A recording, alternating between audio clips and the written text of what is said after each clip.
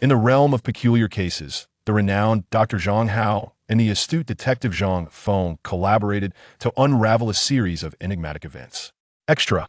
Extra! Shocking news! A headless female corpse has been discovered at the South End dock. A newsboy shouted, waving a newspaper as he traversed the bustling street. "I'll take a copy," a young man, impeccably dressed, replied, producing a note from his pocket. "Certainly, sir," the newsboy exclaimed joyfully, handing over the newspaper along with a few coins.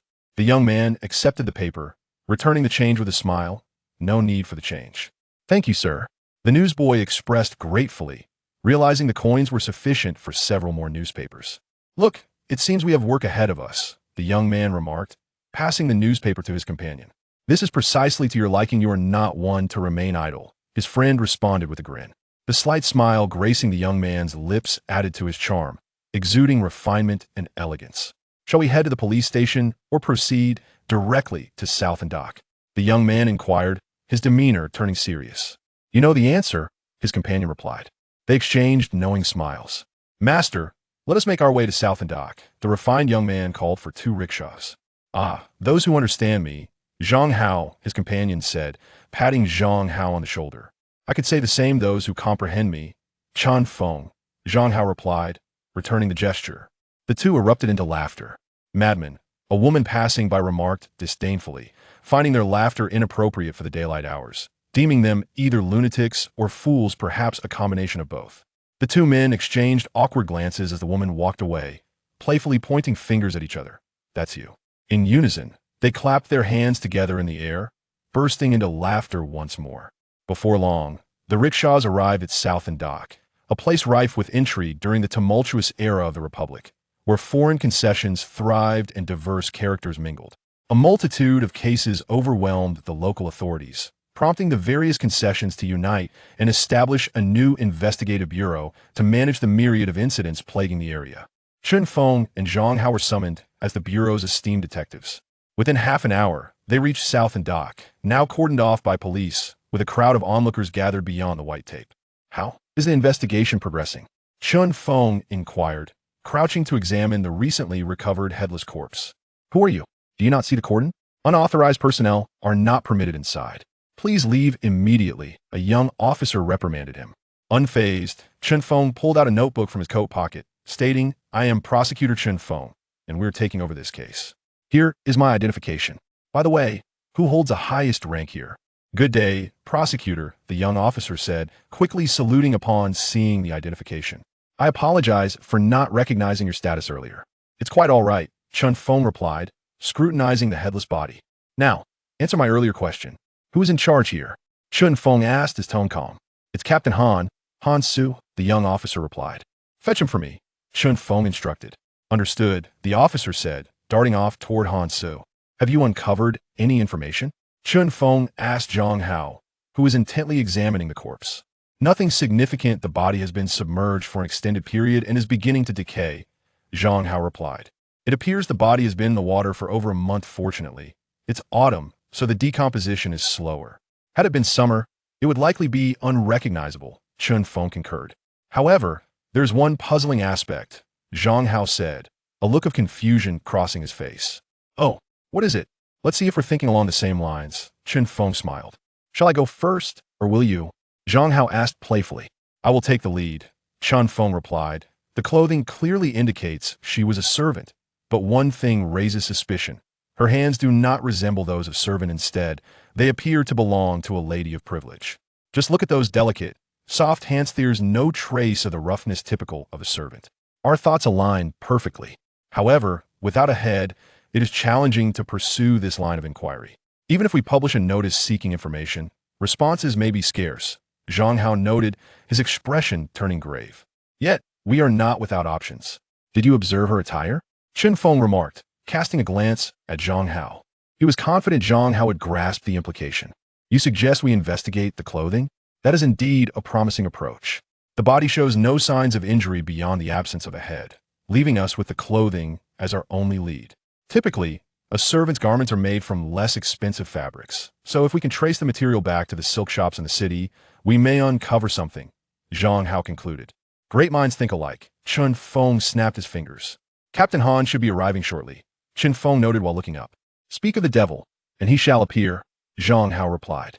Surely you are Prosecutor Chen? Greetings, I am Han Su. The captain introduced himself, extending his right hand. Hello, Captain Han. This is my partner, the esteemed psychologist Zhang Hao, who will assist me in the work ahead, Chen Feng said, releasing Han's hand to introduce Zhang Hao. Welcome, Dr. Zhang, Han Su greeted with a smile. Hello, Zhang Hao replied, shaking his hand lightly. Captain Han, what information do you have regarding this case? Chen Feng inquired. Currently, we have no leads. We received orders to await your arrival for now. We are merely securing and preserving the scene, Han Su explained, a hint of frustration in his voice.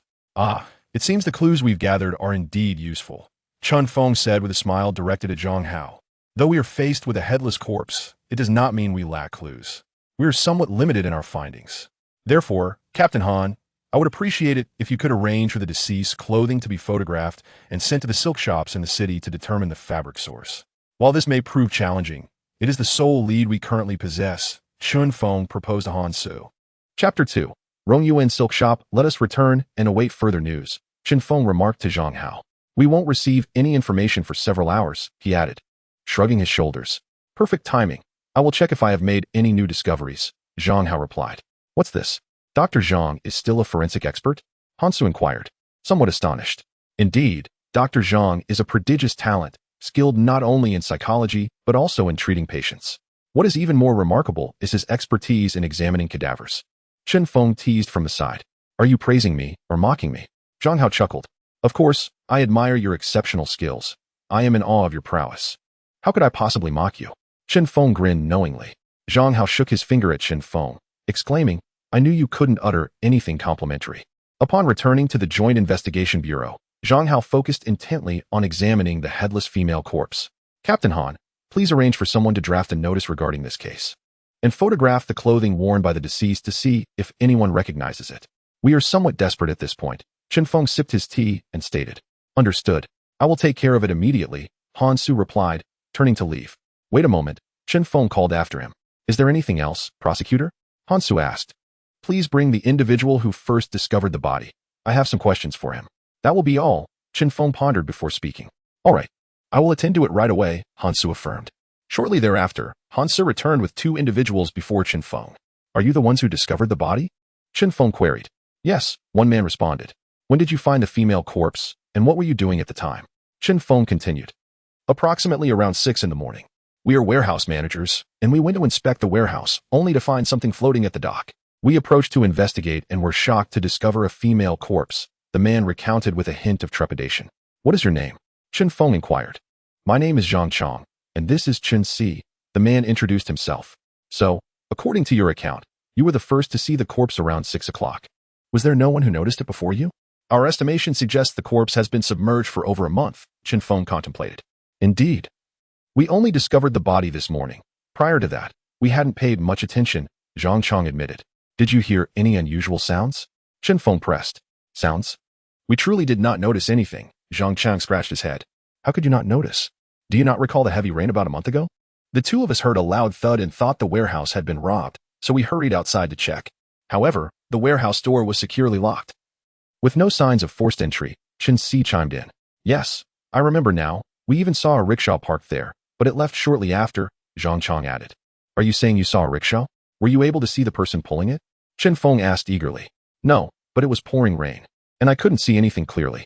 I only noticed the rickshaw because of a flash of lightning that briefly illuminated the surroundings. Zhang Chong shook his head. Captain Han, instruct all remaining officers to investigate any rickshaws that were at the Nannan dock about a month ago, Chen Feng directed urgently. Did you not return to the dock the following morning to see what had transpired? Chen Feng continued after outlining some details. We did check, out of curiosity, but found nothing. The heavy rain that night washed everything away, Chen Si lamented. Indeed, the rain washed everything clean, yet it left behind this female corpse, compelling us to seek justice on her behalf. Well, for now, your involvement here is concluded. You may return, but refrain from wandering freely in the coming days, as we may require your cooperation as the case develops, Chen Feng cautioned. Rest assured, we are at your service, Zhang Chang and Chen Si affirmed. What news do you have? Zhang Hao approached Chen Feng after completing his examination of the corpse. I do have a new lead, according to those two men. The corpse may have been discarded at the dock on a rainy night over a month ago, along with a rickshaw. However, due to the darkness, they could not see the person's face, nor could they discern the height. Zhang Feng poured a glass of water for Zhang Hao. I also made some new discoveries. There are distinct ligature marks around the deceased's waist, suggesting she was bound and weighed down before being thrown into the sea. Additionally, I found traces of a sedative within her body. Zhang Hao remarked slowly as he sipped his water. A sedative? How intriguing. This case has certainly become more complex. Zhang Feng smiled. As it stands, we lack substantial evidence, and our hopes now rest on the clothing and the rickshaw, Zhang Hao noted. Let us wait. I believe we will uncover something fruitful. I have arranged for photographs of the deceased's clothing to be disseminated, and I anticipate news will arrive soon. Zhang Feng massaged his temples. Let's keep our fingers crossed, Zhang Hao smiled. I will take a short rest. If anything arises, please awaken me, Zhang Hao instructed Zhang Feng. Barely a minute after closing his eyes, he was roused by Zhang Feng's laughter. It appears your slumber will be short-lived. What is the situation? Zhang Feng addressed an arriving officer. Prosecutor, after extensive inquiries, we have discovered. The officer began to elaborate. Get to the crucial points, Zhang Feng interjected, cutting off the officer's self-indulgence. Yes, similar fabric was found at the Rongyuan silk shop in the southern part of the city, the officer succinctly reported. Let us proceed to the Rongyuan silk shop, Zhang Feng instructed the officer. Understood, the officer replied, turning to depart. Wait, Zhang Feng called out. Chapter 3. Discovering the source of the fabric. Is there anything else, prosecutor? The officer turned back to ask. Remember, in our line of work, it is imperative to swiftly acquire first-hand information. When reporting later, refrain from extraneous details, Zhang Feng advised. Understood, prosecutor. I will certainly remember your counsel to avoid superfluous commentary. The officer replied. All right, off you go and get to work, Zhang Feng interrupted again, feeling exasperated with the young officer. Ah. It seems you finally encountered someone to vex you, Zhang Hao chuckled from the side. I am not concerned. I have ample time. I shall eventually remedy this situation. Zhang Feng responded confidently. Let us go. Onward to the Rongyuan silk shop. Zhang Feng donned his overcoat. 10 minutes later, a vehicle stopped outside the Rongyuan silk shop. This must be the place, Zhang Feng remarked as he glanced at the sign after exiting the vehicle. Let us inquire within to ascertain the details. Zhang Hao suggested with a smile. Good day, gentlemen. What type of fabric may I assist you with? A shop attendant approached them. Exchanging a knowing glance with Zhang Hao, Zhang Feng subtly gestured, prompting Zhang Hao to feign interest in examining the nearby fabrics. Just browsing, but I must say, your fabrics appear to be quite popular. Zhang Feng commented, feeling the texture of the fabric. It seems many patrons frequent this establishment, he added. Indeed, it is no exaggeration to say that although our Rongyuan silk store is situated in the southern part of the city, it is quite renowned along the Bund as well. The clerk proudly declared. Customers from various districts flock here, and our daily earnings are substantial. Is your establishment exclusively dedicated to high-end fabrics? Zhang Feng inquired once more. Not at all. We offer a wide variety of fabrics. If we were to limit ourselves solely to high-end materials, our clientele would diminish significantly. Our business philosophy is to welcome guests from all directions, which ultimately leads to greater profits, the clerk replied with a smile. It seems you possess a keen business acumen. Zhang Feng responded with a smile of his own. Indeed. By the way, may I ask if you intend to make a purchase? If not, I shall refrain from further idle chatter, lest my boss reprimand me upon noticing, the clerk queried. Yes, I certainly wish to buy. I am looking for this particular fabric, Zhang Feng said, producing a photograph from his pocket, which depicted the very fabric worn by the deceased. This, the clerk scratched his head in contemplation. Is it not available in your store? Zhang Feng pressed. I cannot say for certain. Please wait a moment. I shall fetch the owner, the clerk replied. That would be much appreciated, Zhang Feng said politely as the clerk turned to leave. What do you think? Zhang Feng asked Zhang Hao. Zhang Hao shook his head. Could it be that we have erred in our direction? Is there another store in the southern part of the city? That seems unlikely. If there were indeed another store, the clerk would have mentioned it when he appeared puzzled earlier. I suspect he may have forgotten due to the passage of time. Or perhaps he was not involved in the transaction of that particular fabric, Zhang Hao speculated. Let us hope so, Zhang Feng remarked, tapping the table lightly. Are you two the gentlemen inquiring about this fabric? At that moment, a middle-aged man in a long robe approached and clasped his hands in greeting. Indeed. May I inquire your surname, esteemed owner? Zhang Feng asked. You may simply call me Ho, the proprietor replied. Do you happen to have this fabric in your store, Mr. Ho? Zhang Feng inquired. If you do not mind my asking, what is the intended use of this fabric? As far as I know, it is typically reserved for the use of common servants. Mr. Ho scrutinized the two men. Thus, if we do not disclose our purpose, you shall remain silent as well. Zhang Feng smiled. Not at all, esteemed guest. We operate a business and would never disregard a customer's dignity. I am merely curious, Mr. Ho chuckled. However, your intent is quite evident.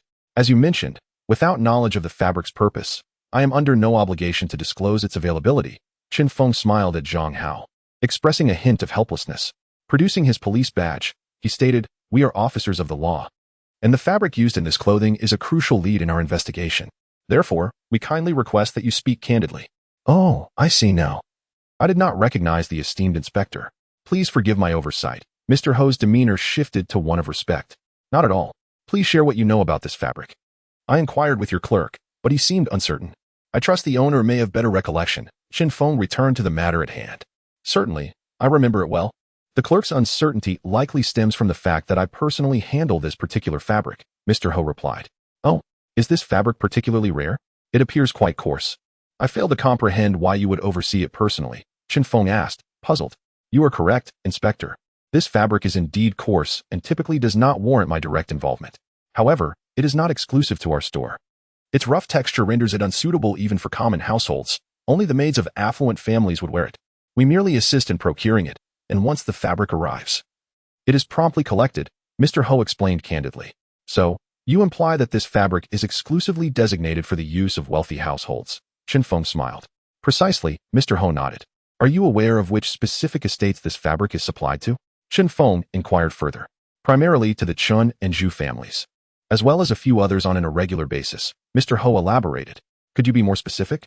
Which Chun and Zhu families do you refer to?" Zhang Hao asked. "The Chun family refers to the household of Chun Yutong, and the Zhu family pertains to Zhu Heling. Both are quite well-known figures. Anyone in the vicinity would be aware of them," Mr. Ho replied. "Thank you, Mr. Ho," Zhang Feng said, taking back the photograph with a smile and turning to leave. "Excuse me, sir, do you not wish to purchase any fabric?" Mr. Ho called after Zhang Feng. "Not at the moment, but I appreciate the information you provided," Zhang Hao replied as they exited the Rongyuan silk store and promptly drove back to the investigation bureau. "Has anyone come to file a report?" Zhang Feng asked upon returning to the bureau. "Not yet," a police officer responded. "We have obtained a new lead. The fabric in question is predominantly associated with the Zhu and Qin families. We shall form two teams. One will accompany Dr. Zhang to the Qin household, and the other will follow me to the Zhu residence. For now, set aside your current tasks and prepare immediately," Zhang Feng instructed the officers. 5 minutes later, the two teams set off towards their respective destinations. Knock, knock, knock. A series of urgent knocks echoed against the door of the Zhu residence. "Who is it?" An elderly voice called from within. "Hello, I am Zhang Feng from the United Investigation Bureau, here to gather some information," he announced from outside. "The United Investigation Bureau?" The elder opened the door, mumbling. "Good day, sir. I am from the United Investigation Bureau. A murder occurred a few days ago, and we have come to inquire about any connections to your household. I kindly ask for your assistance," Zhang Feng said courteously. "Oh, please wait a moment while I notify the master," the elder replied, glancing at Zhang Feng. A few minutes later, the elder reappeared at the door. "The master invites you inside," he gestured. "Thank you, sir." Zhang Feng smiled as he entered the courtyard. "You may wait outside for a moment." Zhang Feng instructed the young officers accompanying him. As he stepped into the main hall, an elderly gentleman clad in a long robe was seated in an elevated position. He appeared to be in his 60s, exuding an air of elegance. With only a few strands of white hair, it was evident that he took good care of himself. "This must be Zhu Heling. To what do I owe the pleasure of your visit, esteemed officer?" Zhu Heling inquired as he rose.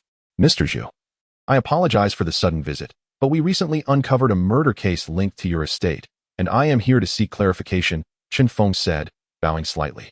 "Oh, is that so? Fubo, please serve our guests some tea," Zhu Heling instructed the elder. "Yes, sir," the elder replied. "Thank you, Mr. Zhu," Zhang Feng smiled. "Please have a seat."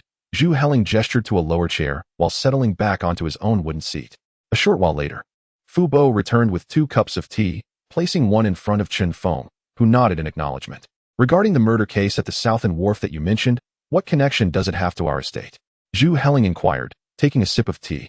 "The headless female corpse we discovered at Southern Wharf was most notably identified by this piece of clothing," Zhang Feng said, presenting the photograph to Zhu Heling. Zhu Heling took the photograph and examined it closely. Zhang Feng continued, "According to our investigation, this fabric is most frequently associated with the Chun and Zhu families. Thus, I must ask, has there been any missing person from your household? And what of the Chen family?" Zhu Heling did not directly address Zhang Feng's inquiry. Instead, He posed a question regarding the Chun family's response. We have divided into 2 teams, but I am still unaware of the Chun family's information, Zhang Feng remarked. As far as I know, there are no missing persons from our household, Zhu Heling replied. Fubo, have any of our servants gone missing? Zhu Heling then inquired of Fubo. To report to the master, there have been no notifications about any missing servants. It is likely that they are not from our household, Fubo responded from his position. Sir, it is presumed that this woman might belong to the Qin family. It would be prudent to await news from them before conducting a thorough investigation, Zhu Heling suggested. Thank you for your assistance, Zhu Leoi, Qin Feng said as he rose. What the official says is quite the opposite, with a murder case at hand. We are all filled with unease. The sooner we resolve this matter, the sooner we can restore peace of mind. It is an honor for me to offer my meager assistance, Zhu Heling replied, also rising. I fear I shall trouble you in the future. So I shall take my leave now, Qin Feng stated. Please take care, sir. Fubo, see the official off, Zhu Heling instructed Fubo. This way, sir, Fubo said, bowing slightly as he gestured. Please hold on, Yi Chen added, bowing as well. Meanwhile, Zhang Hao, accompanied by a group of police officers, had already arrived at the Chun residence. Who is it? A woman asked upon hearing a hurried knock, before promptly opening the door. Zhang Hao was momentarily taken aback, but quickly smiled upon seeing that the woman wore the same attire as the deceased in the photograph. Greetings. We are from the Joint Investigation Bureau, here to disturb Mr. Chun regarding a murder case. Please convey our request, Zhang Hao said with a courteous smile. Oh, please hold on a moment. I will report this immediately, the maid said hastily before running toward the inner courtyard. Sir, our master requests your presence, the maid stated, one hand on her chest while extending the other in invitation.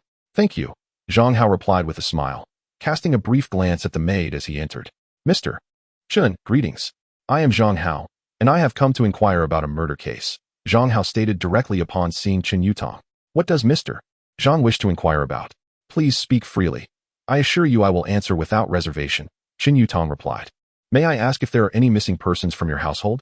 We discovered a headless female corpse at the south end dock, presumed to have died around a month ago, and the clothing matches that of the woman I just encountered, Zhang Hao explained succinctly. By the way, old sir, here is a photograph for your review, he added, presenting the captured image. After donning his spectacles and examining the photo for a few minutes, Chen Yutong remarked, this attire indeed belongs to our household, but I have not heard of anyone missing over the past month, so I regret I cannot assist you further. No matter. Since there are no missing persons from your household, I shall take my leave, Zhang Hao said. Safe travels, Chen Yutong replied as he stood. Please wait, old sir, Zhang Hao interjected. Upon exiting the Chun residence, Zhang Hao refrained from hurrying back to the investigation bureau. Instead, he whispered a few words into a police officer's ear, who nodded in response. Zhang Hao left with a satisfied smile. Fubo, who was that person just now? A young man leaning against a pillar and munching on seeds inquired.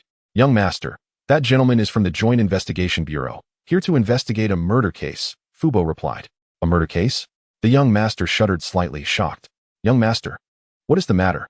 Fubo asked with a hint of concern. Nothing, the young master said, throwing the seeds to the ground and clapping his hands as he departed. Xiaozhang, where are you off to? Zhu Heling asked as he exited the hall. Father, I suddenly feel unwell. I must return home for a moment. Oh, it hurts terribly. I cannot speak with you now. My stomach is in agony, Zhu Xiaozhang exclaimed, clutching his abdomen as he hurried back to his room. Feigning illness? Zhu Heling scoffed in annoyance. What troubles you? Zhu Xiaozhang's entrance was met by a flamboyantly dressed woman, who approached him. This was Zhu's daughter-in-law, Wang Yue. What else could it be but pretending? Zhu Xiaozhang retorted, reverting to his carefree demeanor. Are you ill? Why pretend to be sick? Wang Yue pushed him aside. You are the one who is ill. What do you know? A few strangers arrived at the residence earlier, and Fubo mentioned they are from the Joint Investigation Bureau. It appears they are investigating the murder at South and Dock from a few days ago. What does this mean for our family? Zhu Xiaozhang said, sitting at the table. Legs spread, seething. What does this have to do with you?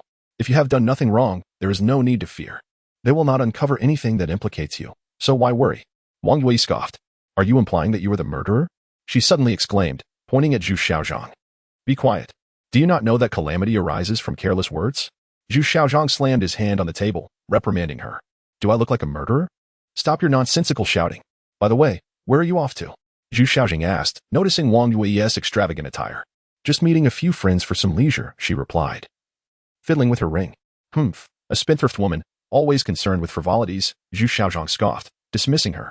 And you dare criticize me? You have done nothing but live a life of mediocrity, a complete waste. This family fortune will eventually fall to the second son, Wang Jui retorted angrily, grabbing her bag and muttering as she left the room. What did you say? You insolent woman, I will tear your mouth apart, Zhu Xiaozhang exclaimed, feeling provoked. But by then, Wang Yue had already vanished. How did the visit go? Qin Feng inquired upon Zhang Hao's return to the investigation bureau. There are some leads. I noticed a servant wearing clothing identical to that of the deceased at the Qin residence. However, I learned that there are no missing servants from the Qin household. I have instructed someone to keep watch over the Qin residence, and they will report back immediately if anything arises, Zhang Hao explained as he removed his outer coat. I found nothing either. The Zhu family members do not seem to be lying, Qin Feng replied, furrowing his brow as he contemplated the photograph. Perhaps we have taken a wrong turn. This individual may not be a servant at all, but rather the murderer who dressed the victim in stolen clothing to mislead us. Zhang Hao suggested suddenly. Qin Feng's face brightened with a smile, his mood lifting immediately. Ah, you truly are my excellent partner. This could very well be the case. However, we face a dilemma. With only a headless corpse, we cannot extract valuable information, Qin Feng remarked. On the contrary, the clothing itself is a significant clue. We should consider the origins of this attire, likely from one of the prominent families in the city, particularly the Zhu and Qin families. We can simply inquire at these two households to see if they have any missing garments, Zhang Hao proposed with a smile. That is indeed a sound plan. But what if we find nothing? I believe we need to add another line of inquiry, Qin Feng replied, gazing at Zhang Hao with a knowing smile. For those who have not returned, Zhang Hao added with a grin, I will visit the Zhu family, while you take a team back to the Qin household. Qin Feng instructed, recognizing that Zhang Hao understood his intentions and promptly arranged for the task. A few minutes later, Qin Feng and Zhang Hao again found themselves at the Zhu and Qin residences, respectively. Who is it? Fubo's aged voice called out. Fubo, it is I, Qin Feng. I was just at your esteemed residence earlier and would like to inquire if Zhu Leoi is home, Qin Feng called from outside. Ah, it is Officer Chun. Please come in. The master is inside, Fubo replied. Upon opening the door, Uncle Fu smiled at Qin Feng and said, I apologize for the trouble, Uncle Fu. Qin Feng replied courteously. May I inquire about the purpose of your esteemed visit to my humble abode, Commander Qin? Zhu Heling rose to ask. Forgive me, Zhu Laoyi. But I must trouble you once more. I wonder if your household has experienced the disappearance of a certain type of clothing. Qin Feng indicated the attire in the photograph. Haha, Commander Qin, you jest. That clothing belongs to the servants, and as for its loss, I cannot say for certain. This matter may be too challenging even for the butler to clarify. I fear I may not be of assistance, Zhu Heling replied with a smile. Are there any absentees in your household? Qin Feng inquired again. Generally, such matters are managed by the butler. Uncle Fu, please inform Commander Qin whether there are any absentees. Zhu Heling directed at Uncle Fu. Reporting to you, sir, Commander Qin, over a month ago, a maid in the household requested a month's leave. Based on the timeline, she should have returned in these past few days. No one else has taken leave, Uncle Fu stated. Oh, so there is one person who is yet to return. Qin Feng remarked with some excitement. Indeed, Uncle Fu confirmed. May I ask the name of this maid? Do you know her destination? Qin Feng pressed urgently. Strangely enough, I recall that this young lady was quite lovely. Her name is Cui Feng. She seems to have gone back to her hometown, a place called Zabankan, Uncle Fu recalled. Tapping his head. Cui Feng, Zabankan, thank you. Qin Feng promptly expressed his gratitude and returned to the Joint Investigation Bureau. I have no results on my end, Zhang Hao stated. Not to worry, I have just received significant news. There is a maid named Cui Feng in the Zhu family who took a month's leave to return to Zabankan for family matters and has yet to come back. I believe this is a lead. It is late. Let us rest for the night and set off first thing in the morning, Qin Feng said, patting Zhang Hao on the shoulder. Very well, Zhang Hao replied with a smile. Chapter 6. Trapped in a deadlock the next morning, Qin Feng and Zhang Hao, accompanied by several officers, arrived at Zabankan. Excuse me, elder, do you know of a girl named Cui Feng here? Qin Feng asked an elderly woman. What did you say? I can't hear you. Speak louder. The old woman shouted back. Oh, it's nothing. Qin Feng realized she was hard of hearing and decided to inquire with someone else. What a nuisance, disturbing this old woman, the elder grumbled, leaning on her cane. Qin Feng smiled awkwardly at the interruption. Brother, might you know if there is a girl named Cui Feng in this village? He asked a middle-aged man. I've not heard of her. The man waved dismissively. The two men asked several others, but found no one who recognized the name Cui Feng. Are you sure you didn't team us here? Zhang Hao questioned. I'm quite certain. Let us keep asking, Qin Feng replied, surveying the surroundings. At that moment, a middle-aged woman washing vegetables by the river caught Zhang Hao's attention. Sister, may I ask if there is a girl named Cui Feng in this village? He inquired. The woman's hands suddenly froze, a moment noticed by Chen Feng. I don't know anyone by that name. She quickly resumed washing the vegetables. Sister, we mean no harm. This young lady is involved in a serious case, and we seek any information you may have. If you know anything, please share, Chen Feng implored. A case? The woman was immediately alarmed, dropping her basket into the water. What has happened to Cui Feng? She grasped Chen Feng's sleeve, panic-stricken. Please, do not fret. We need to confirm if the Cui Feng you speak of is indeed the one we are looking for. Is your Cui Feng the maid from the Zhu family? Chen Feng assured her. Yes, my niece works at Zhu Laoye's house. She responded, growing increasingly anxious. We have learned that Cui Feng returned about a month ago. Do you know where she is now? Chen Feng questioned. What do you mean? She came back a month ago? I was unaware. The woman exclaimed. Though her eyes flickered with uncertainty, Zhang Hao subtly shook his head at Chen Feng, signaling that she was not being truthful. Sister, Cui Feng's fate is uncertain. I urge you to tell us the truth, Chen Feng insisted. I am speaking the truth. She vehemently replied. Sister, you must understand that time is of the essence. If you do not speak truthfully, the consequences may be dire. If the deceased truly is Cui Feng, do you wish for the culprit to remain at large? Zhang Hao spoke sternly, attempting to breach her psychological defenses. He told me not to say anything, the woman stammered, her urgency palpable. Who is this he you refer to? Chen Feng grasped her hand, pressing for answers. It's not Cui Feng who told me, but a man. She intertwined her fingers nervously, visibly agitated. A man? Chen Feng and Zhang Hao exchanged glances, intrigued. Yes, Cui Feng indeed returned a month ago, but she was taken away shortly after by a stranger. It seemed they knew each other well, and he warned me not to speak of it. At the time, I was puzzled. But had I known it would lead to this, I would have insisted Cui Feng stay. The woman lamented, breaking down into tears. Sister, we cannot yet confirm the deceased is Cui Feng. Please come with us to see if the body is indeed your niece, Chen Feng urged. Very well. I will go with you now, the middle-aged woman wiped her tears.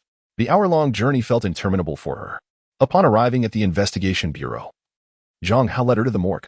Seeing the familiar clothing, the woman rushed forward, crying, Cui Feng, how could you die like this? How am I to live now? Sister, how can you be certain this deceased is Cui Feng? Chen Feng approached to comfort her. This clothing is what Cui Feng wore when she left. And she returned in the same outfit. I remember it clearly, she sobbed. Sister, a single garment cannot establish the identity of the deceased. Otherwise, we would have already filed a case and spared you this trip. Are there any distinguishing marks on Cui Feng's body, such as a birthmark? Chen Feng prompted. She was just a poor child.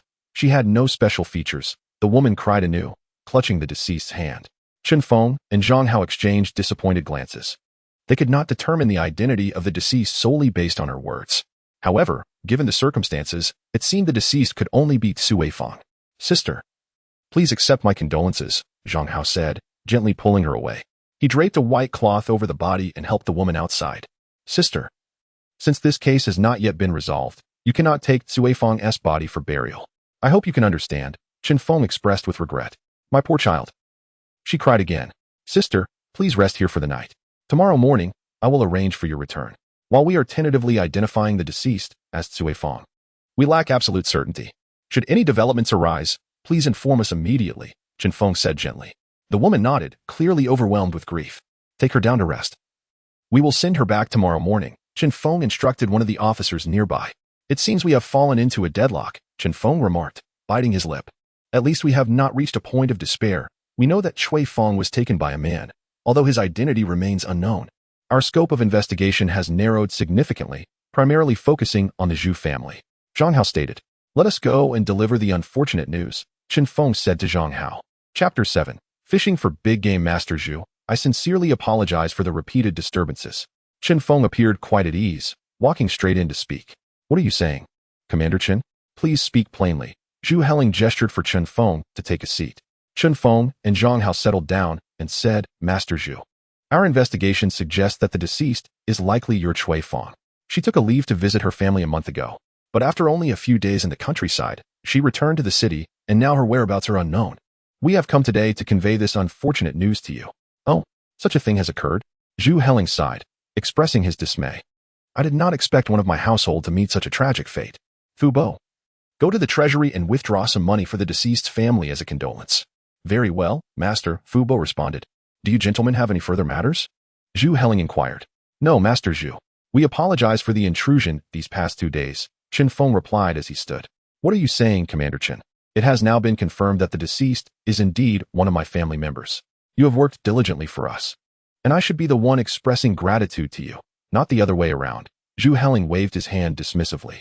Then we shall take our leave, Zhang Feng stated. And Zhang Hao rose in unison. Xiaoang, where are you going? Come here and greet Commander Chen. As they exited, they spotted Zhu Xiaozhang attempting to slip away from behind a bush, prompting Zhu Heling to call him back. Commander Chen, this is my son, Zhu Xiaozhang, a disappointing fellow. Zhu Heling said with a tone of frustration. Clearly, Zhu Xiaozhang had become immune to his father's reprimands, displaying only reluctance in response to the admonishment. Greetings, Commander Chen, Zhu Xiaozhang said, offering a casual salute. Chen Feng paid no heed to the boy who had tried to flee upon seeing him. Young Master Zhu, Chen Feng replied courteously. Master Zhu, please arrange for someone to retrieve Chui Feng's body in a few days, Chen Feng continued. Very well, I appreciate your efforts, Commander Chen, Zhu Heling acknowledged. Standing beside Chen Feng, Zhu Xiaozhang visibly trembled upon hearing the name Chui Feng. Xiaoang, what is the matter with you today? Why such a lapse in composure? Zhu Heling scolded again. I apologize, father. I have caught a chill these past few days and feel somewhat unwell. I must return home, he hurriedly exclaimed before rushing away.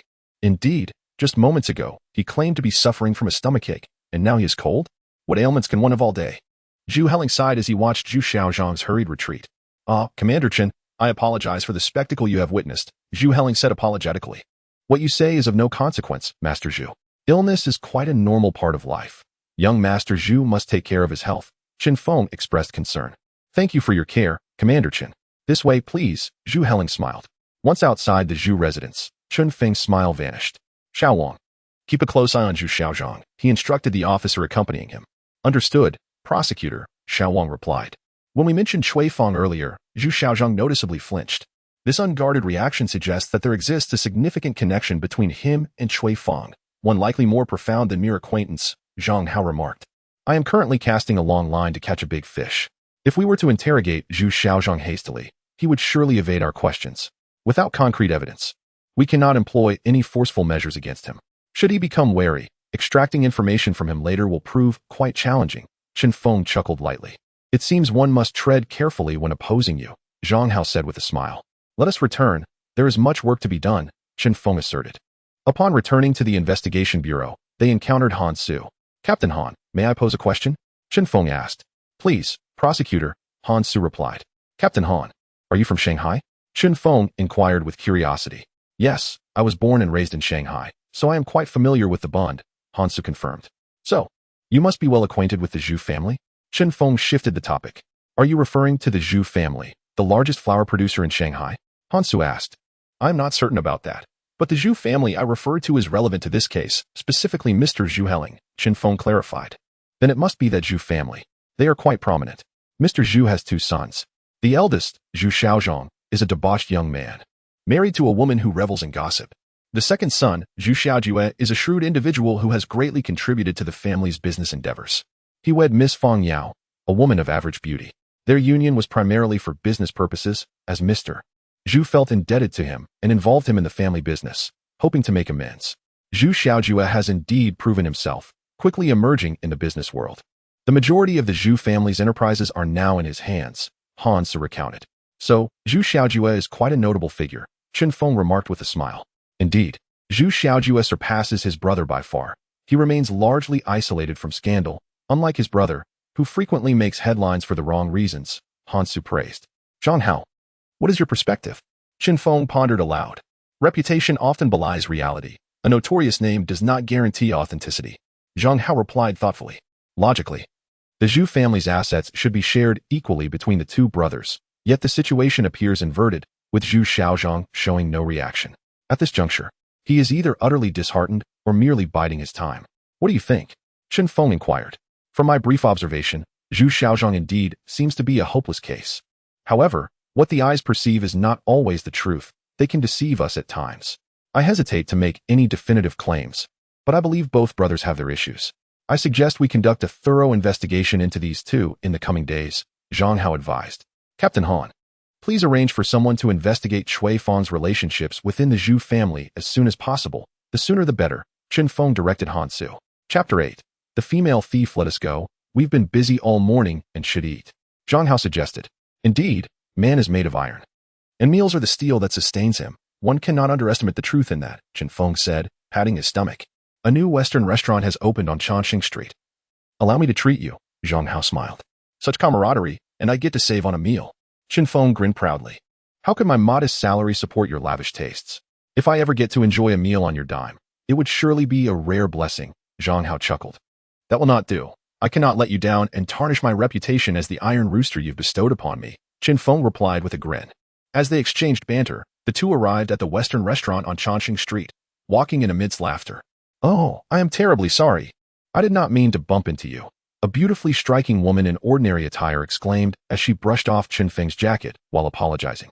No harm done. Zhang Feng replied with a smile. Perhaps due to the woman's striking beauty, Zhang Feng felt an inexplicable fondness for her and refrained from assigning blame. You are truly a good person. By the way, I have matters to attend to and must take my leave, she said hurriedly as she dashed out. A barely perceptible smile gracing her lips. What an odd person, Zhang Feng remarked, shaking his head. He patted down his clothes, casually checking his pockets, only to discover they were entirely devoid of contents. I've been robbed. Oh no, my wallet, he exclaimed, abandoning his meal to pursue her immediately. Haha. Serves you right for not treating me to a meal. Now look, you've been robbed by a thief, Zhang Hao chuckled from the sidelines. You still dare to laugh? Hurry up and help me chase after my wallet. Zhang Feng replied, exasperated.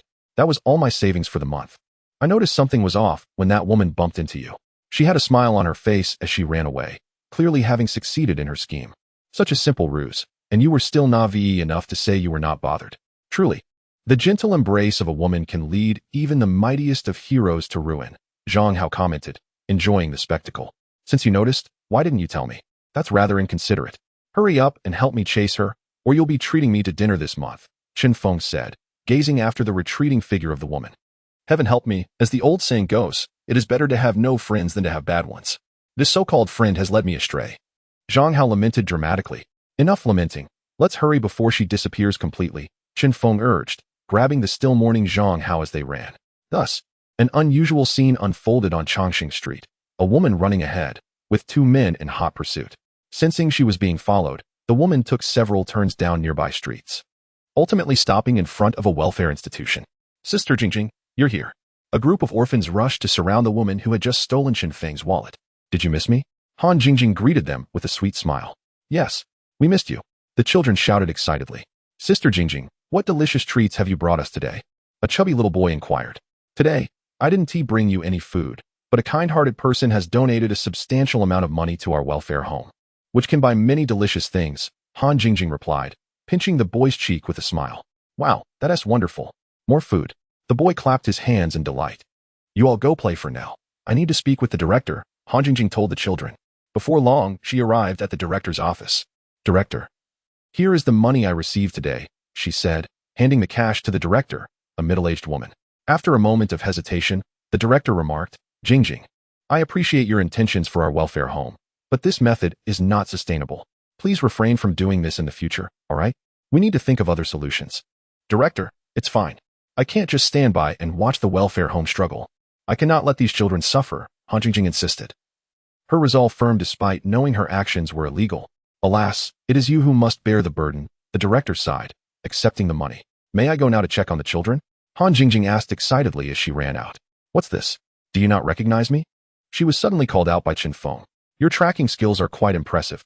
You managed to find me, she admitted, not bothering to hide her identity. Well, it was merely a coincidence, Zhang Feng chuckled. I have already donated your money, so it cannot be reclaimed. You can do as you wish. Han Jingjing appeared unperturbed, as if she had nothing to fear. Brother, you can't bully Sister Jingjing. She is a good person. A little girl chimed in, shaking Zhang Feng's arm. Rest assured, I won't harm your Sister Jingjing, he replied, crouching down to gently ruffle the girl's hair. Shall we step outside to talk? Zhang Feng suggested, leading the way, with Zhang Hao following closely behind, casting a glance at Han Jingjing, who also stepped out. With the situation laid bare, there was no point in hiding any longer. It was best to confront it head-on. I have nothing to say. I stole your money. You can report me and have me arrested. I shall not resist. But I hope you can help these children, Han Jingjing said, glancing back at the welfare home with tears glistening in her eyes. Why would I want to arrest you? Zhang Feng smiled. Just because you took my money? Perhaps if you had pocketed it for yourself, I would have had no hesitation in turning you in. However, since you donated it to the welfare home, it shows you possess a kind heart. Moreover, You mentioned it was a good person who donated. I would be more than willing to have you assist me in a charitable act, even if they remain unaware of my name. You've been here all along. Han Jingjing was taken aback. I merely arrived slightly later than you, so I overheard everything, Chen Feng replied. Feel free to express any requests. I will certainly assist you with anything within my means, she said, her expression neutral. Requests? What requests? Chen Feng chuckled. Don't pretend. I know full well. Since I have taken your money, and you have chosen not to report me, I shall repay my debt by assisting you, Han Jingjing stated resolutely. I am not one to seek profit unfairly. If you had caught me, I would have accepted my fate. So, tell me your terms. Truth be told, today has been quite unfortunate. I have stolen countless times without failure, yet today I was caught and pursued to my destination. Chapter 9. Following Zhu Xiaojue, let us put that aside for now. I wish to ask you about your connection with this welfare home, Chen Feng inquired. I grew up here. It is essentially my home, Han Jingjing revealed, a hint of nostalgia in her gaze. So, you resort to theft to sustain the welfare home's daily needs? Does the director know? Chen Feng pressed further. He felt it imperative to inform the director if she was unaware of Han Jingjing's actions. She knows. Han Jingjing bit her lip. She knows? And yet she allows you to proceed? Doesn't she realize this could endanger you? Chen Feng's expression shifted, a hint of anger surfacing. Chen Feng, please temper your emotions and allow Miss Han to finish her story. She may have her reasons, Zhang Hao interjected. There's no other way, Han Jingjing said, her demeanor dejected. No other way? Surely, in this vast Shanghai, there must be a few kind-hearted individuals? Chen Feng challenged. You are indeed correct. They would rather squander their money on indulgence than extend a helping hand. If I had sufficient funds, I would not have resorted to this path.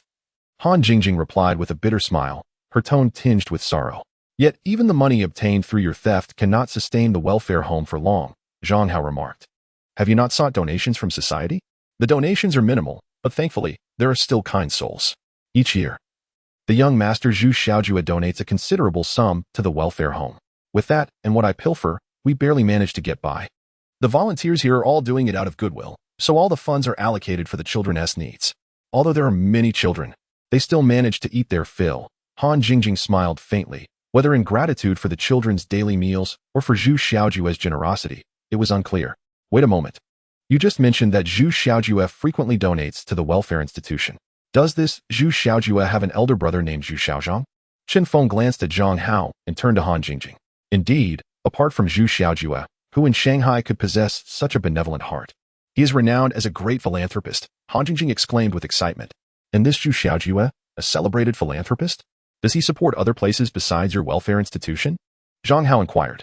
I am not certain. Nonetheless, he donates a substantial sum to our welfare institution every year, which makes him a great benefactor, Han Jingjing asserted firmly. You mentioned earlier that you promised us a request. I wonder if that still stands? Chen Feng suddenly asked with a smile. Of course it stands. Though I, Han Jingjing, am a woman, I understand the value of a promise, and I will certainly fulfill my commitments, she said, extending her thumb and touching the tip of her pen. Very well, I now assign you a task. I wonder if you can accomplish it, Chen Feng stated. What task? Please elaborate, Han Jingjing asked. Starting tomorrow, you will follow Zhu Xiaojue at all times. No matter where he goes, you must ascertain his every move, Chen Feng said seriously. What? Follow Zhu Xiaojue? Han Jingjing exclaimed, quickly covering her mouth. No, I cannot undertake this task. Zhu Xiaojue is our benefactor at the welfare institution, and doing so would be repaying kindness with ingratitude. I refuse, she insisted, shaking her head repeatedly. No, you must accept this task, otherwise, I shall take you to the police station. I believe you would relish experiencing the atmosphere inside, Chen Feng said with a sudden malicious grin. I shall accept it, Han Jingjing replied, taking a step back, feeling quite aggrieved. That's the spirit. By doing this, you are not repaying kindness with ingratitude. On the contrary, you will have merits, Chen Feng said with satisfaction. Merits?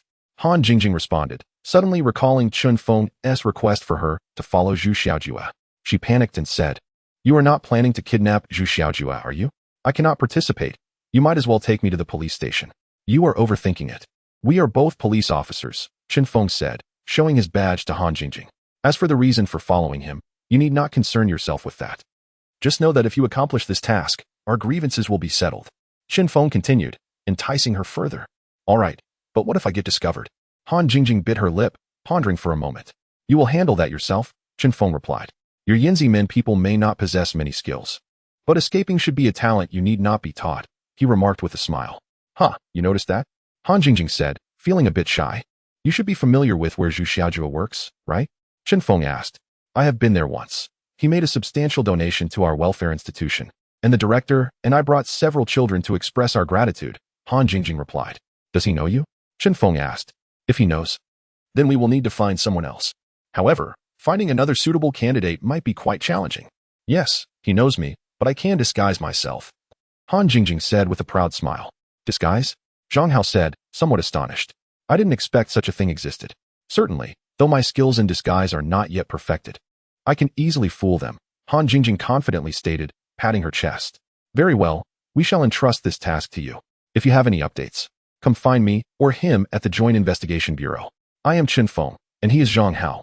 If neither of us are present, write down any information you gather and continue tracking him, Qin Feng instructed.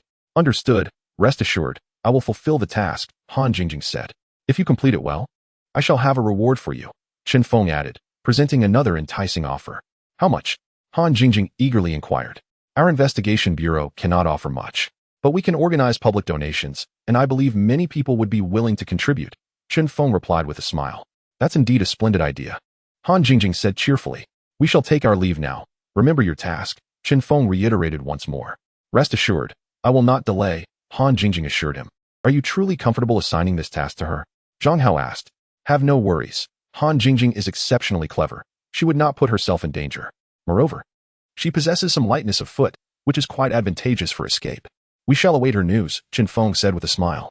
Chapter 10. Fang Yao's unusual behavior in the bustling heart of Shanghai. On Mingyuan Avenue stood a sizable company prominently labeled Dutching Flower. These four characters, though simple, signify an extraordinary identity, as the flour produced here sustains the daily lives of the entire populace of Shanghai and even extends to nearby cities. A young woman, disguised as a man and of ordinary appearance, leaned against a nearby pillar, surveying her surroundings. General Manager, the boss requests your presence at home, a man informed Zhu Xiaojue as he entered the office of a rather handsome man. Understood. Please inform the boss that I shall return home shortly, Zhu Xiaojue replied nonchalantly. This boss is, of course, Zhu Heling. Although Zhu Heling now oversees few matters, everyone in the company still refers to him as the boss. Even within the company, Zhu Xiaojue must call him boss. Zhu Heling once remarked, the governance of a company relies not on familial ties, but on ability. High positions are traditionally held by the virtuous. A few minutes later, Zhu Xiaojue briefly outlined some matters before boarding a car to return to the Zhu residence. Han Jingjing closely followed behind. Despite Zhu Xiaojue traveling by car, the vehicle did not speed along the bustling street. Father, what is it that you need from me? Upon entering and finding the family gathered, Zhu Xiaojue inquired. Zhu Heling sat in the most esteemed position. To his left was the eldest son, Zhu Xiaozhang. And to his right, Li Wei. The seat to Zhu Xiaojue's right was occupied by Fang Yao, who appeared somewhat anxious. She cast a pleading glance at Zhu Xiaojue, who discreetly patted her hand to offer comfort. Their actions went unnoticed by the others. Zhu Xiaojue took his seat according to the long-standing arrangement of the Zhu family. Seeing Zhu Xiaojue's arrival, Zhu Xiaozhang displayed impatience. Father, now that my second brother is here, please state your business. I need to hurry to the theater as the show is about to commence. Zhu Heling cast a helpless glance at Zhu Xiaozhang, his eyes filled with disappointment. Indeed, the offspring of dragons are each distinct. If only the eldest son possessed half the merit of the second, the Zhu family might ascend to greater heights. However, this was not the time for such reflections. With everyone present, I shall address a matter, Zhu Heling said, clearing his throat. At this moment, Zhu Xiaozhang ceased his nonchalant demeanor. Everyone listened earnestly to the patriarch's words. Despite his age, he remained the decision-maker for both significant and minor family matters. Recently, a murder occurred within the Zhu household. It has been confirmed that the deceased was our maid, Cui Feng, Zhu Heling stated, his expression devoid of sorrow. He truly had no reason to mourn. The life of a lowly maid was of little worth, and even in death, a mere sum of money could easily settle the matter. However, no sooner had Zhu Heling's words left his lips than a feminine gasp echoed from the lower end of the table. It was Fang Yao. Her exclamation drew the attention of all, and everyone turned to her, awaiting the patriarch's inquiry. Yao Yao, what troubles you? Zhu Heling asked with concern. Perhaps it was affection for the house that led Zhu Heling to hold Zhu Xiaojue in high regard, consequently extending his affection towards Fang Yao, whose status further commanded his respect. Fang Yao was merely anxious, her hands nervously fidgeting with her skirt. Father, Perhaps Yao Yao was a bit frightened upon hearing the news of Cui Feng's demise. As you know, Yao Yao is usually very kind to the servants. And suddenly hearing about Cui Feng's death is quite difficult for her to bear, Zhu Xiaoju said hurriedly. Yao Yao, do not be afraid, Zhu Xiaoju reassured her, gently patting her hand. Overcome by emotion, Feng Yao suddenly collapsed into Zhu Xiaoju's embrace and wept. This caused an awkwardness among everyone present. All right, Yao Yao, your father is watching. How can you behave like this? You should quickly apologize to your father, Zhu Xiaoju feigned reproach. Feng Yao immediately ceased her tears, sniffing as she addressed Zhu Heling. Father, I am sorry. I have lost my composure. She gently wiped her tears away. Humph. What a display of false sentiment. A cat weeping for a mouse, feigning compassion, Zhu Xiaozhang and Li Yu scoffed in unison. Although their words differed, their sentiments were aligned. I hope my elder brother and sister-in-law are not offended, Feng Yao said graciously, undisturbed by their remarks. Zhu Yiling was aware that the relationship between the first and second siblings was strained, with the brothers and their wives occasionally exchanging barbs. However, Feng Yao's response today greatly pleased Zhu Yiling. Yao Yao, you speak so modestly. Your sorrow for the loss of a servant reflects your compassion. Your father is overjoyed to have such a wonderful daughter-in-law like you. How could I ever blame you? He then turned his gaze towards Li Yu, further highlighting Feng Yao's virtues. Though Feng Yao occasionally exhibited a spoiled demeanor, she was clear-headed about the greater picture, which was commendable. We do not know the cause of Cui Feng's death, so I have gathered everyone today to advise caution in the future. Be wary of provoking those who should not be provoked, especially Xiao Zhang. Zhu Yiling continued discussing the topic he had left unfinished. Understood, father, the four responded, though it was evident that some were merely indulging him. All right, let us return to our respective tasks, Zhu Heling said with a weary wave of his hand. Zhu Xiaozhang and Li Yu were more than eager to hear Zhu Heling utter those words, quickly rising to take their leave. Listening to the old man speak is truly uncomfortable. This was a rare moment of unspoken understanding between the couple. Xiaoju, do you have something to discuss? Zhu Heling asked, noticing Zhu Xiaoju lingering. Father, I wish to discuss something with you. Zhu Xiaoju replied thoughtfully. What is it that we cannot speak of directly, my son? Zhu Heling smiled. Conversing with Zhu Xiaoju brought a noticeable warmth to Zhu Heling's demeanor. Father, I am considering moving out with Yao Yao, Zhu Xiaoju declared resolutely. Zhu Heling's throat emitted a sound, devoid of discernible emotion. Father, it is like this. Recently, work at the company has been quite hectic, requiring me to stay there often. However, I worry about Feng Yao being home alone. It does not sit well with me. Therefore, I wish to purchase a property near the company for us to live in. Moreover, as you have seen, our living situation at home is strained, and any careless remark could lead to disputes, ultimately causing you worry. If we move out, you will have some peace of mind.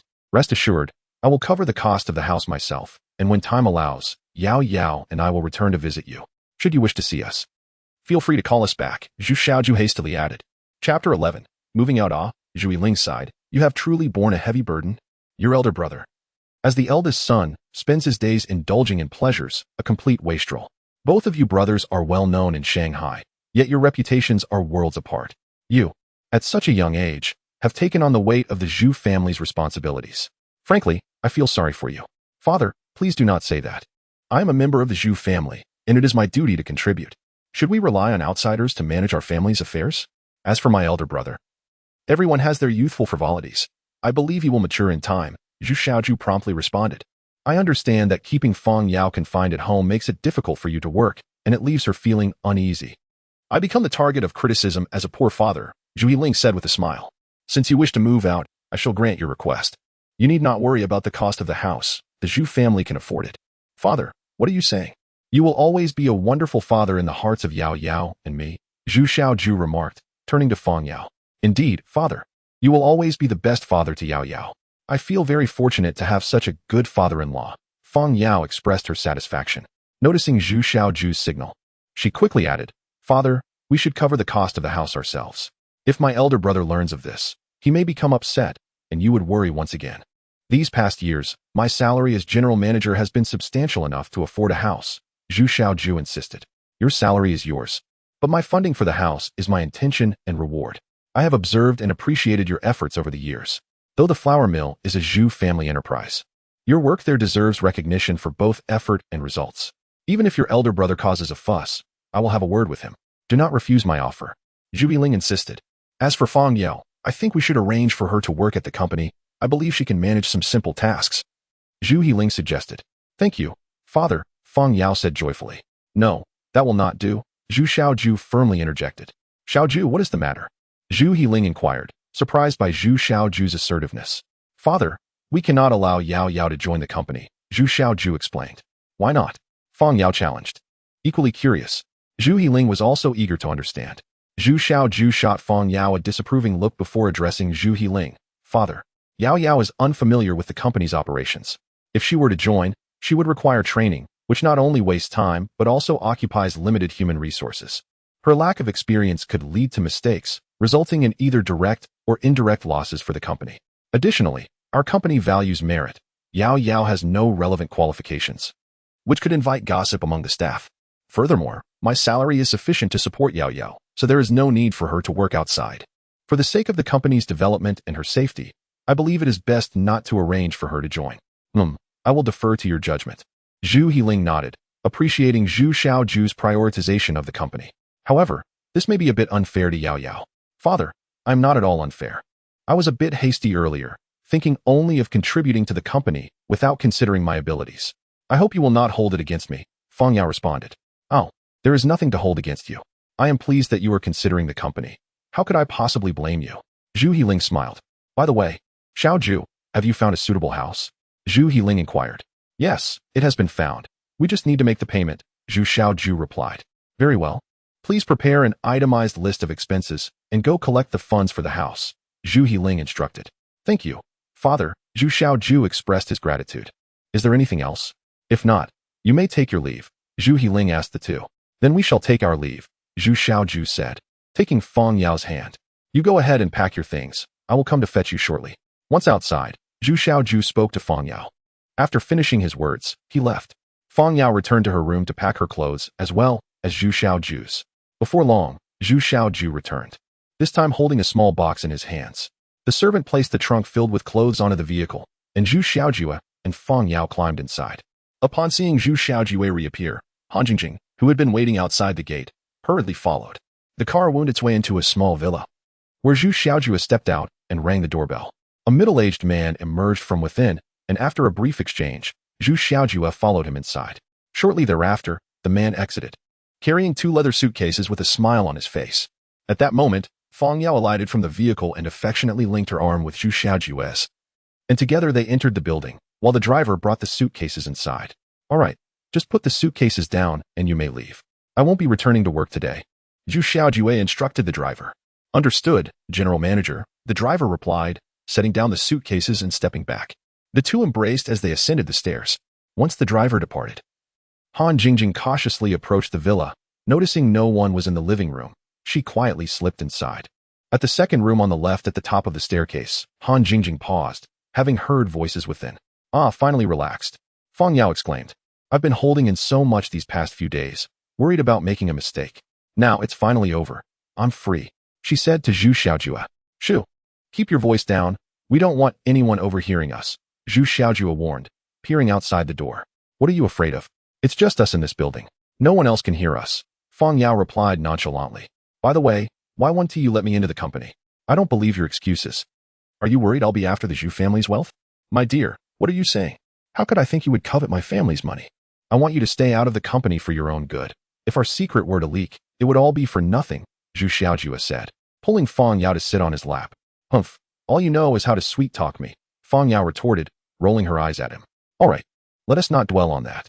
These days have been suffocating. I need to unwind. I specifically stayed behind today to be with you, Zhu Xiaoju remarked, lifting her chin playfully. Before long, the room was filled with Feng Yao's peals of laughter. Chapter 12. A major discovery. Han Jingjing listened to their conversation from outside. Her teeth clenched in frustration. What a hypocrite. I misjudged you, she muttered angrily. Realizing she no longer needed to eavesdrop, she decided to return and report to Qin Feng. As she quietly retreated, she accidentally knocked over a potted plant, the noise startling Zhu Xiaoju.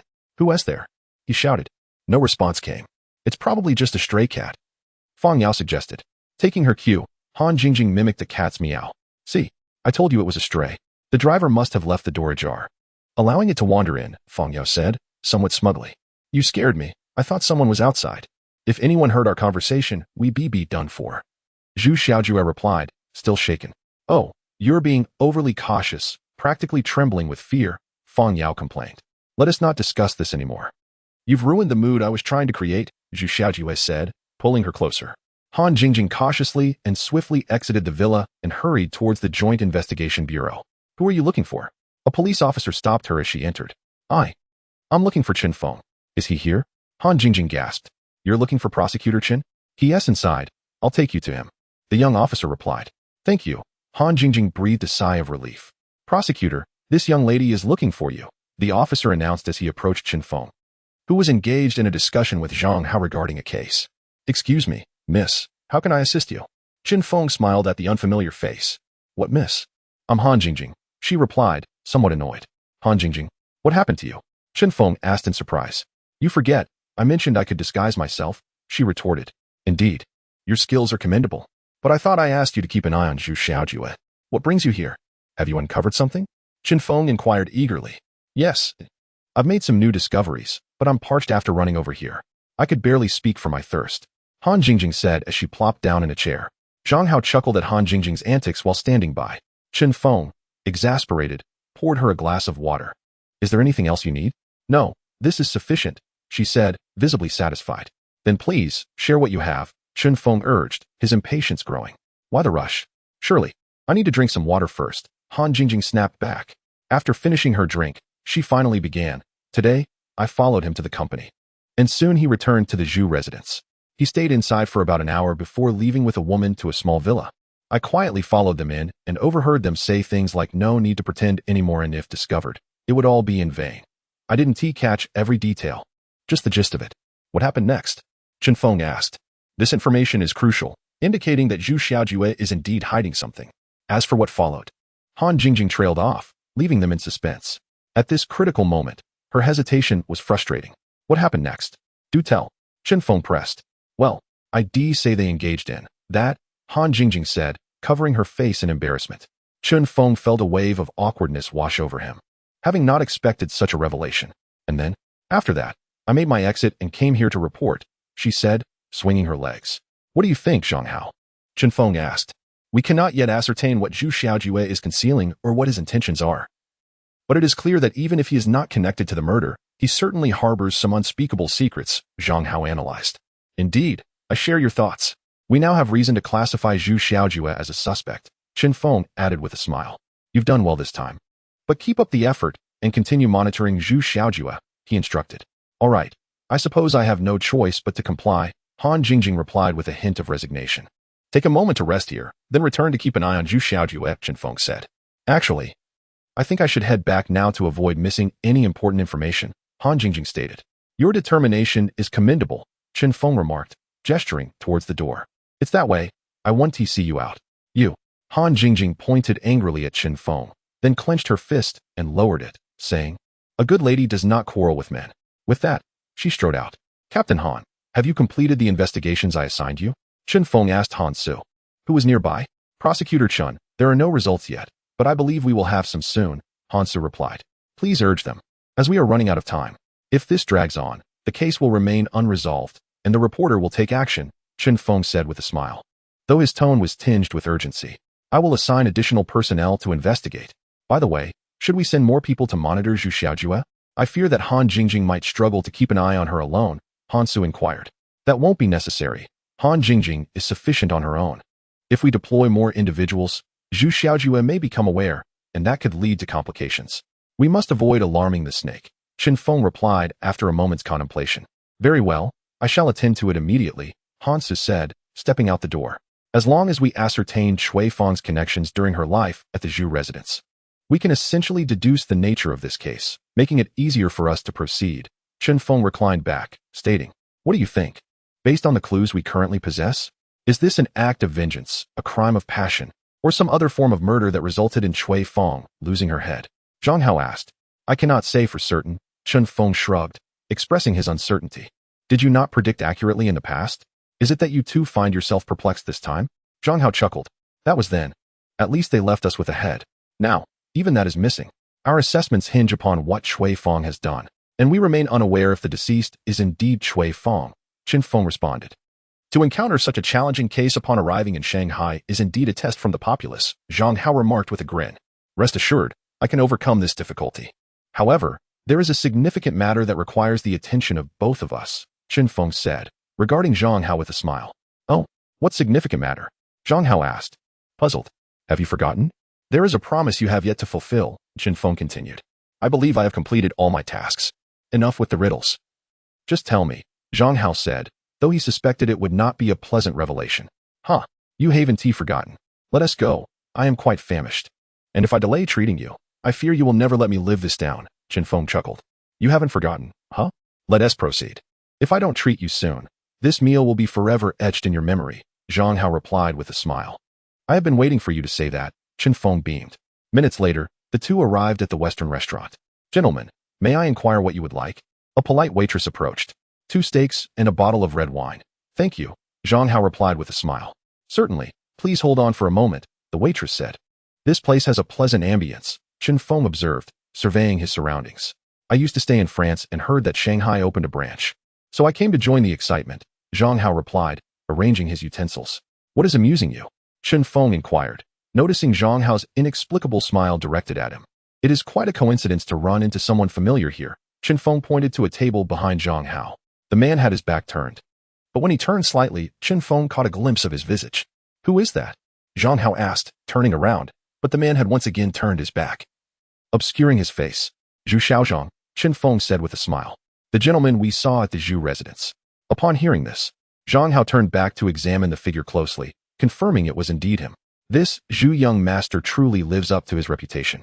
Still finding time for flirtations at this hour, Zhang Feng remarked with a grin. Sir, your steaks and wine have arrived. Enjoy your meal. The waitress announced as she approached them. Thank you. Both men replied as they received their orders. Those who revel in nightlife are not necessarily devoid of ambition. Sometimes it serves as a fade, despite Zhu Xiaozhang never exhibiting any commercial acumen, Zhang Hao noted as he cut into his steak. Regardless, there may be a connection between Zhu Xiaozhang and Cui Feng's demise, likely implicating the entire Zhu family. To murder someone and sever their head suggests either a deep-seated grudge or the perpetrator concealing a dark secret, Zhang Feng stated. Which scenario do you lean towards? Zhang Hao questioned. I believe our thoughts align. Cui Feng, being a vulnerable woman, would not ordinarily provoke such a brutal fate unless the murderer harbors something they wish to conceal, Zhang Feng replied. We have moved a step closer to the truth. It seems we must await Captain Han's findings regarding Cui Feng's relationships before we can make any significant breakthroughs, Zhang Hao remarked. Everything remains shrouded in mystery, Zhang Feng added. Cheers, they clinked their glasses together. The following morning, Hansu arrived early at the Joint Investigation Bureau. Prosecutor, here are the materials regarding Cui Feng's life that you requested. We have compiled them. Hansu handed a dossier to Zhang Feng. Where did this information originate? Zhang Feng inquired as he flipped through the documents. I had my colleagues stationed at the Zhu residence's entrance. Whenever a servant exited, we followed discreetly and inquired when the crowd thinned. The responses were consistent. Cui Feng was well-mannered and quite beautiful, Hansu explained with a smile. Quite resourceful, Zhang Feng chuckled. What does it say about Cui Feng's relationship with Zhu Xiaozhang? That was relayed by a senior servant at the Zhu household. Apparently, due to her beauty. Cui Feng often caught Zhu Xiaozhang's attention, and the servant noted several instances of him behaving inappropriately towards her. However, for reasons unknown, Zhu Xiaozhang never succeeded, Hansu elaborated. How interesting. We encountered Zhu Xiaozhang yesterday, and now we have a lead pointing towards him. It appears he is not as unremarkable as one might think. Zhang Feng remarked with a smile. Why is Zhu Xiaojue not mentioned here? Zhang Feng questioned, scrutinizing the documents and noting the absence of any references to Zhu Xiaojue. This is peculiar indeed. Zhu Xiaojue typically spends his time at the company and rarely returns home. From what the servants say, he and his spouse treat the staff well. Unlike Zhu Xiaozhang and his wife, who were quite harsh. Consequently, the servants feel more inclined towards Zhu Xiaojue. Additionally, it is said that he and his wife moved out of the Zhu residence yesterday, causing a heated argument between Zhu Xiaozhang and Zhu Heling over the purchase of a new house with Zhu Heling's financial assistance, which Zhu Xiaozhang perceived as unfair. Hansu explained. Remarkable that Zhu Xiaozhang can still feel a sense of injustice. I had presumed he had become a mere shell of himself. By the way, where does Zhu Xiaojue typically frequent? Zhang Feng inquired. That is common knowledge around Shanghai. Zhu Xiaozhang has 3 main hobbies: brothels, the Palais de Danse, and theaters. He frequents these establishments weekly, adhering to a strict routine, Han Su replied with a grin. Who would have thought Zhu Xiaozhang indulged in such pleasures? It is quite impressive that the old master remains in such robust health, Chen Feng mused. What does that imply? Han Su asked, his expression one of confusion. Prosecutor Chen's implication is that Zhu Xiaozhang's extravagant lifestyle is such that it is a miracle the old master has not been driven to an early grave by it. Zhang Hao clarified. So it is like this, Han Su remarked with a smile. The prosecutor's thought process is indeed exceptional. Which of the 3 locations will Zhu Xiaozhang visit tomorrow? Chen Feng inquired, glancing at the dossier. According to his habits, he will likely go to the bailment. Han Su responded. At what time? Chen Feng asked. 2 in the afternoon, Han Su replied. 2 in the afternoon? That is quite an unusual habit. Will there be anyone at bailment at that time? Zhang Hao furrowed his brow and questioned. Of course there will be. For the renowned singer Wan Hongyu is scheduled to perform at that hour. She is known for her punctuality. And I hear that seats for her concert have been sold out for quite some time. Wan Hongyu is indeed the star attraction at bailment, Han Su marveled. No wonder. But will we be fortunate enough to catch her performance? Chen Feng chuckled. At 1:30 tomorrow afternoon. We will go to bailment to support Wan Hongyu and invite the young Master Zhu to our investigation bureau for tea and conversation. A peculiar smile spread across Chen Feng's face. The following afternoon, Chen Feng, along with Zhang Hao and Han Su, arrived punctually at bailment with several officers. Indeed, the reputation of bailment was well-deserved, or rather, Wan Hongyu's fame was unparalleled. Despite the performance starting in half an hour, the seats were already filled, and the audience seemed to relish the anticipation rather than grow impatient. Have you spotted Zhu Xiaozhang? Chen Feng inquired. Yes, over there. Han Su pointed to a seat in the 3rd row. All right, make sure you keep an eye on Zhu Xiaozhang and not just be mesmerized by Wan Hongyu. If he slips away, our efforts will be in vain, Chen Feng smiled. A precaution is wise, given Wan Hongyu's overwhelming allure, as evidenced by the crowd's reaction. These young officers are certainly not immune to such beauty, Han Su nodded, instructing several officers to discreetly position themselves around Zhu Xiaozhang. Who are you people? Up to no good? A middle-aged woman approached and queried. She appeared to be the manager of bailment. Greetings. We are from the investigation bureau and are here on official business. Please do not make a fuss. Chen Feng presented his badge. Oh, of course. I won't disturb you. The woman quickly retreated. Moments later, the stage lights illuminated, and a stunning woman clad in a cheap Hao gracefully stepped forward. The dazzling lights accentuated her beauty, instantly captivating the audience. This woman was Wan Hongyu, and the crowd erupted in cheers and applause. Wan Hongyu is truly extraordinary. She can electrify the atmosphere from the moment she appears, Chen Feng remarked in admiration. Are you interested? Zhang Hao teased. Not at all. We are simply different types of people. I regard her with admiration. After all, beauty is universally appreciated, Chen Feng responded with a smile. At that moment, Wan Hongyu commenced her performance, her melodious voice filling the air with the enchanting song Night Jasmine. The audience erupted into thunderous applause after her performance, and naturally, Chen Feng and Zhang Hao joined in the ovation. Is it time? Chen Feng asked. Yes, Han Su affirmed. Please bring him over, Chen Feng instructed, directing attention to Zhu Xiaozhang. With a command, several nearby officers approached Zhu Xiaozhang, prompting those around him to scatter in confusion. What are you doing? Do you have any idea where you are? Zhu Xiaozhang scolded. Young Master Zhu, we meet again. Chen Feng approached him with a smile. Zhu Xiaozhang's expression tightened momentarily before he slowly relaxed. Are you curious why we are meeting here? You need not wonder. I am here partly to support Miss Ruan, and partly to seek you out, Chen Feng continued with a grin. Zhu Xiaozhang, however, was indifferent to Chen Feng's presence at Wan Hongyu's concert, as numerous attendees had come for the same reason. What truly concerned him was why Chen Feng was looking for him. We have only met once. What could you possibly want from me? If it is not of great significance, I shall take my leave as I have matters to attend to, Zhu Xiaozhang replied curtly. Although he was a rather ineffectual young master, it did not mean he lacked a temper. What matters? Are you heading to a brothel or a theater? Chen Feng jested, lightening the mood. Zhu Xiaozhang's notorious indulgences had become a topic of gossip, yet no one dared to voice it openly, especially considering the Zhu family's considerable influence. This is my business, and I trust it does not concern you. If you have nothing else, kindly leave me to enjoy my evening, Zhu Xiaozhang retorted, his demeanor darkening. I wish to invite you for tea and conversation at the investigation bureau. Surely, you won't refuse? Chen Feng smiled. Why should I accommodate you? Zhu Xiaozhang sneered. Because I suggest you might be involved in the case of the headless corpse at Nanan Dock. Does that reason suffice? Chen Feng remarked, maintaining his smile. You. Do not slander me, Zhu Xiaozhang stammered, visibly flustered. Whether it is slander or not, that will depend on your cooperation with our investigation. Otherwise, my earlier remarks have been made public. I believe you understand the implications, Chen Feng replied nonchalantly. Very well, I will accompany you. But I need to visit the restroom first, Zhu Xiaozhang conceded. No need. We have facilities at the bureau for your convenience, Han Su interjected with a smile. Young Master Zhu, please, he added. With a huff, Zhu Xiaozhang exited. Qin Feng and Zhang Hao followed suit. Please wait, a melodious voice called out. Recognizing the voice belonged to Ruan Hongyu, Qin Feng and Zhang Hao turned around. What can we do for you, Miss Ruan? Qin Feng inquired with a smile. Thank you for coming to support me. However, I am not acquainted with your names, Ruan Hongyu replied. I am Qin Feng, and I am Zhang Hao. You must be the new officers from the Investigation Bureau, Ruan Hongyu smiled. You know us. Qin Feng responded, somewhat astonished. It was their first visit to Bailman, and he found it perplexing that she would recognize them. Officer Qin, you jest. At Bailman, we thrive on our ability to read people. You both appeared unfamiliar. Hence I paid more attention.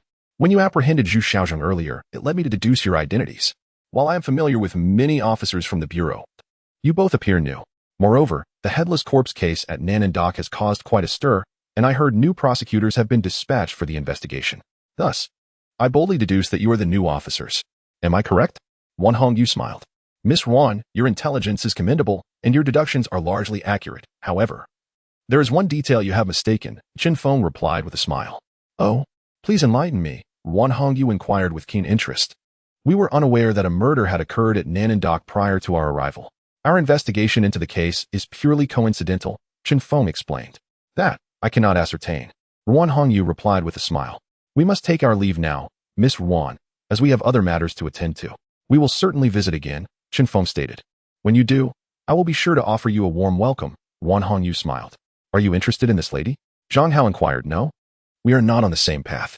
Qin Feng responded with a smile. Not being on the same path does not preclude us from being together. It is evident she has feelings for you. You should seize the opportunity. Zhang Hao chuckled. The desire for beauty is inherent in all, a fact we cannot deny. However, we are destined to inhabit separate worlds. While intersecting paths may be possible, love proves to be quite challenging. Enough about her. Let us hasten back to see Zhu Xiaoyang. Qin Feng suggested, shifting the topic.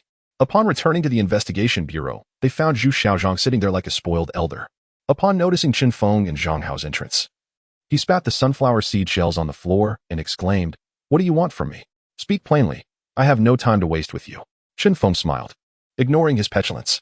According to our investigation, your relationship with the deceased, Cui Feng, was not amicable, he queried. Zhu Xiaozhang reacted as if his tail had been stepped on, his emotions flaring. Where did you hear such nonsense? That is not true. I assure you, my relationship with Cui Feng was quite good. Oh, quite good, you say? What kind of relationship allowed for such a sentiment? Qin Feng inquired, his tone laced with curiosity. We were merely in a typical master-servant relationship. Zhu Xiaozhang stammered, revealing his lack of confidence. You claim a good relationship as a mere servant and master? I am at a loss as to how you define good relationship, Qin Feng chuckled. I took care of her, Zhu Xiaozhang offered as justification. Is that so? Yet, our sources indicate that you were the cause of most of her troubles at the Zhu residence. Can this also be classified as a good relationship? Many can attest to this, Qin Feng stated. Those ingrates, Zhu Xiaozhang retorted angrily. Do not be upset. They are merely assisting us in our investigation, Qin Feng replied. According to your household staff, it is often observed that you lay hands on Cui Feng. Is it possible that your failure to succeed led to a fit of rage, resulting in her demise? Qin Feng interrogated. This is preposterous. How could I kill a mere maid? There are plenty of women in Shanghai. Why would I need Cui Feng? And to kill her out of embarrassment? That is illogical, Zhu Xiaozhang defended himself. What is illogical about it? Crimes of passion do occur. While you may not appear to have a motive, a multitude of clues point to you as the most likely suspect, Qin Feng asserted. I did not kill her. I had no time to do so. Everyone knows I have a fixed schedule. How could I possibly carve out time to commit murder? Zhu Xiaozhang protested. We do not dispute that.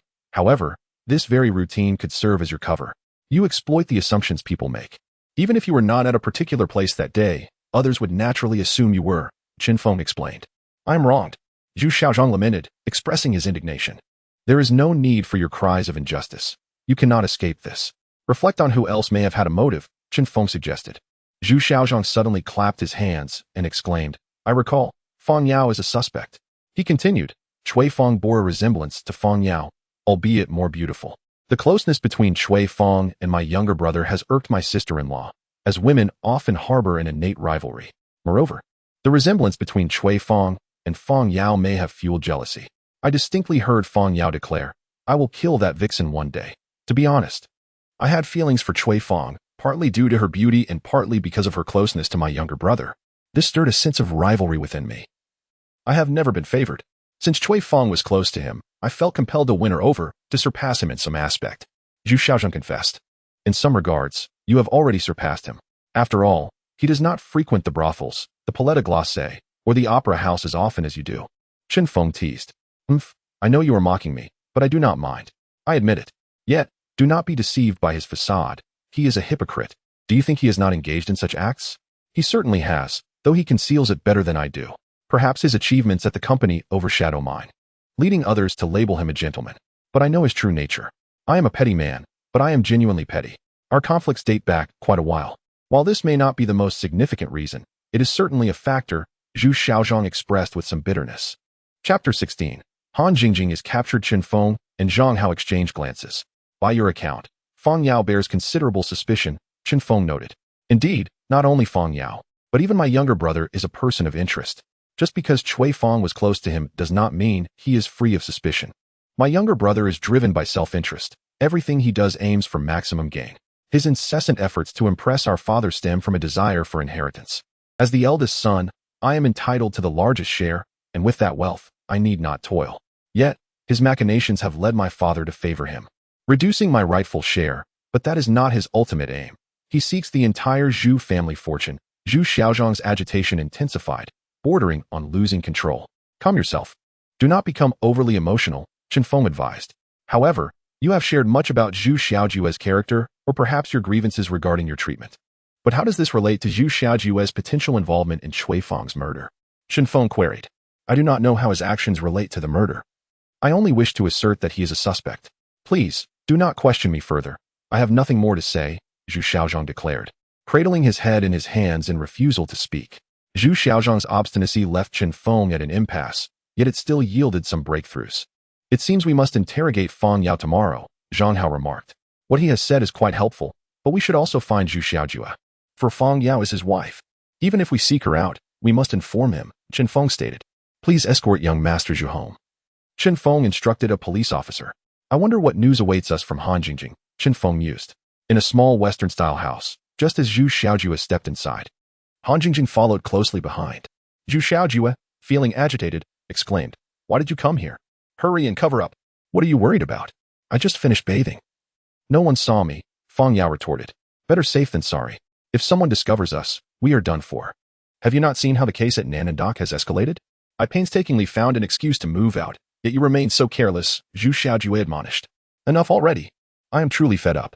Am I not allowed to live for myself? Feng Yao countered. Live for yourself? You speak eloquently, yet since you have taken this step, you have lost your sense of self. If you wish to return to your former state, you may voice your thoughts now, but be mindful of the consequences. Otherwise, do not entertain such notions with me again, Zhu Xiaojue admonished sternly. I understand, Feng Yao replied submissively. If I catch you in this behavior again, do not blame me for being ungracious, Zhu Xiaojue warned. Who are you? Upon opening the door, Zhu Xiaojue was startled to find Han Jingjing squatting at the entrance. Han Jingjing was equally taken aback by Zhu Xiaojue's sudden appearance. I am. Han Jingjing thought frantically. Speak quickly, who are you? Zhu Xiaojue inquired impatiently, her tone sharp. I am a detective, sent by your elder brother, Han Jingjing replied, conjuring a clever excuse. This explanation seemed plausible enough, as Zhu Xiaojue was aware that her elder brother, who had moved out, would not easily relinquish his inquiries. She had not anticipated this turn of events. Oh, elder brother, you truly are something. It appears your wealth is substantial, even enlisting a detective to investigate me. Zhu Xiaojue scoffed, a trace of disdain curling her lips. It was clear that the detective her ineffectual brother had hired was far from competent. How did you find this place? Zhu Xiaojue asked. Since it was your brother Zhu Xiaozhang who sent me, it made things easier. I know my brother well. And he knows me just as well, she replied knowingly. I was waiting outside your company and saw you leave in a car, so I followed you, Han Jingjing explained. Realizing that only honesty could spare her from trouble, she felt unfortunate that even eavesdropping could lead to her discovery. Quite professional, I see, Zhu Xiaojue remarked. Indeed. Han Jingjing responded with pride, understanding that projecting confidence would alleviate Zhu Xiaojue's suspicions. What does my brother require of you? Zhu Xiaojue pressed. That is something I cannot disclose. As it goes against the ethics of my profession, Han Jingjing asserted, adopting a principled demeanor. Ethics? Have you already forgotten that you just betrayed your employer? Zhu Xiaojue countered. That was merely to save my own skin. Han Jingjing defended herself. To save your skin? Are you no longer concerned for your safety? Zhu Xiaojue threatened. I am not afraid. I am dedicated to my career. Besides, you would only take me to the police station, where I will face no serious repercussions. Our line of work is sanctioned by law, Han Jingjing stated confidently. Show me your detective license, Zhu Xiaojue demanded, extending her right hand. I did not bring it. And even if I had, I could not show it to you, Han Jingjing replied, her defiance irritating Zhu Xiaojue. How about this? Whatever my brother paid you, I will double it, Zhu Xiaojue proposed.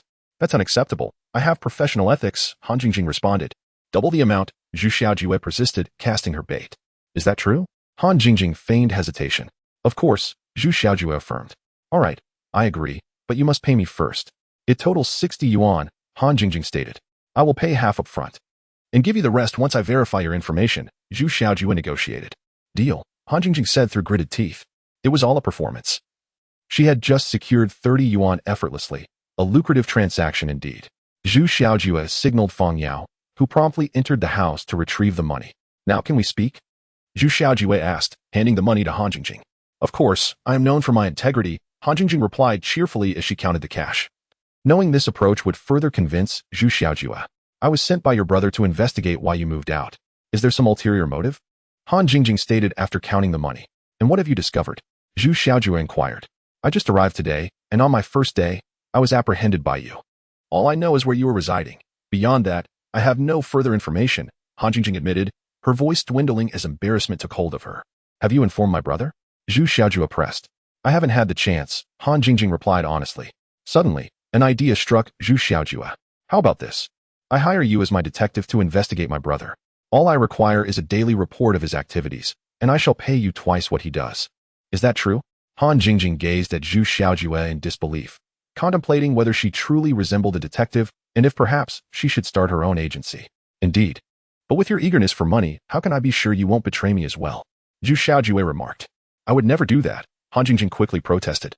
I am aware of the saying, once is a mistake, twice is a coincidence, but thrice is betrayal. I have already betrayed an employer once. I cannot do so again. Besides, I am in dire need of money, which weighs heavily on my conscience, Han Jingjing asserted. Very well, I shall trust you this once. But payment will be settled each day when you report to me, Zhu Xiaojue concluded. Agreed. Zhu boss, you truly are a savvy negotiator. May I leave now? Han Jingjing asked tentatively, gesturing toward the door. Of course, you may, Zhu Xiaojue smiled, her expression resembling that of a successful transaction. However, the moment Han Jingjing stepped outside, Zhu Xiaojue's demeanor shifted, darkening as she commanded a subordinate, follow her and see where she goes. That was close. I nearly didn't escape, Han Jingjing sighed in relief, patting her chest. Fortunately, I was clever. Otherwise, I could have been in grave danger, she said, sticking out her tongue in triumph. Casting one last glance back, she spotted a man in a cap attempting to hide. Alarmed, she thought, it truly is difficult to deceive. Had I not looked back, my cover would have been blown. Yet now that she had identified him, she decided to have some fun. Han Jingjing navigated through the bustling crowd, and the man was quick to follow. She darted through the streets and soon reached a fork in an alley. Observing that the man had fallen behind, she swiftly turned left, disappearing from his sight by the time he caught up. Damn it, the man muttered, surveying the intersection in frustration. What do you mean? You lost her? Zhu Xiaojue asked incredulously. Yet the man confirmed the loss. What could you possibly do now? You let her slip away, and you say you were tracking her? Are you all fools? Zhu Xiaojue berated them. Calm down. Is this person really that significant? If she is lost, let her be, Feng Yao interjected soothingly. What do you know? This person is not a detective at all. I intended to ascertain her whereabouts, but you have bungled the task entirely. You are more hindrance than help, Zhu Xiaojue snapped. Enough. All of you leave. Your mere presence vexes me. She waved her hand dismissively. The man slinked away, defeated. You need to remain here quietly for the next few days, and be cautious in your actions. Do not raise any suspicions, Zhu Xiaojue instructed. I understand, Feng Yao replied. What happened to you? You look quite disheveled. Zhang Hao's voice greeted them as they entered. Chen Feng raised his head and looked at Han Jing, who was still panting. He smiled and asked, What's the matter? Were you chased by a dog? Do you not have any sympathy? I'm in this state, and you still mock me. Han Jing replied, disgruntled. Then what was the urgent reason for your return? It wouldn't be due to a significant discovery, would it? Chen Feng inquired eagerly. No. I was captured, Han Jing replied calmly. What? Both Chen Feng and Zhang Hao looked at Han Jing in astonishment. Is it necessary to be so dramatic? I said I was captured, Han Jing retorted angrily. You were captured, and yet you speak so confidently. You're the first person I've ever seen do that, Chen Feng remarked, giving her a thumbs up. You didn't reveal why we called you, did you? Zhang Hao asked. How could I? Han Jing responded. If you didn't say that, how could Zhu Xiaojue let you return? Chen Feng probed. I didn't say you called me. I claimed that Zhu Xiaozhang sent me to investigate him. I portrayed myself as a detective and went to find out why he moved out. As a result, he believed me, Han Jing explained. Aren't I clever? Clever? Indeed. Quite clever, to concoct such a flimsy excuse. Do you think Zhu Xiaojue is a fool? Chen Feng replied. Zhu Xiaojue must have had someone follow you, right? Zhang Hao asked with a smile. How did you know? Han Jing asked, somewhat shocked. Just a guess, Zhang Hao chuckled. Zhu Xiaojue is not easily deceived. Otherwise, he wouldn't thrive in the commercial world, which is fraught with cunning and deceit. Even if he were to believe your words, his nature would compel him to investigate your whereabouts, specifically, which detective agency you belong to. Not to mention, your breathlessness upon your return suggests you were being pursued. Impressive, impressive. Han Jing clapped her hands. But how did you deduce that he would send someone to follow me based on his character? Zhu Xiaojue has dealt with merchants for many years, which has instilled in him a habitual distrust of others. Moreover, from Zhu Xiaozhang, we learned he is exceedingly profit-driven. Such individuals do not act without clear benefits. Why would he easily trust someone without seeing the advantages first? It's entirely normal for him to have someone follow you. If your excuse can't even deceive us, how could it fool him? Zhang Hao articulated. Human nature is truly terrifying. It seems I'm ill-suited to navigate society. Fortunately, I had the presence of mind to look back, or else our relationship might have been exposed, Han Jing said, appearing somewhat shaken. Chapter 18. The Ghost. Pay more attention. Will you? During your free time, you might as well learn from Zhang Hao, Chen Feng chuckled. Learn what? To observe corpses? No thank you. I'm too timid for that. It would terrify me. Han Jing promptly shook her head. What are you thinking? I meant for you to study psychology from Zhang Hao. I must tell you, this esteemed Dr. Zhang is a rare talent, capable not only of examining corpses, but also of healing the living. More importantly, his keen perception allows him to discern the psychological traits of individuals through their movements and speech. Mastering this will spare you from being deceived. Chen Feng remarked with a smile. That does sound appealing, but what about you? Don't you need to learn? Han Jing inquired. Me? I don't need to. Chen Feng replied with a grin, glancing at Zhang Hao. Why not? Han Jing asked, puzzled. You've said so much. Why don't you learn it yourself? Because having him is enough. With his skills and my presence, we can traverse the world together, Yi Chen stated. You two are quite something, Han Jing said, visibly disapproving. Did you not uncover any useful information from Zhu Xiaojue? Chen Feng asked. Information? I merely overheard Zhu Xiaojue erupting in anger upon entering, claiming Fang Yao was careless and instructed her to cover things up to prevent others from discovering them. That's all I gathered, as I was detected shortly after. Han Jing said, looking somewhat embarrassed. Zhang Hao, you're more adept in this area. Analyze what she just said, Chen Feng suggested. According to her, Zhu Xiaojue is concerned about others discovering Fang Yao's secret, which is why he instructed her to conceal things to avoid mistakes. Therefore, what could potentially obscure Fang Yao's true identity? Zhang Hao analyzed. Chen Feng was equally perplexed. Suddenly, both of them turned their gazes toward Han Jing simultaneously. You. Why are you looking at me? Han Jing said nervously. It shouldn't be. If it were her entire face, it would be easy to find flaws. Moreover, since Han Jing has interacted with Fang Yao, she wouldn't fail to notice, Zhang Hao immediately refuted. Then what could it be? Besides her face, what other features might make Fang Yao easily recognizable? Chen Feng asked. The exposed skin of a person, aside from the face, would be the neck and hands. Typically, the neck has no distinctive traits unless there are visible scars or birthmarks. Otherwise, it's hard to discern. Thus, we turn to the hands, Zhang Hao explained. It seems we must investigate Fang Yao first.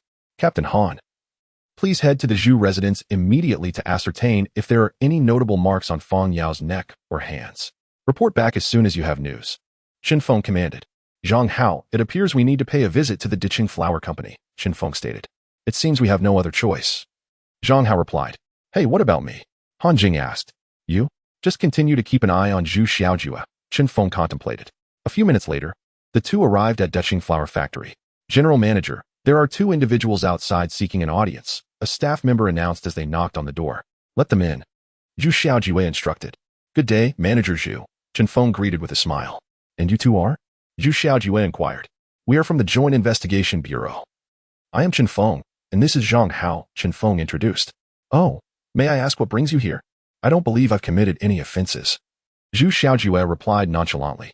Of course not. We are here merely to conduct an investigation. Since the deceased in the Nannan Wharf case was a member of the Zhu family, it is the Zhu family's duty to assist in our inquiry, Chen Feng explained. I see. Well, feel free to ask any questions you may have, Zhu Xiaojue said. We wish to inquire about your wife. However, we understand that you have recently moved out of the Zhu residence, which is why we have come to disturb you. Chen Feng continued. My wife.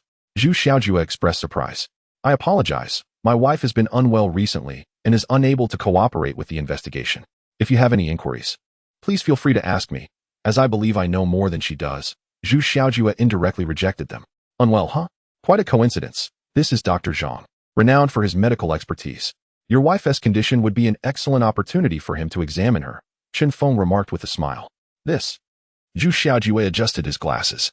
Do not doubt his medical skills. Dr. Zhang is a distinguished graduate of Harvard Medical School, so his abilities are assured, Chen Feng added. Ah, that is not what I meant. My wife has already received treatment at the hospital, so there is no need to trouble Dr. Zhang, Zhu Xiaojue replied. Come now. There is no trouble at all. Healing the sick is a doctor's duty. Since Dr. Zhang happens to be here, how could he bear to let your wife continue suffering from illness? Chen Feng stated. Officer Chun was indeed correct. The duty of a physician is to save lives and alleviate suffering. Even if I am unable to cure, offering some suggestions is still beneficial. So there is no need for young Master Zhu to decline. Zhang Hao interjected. In that case, I would like to trouble both of you. I will make a call to my family. Zhu Xiaojue replied. Oh, there's no need to go through so much trouble. Time is of the essence. We should leave quickly, Chen Feng said, grasping Zhu Xiaojue's arm. Fine, Zhu Xiaojue conceded. A little over 10 minutes later, the three arrived at the small villa, with Zhu Xiaojue feeling increasingly anxious throughout the journey. He remained tense until the moment they reached home. What brings you back? Fang Yao exclaimed in surprise upon seeing Zhu Xiaojue enter, especially since he was accompanied by two unfamiliar gentlemen. These gentlemen are aware of your health issues and have come specifically to provide treatment, Zhu Xiaojue explained, casting a meaningful glance at Fang Yao. Fortunately, she did not make any mistakes at that moment. I truly appreciate your assistance, gentlemen, Fang Yao said, feigning illness as she addressed Chen Feng and Zhang Hao with a touch of weakness.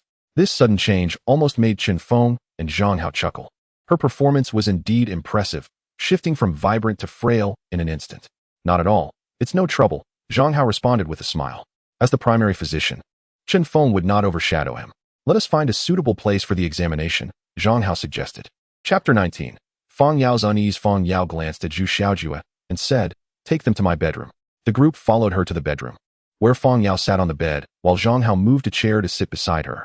Is Dr. Zhang a practitioner of traditional Chinese medicine? Fang Yao inquired.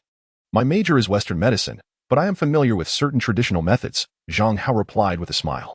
In truth, he was not well versed in traditional therapies. Yet he could discern that Fang Yao was not ill. Their purpose for visiting was not to treat her, but rather to engage with her. While Zhang Hao pretended to examine Fang Yao, Chen Feng discreetly observed the room's decor and any subtle clues. Unfortunately, he found nothing of significance. Zhang Hao ostentatiously took Fang Yao's pulse and asked, Madame Zhu, where do you feel discomfort? I often feel fatigued and have a tendency to sleep a lot, Fang Yao replied casually. Zhang Hao then began to gently massage her hands. Hey, what are you doing? Both Fang Yao and Zhu Xiaojue gasped in alarm. Zhang Hao's actions seemed less like treatment and more like impropriety. Zhang Hao remained silent, continuing his motions.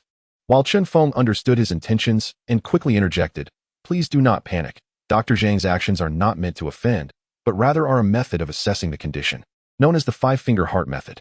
At this moment, Zhang Hao added, indeed, I did not expect you to know a bit about it. However, his gaze towards Chen Feng clearly communicated, you truly have a talent for fabricating stories. I am merely investigating.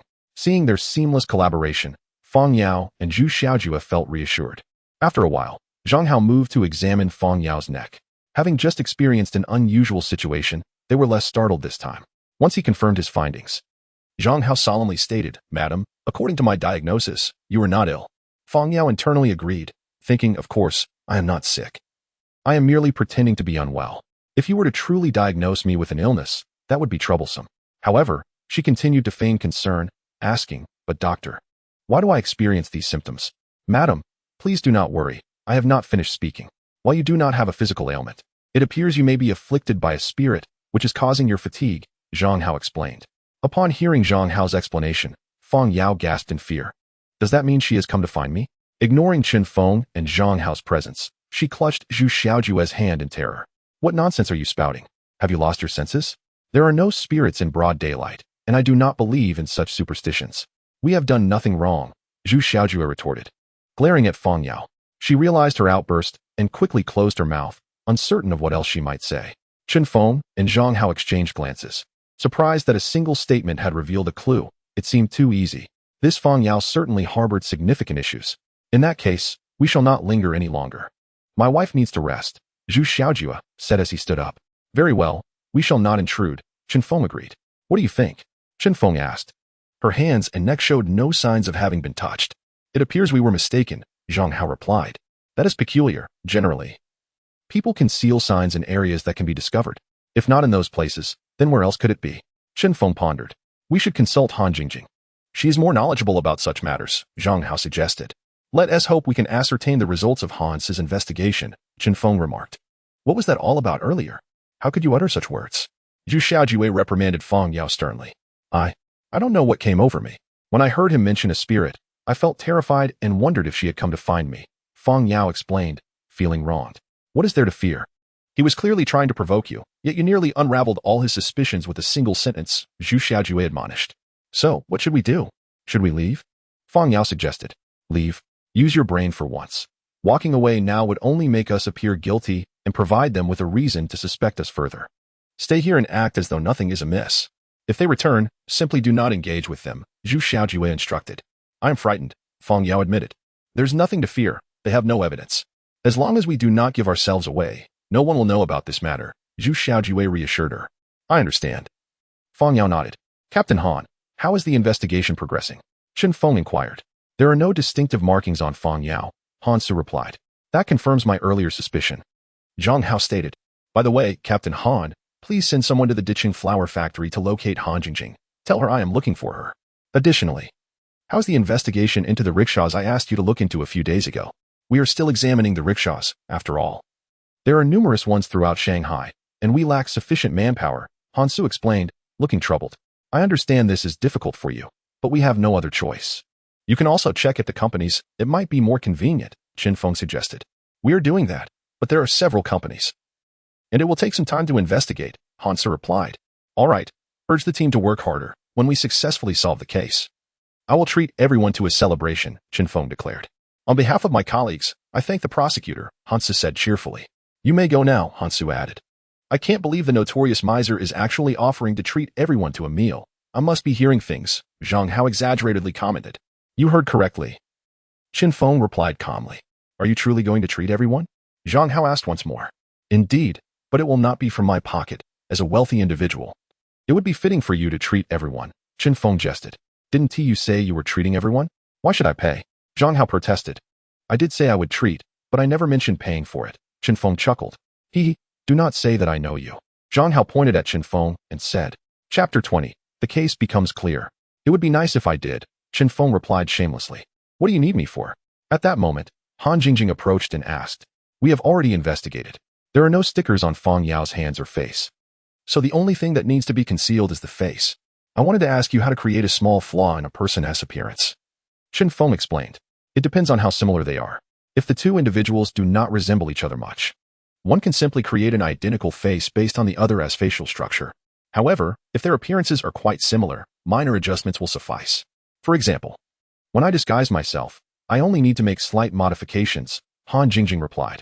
So, you mean that if two people are somewhat alike, a general alteration will do? Qin Feng inquired. Precisely, Han Jingjing confirmed. Ah, Han Jingjing, you have truly accomplished a great feat, Qin Feng remarked with a smile. Han Jingjing looked puzzled. Zhang Hao. Do you remember when we were interrogating Zhu Xiaozhang? He mentioned that Feng Yao resembles Cui Feng, but Cui Feng is somewhat more attractive. Perhaps that is why Feng Yao had a fierce argument with Zhu Xiaojue, Qin Feng laughed. Are you implying that this Feng Yao is not the real Feng Yao, but rather an impersonation by Cui Feng, and that the actual Feng Yao is the deceased? Zhang Hao was somewhat astonished. Indeed, our initial assessment was correct. We deduced from the deceased's hands that she was a wealthy young lady. However, due to a lack of evidence after Cui Feng's disappearance, we accepted her aunt's claim that Cui Feng was the deceased. Our judgment had faltered at that point. Although the murderer did not take any further action after killing the victim, he removed her head, which greatly hampered our investigation. Moreover, the deceased bore no visible injuries, leaving only one fatal wound. This further complicated our efforts, as the murderer chose to dispose of the body on a rainy night to wash away all evidence. Zhang Feng elaborated. Does this mean that if we capture Feng Yao, we will uncover the truth? Zhang Hao suggested. That is one way to look at it. But we still need one more witness, Zhang Feng replied. The rickshaw puller, Zhang Hao added. Exactly. Once we locate the rickshaw puller, we will know who transported the deceased. He can identify the murderer for us, Zhang Feng stated. I don't understand. What do you mean by Feng Yao not being the real Feng Yao and Cui Feng being her? Han Jingjing interjected. This is too complex. Your intellect seems insufficient for this matter, so it is better if you do not concern yourself with it, Zhang Feng remarked. If you don't want to explain. Then Zhang Doctor, please clarify why it was not the rickshaw puller who transported the deceased, but rather the murderer, Han Jingjing pressed Zhang Hao. Just as Zhang Hao was about to speak, Zhang Feng interjected. If you were the murderer, would you allow the rickshaw puller to cart the deceased around openly? That would clearly reveal your identity. If all murderers were like you, our jobs would be far too easy. What do you mean by that? Han Jingjing retorted. He means you are rather foolish. Zhang Hao took over the conversation. You. Han Jingjing pointed at Zhang Feng, visibly furious. Ungrateful, she scolded in anger. Prosecutor. We have located the rickshaw puller's company, a police officer announced as he entered. Good, take us there immediately, Zhang Feng commanded. Under the officer's guidance, they swiftly arrived at the rickshaw company. Hello. We would like to know which rickshaw from your company was rented on the night of the heavy rain about a month ago. Zhang Feng inquired with the person in charge. Oh, it was a man named Ma San. He returned that day and mentioned someone had paid $10 to rent it for a day. The following day, he was told to pick up at a certain location. We did not pay much attention at the time, as he signed a contract with our company stating that any damage or loss would be compensated by him. The person in charge replied. Do you know where Ma San is now? Zhang Feng asked. He should be out driving. At this hour. He has likely already taken his rickshaw out, the person in charge responded. Do you know where we can find him? Zhang Feng pressed. Yes. Each of them has a designated area. I can take you to find him, the person in charge offered. Thank you very much, Zhang Feng replied. Have you seen Ma San? The person in charge called out as they reached a bustling street. Oh, Manager Chun, what brings you here? A thin man greeted with a smile. Lao Lu, have you seen Ma San? Our officer needs him for something, Manager Chun asked. I wasn't he paying attention just now? But I can ask around, Lao Lu said. Hey, everyone, if anyone has seen where Ma San went, please let us know. Our officer is looking for him. Lao Lu shouted to the others nearby. I don't know. Several young people shook their heads.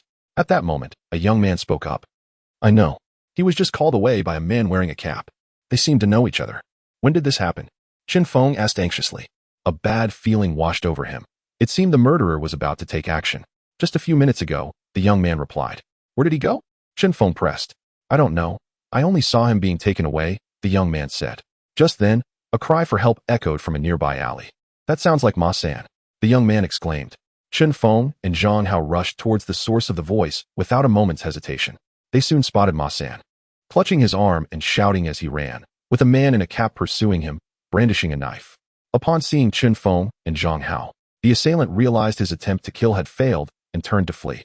Zhang Feng signaled to Zhang Hao, who understood that he was to flank the suspect. Zhang Hao dashed towards a nearby alley. No, wrong way, this way is closer. Han Jingjing shouted, pointing to another alley.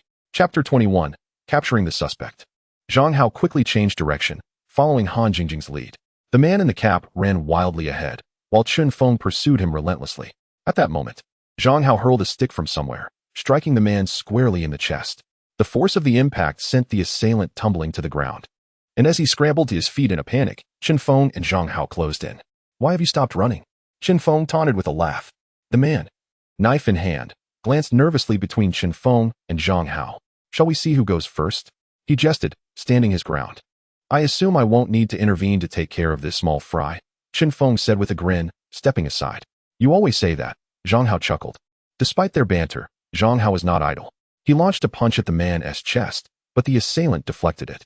Seizing the opportunity, the man swung his knife towards Zhang Hao's neck. Zhang Hao leaned back, executing a flying kick that struck the man's wrist, sending the knife flying. The assailant, stunned, realized he was outmatched and attempted to flee, only to be brought down by Chun Feng's sweeping kick.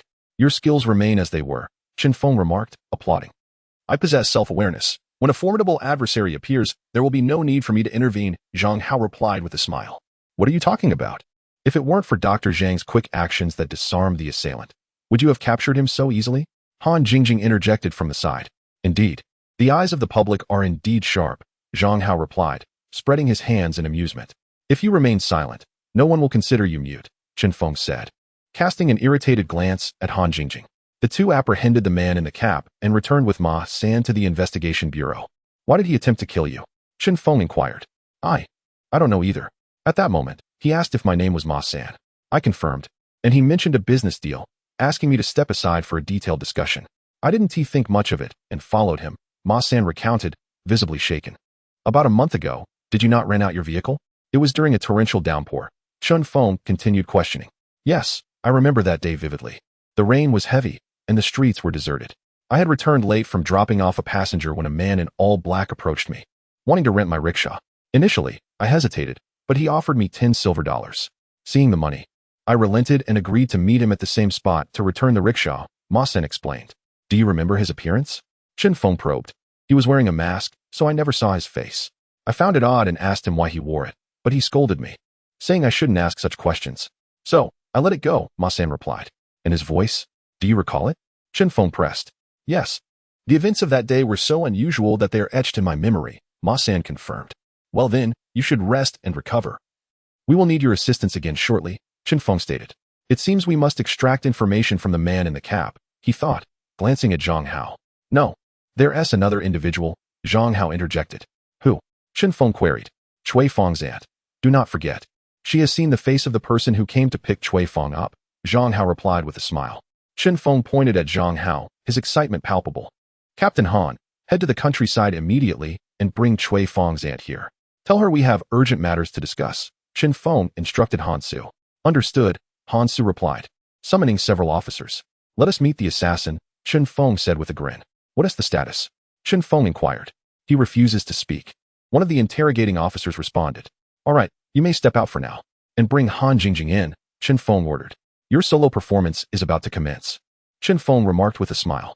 Zhang Hao smirked slightly, retrieving a case from nearby and changing into a white surgical gown. He opened the case, revealing an array of knives of various sizes. The man in the cap suddenly felt a surge of dread and struggled fiercely. Observing the agitated man, Zhang Hao remained calm, methodically examining each knife. In ancient China, there existed a form of punishment known as lingqi, Zhang Hao mused, contemplating the blades. The condemned were subjected to 3,600 cuts. If they survived, they would be spared. Yet, throughout history, no one has withstood such torment. As the agony of having one's flesh removed slowly while ensuring the victim remains alive is a skill in itself, Zhang Hao stated. Chen Feng appeared unfazed, accustomed to the grim discourse, while Han Jingjing could not bear it. Upon entering, she was immediately struck by the macabre atmosphere and turned to leave. But Chen Feng halted her. Where do you think you're going? I called you here for a reason. Stay put, he commanded. Zhang Hao seemed oblivious to their exchange, lost in his own thoughts. I studied medicine at Harvard for 5 years. Although it was Western medicine, I also took a keen interest in Chinese medical practices, especially this form of punishment.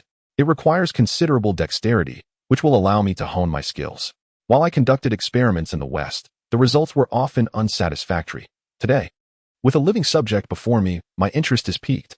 I have a strong premonition that today will be my success, Zhang Hao beamed, exuding confidence.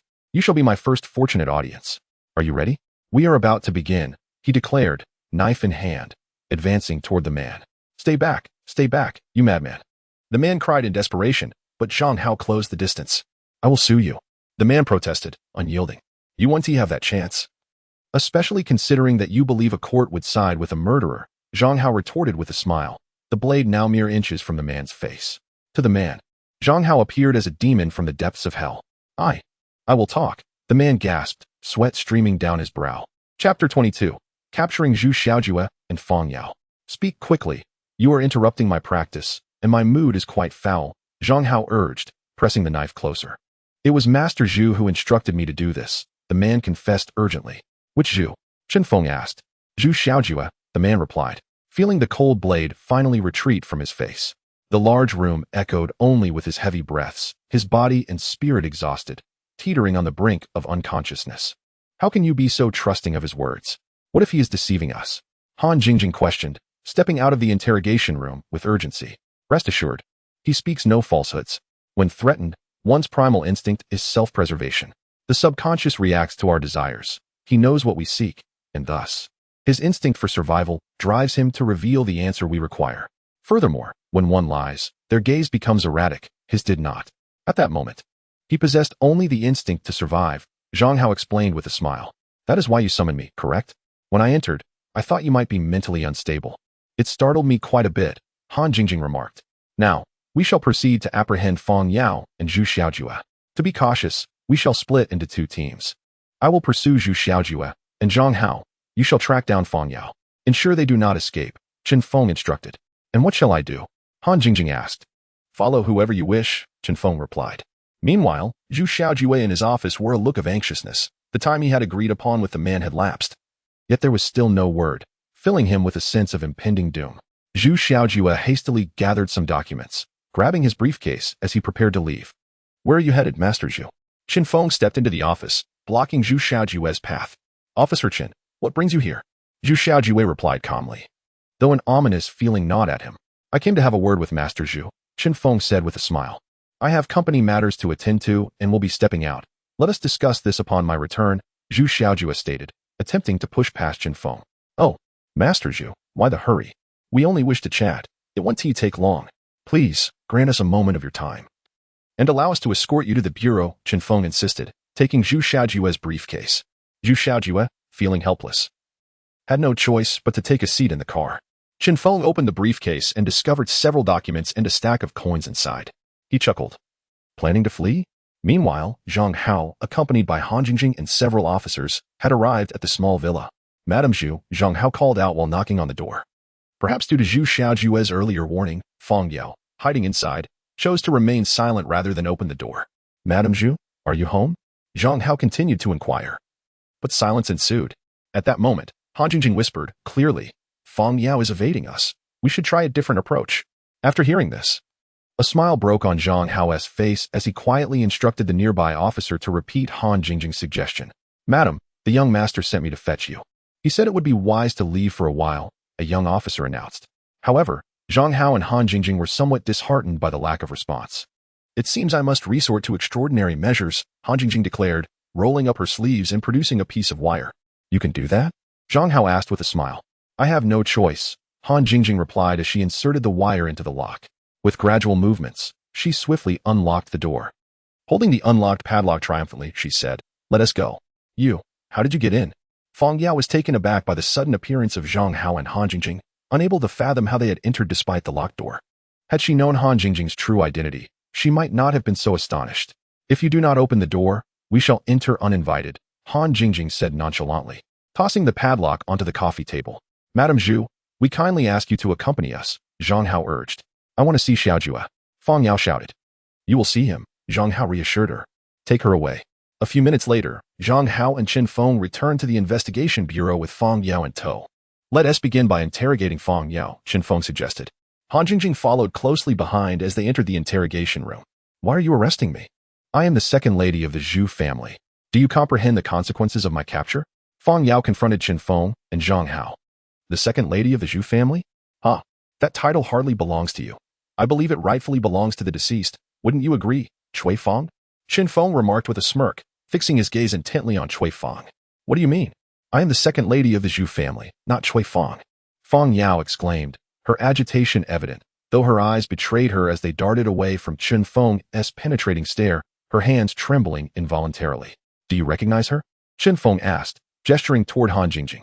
No, Feng Yao shook her head. Look again, Chen Feng urged with a smile. At that moment, Han Jingjing applied a few pieces of adhesive skin to her face, instantly transforming her appearance. It's you. Feng Yao gasped in horror. It seems you remember her well. Indeed, she is the one you captured that day. We sent her to monitor Zhu Xiaojue, but she inadvertently overheard your conversation.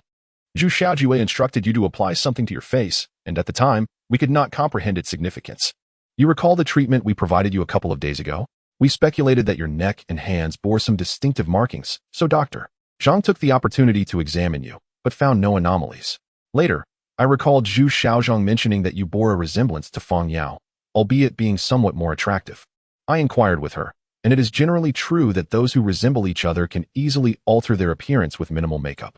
I surmise that Zhu Xiaojue's instruction to apply something to your face referred to the very act of disguising yourself.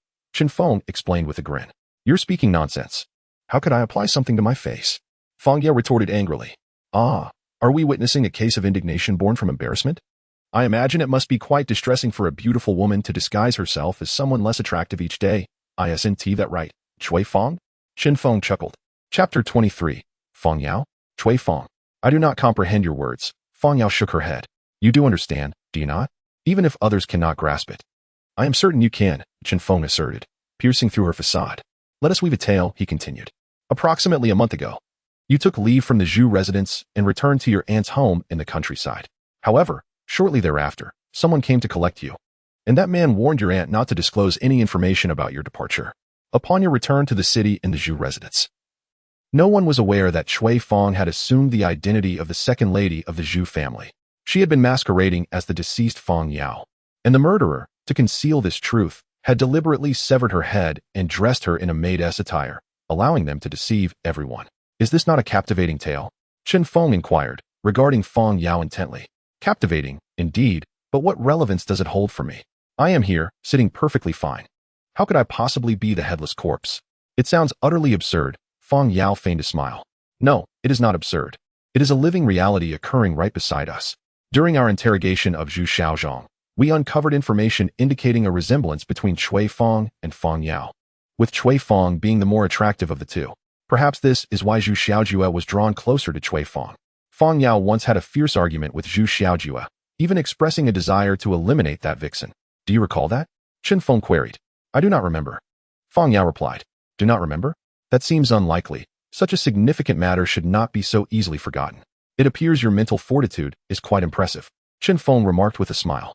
It is precisely because you and Feng Yao share a resemblance that this deception could be executed so effortlessly. You need not undergo a complete transformation like many others. A few subtle adjustments to your prominent features would suffice. Originally, it was a commendable scheme. Yet you overlooked one crucial detail. The deceased bore no calluses indicative of labor. Her hands did not resemble those of a servant, but rather those of a lady of privilege, thereby creating a rather incongruous portrayal. Chen Feng noted, laughing lightly.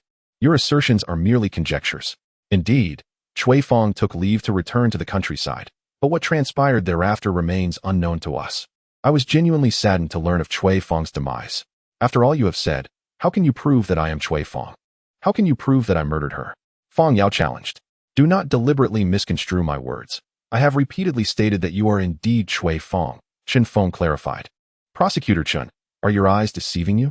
I am clearly sitting here, yet you insist on labeling me as Chui Feng, Feng Yao scoffed, though a hint of unease flickered across her face. There is an old saying in China, until one reaches the Yellow River, one will not give up. You seem to embody that sentiment, Han Jingjing interjected. Han Jingjing, perform a little magic trick, Chen Feng instructed. All right, Han Jingjing replied with a smile. What are you doing? Feng Yao exclaimed at the sight of Han Jingjing approaching. You think such trivial tricks could deceive me? How laughable. Han Jingjing scoffed, proceeding to explore Feng Yao's face with her hands. In a short while, several pieces of the adhesive skin were torn away, revealing a woman whose appearance was slightly altered and, upon closer inspection, indeed more beautiful than before. The experience of a stunning woman applying makeup to disguise herself as another must be quite unsettling. The authentic cannot masquerade as the false, and the false cannot embody the true. You may believe your disguise is flawless, yet the heavens are observant. Your inadvertent remarks may betray you. Chen Feng sighed. What now? Are you still unwilling to speak? Chen Feng inquired. I did not kill the second young mistress, Chui Feng replied. This statement already revealed her identity. Then who was responsible for her death? Was it Zhu Xiaojue? Chen Feng pressed. I do not know. I only recall that shortly after I returned to the countryside, the second young master sought me out and insisted I accompany him back to the city. At the time, I was perplexed, yet I followed him. Upon our return, he instructed me to masquerade as the second young mistress at the Zhu residence. Initially, I was apprehensive that someone might discover the ruse, but gradually, no one suspected me, and I grew more at ease. However, a few days ago, I learned that the maid Chui Feng had died, which startled me, and I immediately deduced that it was the second young mistress who had perished. When I questioned the second young master, he merely told me to focus on my own affairs and not to pry into matters beyond my concern, Chui Feng recounted. Are you aware of why Zhu Xiaojue sought to kill Feng Yao? Chen Feng asked. I do not know. Such matters are not disclosed to me. Chui Fong shook her head. Report, prosecutor, the individual has been brought in, a police officer announced as he entered. Good, bring them in, Chen Feng instructed. Perhaps there is someone you would like to see, he said to Chui Fong. At that moment, a trembling middle-aged woman entered the interrogation room. Aunt, Chui Fong cried out in anguish. Chui Fong, it truly is you. You are alive. Her aunt exclaimed, tears of joy streaming down her face. I am sorry, aunt. For causing you worry, Chui Fong embraced the middle-aged woman. As long as you are safe, that is all that matters, the woman replied, wiping her tears. Aunt, due to Chui Fong's involvement in a homicide case, she will face appropriate criminal penalties, Chen Feng interjected. Now, if you have anything to say, please do so quickly. He added, let's step outside, Chen Feng suggested to Zhang Hao and Han Jingjing. You foolish child, the middle-aged woman lamented upon hearing Chen Feng's words, her pain resurfacing. It is now time to interrogate Zhu Xiaojue, Chen Feng inhaled deeply. Do we possess enough evidence to secure a confession? Han Jingjing queried. It is up to us to make it happen, Chen Feng replied. Your words sound rather lacking in confidence, Han Jingjing retorted with a slight pout. Chen Feng fell silent. As they entered, Zhu Xiaojue smiled calmly. It is my turn. Are you prepared to confess? Chen Feng asked with a grin. Confess? Confess to what? Zhu Xiaojue responded, bewildered. Since you are unaware, let us have a thorough discussion, Chen Feng suggested. I am entirely willing, Zhu Xiaojue stated without a hint of trepidation. Why did you send someone to assassinate Ma San? Chen Feng questioned. Ma San? Who is that? I have never heard of such a person, Zhu Xiaojue denied vehemently. Chapter 24, Flawless. You do not recognize him? Allow me to remind you. He is a rickshaw puller from whom you once rented a rickshaw, Chen Feng stated. How absurd. I, Zhu, the eldest son of the Zhu family and general manager of the Dacheng flour mill. Would you really think I would take a rickshaw? Do you believe it is faster than a car? Zhu Xiaojue laughed heartily. Perhaps, a car is indeed swifter, but if the intention is to transport a corpse, would not a rickshaw be far more discreet? A car's engine makes a sound, and it cannot compare to the agility of a rickshaw, Chen Feng countered. Nonsense. Why would I waste my time transporting corpses? How morbid. If there is nothing further, I must take my leave. I have many matters to attend to at my company. Zhu Xiaojue declared as he rose to leave. Wait, until the investigation is complete. You have an obligation to cooperate with us, Chen Feng insisted. Then speak of something useful. Do not waste my time, Zhu Xiaojue retorted impatiently. Do you recognize this individual? Chen Feng asked. Bring Ma San in, he commanded a nearby officer. Ma San, do you recognize the person who rented your rickshaw? Chen Feng asked as Ma San entered. He was wearing a mask. I could not see his face clearly. Ma San replied. Wait, provide a mask for Zhu Xiaojue to wear, Chen Feng instructed. Now how about now? Chen Feng asked, observing Zhu Xiaojue in the mask. This resembles him somewhat, yet also does not. Ma San hesitated after a moment of contemplation. What do you mean? Either he resembles him, or he does not. How can it be both? Do you realize your words could mislead our judgment? Be precise, Chen Feng admonished. Prosecutor Chen, please do not mislead him. I have the right to appeal if you continue this way, Zhu Xiaojue remarked coolly. Indeed, it is this voice, Ma San suddenly exclaimed, agitated. I distinctly remember. The voice of that individual is identical to his. Although they spoke different words, I can discern that their voices are the same, Ma San pointed at Zhu Xiaojue. Oh, how effortlessly you have exposed yourself, Chen Feng chuckled at Zhu Xiaojue. Indeed, I recall now. I did rent a rickshaw from him, Zhu Xiaojue conceded, realizing he could no longer evade the truth. What was the purpose of renting the rickshaw? Chen Feng probed. I forgot, Zhu Xiaojue shrugged. Forgotten? You. The esteemed young master Zhu would hardly rent a rickshaw more than a few times in your life. How could you forget such a matter? Truly laughable, Chen Feng remarked. Precisely because I seldom rent rickshaws, I do not dwell on trivial matters. My thoughts and memory are consumed by my company. The rest simply escapes me, Zhu Xiaojue asserted. You are indeed a stubborn one, Chen Feng noted, exchanging a glance with Zhang Hao, who offered only a resigned smile. This Zhu Xiaojue proved far more formidable than anticipated. Years of negotiation had cultivated his unflappable demeanor, rendering him incomparable to Chui Fong. Now, do you recognize this person? Bring in the one who attempted to assassinate Ma San. Chen Feng commanded. Was he acting on your orders to kill Ma San? Chen Feng pointed at Zhu Xiaojue. The man in the cap glanced at Zhu Xiaojue and nodded hesitantly. What do you have to say now? He has already confessed, Chen Feng declared. Prosecutor Chen, if you wish to falsely accuse me, I suggest you find someone I actually know. You have chosen someone I have never seen before. What do you expect me to say? Zhu Xiaojue maintained his composure. Never seen him? But if that is the case, how could he claim you instructed him to commit murder? Chen Feng scoffed. How would I know? Perhaps you coerced him through harsh interrogation. Zhu Xiaojue chuckled. Well then, if this is the case, I can only lament his misfortune.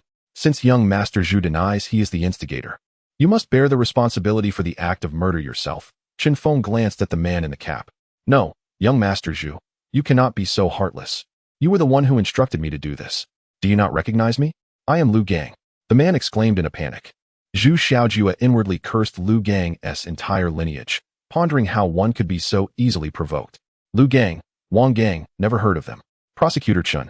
I do not know where you found this madman, but I require silence. Please remove him. Zhu Xiaojue dismissed Lu Gang without a glance, closing his eyes. Very well, Zhu. Since you show no compassion, do not fault me for lacking righteousness. Prosecutor, I have evidence proving that he hired me to commit the murder. Lu Gang accused Zhu Xiaojue with indignation. Oh, what evidence do you possess? Chen Feng inquired. He had paid me $10 in advance when he hired me to commit murder. That $10 is now hidden beneath the pillow in my home. If the prosecutor sends someone to retrieve it, it would serve as irrefutable evidence of my claims, Lu Gang stated. Hurry and fetch it, Chen Feng urged. There's no need, Zhu Xiaojue interjected. What, are you feeling guilty in admitting it? Chen Feng chuckled. Oh, you think too much. I merely meant to say that you needn't make the trip, for I will not confess to something I did not do. Moreover, even if you were to retrieve it, how could it prove that I gave it to him? There are no markings on the money. I could just as easily claim he is framing me. Zhu Xiaojue replied sharply. The audacity was palpable. Lu Gang collapsed to the ground, taken aback by how the evidence he believed to be damning had been rendered meaningless by his own words. It was indeed laughable. If he had intended to orchestrate all of this, he would have made proper preparations, and such a minor detail could not possibly jeopardize the entire plan. I am aware that Prosecutor Chun has so-called eyewitnesses, but it matters not. My scheduled time has lapsed, and I have all the time in the world to engage with you here. So do summon the witnesses, Zhu Xiaojue said with a faint smile directed at Chen Feng. This was a blatant provocation. Your aunt, Chui Fong, Chen Feng said, suppressing his anger. You recognize her, don't you? He pointed to the middle-aged woman. I do. We have met once before, when I went to fetch Chui Fong, Zhu Xiaojue replied. His words confirmed he was the one who had gone to the countryside to bring Chui Fong to the city. Chapter 25. Interrogation failure. How quickly you admit that. Chen Feng remarked. I will certainly acknowledge what I have done, Zhu Xiaojue replied. Then why did you go to fetch Chui Fong?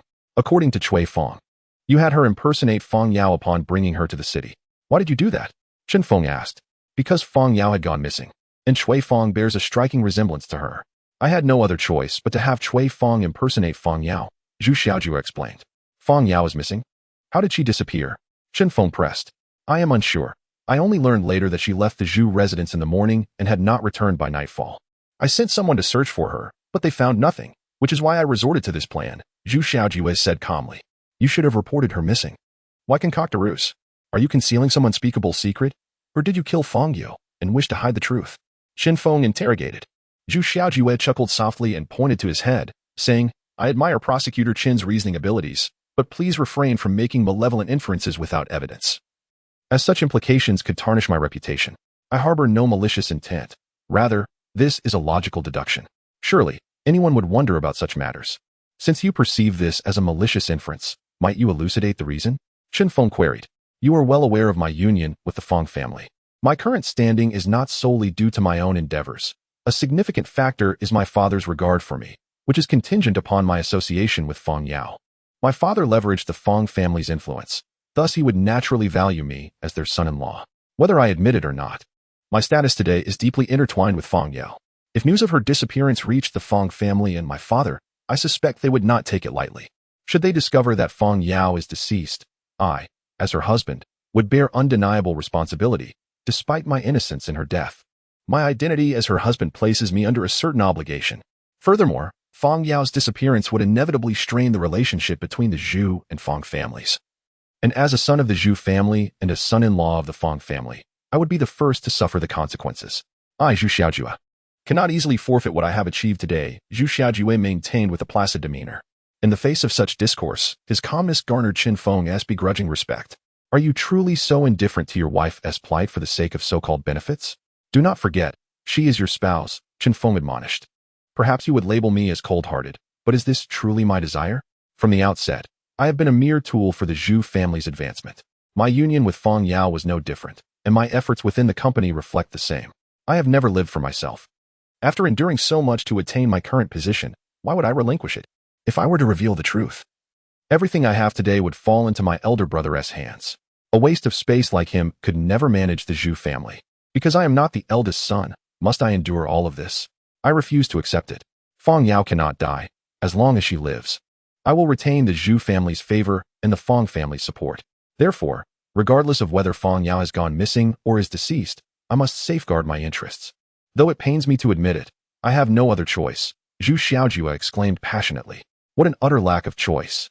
Do you not realize how heart-wrenching it would be for Feng Yao to hear such words? To disregard her life in the pursuit of family inheritance. You truly are devoid of compassion, Zhang Feng retorted with a scoff. You know nothing of my circumstances. You cannot fathom my struggles, Zhu Xiaojue lamented.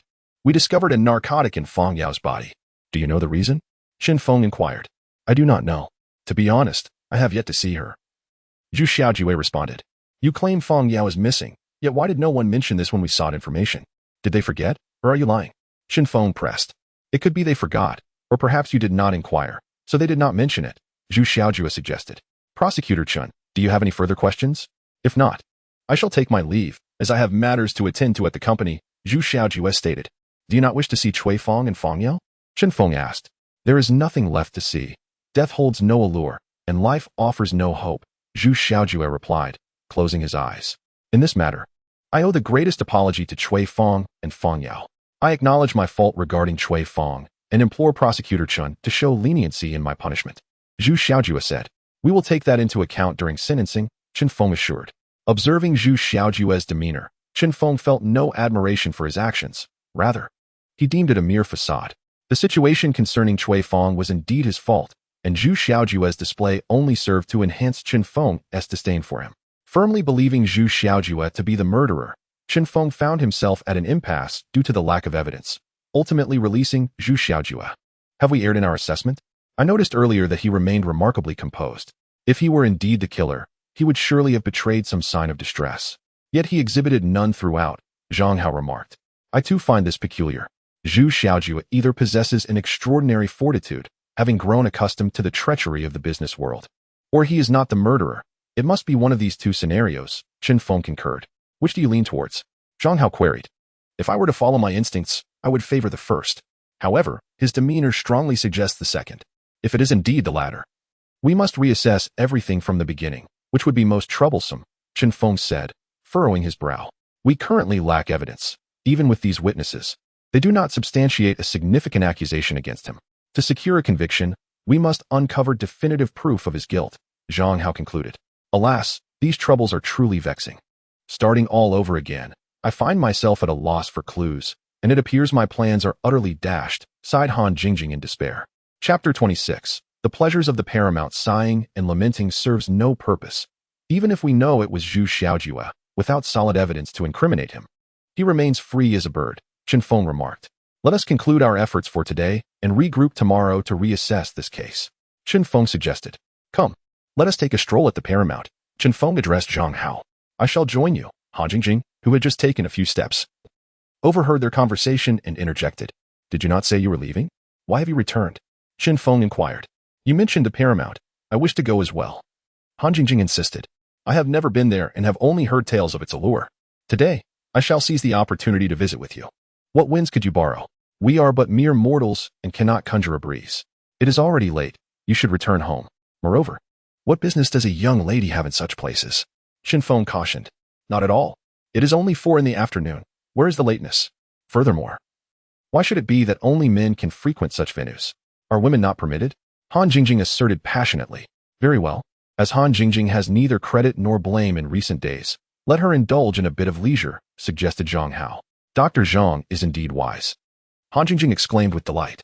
Since Dr. Zhang is so generous, let him cover the expenses this time, Zhang Feng jested. Humph. It was always Dr. Zhang who would be paying. You, a miserly Scrooge, would never part with a dime, Han Jingjing complained. Ah, kindness is mistaken for foolishness. Very well. Let Dr. Zhang bear the costs, Zhang Feng remarked while patting his pocket. Noticing Zhang Hao's wry smile, Han Jingjing realized she had once again erred. Was it not he who intended to treat you? Han Jingjing queried. He suddenly felt benevolent and wished to invite me to the paramount. Who could have foreseen? Zhang Hao shrugged, indicating the unfolding events were as expected. Did I err in some way? Shall I speak with him to request he invite you again? Han Jingjing proposed. Let it be. I doubt you possess that capability, and in any case, it is not a matter of great importance, Zhang Hao chuckled. The trio arrived at the Paramount. The performance by Wan Hongyu had already concluded, and the establishment had become rather desolate, with only a few scattered patrons. The hall felt eerily empty. Officer Chen, Dr. Zhang. What a rare delight to see you both. Upon entering, Wan Hongyu immediately recognized them, her face lighting up with joy. Miss Wan, it is our honor to visit the Paramount, Chen Feng responded with a smile. And who might this be? Wan Hongyu inquired with a playful smile. This is a friend. Han Jingjing, Chen Feng introduced. Ah, you are Wan Hongyu. How stunning you are. I have long heard your name but never had the fortune to meet you. I have passed by here several times, only to glimpse your posters from outside. Today, I finally see you in person, Han Jingjing exclaimed with excitement. Miss Han, you are the true beauty, unlike us who rely on makeup to face the world, Wan Hongyu replied with a smile. Not at all. Han Jingjing blushed. Oh, how rare it is for you to feel shy. Chen Feng remarked from the side. What is so rare about it? Am I not allowed to feel shy? Han Jingjing retorted. Yes, of course, Chen Feng conceded. Since my performance time has passed, if you three would like, I could sing a special piece just for you. Wan Hongyu offered. No need for that. We intentionally arrived after Miss Ruan's performance, Chen Feng said with a smile. How insincere, Han Jingjing muttered under her breath. Oh, what is the reason behind that? Wan Hongyu inquired, puzzled. It is not that I think too highly of myself. Surely you have seen the throngs that come daily just to hear me sing. I wonder why Officer Chen would choose to avoid that time. Is it that I do not capture his attention? Wan Hongyu teased. Miss Ruan, you jest. If you cannot captivate my eye, it would not be that the women of the Bund are unworthy, but rather that I, Chen Feng, am excessively proud. I suggest you retract that statement. Lest I be beset by the young masters of the Bund, Chen Feng replied with a chuckle. Your words only heighten my curiosity. And I am eager to discover the truth, Wan Hongyu said. I chose to avoid that time to engage in a more personal conversation with you, Miss Wan. While I could listen to your enchanting voice then, I deemed it sufficient to have the chance to meet you face to face, Chen Feng explained with a smile. Wan Hongyu covered her mouth, suppressing a laugh. They say Zhu's young master is a charming rogue, but I beg to differ. If you, Officer Chen, could be like Zhu, I believe the title of the Bund's foremost young master would belong to you, Wan Hongyu declared. As a police officer, I am destined not to indulge in the revelries of the young master. I merely seek solace in the company of Miss Wan when troubled, Chen Feng admitted.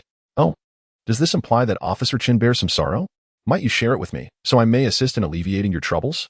Wan Hongyu inquired with a smile. Oh, what sorrow could he have? It is merely that progress has been made in the case, only to be thwarted by lack of evidence, leading to the suspect's release. Han Jingjing interjected. Oh, is that so? Might Officer Chen elaborate? Wan Hongyu's beautiful eyes sparkled as she turned to Chen Feng. I am grateful for your willingness to listen. Miss Wan, allow me to recount the details, Chen Feng said, proceeding to share the general circumstances. Do not be disheartened, Officer Chen. Living amid the Paramount. I firmly believe that tomorrow will be better. I anticipate a turning point will arrive, Wan Hongyu reassured. Thank you for your comforting words, Miss Wan. Whether tomorrow will truly be better remains uncertain, but I firmly believe in seizing the joy of today, Chen Feng replied with a smile. Well, having unburdened my woes and met you, we must take our leave, Chen Feng declared with a smile. Allow me to see you off, Wan Hongyu offered. Chen Feng, do those words imply you have genuine feelings for her? I advise you, should you pursue this path, I fear all the men of the Bund will rise against you. Han Jingjing cautioned. No need for your concern on that matter, Chen Feng replied. Chapter 27. Zhu Xiaojiwei captured again. Prosecutor, someone outside sent a letter addressed to you. Early the next morning, Chen Feng received an envelope from a police officer. Let me see. Chen Feng took the envelope and noticed only his name written on the front. Opening it, he discovered several photographs inside, images capturing Zhu Xiaojiwei during the act of murdering Fang Yao. Holding the photographs, Chen Feng displayed no hint of joy. Instead, a grave demeanor enveloped him. What troubles you? Zhang Hao inquired, noting Chen Feng's unusual demeanor. Without a word, Chen Feng handed the stack of photographs to Zhang Hao. Who sent this? Zhang Hao asked. I do not know. Do you think it was her? Chen Feng pondered. Are you referring to Wan Hongyu? Zhang Hao asked. Indeed. Chen Feng nodded. I cannot say, Zhang Hao replied, shaking his head. Yesterday, we had just met her.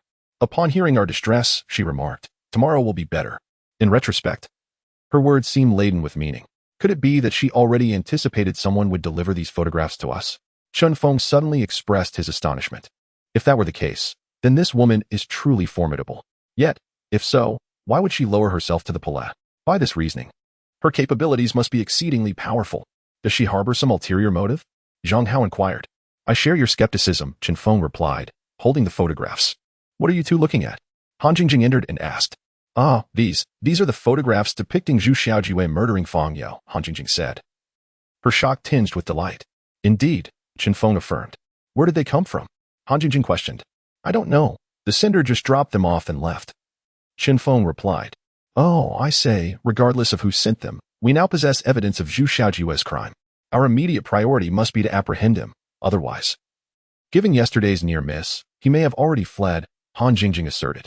A word of wisdom that awakens the dreamer, Zhang Feng. Let us not concern ourselves with the source of these photographs. Since we have evidence, we need not fear Zhu Xiaojue's denials. We must act quickly to capture him, or else he will surely escape, Zhang Hao urged.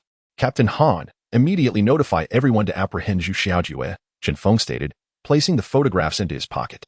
Understood. Hansu replied. A few minutes later, a group of officers arrived at the Dacheng Flower Company. Where is your general manager? Zhang Feng inquired.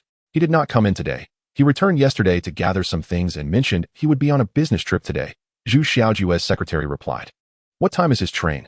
Zhang Feng asked anxiously. At 9 o'clock this morning, the secretary answered. Zhang Feng glanced at his watch and exclaimed, It is now 8:30.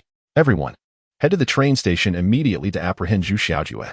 Inside the bustling train station, a man sat on a bench with a briefcase, wearing a hat and glasses. Attempting to disguise himself, he held a newspaper, his foot casually resting on the opposite knee, yet his demeanor revealed signs of impatience as he frequently checked his watch. Time passed slowly, and he flipped through the newspaper repeatedly, though its contents failed to captivate him.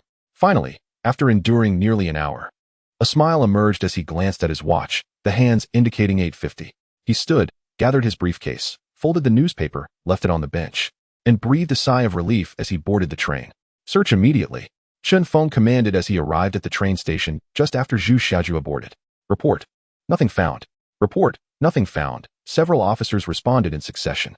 He must have boarded the train. Hurry, search it thoroughly. We cannot allow Zhu Xiaojue to escape, Zhang Feng ordered. The commotion in the station caught Zhu Xiaojue's attention, and peering out, he noticed numerous officers seemingly searching for something. Alarmed, he hastily grabbed his briefcase and rushed toward the restroom. The officers who entered the train conducted a meticulous search, anxious not to overlook Zhu Xiaojue. Each car was inspected, yet yielded no results. What is the update? Zhang Feng asked the returning officers. They all shook their heads. Could that secretary be deceiving us? Han Jingjing suggested. I don't know. By the way, is there anywhere you haven't searched? Zhang Feng inquired. We've searched everywhere, but found nothing, the officers replied. I haven't checked the restroom, a young officer admitted. Which car are you in? Zhang Feng asked. Car 3, the officer replied. You all guard the station. The rest accompany me to car 3, Zhang Feng commanded. Arriving at the restroom, Zhang Feng found it empty. No one is here, the young officer remarked. He must have seized the chance to slip out. You all hurry and check the other cars, Zhang Feng instructed. Exiting the restroom, Zhang Feng scrutinized the seats along the corridor when a figure caught his attention. It was the man who had been sitting on the bench. Raising his head, the man asked, Officer, is there something you need? What is your business? Zhang Feng queried. Oh, I'm a lawyer, the man replied. Let me see your briefcase. Zhang Feng demanded. Officer, it's merely some work documents. There is no need to inspect it, the man protested. You're talking too much, Zhang Feng retorted. Seizing the briefcase and opening it, the contents shocked everyone, filled to the brim with cash and several gold bars. So, these are your daily work documents, Zhu Xiaojue? Do you still wish to hide? Zhang Feng sneered. You've mistaken me. I am not Zhu Xiaojue, the man replied calmly, producing a ticket bearing the name Wang Limin. Names can be altered, and appearances can be disguised, Zhang Feng stated, moving to examine the man's face. The man offered no resistance. With a swift motion, Zhang Feng peeled away a layer of disguise, revealing Zhu Xiaojue's true face. How did you discover my identity? Zhu Xiaojue inquired, maintaining his composure. While we searched, everyone remained calm, except for you. You kept your head down, appearing fearful of us. That alone raised suspicions. When I asked for your identity, you claimed to be a lawyer, yet your briefcase was filled with money. When I learned you were taking a train for a business trip this morning, I surmised you were attempting to flee, Zhang Feng explained. Chapter 28, The Truth Revealed. Ah, your analysis is quite astute, but even so, this is none of your concern. Surely it is permissible for me to disguise my identity to avoid detection? Zhu Xiaojue countered. Let us see these photographs before we continue, Zhang Feng insisted. Zhu Xiaojue smirked, nonchalantly taking the photographs. The moment he glanced at them, panic washed over him. As he flipped through each one, his pupils constricted and his complexion paled. Let us go. Any explanations will be addressed at the investigation bureau, Zhang Feng declared, cuffing Zhu Xiaojue's wrists. With both witness and material evidence present, what more do you have to say? Zhang Feng pressed. Where did you obtain these photographs? Zhu Xiaojue asked. That is not your concern. You should focus on honestly recounting the events surrounding Feng Yao's murder. Zhang Feng instructed. In truth, Zhu Xiaojue remained perplexed by the unfolding events. I recall a heated argument with Feng Yao about a month and a half ago. Stemming from my decision to send a piece of clothing to Cui Feng, Zhu Xiaojue recounted slowly. Sending clothing? That doesn't seem typical for someone of your stature. Zhang Feng remarked. It was raining lightly that day, and Cui Feng was soaked through. I merely intended to lend her a few garments, worried she might catch a cold. However, Feng Yu misconstrued this as an inappropriate relationship and berated Cui Feng, threatening to kill her. I did have some affection for Cui Feng, but I understood boundaries. Even if I wished to pursue her, I would never do so openly in front of others. I felt wronged by Feng Yao's accusations, and although I was distressed, I ultimately capitulated to her pressure and had Cui Feng leave the Zhu household, to prevent others from knowing the true reason for her departure. I told her to say she was visiting family in the countryside, Zhu Xiaojue explained. Is this truly the reason you resorted to killing Feng Yao? Zhang Feng probed. No. After this incident, I did not intend to kill her, for I recognized her significance. I took her life because, after bringing Cui Feng back, she inadvertently discovered my actions. Upon inquiry, I learned that she had long arranged for a private investigator to monitor me due to my connection with Cui Feng. Every move we made was meticulously observed by her. On the very next day after I retrieved Cui Feng, she found me at the inn where Cui Feng was staying. And I was caught off guard. She intended to strike Cui Feng, and in my attempt to intervene, we became embroiled in a struggle. She threatened me, declaring that if I did not provide her with a satisfactory outcome that day, she would inform my father of my intentions to embezzle the Zhu family's assets. Hearing this incited a sense of urgency within me. After years of careful planning, I could not allow her to thwart my efforts. Moreover, keeping her close was akin to harboring a ticking time bomb, as I could never know when she might decide to reveal the truth. Thus, I took her life. How did you kill her? Zhang Feng inquired. I managed to calm her down and then requested 2 bottles of red wine, initially intending to intoxicate her before carrying out my plan. However, unexpectedly, she lost consciousness after just 1 glass, which facilitated my actions. After killing her with a lamp, I changed Cui Feng's attire to that of Feng Yao's and dressed Feng Yao in Cui Feng's clothing. Given their resemblance, I devised the idea of having Cui Feng impersonate Feng Yao to continue the ruse. That night, heavy rain fell, and after eliminating Feng Yao, I sought a rickshaw and, under the cover of the storm, transported her to the Nanan dock, where I discarded her into the river. I severed her head, believing my actions would remain undetected. Yet, I did not anticipate your gradual investigation leading back to the rickshaw, prompting me to hire someone to eliminate the rickshaw driver, Ma-san, Zhu Xiaojue recounted. And where did you bury Feng Yao's body? Zhang Feng pressed further. I disposed of her head directly into the river. Beyond that, I cannot say, Zhu Xiaojue replied. What of the aphrodisiac found within her? Zhang Feng asked again. That was news to me as well. I did not employ any such substances at the time. Zhu Xiaojue stated. Since you have confessed to the murder of Feng Yao, we will proceed with prosecution and public trial at a later date. Do you have any objections? Zhang Feng declared. None, Zhu Xiaojue replied calmly. Take him away, Zhang Feng commanded. At last, this matter is resolved. I feel a great weight lifted, Han Jingjing stretched, expressing her relief. This case is far from simple. While we can definitively label Zhu Xiaojue as the murderer, several questions remain. Who sent those photographs? What is the significance of the aphrodisiac within Feng Yao's body? We are left in the dark, Zhang Feng mused, furrowing his brow. Oh, if we cannot ascertain the answers, then we should cease our ponderings. No amount of speculation will yield clarity, Han Jingjing remarked. Indeed, Zhang Feng. I believe we should visit the Zhu family and inform Zhu Heling about this matter, Zhang Hao suggested. Let us proceed. This news must reach old Master Zhu. Zhang Feng sighed. Chief, as per your instructions, the photographs have been delivered to the investigation bureau. I believe Zhu Xiaojue has been convicted. One of the black-clad men conversed within a church. Excellent work. This is merely our first step, the leader responded. Rest assured, Chief, I will exercise caution. The other man assured. Old Master Zhu, we apologize for the intrusion, Zhang Feng entered. Gentlemen, your visit is no disturbance. What brings you here today? Zhu Heling greeted with a smile. We are here regarding the headless female corpse case, Zhang Feng stated, producing the photographs for Zhu Heling to examine. This. Zhu Heling gasped in disbelief at the images. Old Master, what you see is indeed true. The true murderer is Zhu Xiaojue, and the deceased is not Cui Fang, who went to the countryside, but your daughter-in-law, Fang Yao. Zhu Xiaojue has confessed to everything, Zhang Feng explained, recounting the reasons behind Zhu Xiaojue's actions. Aside from anger, Zhu Heling felt a deep sense of regret. At that moment, Zhu Xiaozhang entered and overheard the conversation. Father, I always suspected my younger brother harbored ill intentions.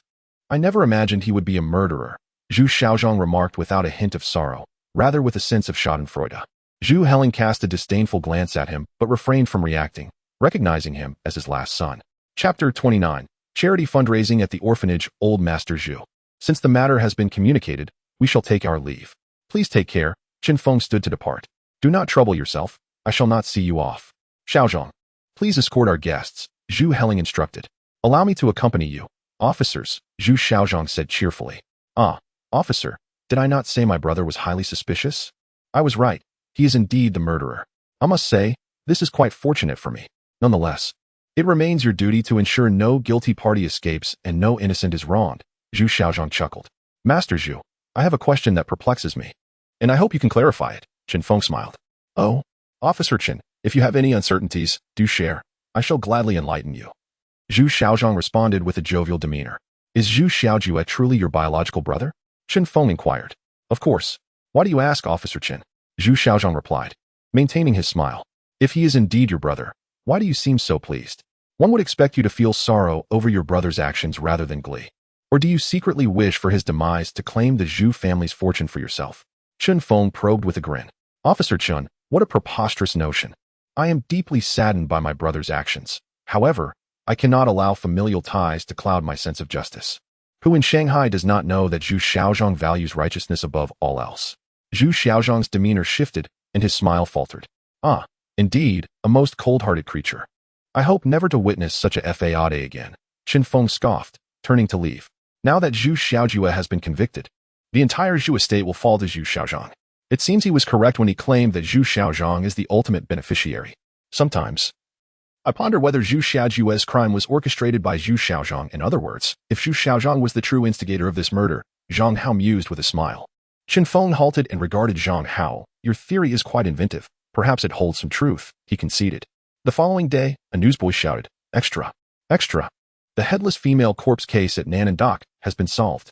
The murderer is Zhu Xiaojue, the second son of the Zhu family, and the victim is Fang Yao, the second daughter-in-law of the Zhu family. Soon, a crowd gathered around the newsboy, clamoring for copies of the paper. Give me one, and one for me as well. The story gripped the public's attention, and the newspapers were swiftly snatched up. Who would have thought the victim was the second daughter-in-law of the Zhu family? The murderer is the second son, a man exclaimed. Indeed, what a self-destructive act. Why forsake a promising career as a manager to commit murder? It truly is bizarre. Another man responded. Oh, what do you know? I heard the two Zhu brothers were secretly vying for the family fortune. The outcome of this rivalry surely involved the machinations of the other side, a third man remarked. A man remarked, listening to you. It appears that the young master of the Zhu family is quite a character. He seems so idle, yet he possesses such profound strategies. Another man responded, Indeed. The affairs within these grand families are not something we can easily perceive. If the youths of such illustrious lineages lack means, how could they possibly survive? His words resonated with the others nearby, who nodded in agreement. Qin Feng, I have fulfilled my promise to you. Now, will you honor your commitment to me? Han Jingjing said, leaning on Qin Feng's desk. What promise did I make? Qin Feng feigned innocence. Have you forgotten? You promised to raise donations for the orphanage. Han Jingjing replied, a hint of annoyance in her voice. Oh, that matter. I've already arranged for it to be taken care of. How could I miss such a noble deed? Qin Feng replied. That's more like it, Han Jingjing said, clapping her hands in delight. Prosecutor, everything is prepared. A young officer announced as he entered. Very well, let us proceed outside, Qin Feng said with a smile. Dear friends from the press, may I request your attention? As they stepped outside, Qin Feng and his companions were greeted by a lively scene. With a call from Qin Feng, the bustling crowd quickly quieted down. I am sure you are all curious about the reason for our gathering today. We have not called you here to discuss any case, but rather to raise funds. In Shanghai, there are numerous orphanages, yet while many are aware of their existence, few extend their kindness. The children there may have enough to eat daily, but it is merely sustenance. They lack nutritious meals essential for their growth. Many of you are parents, and some have younger siblings. Can you bear to see these children without care, living in conditions where they are neither warm nor well-fed? Their director tirelessly seeks ways to provide for them, but it is still far from sufficient. This is where we, as members of society, must extend our compassion. If each of us generously contributes, I believe the lives of these children can improve significantly, Zhang Feng declared. We ask for your assistance in utilizing your platforms to promote this cause. With your help, I am certain that the lives of our orphanage children will be brighter tomorrow. He continued. Thank you all. Zhang Feng bowed in gratitude. Zhang Hao, Han Jingjing, and the officers all followed suit. Rest assured, we will spread the word, a reporter agreed. Do not worry, we will not shy away from such a good deed, another female journalist added. We are scheduled to hold the fundraising event at the park tomorrow morning at 8 o'clock. We welcome any questions regarding the donation process and funds, and we encourage oversight. Zhang Feng stated. We trust you, Prosecutor Chen. We believe in your integrity, a voice from the crowd affirmed. Thank you all, Zhang Feng replied, visibly appreciative. Who would have thought you had such skills? Han Jingjing commented. Skills? You have yet to see the full extent of my capabilities, Zhang Feng replied. Well, I've helped you promote the event. The rest is up to you, he continued. Agreed. I must admit, I am reluctant to leave the investigation bureau. What if we strike a deal? Han Jingjing proposed. What kind of deal? Zhang Feng inquired. In the future, I assist you in solving cases. And you help with fundraising for the orphanage. What do you think? Han Jingjing asked eagerly. Not a chance, Zhang Feng retorted. Why not? In this arrangement, I would essentially be a free laborer, while the funds raised would not benefit me, and I would merely provide surveillance on suspects. You would gain positive recognition for your fundraising efforts. It is a win-win situation, Han Jingjing argued. A win-win? You have overlooked the greatest risk, Zhang Feng countered. What risk could there possibly be? Han Jingjing asked, puzzled. The greatest risk is you. Your incompetence outweighs your contributions. The last time I had you monitor Zhu Xiaojue, you were discovered, nearly exposing your identity. Do you comprehend the gravity of that situation? If Zhu Xiaojue becomes aware of your identity, he would flee or, at the very least, act with extreme caution, Zhang Feng elaborated. Is it truly that severe? Han Jingjing murmured. Absolutely, which is why I cannot keep you around. You should seek other avenues, Zhang Feng concluded. Zhang Feng, I believe Jingjing's idea has merit. In this arrangement, we incur no losses and can gain a favorable reputation, which would benefit our bureau. Her previous oversight was merely the result of inexperience. Once she becomes accustomed to the tasks, she will surely excel. We can assign her future missions. Although she nearly compromised her position while monitoring Zhu Xiaojue, she ultimately navigated the situation with cleverness. Besides, we currently lack suitable personnel for such work. I suggest we keep Han Jingjing. An additional pair of hands is always an asset, Zhang Hao said with a smile. Upon hearing Zhang Hao's words, Han Jingjing's face brightened with gratitude. She had considered leaving, but the thought of returning to her previous mundane existence filled her with dread. The honor of earning money through this channel far outweighed her past endeavors. Moreover, she had grown fond of the thrilling life that accompanied solving cases. She found it difficult to part ways. Hey, you should treat us to dinner tonight, Zhang Feng said playfully to Zhang Hao. Why must it always be me? I've already treated you several times. Zhang Hao protested. Well, your pockets seem to be quite full. If you won't treat us, who will? Zhang Feng retorted. I haven't even received my salary yet. How could my pockets be full? You, on the other hand, have been living off me, nearly impoverishing me, Zhang Hao replied. You claim your pockets are empty, yet I find that hard to believe. You must have accepted a red envelope from her. Or else why would you be so eager to sing her praises? Zhang Feng jested. Leaving Zhang Hao in a state of bewilderment, he exited the investigation bureau. What does that mean? Is he agreeing to my earlier request or not? Han Jingjing anxiously asked from the side. He has agreed, Zhang Hao replied with a grin. Really? Then will you still treat him to dinner? Han Jingjing inquired. He was joking, Zhang Hao chuckled. The following morning, the fundraising event for the orphanage commenced as scheduled. Thanks to the media coverage, many attendees arrived at the park, including several successful entrepreneurs. They perceived charitable acts as an alternative form of advertising for their companies, which often proved to be more impactful than conventional advertisements. This approach allowed them to expand their influence while simultaneously doing good. Thank you all for being here today. On behalf of the welfare institutions of Shanghai, I extend our heartfelt gratitude for your kindness. There is no limit to the amount for this fundraising. Whatever you can give is appreciated. If you have collectible items you wish to donate, we can auction them, with all proceeds going directly to the welfare institutions. We will record your name and donation amount for transparency, Zhang Feng announced as the time drew near. Now, let us begin the fundraising. I kindly ask everyone to proceed in an orderly manner. Thank you.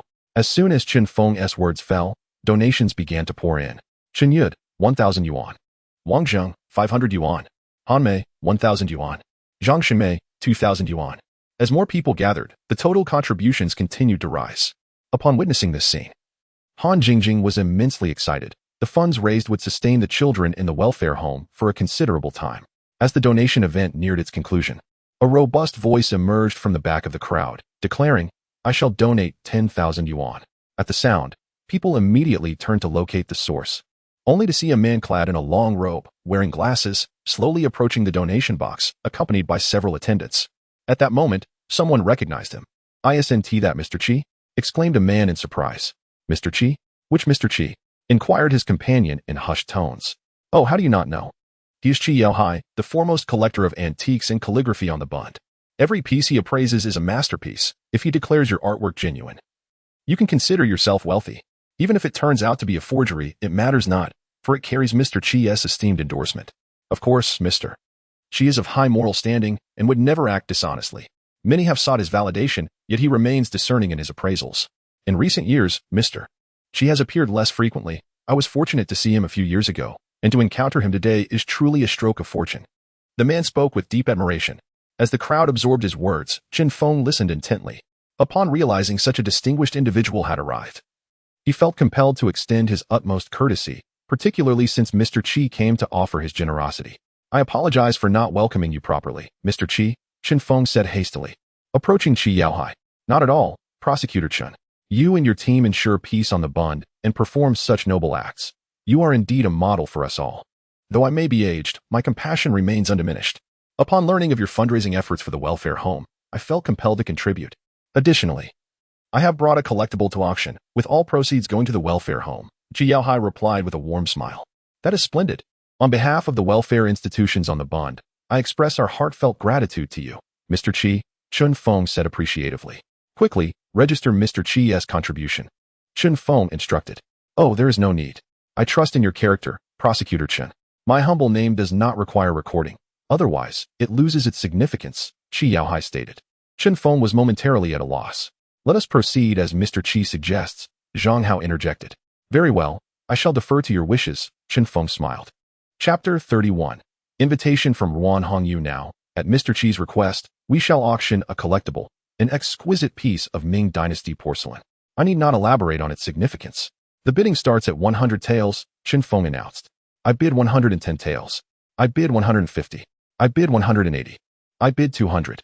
I bid 230. I bid 300. I bid 2,000 taels." At this declaration, the room fell silent. No one dared to raise their bid. The 2,000 taels far surpassed the earlier donations. "Is there anyone willing to bid higher?" Zhang Feng inquired. After repeated questioning, no one responded. "Congratulations to this gentleman for acquiring Mr. Qi's Ming Dynasty porcelain for 2,000 taels, Zhang Feng declared with finality, prompting a thunderous applause from the audience. The successful bidder appeared elated, for the piece was certified by Qi Yaohai himself, making it worth every tael. "Well, my task is complete. I must take my leave," Qi Yaohai said with a smile. "I shall accompany you, Mr. Qi," Zhang Feng offered. "Please, no need for formality." Qi Yaohai chuckled. "Indeed, this will sufficiently support the welfare home for a while," Han Jingjing remarked as she reviewed the registered accounts. "Do not forget, you are now part of the investigation bureau. Do not become complacent," Zhang Feng advised. "Rest assured, I, Han Jingjing, am a woman of my word," she replied, patting her chest in assurance. "You all, please organize these funds and deliver them to the various welfare institutions in Shanghai." Zhang Feng instructed a group of officers. "By the way, are you planning to accompany us?" Zhang Feng asked. "Of course. How could I miss out on such a good deed? Besides, I am quite familiar with these welfare institutions. I can guide you, and we shall proceed more swiftly," Han Jingjing replied. "Very well, let us go," Zhang Feng said to Zhang Hao, who nodded in agreement as they followed. Shortly after returning to the investigation bureau, an officer entered, stating, "Prosecutor, there is a gentleman outside seeking your presence." "Bring him in," Zhang Feng instructed. "What can I do for you?" he inquired. "Hello, Prosecutor Chen.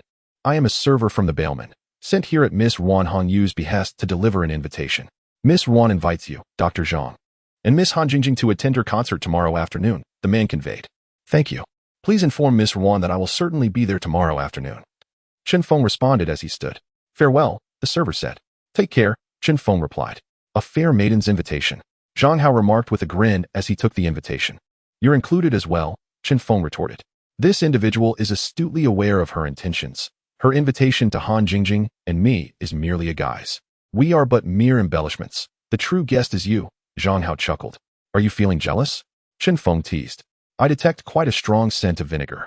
What is there to be jealous of? As the saying goes, a fine saddle adorns a noble steed, a beauty pairs with a hero. Wan Hongyu is quite renowned on the Bund, and you, Prosecutor Chun, are equally esteemed. You make a fitting pair. Moreover, you are not young anymore. It is time to settle down, Zhang Hao suggested with a smile. I have long asserted that Wan Hongyu and I are not of the same ilk. We can converse amiably, but when it comes to romance, I think it best to refrain, Chen Feng replied with a chuckle. Will you truly attend tomorrow? Zhang Hao inquired. Of course. Why would I decline such an invitation? It would be ungracious not to honor it, Chen Feng smiled. Are you not concerned it might be a trap? What if she seeks to intoxicate you with her charms? Then we would have no recourse, Zhang Hao jested. Zhang Hao, I realize our differences have grown. You seem increasingly worldly, Chen Feng remarked, shaking his head in exasperation. Believe me, any woman who thrives in bailment is seldom simple, while they may disguise their true selves. They can strike when least expected. I hope you remain vigilant. Throughout history, many heroes have met their demise in the arms of such seduction, Zhang Hao cautioned seriously. Fear not. I am wise to such matters and will not fall into the trap of superficial allure. Besides, I have you all to rely on. You would not abandon me, Chen Feng laughed. Ah, but what if we find ourselves ensnared, powerless to assist? Zhang Hao replied with a chuckle. Let us not dwell on it. To continue would be to misjudge one's character. Tomorrow, we shall face whatever may come. As the saying goes, when enemies approach, we shall counter. When water rises, we shall build a dam, Chen Feng stated. Let us hope for the best, Zhang Hao sighed. Ever since their first encounter, he sensed Wan Hongyu was no ordinary woman. On the afternoon of the following day, Chen Feng, accompanied by Zhang Hao and Han Jingjing, arrived at the Palais de Glace. This time, Han Jingjing appeared considerably more subdued, as this occasion was indeed a visit. The private room has been prepared for you three. Please follow me. The waiter who had delivered the invitation yesterday said, eagerly upon seeing Chen Feng and his companions. Thank you, Chen Feng replied with a smile. You are too courteous. Prosecutor Chun, the waiter responded respectfully. Oh, isn't this Prosecutor Chen? What a rare guest. A familiar voice chimed in Chen Feng's ear. Ah, it's young Master Zhu, Chen Feng remarked, amused to see Zhu Dazhao in high spirits, evidently relieved by the absence of competitive pressure. Well, if it weren't for you, Officer Chun, I wouldn't be in this position today, Zhu Xiaozhang said with a smug grin. Had I known you would turn out this way, I should have kept your brother instead, Han Jingjing retorted angrily and walked away. Excuse us, Chen Feng chuckled. The trio was escorted to the table closest to the stage. Upon noticing their arrival, Wan Hongyu greeted them with a faint smile, which they reciprocated. Soon, the music began to play, and the once lively hall fell into a profound silence. No one dared make a sound, fearing to disrupt the enchanting performance. In no time, Wan Hongyu's singing ceased. Though the audience yearned for more, none dared to request an encore. For such was the custom. Thank you for coming, Wan Hongyu expressed her gratitude as she descended from the stage. A beautiful lady's invitation could never be disregarded. Your voice is truly exquisite, Miss Wan, though this is my second time hearing it. I find myself yearning for more, Chen Feng replied with a smile. What would you like to drink? Wan Hongyu inquired. There is no need for trouble, Miss Wan. We are here both to honor your invitation and to express our gratitude for your assistance, Chen Feng replied amiably. Assistance? You've left me perplexed, Officer Chen. Wan Hongyu said, pouring 3 cups of tea for them. When we hit a deadlock in solving the Zhu Xiaozhou murder case, we received crucial evidence the day after leaving your presence. I initially thought it was provided by you, Chen Feng remarked with a smile. Oh, what evidence could possibly warrant such gratitude from Prosecutor Chun? Wan Hongyu asked, her curiosity piqued. The photographs of Zhu Xiaozhou committing the murder of Feng Yao. These images ultimately led to his confession and subsequent execution, Chen Feng stated after sipping his tea. I see. But why would you assume I provided it? Wan Hongyu queried. Intrigued. Because I recall you once said, tomorrow will be better, and indeed, following your wise words, we received this vital clue the very next day. I presumed it was your significant hint, Chen Feng explained, gazing at Wan Hongyu, hoping for some reaction. Ah, you overestimate me, Prosecutor Chen. I am merely a fragile woman making a living through song. How could I possibly assist you? Perhaps it was merely coincidence, Wan Hongyu replied with a smile. Perhaps. But I must still express my gratitude. Without your words, I doubt I would have held as much confidence in this case, Chen Feng said, raising his teacup in a toast. I propose a toast to you, Miss Wan. In place of wine, he declared. Prosecutor Chen, you are too kind. It is my honor to assist you, Wan Hongyu responded, raising her cup in kind. Just as they set down their cups, a gunshot shattered the rare tranquility. A woman's scream pierced the air, chaos erupting as everyone scrambled to escape. Let us see what happened, Zhang Feng commanded as he stood. Upon stepping outside, they discovered a middle-aged man in his 40s lying on the ground, glasses perched on his nose, a gaping bullet wound in his chest from which blood flowed slowly. What is the situation? Zhang Feng inquired. There is no chance of survival, Zhang Hao assessed after checking the man's pupils and breathing. From the position of the deceased, it appears the assailant shot him from the front, executing the attack unexpectedly and fleeing amidst the ensuing chaos. The single shot indicates a professional killer, leaving no trace behind. The victim's expression reveals fear, suggesting he saw the assailant before being shot, indicating the assailant was quite close, likely a street execution, or perhaps lying in wait for the victim's appearance, Zhang Feng observed, surveying the surroundings. Miss Ruan, do you recognize this man? Zhang Feng asked, raising his gaze. I've seen him a few times. If I'm not mistaken, he should be Lawyer Zhou from the Liming law firm on Tingada Road, Wan Hongyu replied. Thank you. Miss Ruan, given the situation, we want to impose further, Zhang Feng said. Let us head to the Liming law firm, he instructed Zhang Hao. Wait for me.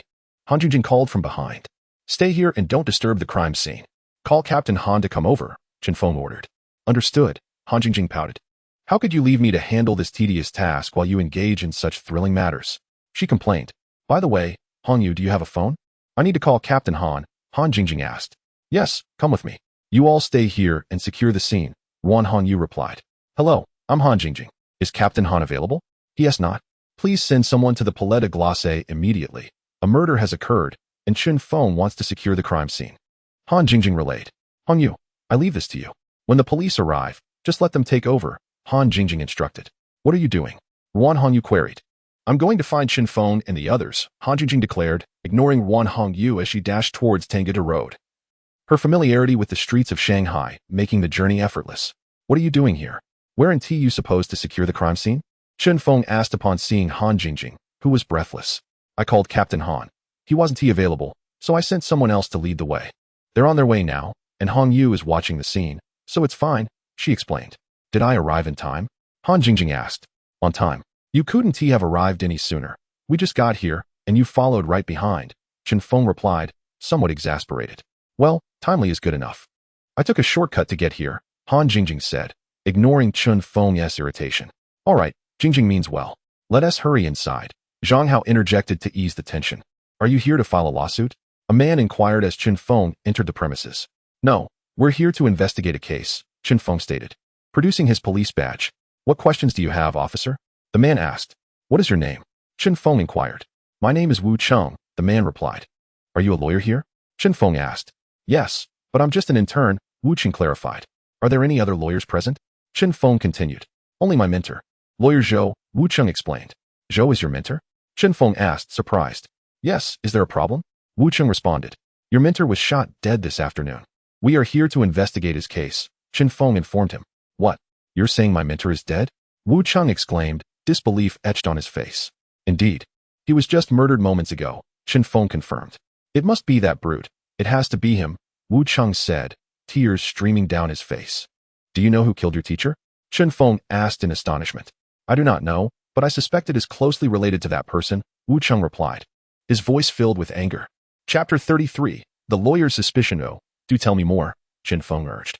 3 days ago, in the morning, a man came to see my teacher. It was evident they were acquainted, and they went up to the reception room to converse. Initially, everything seemed fine. But when I went upstairs to serve tea, they suddenly got into a heated argument and left on very bad terms. The man even threatened my teacher, saying, just wait and see. I asked my teacher what had happened, but he merely waved me away, indicating I should leave, and he did not elaborate. I never imagined he would actually kill my teacher, Wu Cheng lamented. Do you remember what he looked like? Did your teacher mention his name? Zhang Feng inquired. I cannot recall. He had his hat pulled low when he arrived. I only caught a brief glimpse as he followed my teacher upstairs, and I did not pay much attention to him on his way out. As for his name, my teacher never told me, Wu Cheng reminisced. Can we take a look at your teacher's files? Zhang Feng asked. Certainly, I will lead you there. I hope you can find some clues to solve this case and bring peace to my teacher's spirit, Wu Cheng replied, guiding Zhang Feng and the others to the second floor. This is where my teacher worked and met clients. All his materials are here, Wu Cheng explained. Let us search through, Zhang Feng said to Zhang Hao and Han Jingjing. The three began to peruse the documents laid out on the table. Did your teacher frequently assist common people with their legal issues? Zhang Feng queried. Yes, My teacher always said that those of us who study law must serve the public. So he often provided legal aid to the impoverished for free. He held a revered position in their hearts, Wu Cheng replied. But now that he is gone, we have lost another champion of justice, Wu Cheng said sorrowfully. Your teacher would want you to continue his legacy, Zhang Feng consoled him. What is this? Suddenly, a piece of paper fell from Han Jingjing's hands. Zhang Hao picked it up and noticed it had some faint writing. Qi Family Inheritance Notarization. Do you know what this Qi Family Inheritance Notarization means? Zhang Feng asked as he handed the paper to Wu Cheng. I do not know. I have never heard of it, Wu Cheng admitted. Take this paper with us, Zhang Feng instructed. Does your teacher have any relatives? Zhang Feng asked. Yes. There is my teacher's wife and a younger disciple at home, Wu Cheng responded. Very well. Take us to your teacher's home. We need to speak with your teacher's wife. Zhang Feng said. Your teacher lives here? Han Jingjing said, somewhat shocked. Looking up, they saw a rather unremarkable shantytown, or perhaps it was slightly better than that. My teacher donated nearly all the money he earned from legal cases, leaving very little for daily expenses, Wu Cheng explained. Yet he still visited the palais. Perhaps he was merely feigning this appearance, Han Jingjing scoffed. Han Jingjing, Zhang Feng chastised. You speak falsely. My teacher never frequented such places. He must have been invited because this morning he received a letter and left in a hurry. Otherwise, given my teacher's character, how could he entertain himself in such high-end venues? Wu Cheng retorted angrily. Han Jingjing, you ought to apologize at once, Zhang Feng reprimanded. I am sorry. I wrongfully accused your teacher, Han Jingjing said. Humph, Wu Cheng snorted, clearly unconvinced by her apology. My teacher lives in this house. Wu Cheng pointed to a residence. Teacher's wife, are you home? Wu Cheng knocked on the door. It's you, Cheng, a middle-aged woman's voice called out from within. It is I, teacher's wife. Wu Cheng replied. Cheng, these people are. The middle-aged woman opened the door and upon seeing the unfamiliar faces, she inquired. Teacher's wife. They are from the investigation bureau, and there is unfortunate news that we hope you can bear, Wu Cheng said, tears in his eyes. Upon hearing this, the middle-aged woman became alarmed. She grasped Wu Cheng's arm, her voice trembling as she asked, Has something happened to your teacher? Wu Cheng nodded, saying, This afternoon. The teacher was shot dead. No sooner had Wu Cheng's words left his lips than the middle-aged woman fainted. Teacher's wife, what is wrong? Wu Cheng asked anxiously. Zhang Hao, come and see what is the matter. Zhang Feng supported the middle-aged woman. She is fine. It is just a faint caused by overwhelming grief, Zhang Hao assessed. After a moment, he pinched her pulse, and slowly, she regained consciousness, tears streaming down her cheeks. Teacher's wife, you frighten me. If something were to happen to you, what would become of Nyonyo? Wu Cheng said, shaken. We must not tell Nyonyo about this yet, the middle-aged woman said, holding back her sorrow. I understand, teacher's wife. Wu Cheng nodded. Mommy, why are you crying? At that moment, a little girl holding a doll emerged from the inner room, looking utterly adorable. Mommy is fine. I just had a gust of wind that made me shed a tear, the middle-aged woman replied with a smile. Cheng, please take Nyonyo to play for a while. I need to speak with these officers, the middle-aged woman said. Yes, teacher's wife. Come, Nyonyo, let Big Brother take you to play, Wu Cheng said with a smile. Okay. Nyonyo loves playing with Big Brother. Nyonyo chirped sweetly. Nyonyo is quite charming, Zhang Feng remarked. Thank you. Please follow me, the middle-aged woman said. How long have you been married to Lawyer Zhou? Zhang Feng asked. 8 years, the middle-aged woman replied. It is evident he adores you both. Zhang Feng observed as he looked at their wedding photo. Indeed, though he is busy, he takes great care of us. The middle-aged woman smiled warmly at this recollection. Has Lawyer Zhou exhibited any unusual behavior lately? Zhang Feng inquired. Nothing particularly odd, though he has seemed more fatigued than usual, and 3 days ago, he returned home having had a drink, which is unusual for him, as he typically abstains. That instance was indeed out of character, the middle-aged woman recalled. Did he say anything while intoxicated? Zhang Feng asked. I remember him saying something like, I do not agree, do not pressure me, and he mentioned something about inheritance. The middle-aged woman said, Inheritance? Is it related to the Qi family inheritance notarization? Zhang Feng asked, prompting Zhang Hao to retrieve the paper and hand it to the middle-aged woman. Chapter 34. The fake antique. The middle-aged woman took the paper and examined it, saying, This is indeed written in Li Min's handwriting, but whether it pertains to the Qi family's assets, I cannot say. She then returned the paper to Zhang Feng. Has he mentioned anything unusual to you in recent days while he was sober? Zhang Feng asked. He advised us that if there was nothing pressing, we should avoid going out. When I inquired about the reason, he merely deflected, stating that the outside world was chaotic. But he was too busy with work to care for us, the middle-aged woman recalled. Has he ever discussed his work with you? Such as the recent cases he has taken on? Zhang Feng probed. He would occasionally share his successes with me. After winning cases for impoverished clients, He could hardly contain his excitement while recounting them. About half a month ago, he came home and informed me that he had taken on a significant case. If he handled it well, he could earn a substantial reward, and with that, he intended to donate a portion and take us out for some enjoyment. The middle-aged woman spoke. He merely mentioned that he received a major case, but did not elaborate on the specifics. Zhang Feng inquired, "Is that so?" Typically, he would refrain from discussing such matters unless prompted, citing the need for confidentiality in his work. Thus, I am merely a listener in this instance. The middle-aged woman continued. Zhang Feng cast a glance at Zhang Hao before turning back to the woman, saying, "Thank you, madam. Please accept my condolences. We shall endeavor to apprehend the perpetrator swiftly." At that moment, Wu Cheng emerged from the room, and Zhang Feng patted his shoulder, saying, "Take good care of your teacher's wife and Yunyo." Wu Cheng nodded solemnly, replying, "I will see them off." "What is your perspective on Mrs. Zhou's statements?" Zhang Feng asked upon exiting. "Generally credible, yet we have uncovered no valuable leads. The only term that aligns is inheritance. However, it remains unverified. Nevertheless, Zhou Limin's peculiar behavior prior to his death suggests he may have been under some form of threat. According to Mrs. Zhou, he seldom drank in the evenings, yet 3 nights ago, after an argument with someone, he consumed alcohol, indicating he was likely distressed but felt unable to express it to his family, opting instead to numb his feelings with drink. As the saying goes, drowning sorrows in alcohol, Zhang Hao explained. Indeed, as Wu Cheng stated, Zhou Limin was acquainted with the individual who sought him out, and when leaving, that person must have threatened Zhou Limin's family to prevent him from disclosing his identity. This explains why Zhou Limin warned his wife and children to stay indoors. Citing unrest outside, Zhang Feng elucidated. Following this line of reasoning, the individual who invited Zhou Limin to the Bellpock this morning is likely the true culprit. Desiring to discuss unresolved matters, yet their negotiations failed, prompting the hidden assassin to receive the signal to eliminate him, Zhang Feng continued. Why was Zhou Limin ambushed and killed rather than shot immediately upon his exit? Han Jingjing inquired. The Bellpock welcomes a multitude of visitors daily. Even an assassin would find it challenging to pinpoint a target amidst the throng. It is only by identifying and stalking the target that one can ensure success. Moreover, the murderer confronted Zhou Limin directly. If we were to entertain your theory, and the assassin happened upon Zhou Limin, how can one guarantee a single fatal shot? Even a professional hitman would struggle with this, and we are uncertain if he is indeed a professional. Despite our speculations, Zhang Feng articulated. What shall we do next? Han Jingjing asked. Mrs. Zhou mentioned that Zhou Limin received a significant case half a month ago. It is imperative we ascertain the nature of this case. His demise may be linked to it. Additionally, we must investigate the specifics of the Qi family inheritance. I suspect those 6 characters were inscribed for a reason. Zhang Feng declared. What should we prioritize? Han Jingjing queried. Our immediate task is to return to the investigation bureau. Can you independently uncover these 2 matters? Please apply your intellect, Zhang Feng replied. Humph, what a fuss. I merely inquired out of ignorance. Han Jingjing retorted indignantly. What is happening? Why the commotion? Zhang Feng and the others heard the ruckus upon entering and asked. It is related to a recent fundraising event. Someone purchased a counterfeit antique, and upon inspection, it was clearly fake, leading to this uproar. Hansu interjected. A counterfeit antique? Zhang Hao remarked. Zhang Feng furrowed his brow, fully aware of the situation. There was only one piece of porcelain auctioned, the one donated by Qi Yaohai. Where else could there be any other antiques? Qi Yaohai is a renowned expert in antique appraisal. Why would he present a counterfeit? It is utterly baffling.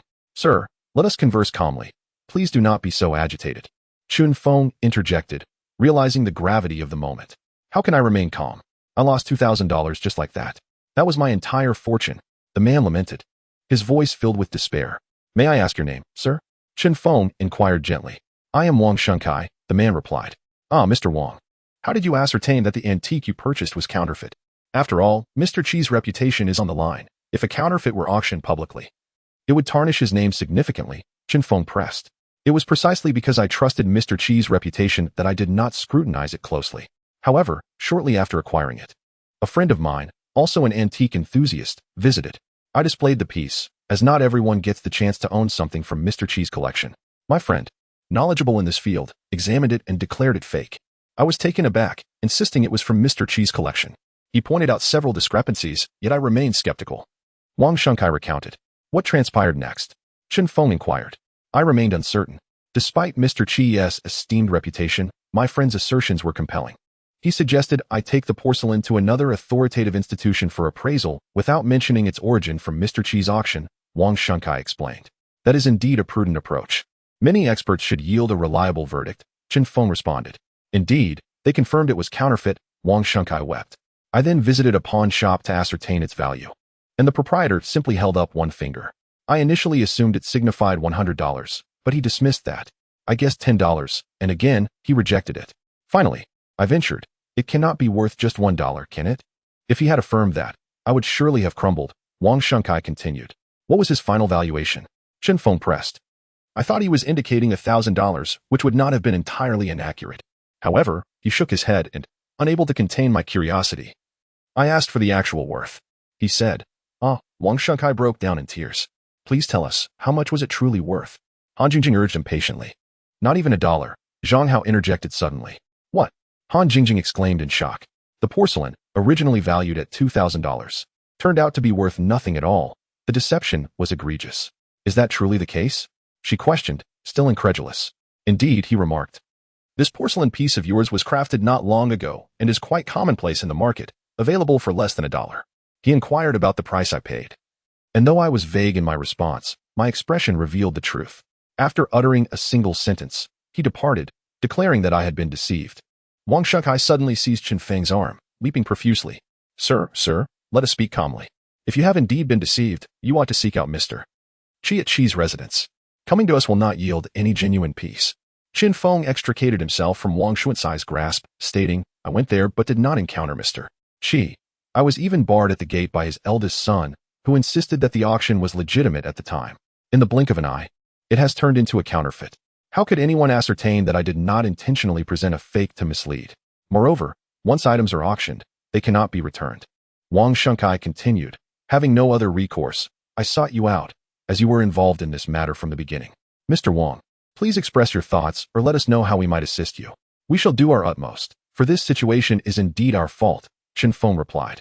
You must accompany me to Qi's residence. I require a direct confrontation, Wang Shunkai insisted. Are you certain that a visit to Qi's will yield favorable results? Han Jingjing inquired cautiously. I fear nothing. I have already published a notice. If Qi's family does not provide an explanation, it shall reflect poorly on them. Wang Shunkai declared with righteous indignation. Truly fierce, Han Jingjing remarked in admiration. Wang Shunkai wiped his tears and raised his chin, stating, They have forced my hand. What is the meaning of this? Qi Yaohai bellowed, his fury ignited upon reading the freshly printed newspaper. He slammed his palm against the table. For he had seen the headline. Renowned collector Qi Yaohai auctions counterfeit artifacts, with the ensuing details echoing Wang Xuancai's account. My lord, I am not entirely certain. The steward standing nearby replied. Wang Zhong, summon those 3 scoundrels to me, Qi Yaohai commanded angrily, picking up the newspaper once more. Yes, my lord, Wang Zhong responded. Fully aware that the 3 scoundrels Qi Yaohai referred to were his own sons. Ever since the 3 young masters had matured, Qi Yaohai's dissatisfaction with them had grown, as they frequently engaged in behavior that infuriated him, prompting him to scold them as scoundrels. Before long, the steward Wang Zhong ushered the 3 individuals before Qi Yaohai, the eldest son, Qi Xinping, the second son, Qi Ximing, and the youngest son, Qi Xinyue. Qi Xinping and Qi Ximing casually greeted him with a perfunctory father, while Qi Xinyue offered a slightly more respectful father. However, in Qi Yaohai's furious state, he felt no gratitude for the latter's show of respect. Speak up. Who is responsible for this debacle? Qi Yaohai demanded, tossing the newspaper in front of them. The eldest picked it up, while the second and third sons leaned in for a glance, yet none uttered a word. What? No one will admit to it. Are you suggesting the counterfeit simply swapped places with the genuine article? Qi Yaohai's temper flared upon noticing their silence. This lad truly has some nerve, the eldest, Qi Xinping, mumbled under his breath. What did you just say? Qi Yaohai inquired sharply. Nothing of consequence, Qi Xinping quickly denied. I am not deaf, speak plainly. What did you just say? Qi Yaohai demanded sternly. Despite their typical airs of arrogance, the 3 brothers dared not rebel in the face of Qi Yaohai's wrath, especially when he was angered. They had learned that it was wise to speak candidly, lest the consequences be dire. I mentioned that this lad visited earlier, but I sent him away, Qi Xinping summoned his courage to say, fully aware that this admission would likely provoke Qi Yaohai's ire. What? You sent him away? Qi Yaohai's fury erupted at the revelation. Father, I am no longer a child. Must you strike me? Qi Xinping retreated. You recognize your maturity, yet your actions betray a different narrative. Is this how one ought to treat guests? Your conduct suggests I, Qi Yaohai, am guilty. Unwilling to clarify the truth of the counterfeit, Qi Yaohai exclaimed, his cane striking the floor with emphasis. Is it truly so grave? Qi Xinping retorted defiantly. Is it not serious? It has made the newspapers. How much worse must it become before it is deemed severe? Have you no sense? I fear the entirety of Shanghai now knows that I, Qi Yaohai, auction counterfeit antiques, tarnishing my illustrious reputation through your folly. Qi Yaohai lamented, sinking into a chair. Meanwhile, the second and third sons exchanged glances, inwardly pleased, for the three siblings had never shared a bond of unity. Even when they appeared cordial to outsiders, it was merely a fade, and they secretly relished one another's misfortunes. Chapter 36. Apologies, what have I done wrong? Qi Xinping asked, feeling aggrieved. You question your own misdeeds? Are you truly unaware?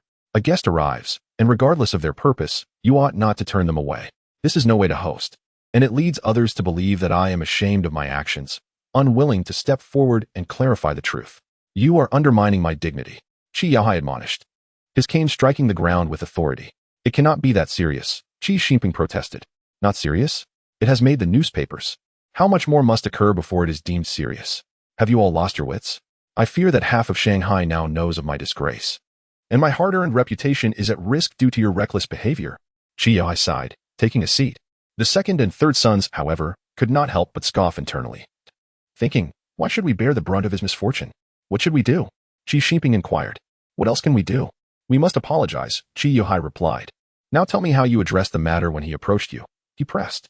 I said that the items we auctioned were genuine, suggesting he might have brought a counterfeit to extort us, and insisted that auction goods cannot be returned.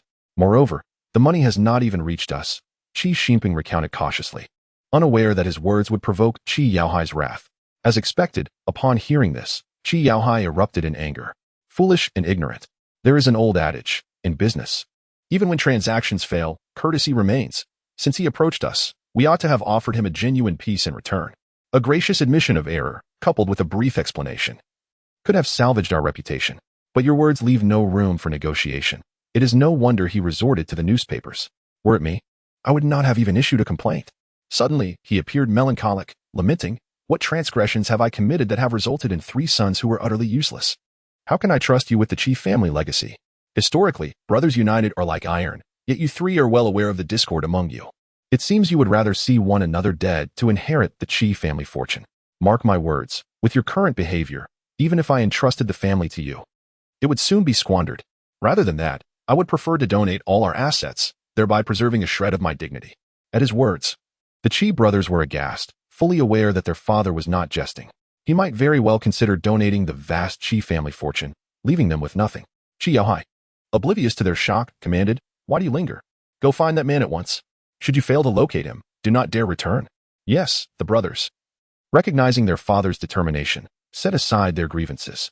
As they turned to depart, a servant entered to announce, My lord, Prosecutor Chun from the Investigation Bureau has arrived. Please, come in, Qi Yaohai said with a smile. What are you standing there for? Hurry along. He then turned his face and scolded his three sons. The esteemed Prosecutor Chun has arrived. It is a failure on our part not to have welcomed him properly. Upon seeing Chun Feng enter, Qi Yaohai rose to greet him. You are too kind, Mr. Qi. I apologize for the intrusion, Chun Feng replied, clasping his fists in respect. Ah, you are the one, Wang Shunkai exclaimed, rushing forward with indignation. Officer Chen, he is the one who expelled me that day. Qi Xinping displayed a look of impatience, but refrained from reacting due to Qi Yaohai's presence. Oh, this young man is the one who bid on my collection that day, isn't he? Qi Yaohai, grasping the situation, stepped in to defuse the tension. Indeed, Wang Shunkai replied, his expression still sour. As a prominent figure in the antique world, Qi Yaohai was initially respected by Wang Shunkai. However, the unfortunate incident had soured Wang's feelings, leading him to unjustly assume that Qi Xinping acted on his father's orders. Qi Yaohai, understanding the situation, did not take offense. I have heard about the matter. I owe you an apology on behalf of my son, and I also apologize personally. I did not see clearly at the time, which caused you considerable trouble. I sincerely apologize for that. To demonstrate my sincerity, Wang Zhong, please fetch my Ru-ware porcelain from my study. I wish to present it to this young man as a token of goodwill. Qi Yaohai said earnestly. Yes, sir, Wang Zhong replied, his expression unchanged as he proceeded to Qi Yaohai's study. How much is your Ru-ware worth? I bid $2,000 for it. Wang Shunkai voiced his concern. Rest assured, young man, the conservative market price for this Ru-ware is $3,000. I would not let you incur a loss. Qi Yaohai reassured with a smile. What are you three still doing here, making a spectacle of yourselves? Quickly return to your rooms, Qi Yaohai admonished angrily. Wang Zhong handed a box to Qi Yaohai. Wang Zhong, you may leave now, Qi Yaohai instructed. Yes, sir, Wang Zhong replied. Young man, come take a look at this porcelain. Officer Chen can also lend his expertise. Qi Yaohai suggested. I shall pass. I have no knowledge of such items. He can judge for himself. Chen Feng declined with a smile, not wishing to bear any responsibility should it turn out to be a counterfeit. Qi Yaohai did not press the matter further. What a beautiful bowl. The luster is brilliant. And the glaze is pure. It is clearly a fine piece, Wang Shengkai remarked, unable to contain his admiration. I am glad you like it, young man. Qi Yaohai responded with a smile. So this piece belongs to me now? Wang Shengkai inquired. Of course, Qi Yaohai affirmed. Then I shall not hold back. Wang Shengkai said as he examined the porcelain bowl closely. You seem quite fond of such collectibles, young man. If you have time, feel free to come and explore my collection, Qi Yaohai added. Truly. Thank you, Mr. Qi, Wang Shengkai replied, visibly excited. Indeed, it seems you have turned misfortune into fortune, Chen Feng remarked with a smile. What a significant case this is, Wang Shengkai said, pleased. Is Mr. Qi's study accessible? Chen Feng asked. Ordinarily, it is not. But with my permission, it is allowed, Qi Yaohai clarified. He understood Chen Feng's implication. After all, a scholar's study is a revered space not easily entered by others. Ah. No wonder the housekeeper was able to enter your study so easily, Chen Feng chuckled. As for the housekeeper, I trust him deeply. He has been with me for over 20 years. However, he is now middle-aged and aging, Qi Yaohai explained. My study is a forbidden zone for others. Yet he may enter freely, as my 3 sons are rather inept. Despite having imparted much knowledge on antiques and art to them, their hearts are not in it. Conversely, Wang Zhong has shown some promise. I often teach him how to appreciate various items, and he is eager to learn. Frankly, my housekeeper is much more considerate than my 3 sons, Qi Yaohai lamented. I see, Chen Feng acknowledged. By the way, I wonder if Officer Chen has come for a specific reason? Qi Yaohai inquired. It concerns the porcelain. Mr. Wang is unable to visit your esteemed residence. So he approached the investigation bureau to find a way in through me. Chen Feng explained somewhat apologetically, recognizing that the initial cause stemmed from his own fundraising efforts. Oh, I truly feel sorry for the inconvenience caused to Officer Chen, Qi Yaohai said with a bow of apology. You are too kind, Mr. Qi. However, there is indeed a matter I wish to discuss. Given your vast experience and connections, I am sure you have heard something about it, Chen Feng stated. Please speak. Officer Chen, whatever I know, I shall share without reservation, Qi Yaohai replied with a smile. I wonder if you have heard of lawyer Zhou Limin from the Tangut Road Limin law firm, Chen Feng asked. Certainly, I am quite familiar with him. He is a man of great virtue on the Shanghai bond, often helping the less fortunate with legal matters without charge. He even offers financial assistance to those in dire straits. I admire his character, which is why I have formed a close friendship with him. May I ask why Officer Chen suddenly brings him up? If Zhou Limin is involved in any case, I implore you to scrutinize it closely. There are not many good people left in Shanghai, but he is one of them. I am asking for a personal favor here, Qi Yaohai said with some agitation. Please do not feel obliged, Mr. Qi. I have faith in both your words and in Mr. Zhou's character. However, Chen Feng hesitated, not finishing his thought. However, what? Officer Chen, please do not hold back. Speak plainly, Qi Yaohai urged. Lawyer Zhou was shot and killed this afternoon outside the Belle Park, Chen Feng disclosed. What? Qi Yaohai's voice rose sharply, disbelief evident in his tone. Sir, what is the matter? The housekeeper, Wang Zhong, emerged from the study, holding several paintings. Oh, it is nothing. Qi Yaohai quickly masked his concern. By the way, sir, do these paintings need to be framed? Wang Zhong asked. No, they are mere sketches. Discard them, Qi Yaohai replied. Very well, Wang Zhong said, turning to leave. Wait a moment, Wang Shengkai interjected. If Mr. Qi has no use for these works, may I take them? I greatly admire your pieces, Mr. Qi, Wang Shengkai said earnestly. Since you appreciate them, they are yours. Wang Zhong, please frame them for the young man, Qi Yaohai instructed. I will do so immediately, Wang Zhong affirmed. I shall accompany you to see, Wang Shengkai declared, setting down the porcelain. Mr. Wang, it would be better for you to remain here and appreciate your porcelain, Chen Feng subtly suggested, hoping Wang Shengkai would understand his intent to behave appropriately in another's home. However, Wang Shengkai seemed oblivious to Chen Feng's hint, stating, I have already examined the porcelain. It truly is a fine piece. Having lived long enough. Qi Yaohai grasped Chen Feng's unspoken words, yet he simply smiled and said, no worries, no worries. Young people should engage with such things more. By the way, the study is on the 2nd floor, 2nd room on the left. You may go by yourself. Then I shall not be courteous. Thank you, Mr. Qi. Wang Shengkai exclaimed as he dashed up to the 2nd floor. Chen Feng shook his head, expressing his regret, Mr. Qi, I truly apologize. No need for such apologies. It is rare to find a friend with an appreciation for this field. My study can certainly provide him with some knowledge, Qi Yaohai replied. By the way, I noticed the steward mentioned something about framing these calligraphies and paintings. Is he also knowledgeable in this area? Zhang Feng inquired, unable to contain his curiosity. Haha. I wouldn't go so far as to say knowledgeable. I have dabbled a bit in antique porcelain, and I enjoy imparting this knowledge to them. It serves as a pleasant pastime, Qi Yaohai chuckled. Mr. Qi has made significant contributions to the preservation of our ancient Chinese arts. I truly admire that. Zhang Feng remarked. Oh, it is nothing. Qi Yaohai waved his hand dismissively. By the way, Officer Chen mentioned that Lawyer Zhou was shot at the entrance of the bailment. Have you uncovered any details regarding the motive? Qi Yaohai asked with concern. Well, we do not yet know the specific reasons. However, our investigation revealed that someone had a dispute with him a few days prior, and this morning he appeared at bailment, reportedly due to an invitation. Therefore, I suspect that the person who invited Zhou Limin to bailment was the same individual with whom he had the argument, Zhang Feng explained. Do you have any other leads? Qi Yaohai inquired, his concern for Zhou Limin evident. We learned that he received a major case about half a month ago. Mr. Qi, you are well informed and have close ties with Lawyer Zhou. Have you heard him mention this matter? Zhang Feng asked.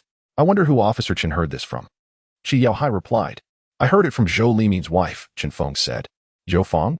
She knows nothing of the situation? Qi Yaohai questioned. She only mentioned that there was such a case, but Zhou Limin did not disclose the specifics, Zhang Feng responded. Chapter 38. The Brothers' Conspiracy. He did not tell me what the major case was, but I did commission him to handle a matter about half a month ago. I wonder if it's a coincidence. Qi Yaohai remarked. Oh, what matter? Zhang Feng inquired. It concerns the inheritance of the Qi family. Qi Yaohai began, but was abruptly interrupted by hurried footsteps ascending the stairs. Who was that just now? Zhang Feng asked. My son, Qi Shiming. Qi Yaohai replied coolly, revealing his disapproval of this son through his tone. Oh, Mr. Qi, please continue, Zhang Feng urged.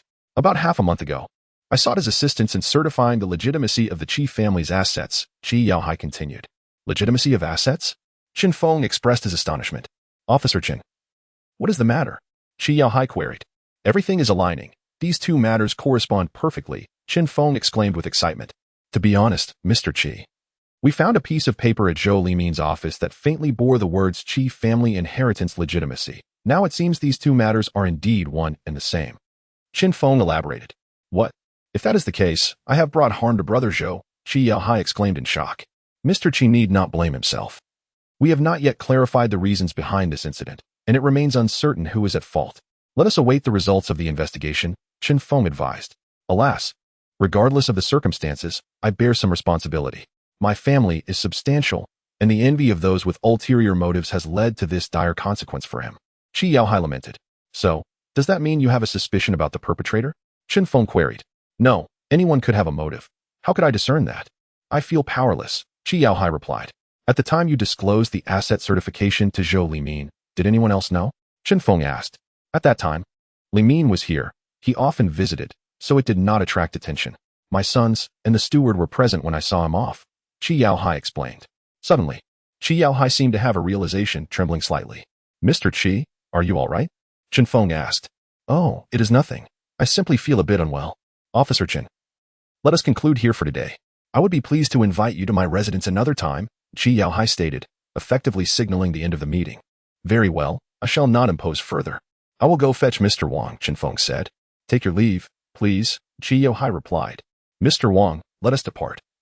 Zhang Feng entered Qi Yaohai's study and announced. Depart? We have yet to finish framing. Wang Shengkai protested. Mr. Qi is feeling unwell, and we should not impose further. We shall come back for the artworks in a few days, Zhang Feng explained. Very well, Wang Shengkai relented reluctantly. Please have the steward keep them for me until I return in a few days, Wang Shengkai added. Certainly, Mr. Wang, rest assured, Wang Zhong replied with a smile. The old man has truly lost his wits. Qi Shiming fumed upon returning to his room. What is the matter, second brother? Why such fury? Qi Shiming's words were interrupted by Qi Xinpeng, who pushed the door open. Humph, do not mock me. This matter pertains to you as well, Qi Shiming retorted coldly. Oh, what matter concerns me? Qi Xinpeng asked with a smile.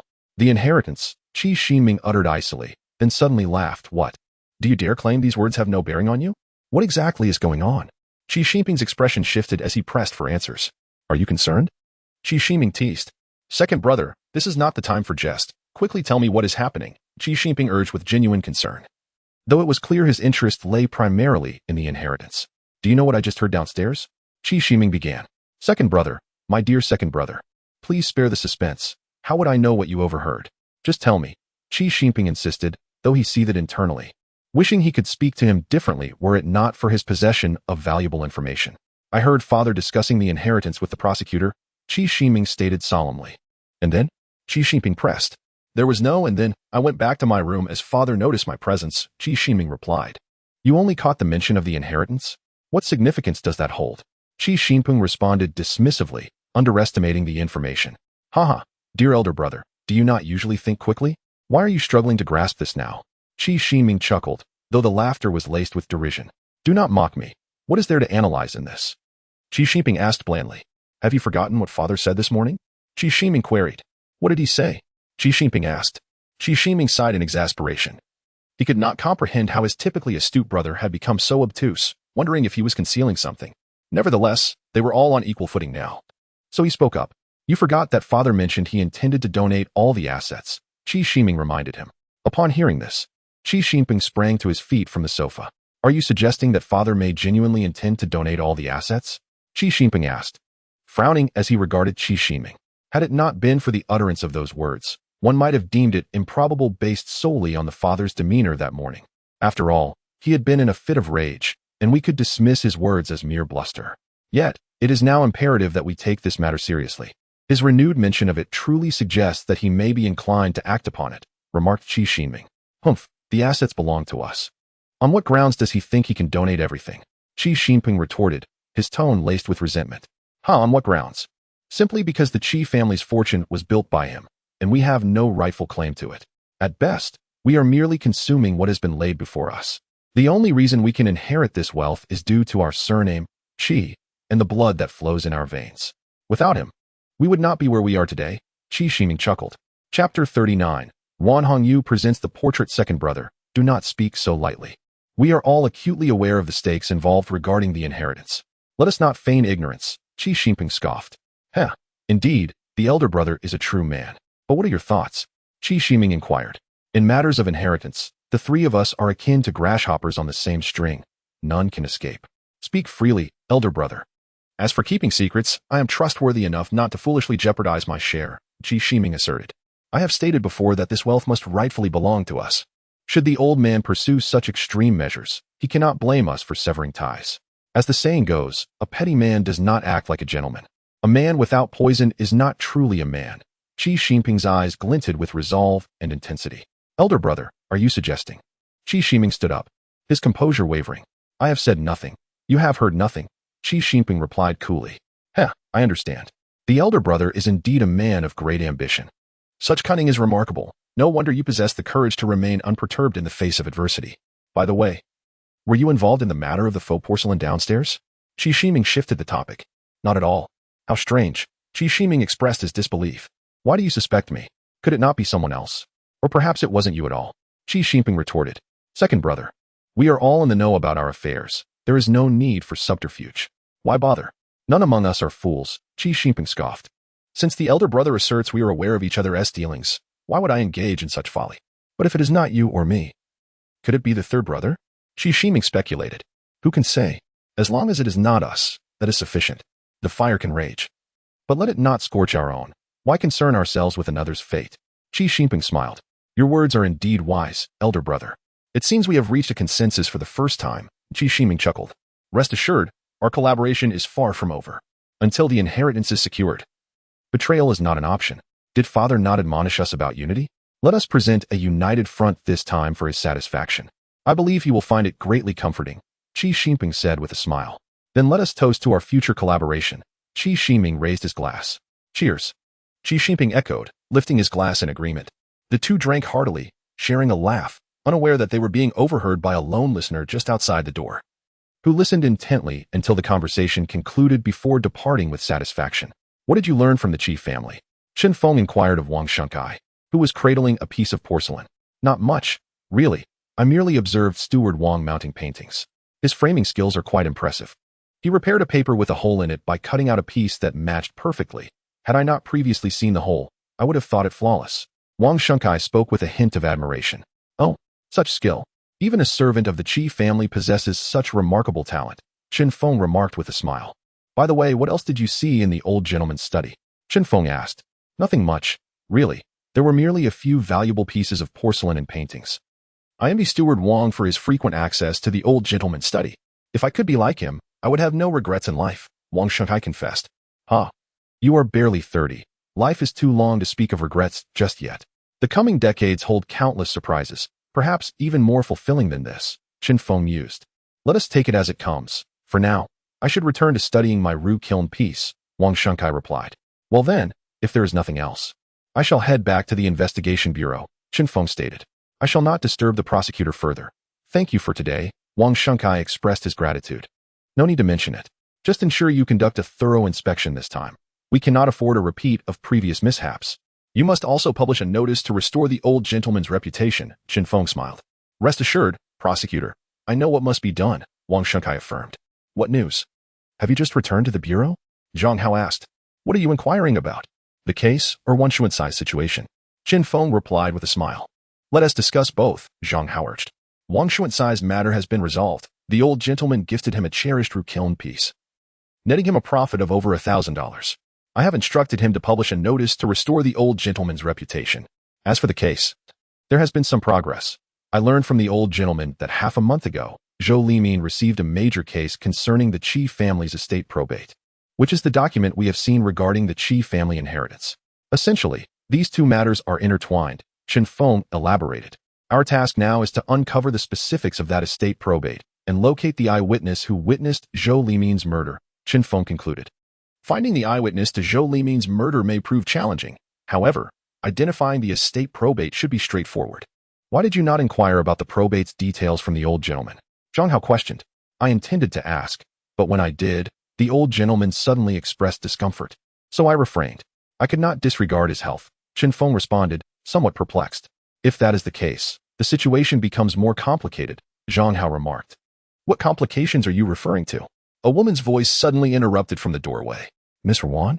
What brings you here? Zhang Feng asked in surprise. What? Am I not welcome? Ruan Hongyu teased with a smile. Of course you are welcome. I merely wondered what brought you here, Zhang Feng replied, smiling. I have come to solve your dilemma. I overheard you discussing the need for eyewitnesses, and by coincidence, I encountered one. I have already had him describe the person's general appearance, and look, I had someone sketch it. Ruan Hongyu produced a piece of paper and handed it to Zhang Feng. Zhang Feng accepted the paper and opened it to reveal a rough outline of a person's visage. Though the features were unremarkable, possessing this portrait would surely aid in their search rather than floundering aimlessly. Chapter 40. An invitation to dinner. Miss Ruan, you truly are a timely benefactor. I scarcely know how to express my gratitude, Zhang Feng exclaimed joyfully. May I propose a suggestion? Wan Hongyu smiled. Please, Miss Ruan, Zhang Feng urged. How about you treat me to dinner? It is quite dark now, and I arrived here with an empty stomach, Wan Hongyu said with a hint of playfulness. This request left Zhang Feng somewhat flustered. I cannot refuse such an invitation from Miss Ruan. Then it is settled. Where would you like to go? Zhang Feng smiled and asked, I know a Western restaurant. How about we go there? Wan Hongyu inquired. Of course, Miss Ruan, please step out and wait for a moment. I will join you shortly, Zhang Feng replied with a smile. What is the matter? Do you have something to hide? Wan Hongyu teased. No, Zhang Feng denied, knowing he could not admit to anything even if he did. Just kidding. I'll wait for you outside, she said with a smile. Seeing Wan Hongyu leave, Zhang Feng immediately approached Zhang Hao and said, Brother, I'm in dire need. You wouldn't want to see me lose face in front of a woman, would you? What do you mean? You're going out to dinner with a woman and expect me to pay? Zhang Hao jokingly scolded. Yet he still pulled out money from his wallet and handed it to Zhang Feng. Oh, don't be so stingy, Zhang Feng exclaimed, snatching Zhang Hao's wallet. I'll return it after I'm back. Hey, I still don't have money for my own meal. Zhang Hao protested, but Zhang Feng had already vanished. Have you been waiting long? Zhang Feng asked, feeling somewhat embarrassed, as this was his first dinner with a woman, especially using his friend's money. Not at all, Ruan Hongyu replied, observing Zhang Feng closely.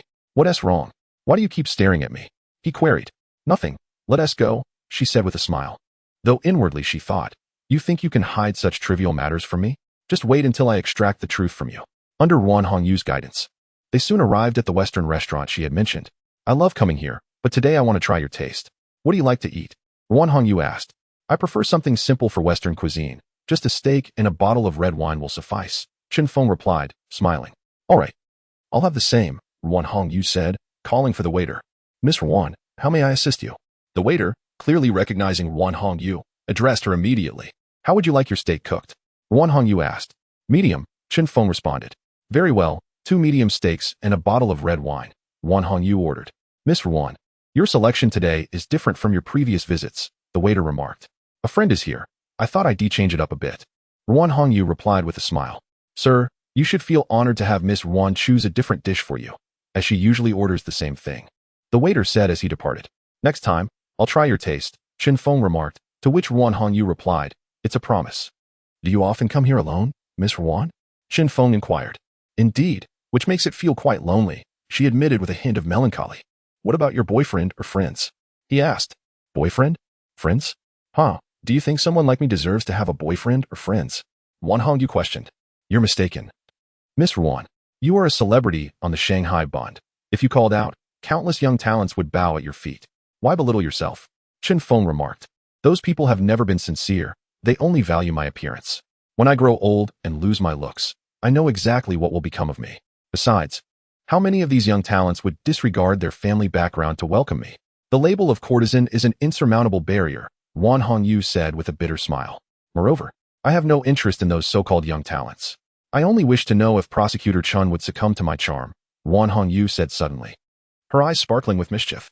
Well, at present, I'm solely focused on solving cases and have no time to consider matters of the heart, Zhang Feng replied thoughtfully.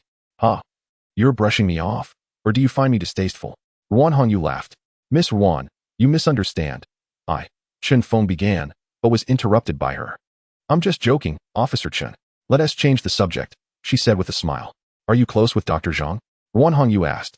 Yes, Zhang Feng answered succinctly, though those 2 words often conveyed more than 1,000.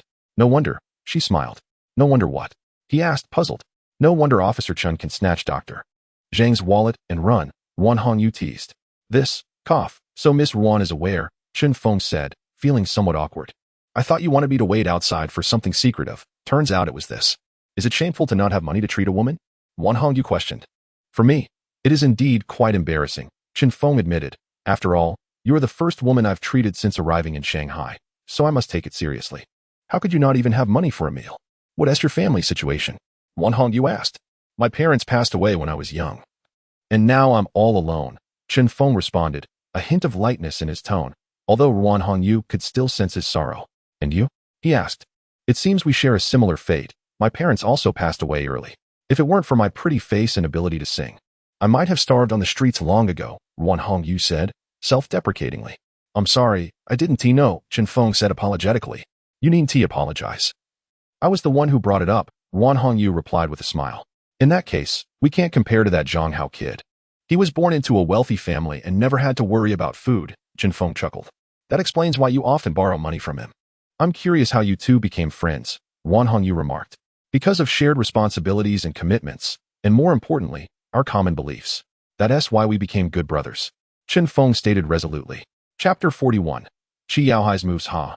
It seems ideals truly are a wonderful thing. They can inspire people and transform the impossible into the possible.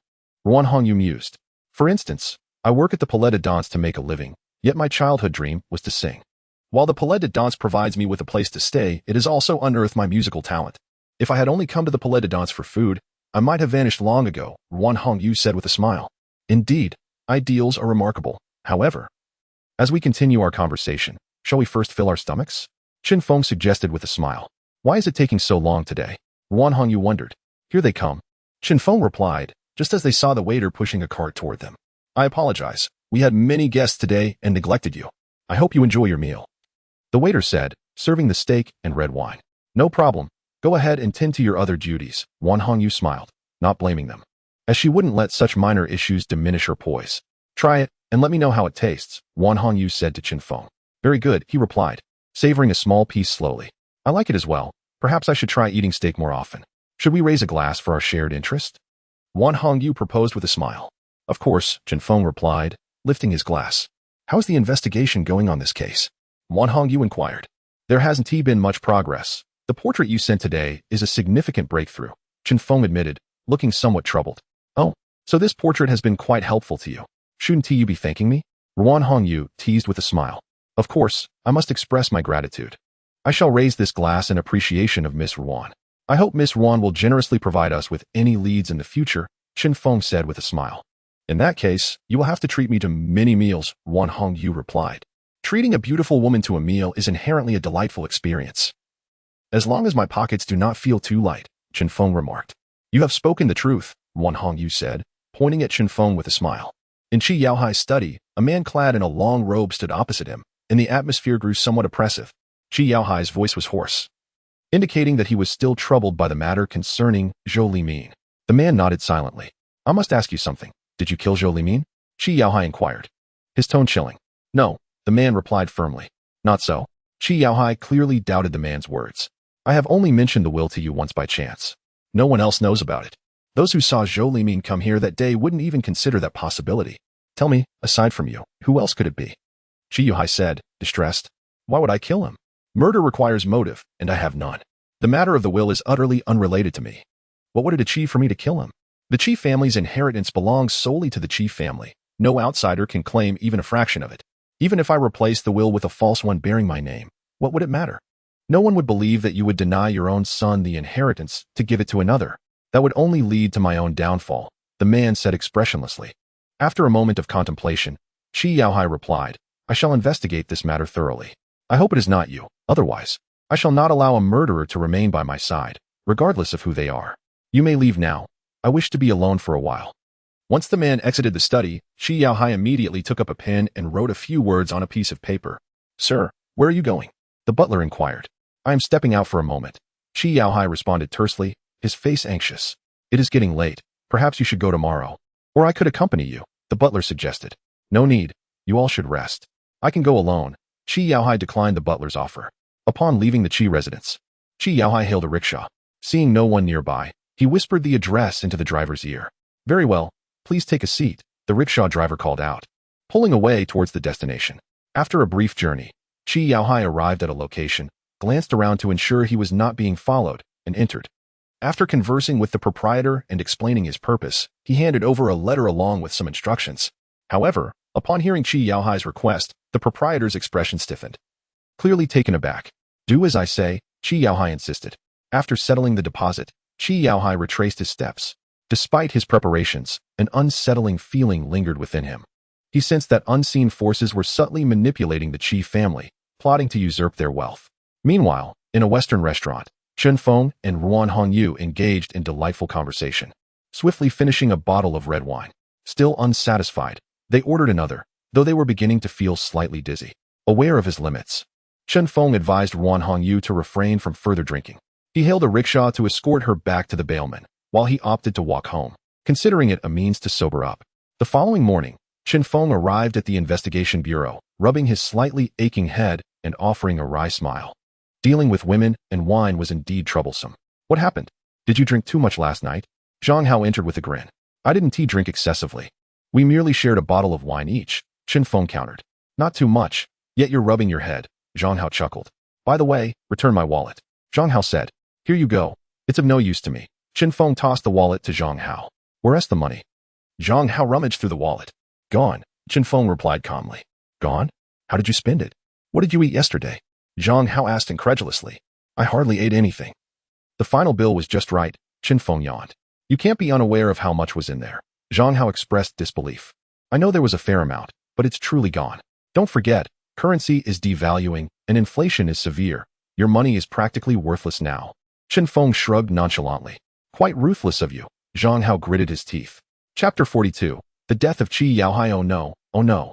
At that moment, Han Jingjing rushed in, exclaiming, What's the matter? It's early in the morning. Must you ruin everyone's good mood? Chen Feng sipped his tea to awaken his senses. I just heard that old Mr. Qi has passed away, Han Jingjing said urgently. What?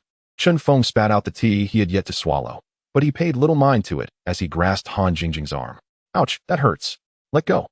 Han Jingjing frowned, annoyed. Oh, I'm sorry. You just said old Mr. Qi has died. What happened? Chen Feng asked. As I entered, I heard someone report that old Mr. Qi passed away this morning. Captain Han has already taken people over there. I came in to inform you, Han Jingjing explained. How is this possible? You were there yesterday afternoon, and he was perfectly fine. How could he die overnight? Could it be murder? Zhang Hao speculated. It's too early to say. Let us not jump to conclusions. We should hurry to check it out, Zhang Feng said, now fully alert from the shocking news brought by Han Jingjing. Is your head okay now? Zhang Hao inquired. It was merely a drunken issue. I'm fine now, Zhang Feng replied. What happened to his head? Han Jingjing questioned. You're too chatty. Let us hurry, Zhang Feng replied curtly. Excuse me, coming through. Upon arriving at the Qi residence, Zhang Feng found a large crowd gathered inside, and he had to shout to squeeze his way in. Captain Han, what is the situation? Zhang Feng asked as he entered.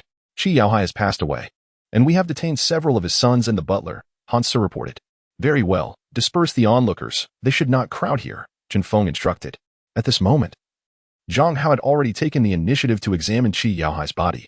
Who discovered old Mr. Qi's death first? Zhang Feng seized the opportunity to ask. I did. The butler Wang Zhong replied. Oh, please recount the circumstances, Zhang Feng requested. The master has a habit of reading in his study every day, so he typically does not come down for breakfast. I always bring his meals to him. When I went to the study today, I heard the master and someone arguing. At this point, Wang Zhong hesitated. Drinking what? Speak up, Zhang Feng urged, noticing Wang Zhong's anxious expression, likely due to some unspoken threat. Do not fear, speak freely. Do you wish to see your master depart without peace? I heard the master arguing with someone, and shortly after, I saw the eldest son exit the study. He coldly scoffed at me, but I paid it no mind. When I entered the study, I found the master lying on the floor. He had passed away. Wang Zhong's voice trembled with emotion. You speak falsely. I have not killed my father. This is an unfounded slander against me. Wang Zhong, what are your true intentions? Why would I kill my father? As a servant of the Qi family, is this how you treat your master? As soon as Wang Zhong finished speaking, Qi Xinping immediately retorted with fury. Silence, Zhang Feng commanded. The steward did not accuse you of murdering old Master Qi. He merely mentioned you exited his study, after which the old gentleman passed away. Your anxiety suggests something deeper, does it not? Did you truly take his life? Zhang Feng inquired. Impossible. My agitation stems from the fact that this matter concerns me. I must defend myself. I cannot be unjustly labeled a murderer. Besides, according to the steward's earlier statement, who else could have entered my father's study? Qi Xinping asserted. Do not forget, there is another person, is there not, steward? Zhang Feng remarked with a smile. Officer Chen, please tread carefully. I have done nothing wrong. When I entered the study, I found the master lying on the floor, unresponsive to my calls. Upon checking for breath, I realized he had already passed. I never touched the master's body throughout this ordeal. Upon hearing Qin Feng's words, Wang Zhong's expression shifted dramatically, and he hurriedly defended himself. Fear not, Steward Wang. I was merely speculating. Perhaps old Master Qi succumbed to natural causes, Zhang Feng replied. A statement that eased the tension in the room, though his own countenance remained grave. He turned to Zhang Hao and exchanged a knowing glance. Enough noise. Old Master Qi still has a faint heartbeat. We must rush him to the hospital immediately. There may still be hope. Zhang Hao declared. Really? Then what are we waiting for? Let us hurry to the hospital. If my father awakens, he can prove my innocence. Qi Xinping exclaimed excitedly. Wang Zhong quickly added, Indeed. As long as there is a glimmer of hope, we must do everything to save the master. The Qi family cannot exist without him. However, the second and third sons remained silent, their enthusiasm subdued. The reactions of the others were keenly observed by Qin Feng. Zhang Hao, take old Master Qi to the hospital. Han Jingjing, accompany him. The rest of you, stay put. I have further inquiries to make, Qin Feng instructed. Young Master Qi. May I inquire why you sought out old Master Qi in his study? Qin Feng asked. Qi Xinping glanced around, hesitating to respond. You have no right to remain silent. You must answer my question, Qin Feng insisted. It was about the counterfeit porcelain from yesterday, Qi Xinping said through gritted teeth. What counterfeit porcelain? Qin Feng pressed. The issue regarding the counterfeit porcelain that the person I brought yesterday purchased, Qi Xinping replied, though his demeanor suggested unease. Speak the truth, Qin Feng urged. I am speaking the truth. Qi Xinping insisted, yet he could not maintain eye contact, his gaze evasive. Are you only willing to speak the truth under the scrutiny of an interrogation room? If so, it may not be so simple, Qin Feng warned. I say. Qi Xinping stammered, it is. About the inheritance. Upon hearing this, Qi Ximing and Qi Xinyue exchanged glances, clearly intrigued by the topic, while Wang Zhong remained impassive. Qin Feng internally scoffed, recognizing the inadequacy of the three sons. What inheritance? Be more specific, Qin Feng pressed once more. It concerns the distribution of the Qi family's assets. I wish to know if my father truly intended to donate all the estate, Qi Xinping stated. And how did old Master Qi respond to your inquiries? Qin Feng questioned. My father did not answer. He merely berated us three for being unworthy, fixated on the little possessions of the family, Qi Xinping recounted. And how did the argument with old Master Qi escalate? Qin Feng queried. Out of frustration over his words, I engaged in a dispute with him, Qi Xinping admitted. Is that the sole reason? Qin Feng probed skeptically. That is indeed the reason, Qi Xinping answered, seemingly more at ease. Did old Master Qi suffer from any ailments? Qin Feng inquired. I learned yesterday that he was unwell, he continued. The master suffers from acute asthma and requires medication year-round, Wang Zhong explained. May I see his medication? Qin Feng requested. Please wait, I will fetch it, Wang Zhong replied. Shortly after, he returned with a small vial and handed it to Qin Feng. Qin Feng examined it, stating, I will take this for analysis. Of course, Officer Chen, Wang Zhong replied. By the way, have there been any recent indications of worsening symptoms in old Master Qi's condition? Qin Feng asked. None at all. The master's condition has remained stable. As long as the medication is properly managed, Wang Zhong assured him. Very well, we will continue our investigation. You must remain within our surveillance for the time being. As we may need to consult you again, Qin Feng instructed. After departing the Qi residence, Qin Feng hurried to the hospital. How are things progressing? Is everything arranged? Qin Feng inquired. I have already instructed Han Jingjing to take care of it. We should have results shortly, Zhang Hao replied. Any leads on your end? Zhang Hao continued. No leads yet. It remains uncertain who the true culprit may be. However, I have received information that Qi Yaohai suffers from acute asthma. Here is his medication. Please take a look, Qin Feng remarked, producing the vial from his pocket. I will examine it once I return, Zhang Hao noted. It is all set. Take a look. Han Jingjing announced as she entered the ward, flanked by two police officers carrying Qi Yaohai on a stretcher. Is this for real? Qin Feng asked, astonished. Fake. Qi Yaohai interjected, prompting laughter from Han Jingjing and the others. Rest assured, I have discreetly arranged for Qi Yaohai's body to be returned to the investigation bureau. No one is aware, Zhang Hao said with a grin. Brother, in the coming days, we will rely heavily on your acting skills. It may be perilous, but rest assured. We will ensure your safety, Qin Feng reassured him. The officer disguised as Qi Yaohai stood at attention, declaring with conviction, rest assured, prosecutor, I will fulfill my duties. Ah. You hardly resemble someone on the brink of death, Qin Feng chuckled. Upon hearing this, the officer immediately adopted a lifeless demeanor. Very well, summon the doctor. You have been instructed to maintain confidentiality, correct? Qin Feng queried. Do not worry, all necessary details have been communicated, Zhang Hao confirmed. Once the doctor completed the final procedures and everything was flawlessly arranged, Qin Feng instructed the officers outside. You must ensure his safety at all costs, no matter what occurs. At least two of you must remain to watch over him. Understood, the officers affirmed. Now, we should return to check on old Master Qi. Qin Feng suggested to Zhang Hao. Although Han Jingjing had assisted Qin Feng in orchestrating this entire affair, she remained oblivious to his true intentions. Eager to inquire yet fearful of overstepping, she endured her curiosity throughout the journey. If you have questions, feel free to ask. In light of your recent contribution, I shall provide answers, Qin Feng offered, recognizing her demeanor. Well then, I shall ask. Why are you doing this? Qi Yaohai is already deceased. Why create a false guise?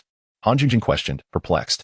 This is not mere deception. I am luring the snake from its hole, Qin Feng replied with a smile. Please, do not complicate matters. I cannot comprehend your words. Simplify it for me, Han Jingjing requested. His implication was that now the murderer knew that Qi Yaohai was still alive. He would undoubtedly take further action. At that point, all we need to do is wait patiently. Zhang Hao explained with a smile. This is indeed a clever strategy. Yet what if the true culprit does not take the bait? Wouldn't that render our efforts futile? Moreover, how can you be certain that the murderer is among those few individuals? What if the culprit believes Qi Yaohai is dead and is unaware of your plan? Han Jingjing analyzed carefully. Indeed, you are becoming increasingly astute, Qin Feng praised with a smile. Naturally, I cannot learn anything if I merely follow you. Han Jingjing replied with a laugh. You still haven't answered my question, she continued. You are overthinking it. Although I do not know who specifically killed Qi Yaohai, I am certain the murderer is among them, Qin Feng asserted. Why? Surely there must be a reason. Han Jingjing inquired. There is no particular reason. Perhaps it is merely intuition, Qin Feng stated. You can determine who the murderer is based on intuition alone? That is quite extraordinary. By that logic, I could rely on my intuition as well. Furthermore, if you conclude a case based solely on intuition, who would believe you? Han Jingjing remarked with disdain. If you analyze enough cases, you too might develop a certain instinct, Qin Feng said, feigning mystery. Is it truly that profound? Han Jingjing remained skeptical. You shall see. Qin Feng replied with a smile. Very well, I shall observe whether your claims hold any merit. Han Jingjing retorted, still unconvinced. Han Jingjing, please find someone to sketch several copies of this portrait for a reward. Also, publish it in the newspaper, Zhang Feng instructed. Understood, but what are you two up to? Han Jingjing asked as she entered. Autopsy. Why are you interested? Zhang Feng responded with a smile. Never mind. I shall find someone to draw the portrait instead. Han Jingjing said, somewhat terrified. Handling corpses is truly a terrifying endeavor for a girl like her. She lacked the courage, despite the presence of Zhang Feng and Zhang Hao. The mere thought was frightening. Seeing Han Jingjing flee in a panic, Zhang Feng and Zhang Hao exchanged amused glances, choosing not to dwell on it. Let us see what news Qi Yaohai can provide us, Zhang Feng suggested. The two entered the morgue and discovered Qi Yaohai's body, beginning their examination. His complexion was somewhat bluish and purplish, likely due to asphyxiation. There were no other visible injuries, allowing them to conclude a death by suffocation. Zhang Hao remarked after a moment of inspection. Are you suggesting that death was caused by an acute asthma attack? Zhang Feng queried. That is a possibility. Though we must also consider another scenario, murder. While he did have a medical history, we cannot attribute his death solely to natural causes. External factors can lead to similar outcomes, such as covering a person's mouth and nose with a handkerchief or similar object, which could also result in breathing difficulties. Zhang Hao explained. Are you suggesting a silk item? Zhang Feng inquired. Indeed, Zhang Hao nodded in affirmation. Suddenly, Zhang Feng had a revelation. He pried open Qi Yaohai's mouth and shone his flashlight inside, discovering something unexpected. What do you see here? Zhang Feng asked, following Zhang Feng's beam of light. Zhang Hao noticed a thread in Qi Yaohai's mouth.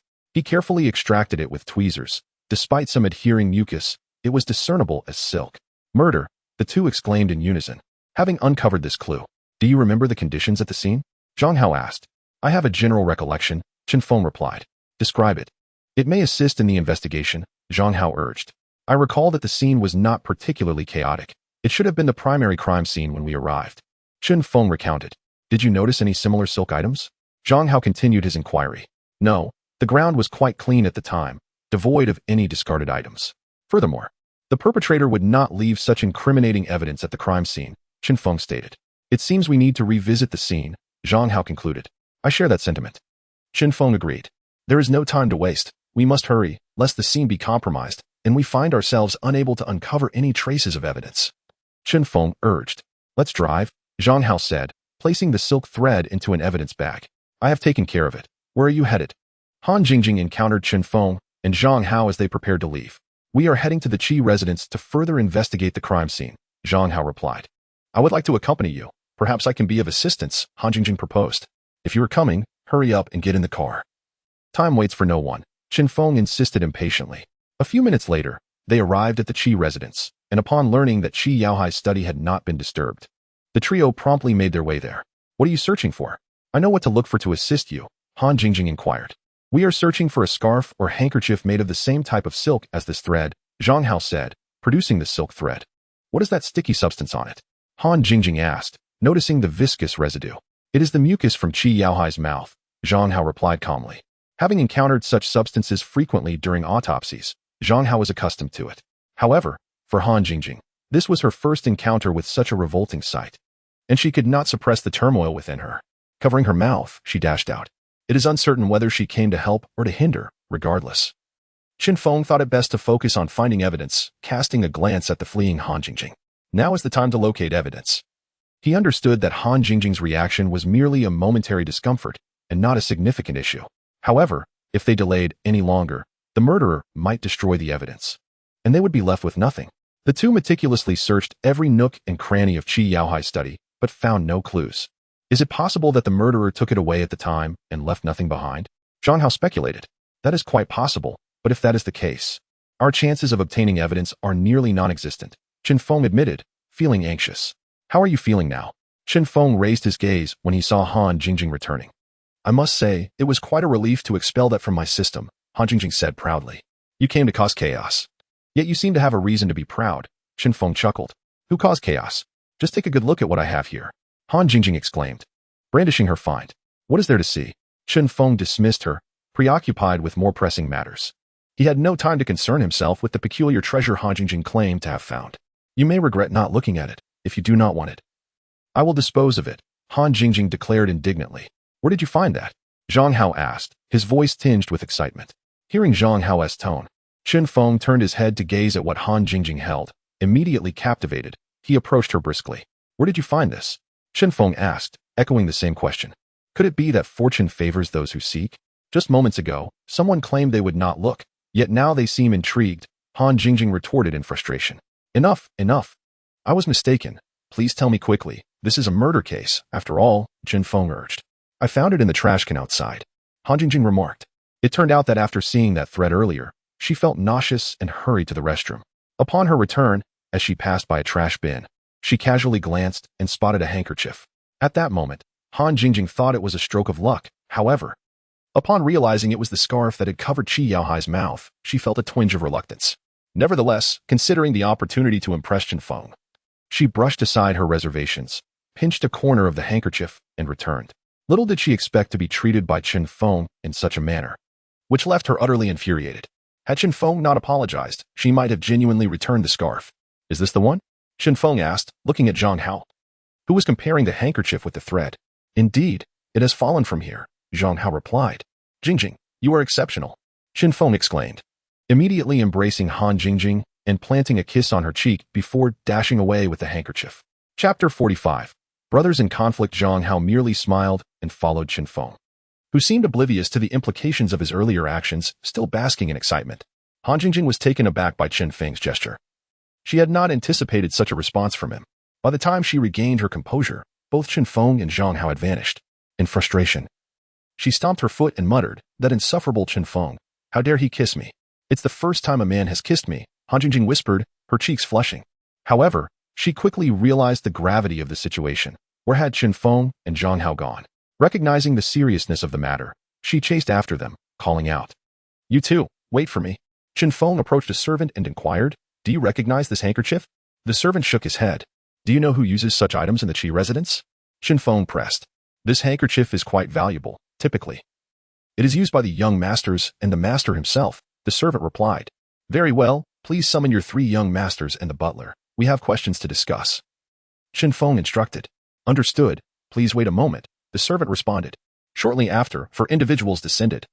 Though it was evident that Qi Ximing and Qi Xinyue were not particularly amiable towards Qin Feng and Zhang Hao, maintaining a rather cold demeanor. In contrast, Qi Ximing appeared eager to prove his innocence, exhibiting a sense of urgency, while Wang Zheng maintained an expression of detachment. Everyone, I have summoned you here because we have made a significant discovery. While examining old Master Qi at the hospital, we unexpectedly found a thread in his mouth, and we traced its origin to this handkerchief.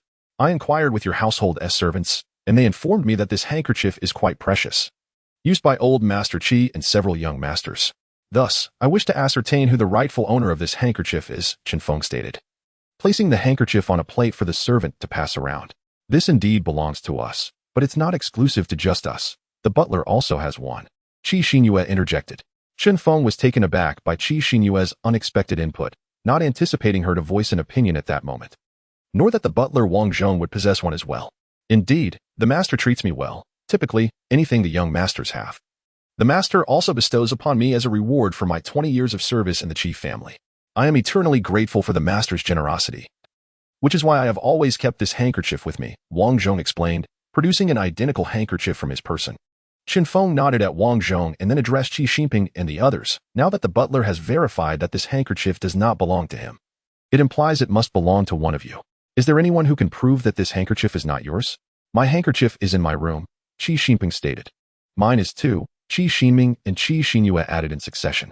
Very well, to clear your names, let us have the servants retrieve your respective handkerchiefs from your rooms, Qin Feng declared.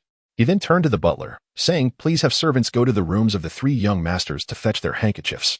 Of course. I will take care of it, Wang Zheng replied. Soon enough, the butler returned to report, the arrangements have been made. Thank you, Qin Feng smiled. The butler nodded, remaining silent.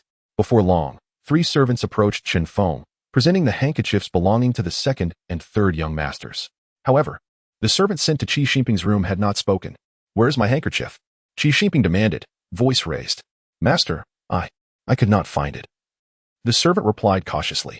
Nonsense. My handkerchief was on the table. How could it possibly be lost? Qi Ximing retorted angrily. Master, it truly is not my fault. I found nothing on your table and could not locate it elsewhere. The servant stammered, terrified. Get out of my way. I will find it myself.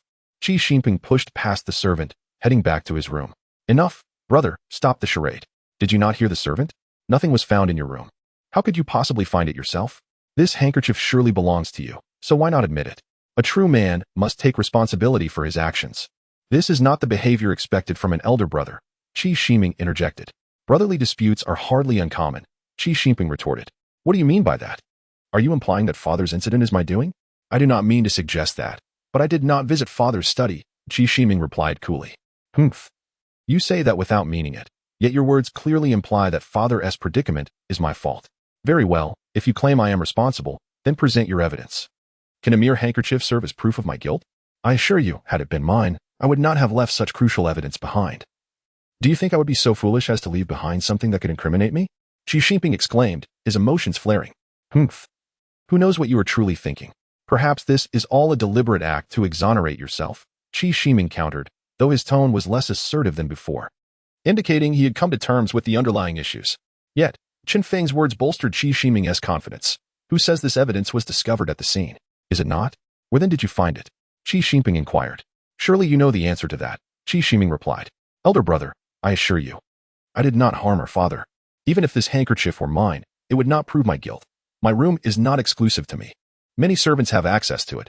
How can it be certain that someone was not persuaded to steal it? But tell me, brother, why are you so eager to accuse me? Do you have some ulterior motive, or did you orchestrate this theft in order to frame me for father's demise? Qi Xingping challenged. Master Qi, please be mindful.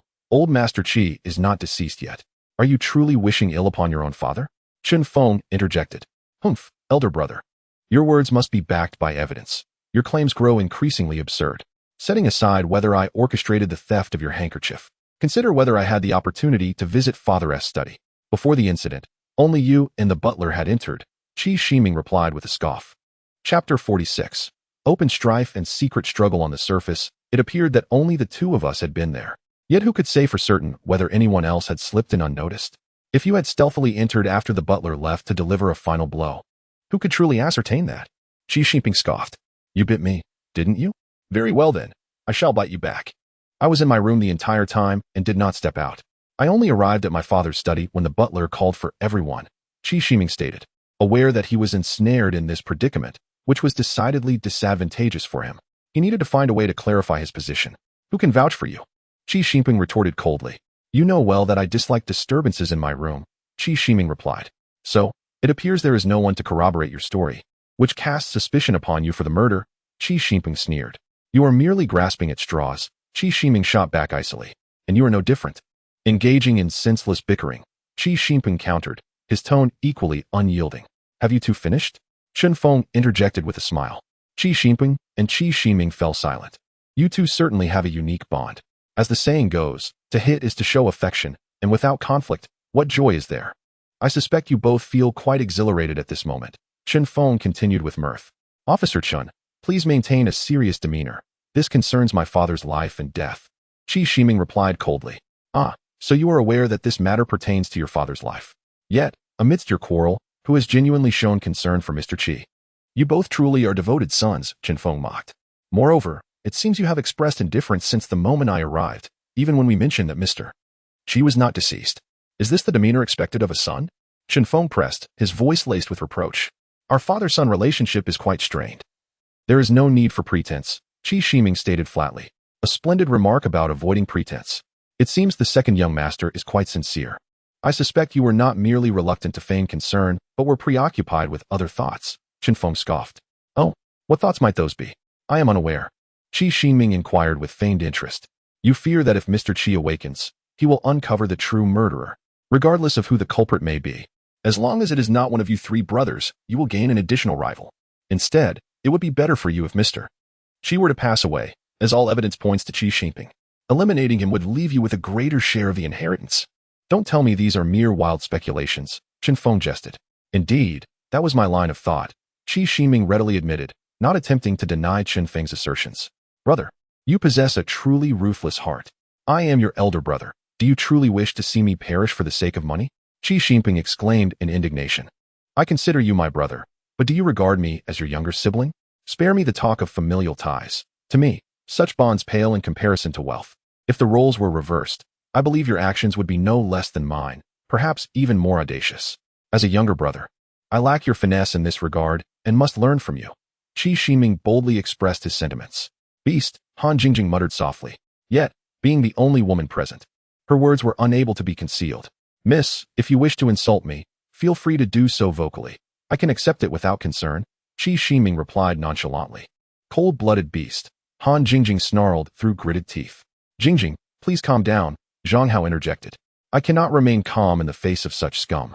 I cannot suppress my fiery temper, Han Jingjing retorted. You must control yourself for the sake of the investigation, Qin Feng turned to say. Humph. I will let you off this time. Otherwise, I would have smashed your head, Han Jingjing threatened. When I first arrived, I noticed the third young master was equally composed. I wonder what your rationale is. Do you, like the second young master, hope that the eldest master is the perpetrator so you might seize a share? Qin Feng asked with a smile. No, that is not the case, Qi Xinhua hastily clarified. I was simply shocked by my father's death and did not react accordingly. She explained. Ah, so the third young master is rather timid, Qin Feng remarked with a smile. You seem to trust me less than you would a ghost. Indeed. The third young master is quite timid, the butler Wang Zhong interjected. Qin Feng glanced at Wang Zhong and then addressed the three siblings. We shall conclude our inquiry for today. However, we will return to continue questioning. Should you receive any information, do not hesitate to share it with us. Let us speak privately, if that is suitable, Qin Feng continued. I worry that discussions here might be overheard. His demeanor was quite mysterious, though the content of their conversation remained uncertain. Of course, though my room is rather humble, I apologize for any discomfort, Wang Zhong replied with a smile, leading the way. Please enjoy some tea, he offered, pouring for the three of them. Thank you, Qin Feng acknowledged. Officer Qin, if there is anything you wish to know, I shall speak candidly, Wang Zhong said. Did Mr. Qi exhibit any unusual behavior prior to the incident, specifically during the time from my departure until this morning? Qin Feng inquired. There was nothing unusual, though he did venture out at night. As for where he went, I cannot say, Wang Zhong replied. As the butler, did you not accompany Mr. Qi during his outing? Qin Feng pressed. Well, ordinarily I do accompany him, and I did request to follow him yesterday. However, he seemed quite anxious and did not allow me to accompany him, taking a rickshaw directly from the entrance. He returned shortly thereafter and went straight to his room. Wang Zhong explained. What is the relationship like among the three young masters of the Qi family? Qin Feng asked. Well, as you can see, the relationship among these three brothers is fraught with tension. I would not say they all wish to eliminate one another, but they are certainly not as close as one might expect, especially the eldest and second brothers. Their rivalry is a daily occurrence. While the third brother is somewhat better off, being younger, Wang Zhong expressed with a hint of distress. Chapter 47. Follow and observe in light of this. The actions of these two brothers today are not without reason. Ah, the offspring of wealthy families truly are different, embroiled in schemes and intrigues, Qin Feng remarked. However, the nature of their relationship is quite delicate. It is not merely conflict as we observe, Wang Zhong continued. Oh, what do you mean by that, butler? Qin Feng asked. There is something I am uncertain about whether to disclose, Wang Zhong confessed, visibly torn. You must understand that before us, the police, there can be no concealment. Every word you utter may serve as a crucial clue in unraveling this case. Therefore, if you possess any knowledge, you must share it with us, Qin Feng urged earnestly. Well, I only heard snippets of their conversation, initially dismissing them as mere banter. Yet, seeing that Mr. Qi has met with misfortune, those words now resonate with an unsettling truth. I fear that if I remain silent, I would betray the trust Mr. Qi placed in me. However, if I speak out, I worry it may not be their words, and I could face their wrath within the Qi household. My mind is truly conflicted, Wang Zhong admitted with hesitation. Wang, the steward, I understand that some matters may seem trivial to us, yet they require immense courage from the individuals involved. Rest assured, we shall safeguard your safety. As long as you speak up, we will never reveal that it was you who disclosed this information. What do you think? Qin Feng inquired. Given that, if I remain silent, it would indeed be a disservice to the master, and I shall take the plunge. Wang Zhong resolved firmly. Yesterday afternoon, while you and the master were conversing downstairs, I had to step out of the study and happened to see the second young master rushing up the stairs to his room. His anxious demeanor led me to believe something was amiss, and I intended to inquire. However, I unexpectedly witnessed the eldest young master entering the second young master's room. Under normal circumstances, we servants should not intrude upon their quarters, yet these two seldom retreat to their rooms. Moreover, given the second young master's unusual emotional state, I couldn't help but eavesdrop at the door, and to my astonishment, Wang Zhong sighed. What were you astonished by? Qin Feng pressed. I was taken aback to discover that the eldest and second young masters were conspiring together, seemingly regarding some inheritance issue. Mentioning phrases like a small-minded person is no gentleman and no poison, no man. They warned that if the master were to take drastic measures, they would not hesitate to respond in kind. When you arrived this morning, the master had just finished reprimanding them, so I initially thought they were merely venting their frustrations. Little did I know that the very next morning, the master would meet with misfortune, Wang Zhong continued. What? Han Jingjing exclaimed in shock. This is truly more despicable than beasts. I must teach these two scoundrels a lesson, as she rolled up her sleeves, ready to exact vengeance. Han Jingjing, calm down. Zhang Feng urged. How can I remain calm? If they can speak so brazenly about such matters, what else might they do? I cannot help but believe that Mr. Qi's demise is intricately linked to them, and I am determined to question them thoroughly. Han Jingjing asserted. What will you ask them? Why they spoke those words? Zhang Feng retorted, exasperated. Indeed, Han Jingjing confirmed. Use your brain for once, Zhang Feng replied helplessly. You claim I lack intelligence. How could that be? Without me. Would you have found that handkerchief? Han Jingjing countered defiantly. Finding the handkerchief does not equate to intelligence. Merely observation suffices. You profess to be clever, yet we have just agreed not to disclose Wang's revelations, and now you wish to confront them? We have yet to depart. Which clearly indicates that this information originated from Wang, Zhang Feng stated. Han Jingjing was left speechless. Furthermore, to act solely on Wang's words without solid evidence. How can you expect them to confess? Conversely, if one of them is indeed the perpetrator, your approach would only alert them, complicating future inquiries. If you continue to be so impulsive, how can we trust you with any case in the future? Zhang Feng admonished earnestly. I apologize. I was thoughtless, Han Jingjing conceded. Having received Zhang Hao's hint, you stay put. Do not act recklessly or speak out of turn, understood? Zhang Feng instructed. Understood, Han Jingjing replied, sounding like a child who had been wronged. Wang, did you mean to imply that Qi Xinping and Qi Xinming have significant suspicions surrounding their involvement? Zhang Feng inquired. I did not say that. I merely relayed the information to you. Do not misconstrue my words. Wang Zhong nervously shook his head. Haha, do not fear. Wang, rest assured. Your clue is vital, and we shall analyze it carefully. Zhang Feng reassured with a smile. Do you have anything else to add, Wang? Zhang Feng asked. Not at the moment. Perhaps in a couple of days. I might recall something, and I will certainly inform Officer Chun, Wang Zhong said. In that case, we shall not intrude any longer. We bid you farewell, Zhang Feng stated. Very well. I shall see you off, Wang Zhong replied. Upon exiting the door, Zhang Feng and Zhang Hao walked ahead while Han Jingjing trailed behind. Who among these individuals do you believe has the strongest motive to kill? Zhang Hao queried. That is difficult to ascertain. Based on our evidence, Qi Xinping holds significant suspicion, yet he has a point. That silk scarf could have been stolen by someone else to frame him. Everything remains uncertain, Zhang Feng sighed. I find Qi Xinming to appear remarkably composed. Zhang Hao remarked with a smile. Indeed, it is quite composed, indifferent to his father's fate. Can one be more unconcerned than that? Zhang Feng chuckled. I realize you are not inferior to Han Jingjing in this regard, Zhang Hao teased. People naturally harbor a sense of indignation towards societal injustices. As a righteous investigator, I am no exception, Zhang Feng replied with a smile. You, Zhang Hao pointed at Zhang Feng, chuckling. Hey, look, the steward has just emerged, Han Jingjing whispered. What is he up to? She asked. How would we know? He has just left his house. However, there is a way to find out, Zhang Feng replied. What method? Han Jingjing inquired. Let us follow him, Zhang Hao suggested with a grin. What are we waiting for? Let us hurry, Han Jingjing urged. Why the rush? We are tracking him. Can we be faster than the main subject? That would only expose us. Besides, we are driving, which is quite conspicuous. We need only follow at a distance without letting him out of our sight, Zhang Feng explained. I truly doubt your ability to track someone based on your approach. Zhang Feng remarked, shaking his head. Do not underestimate me. I am quite adept at following, Han Jingjing insisted. All right, let us cease this banter. If we continue, Wang Zhong will vanish, Zhang Hao chuckled. I have no intention of arguing. He is the one always seeking trouble with me, Han Jingjing pouted, turning her head away. This time, Zhang Feng remained silent, starting the car and slowly following. Although the distance was considerable, they could still discern Wang Zhong's movements. Where is he headed? Han Jingjing asked anxiously.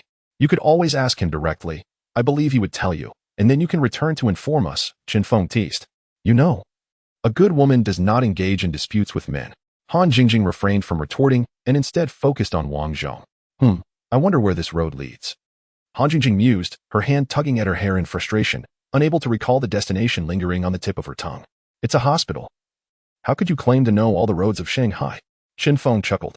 I merely have too many memories, and they got mixed up, Han Jingjing explained. Is he going to visit Qi Yaohai?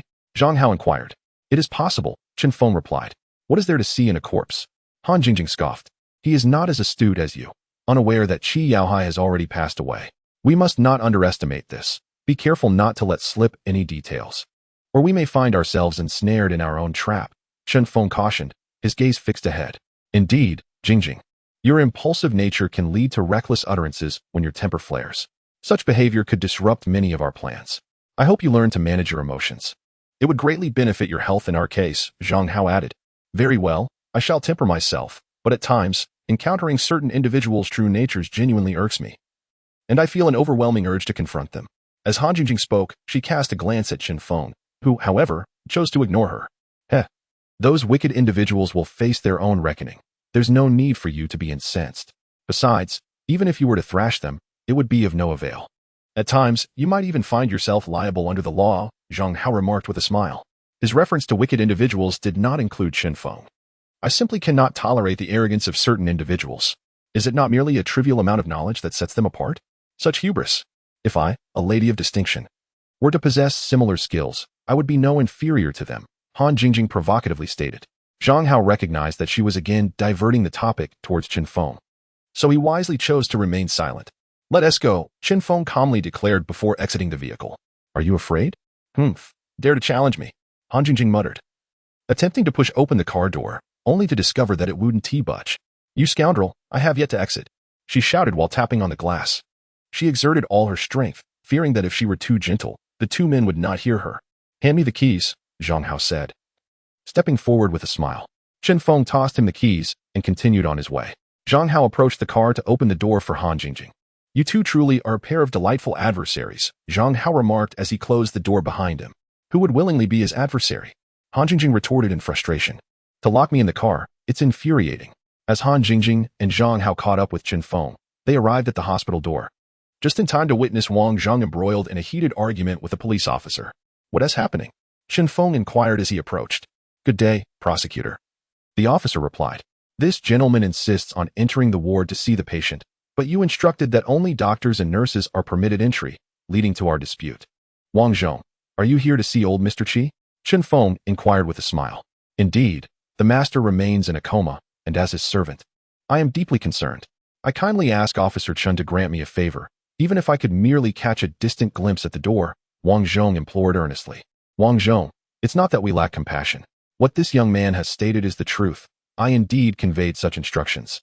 You are aware that the patient is in a perilous condition, teetering on the brink of life and death. If everyone were to enter to catch a glance at the patient, it would hinder old Mr. Qi's recovery and could potentially exacerbate his condition. Furthermore, old Mr. Qi is a crucial witness, and his state of consciousness is directly tied to the identification of the perpetrator in this case. His significance is beyond question. We are also concerned about potential assailants disguising themselves. Should they infiltrate under false pretenses, it would catch us unawares, Chen Feng explained. I understand all that, but I truly worry for the master's health.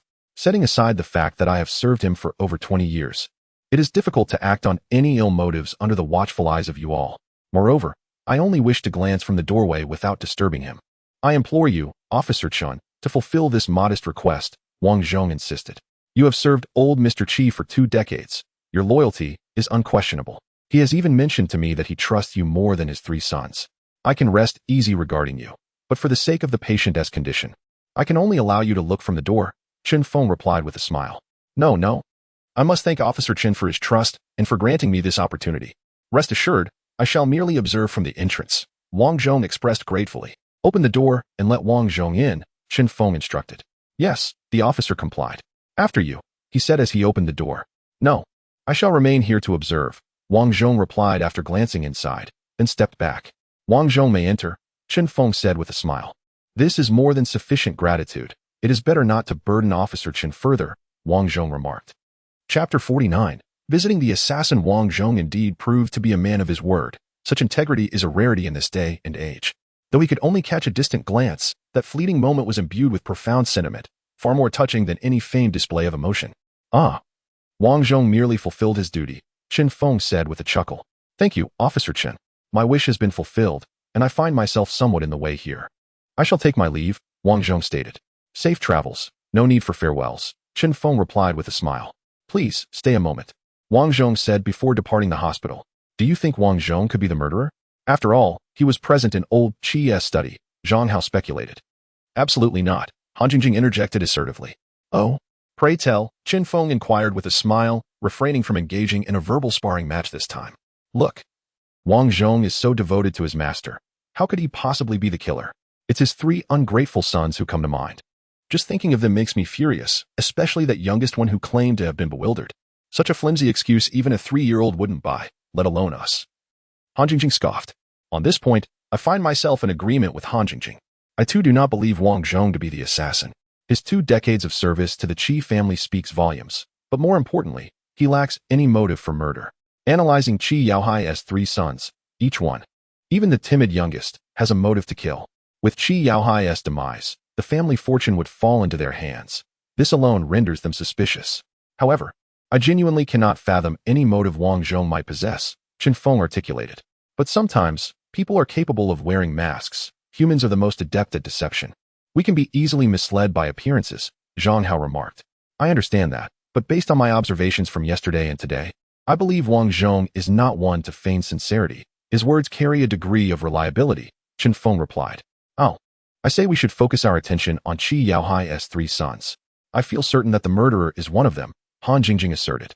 One must not leap to conclusions. Such rashness can lead to erroneous investigative directions and potential miscarriages of justice, Zhang Hao stated solemnly. Understood, Han Jingjing replied quietly. Despite usually wearing a cheerful demeanor around Zhang Hao, she felt a twinge of fear when he adopted a serious tone, a phenomenon one might call the law of nature. In a somewhat dilapidated cottage on the outskirts of the city, 2 young men were indulging in alcohol. Should Zhang Feng happen upon this scene, he would undoubtedly be astonished. For one of them was the very murderer of Zhou Limin. Damn, what a miserable existence. Stuck in this godforsaken place, when will this end? I bet that little Chui from the brothel is pining for me, one of the youths lamented. Just as he finished speaking, a voice from outside called out. What's the matter? Can't endure a single day? How do you expect to earn big bucks if you're this weak? What awaits you outside ISNT your beloved Chui, but the guillotine? Who? The 2 men, alerted by the voice outside, immediately grew cautious. It's me. The one bringing the money, the man replied in a low tone. Ah, it's the boss. Come in. One of the young men exclaimed as he opened the door with a smile. With wine and meat, life is good, the man chuckled. Huh, if only there were a woman here, then it would be perfect. The man chuckled lewdly. Old 3, let me tell you. Stop fixating on that wench from the Yihong courtyard. She doesn't even know how many men have had her. Women are prone to causing trouble. You shouldn't maintain such close ties with her, as it could easily expose you. Don't bring misfortune upon yourself. The man spoke without mercy. You're talking nonsense. Xiao Chui loves only me.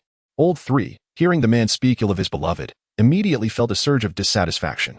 Loves you? Ah, I fear she loves not you. But your money. In that line of work, who can claim their body is untouched? Who can assert they will love sincerely? Don't forget who you are.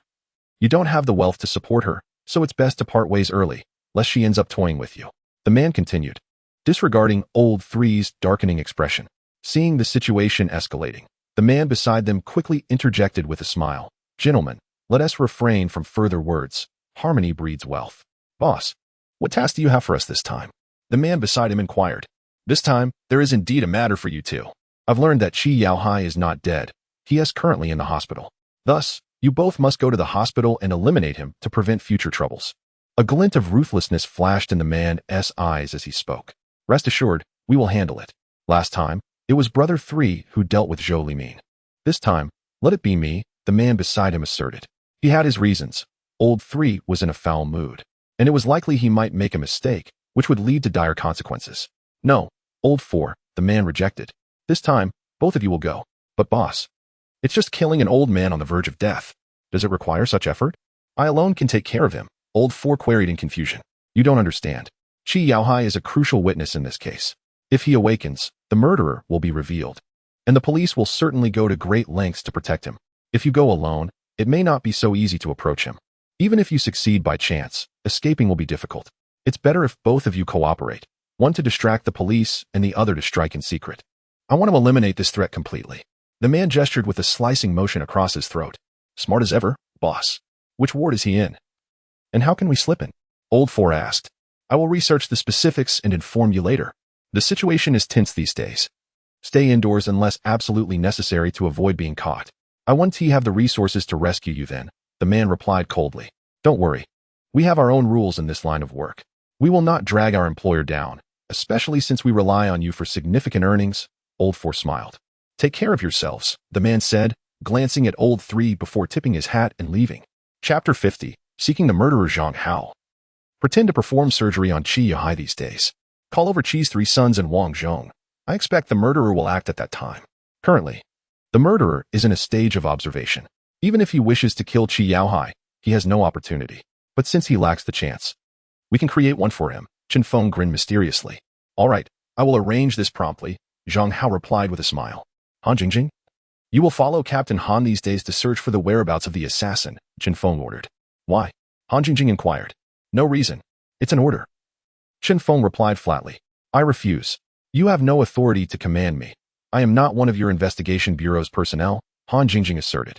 Because you possess extraordinary vision and are adept at observation. You noticed that silk scarf without intending to. Thus, you are well suited for this task. Perhaps a casual glance on the street might lead you to the murderer, making you the perfect candidate. Zhang Feng smiled. To be honest, Zhang Feng did not believe his own words, but he had no choice. Deceiving this naive girl was his only option. Just as she had said. I am not one of your investigation bureau's personnel. You cannot command me. God forgive me, he sighed. Huh, you can fool ghosts, Han Jingjing snorted. However, since you say so, I shall agree. She confidently patted her chest. Now that is the spirit. There is no time to lose. You should go out now. Who knows? You might just encounter the murderer, and that would be a significant achievement, Zhang Feng urged, pushing Han Jingjing toward the exit. It's not that easy, Han Jingjing mumbled. Yet her demeanor suggested eagerness. What did you just tell Jingjing? She seems quite elated, Zhang Hao asked, entering just as Han Jingjing stepped out. I arranged a fine task for her, to seek out the murderer of Zhou Limin, Zhang Feng replied, taking a sip of water and relaxing. What? You sent her to find the murderer? Is that a good task? Zhang Hao expressed disbelief. Alas, I worry she might inadvertently reveal something while nearby, which would jeopardize our plans. So, I made up a reason to send her away. As for the reason, it was just a casual remark. She can do whatever she pleases. I never expected her to genuinely find the murderer, Zhang Feng laughed. Huh, you may have said it casually. But I fear she won't take it lightly. You know her. She is quite earnest. Once she agrees, she will see it through. I'm beginning to worry about the consequences if she discovers you deceived her, Zhang Hao chuckled. Let us take it one step at a time. There will be a way when we reach the mountain, Zhang Feng laughed. If she finds out, it won't be a big deal. Can she really do anything to me? While she may not do anything drastic, she certainly won't let you off easily, Zhang Hao replied. Enough of her. By the way, how is the surgery arranged? Zhang Feng shifted the subject, eager to avoid the troubling topic. Everything is set, Zhang Hao stated. Have you informed the Qi family? Zhang Feng continued. They have been notified, Zhang Hao confirmed. Good. Now we await the big fish to take the bait, Zhang Feng smiled. Hey, Jingjing, what brings you here? As Han Jingjing reached a bustling street, she encountered a young police officer greeting her. Don't mention it.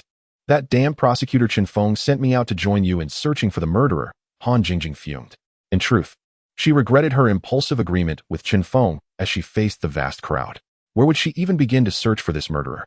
How could the prosecutor assign a girl like you such a taxing task? Hey, Jingjing, you should rest on the sidelines. This job is too demanding, the officer said sympathetically. That is out of the question. Han Jingjing replied sternly. Since I promised that insufferable Zhang Feng, I must see it through. I, Han Jingjing, am a woman of my word. If I were to rest aside and he saw me, or it reached his ears, I'd be looked down upon. I won't allow that. Besides, more hands mean more strength. Han Jingjing declared with boldness, though the bitterness within her heart remained known only to herself. The damn Zhang Feng, how dare you deceive me? When the opportunity arises, I shall ensure your suffering is infinite. But fear not, Sister Jingjing, our personnel here is ample. Rest assured, I shall remain discreet, the young officer reassured. Ah, if only all officers were as compassionate as you, how wonderful that would be.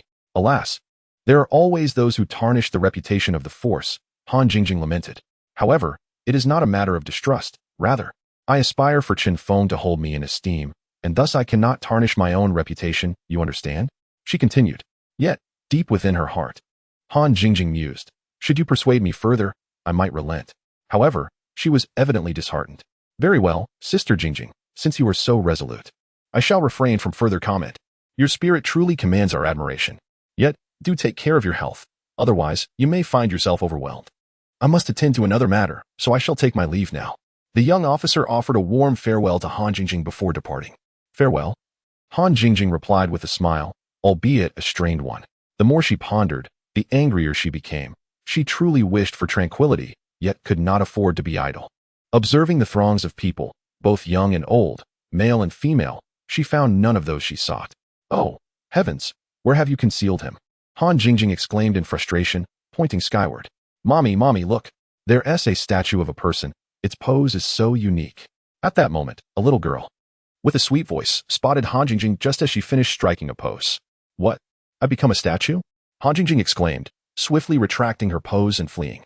Mommy, why did she run away? The little girl asked, perplexed. Her mother's reply nearly caused Han Jingjing to stumble. She's a bit unwell, came the answer. Chapter 51. The surgery scheduled for the following day was not only known to the Qi family, but also to certain societal figures. For Qi Yaohai was a notable individual whose every action attracted attention.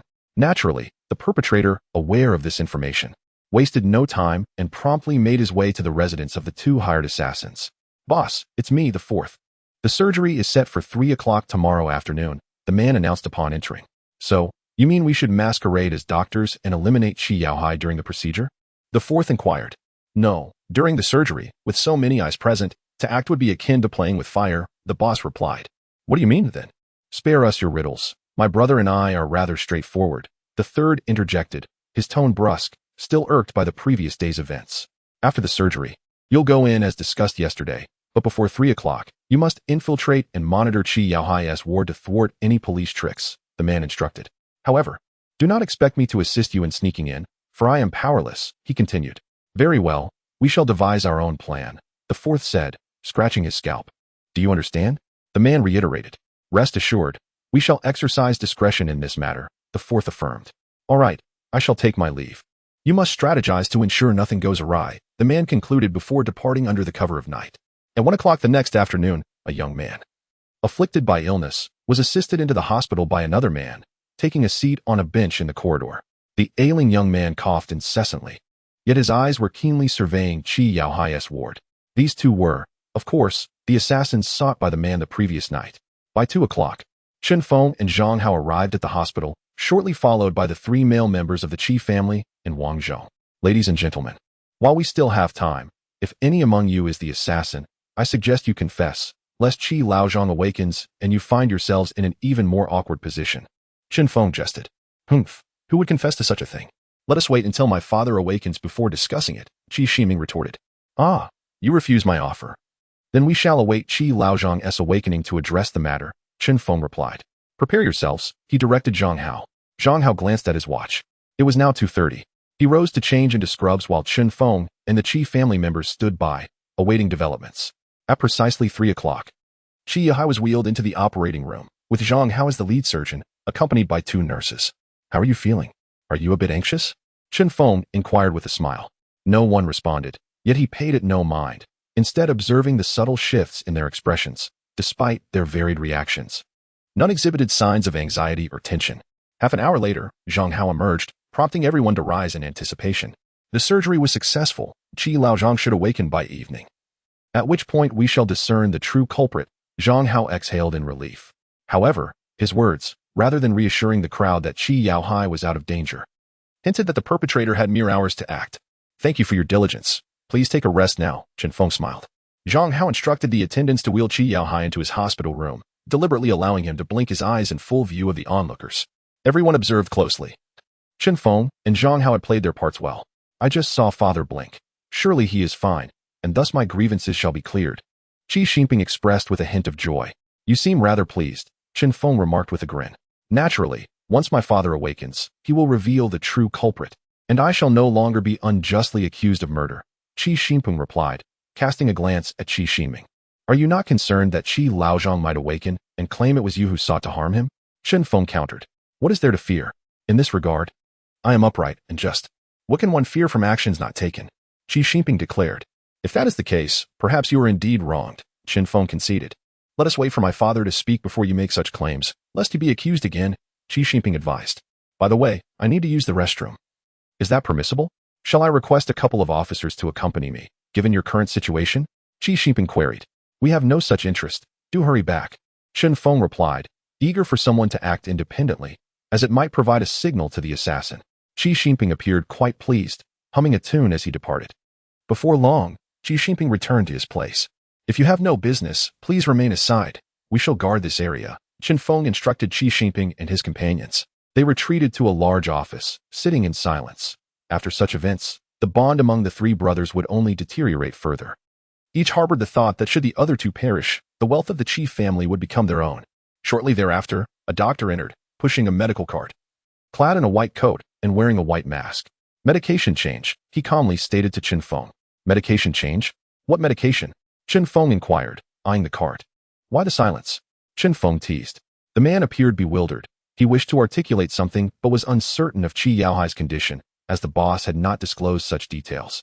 This individual is undoubtedly the fourth, who, upon sensing the opportune moment, carelessly sought out a physician to incapacitate and replace with his own attire, only to discover that it was not as he anticipated. This singular action had already revealed his identity. Do you still think you can escape? Zhang Feng remarked, seizing the fourth's wrist with a smile. The fourth was taken aback, realizing his exposure even before he had entered the room, and immediately struggled to break free, forcefully pushing the medical cart ahead of him to seize the chance to flee. You two remain here to guard. The rest follow me, Zhang Feng commanded, determined not to let the culprit evade so easily. Chapter 52. The culprits escaped. Two men stayed behind to guard the door, while the others followed Zhang Feng out. The commotion naturally attracted the attention of Qi Xinping and the others, who rushed out as well. What is happening? Qi Xinping inquired. There is an assassin. A young officer replied nonchalantly. Ah, then we must hurry to pursue, Qi Xinping exclaimed. Inspector Chun has already taken a team to chase after him, leaving us here to watch, the young officer explained. Alas, how could a mere few suffice? With that, Qi Xinping dashed out. The young officer did not attempt to stop him, knowing this was merely a drawn-out strategy. If you have no business here, you should quickly return. As we are executing our duties, the young officer stated. Naturally, Qi Xinping and the others were not inclined to follow Qi Xinping in searching for the assassin. The trio returned to the office. At that moment, the third, masquerading as an ill patient, passed by the ward, pausing to glance inside. What are you looking at? Hurry along, another young officer urged. Officer, I can't find my ward. Could you assist me in locating it? The third feigned pitifully. This is not your ward. You should seek assistance elsewhere, the young officer replied. We are still on duty. How could we help you find a ward? This is rather implausible. Very well. The third turned to leave, but as he did, he swiftly spun around, delivering two precise strikes to the necks of the two young officers. The third quickly opened the door, aiming at the figure lying in bed, Qi Yaohai, and was about to pull the trigger when he suddenly heard a voice behind him. Indeed, there are two of you. The third, hearing the man's voice, disregarded everything and turned to fire several shots at Zhang Hao, seizing the moment to shoot Qi Yaohai in the heart as he dodged. The unfortunate young officer was struck in the process. Upon seeing the young officer wounded in the chest, Zhang Hao immediately delivered a flying kick to the third's wrist, knocking the gun from his hand. Realizing his mission was accomplished, the third made a hasty exit through the window.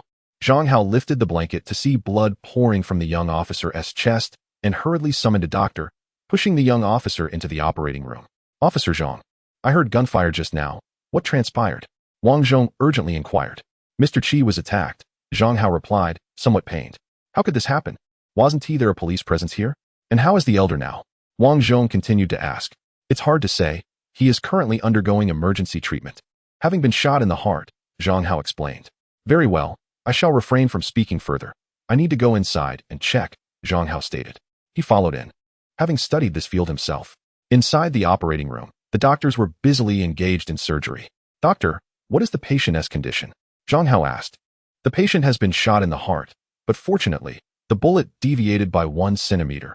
Otherwise, not even a deity could save him, the doctor replied. So, there is hope for survival? Zhang Hao inquired, somewhat excited.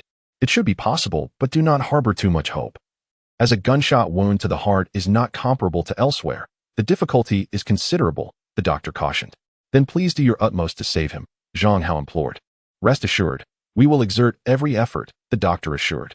Zhang Hao stood by quietly, knowing that if his negligence led to the loss of this young life, he could never forgive himself. How did it go? Zhang Hao asked as the doctor laid down the scalpel.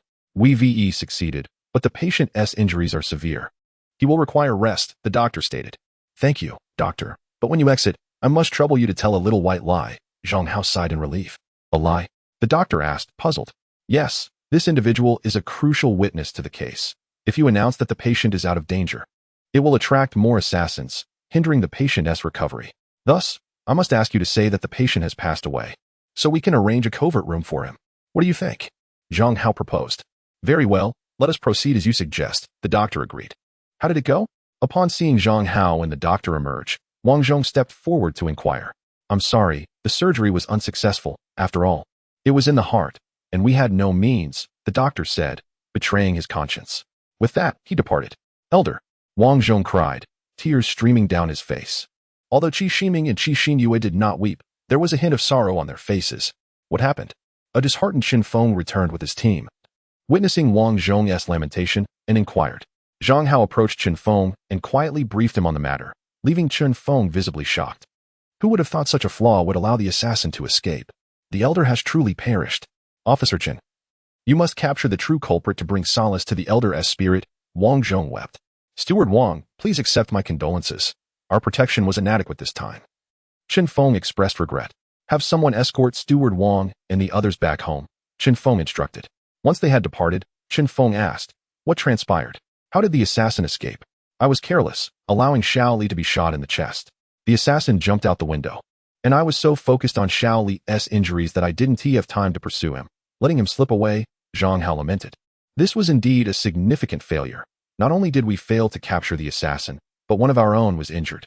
There is no need for self-reproach. This is not your fault. We underestimated our opponent, Zhang Feng consoled him. By the way, is Xiao Li all right? Zhang Feng inquired. He is no longer in critical condition. Merely requiring rest, Zhang Hao replied. That is good, Zhang Feng said, feeling somewhat reassured. What about your end?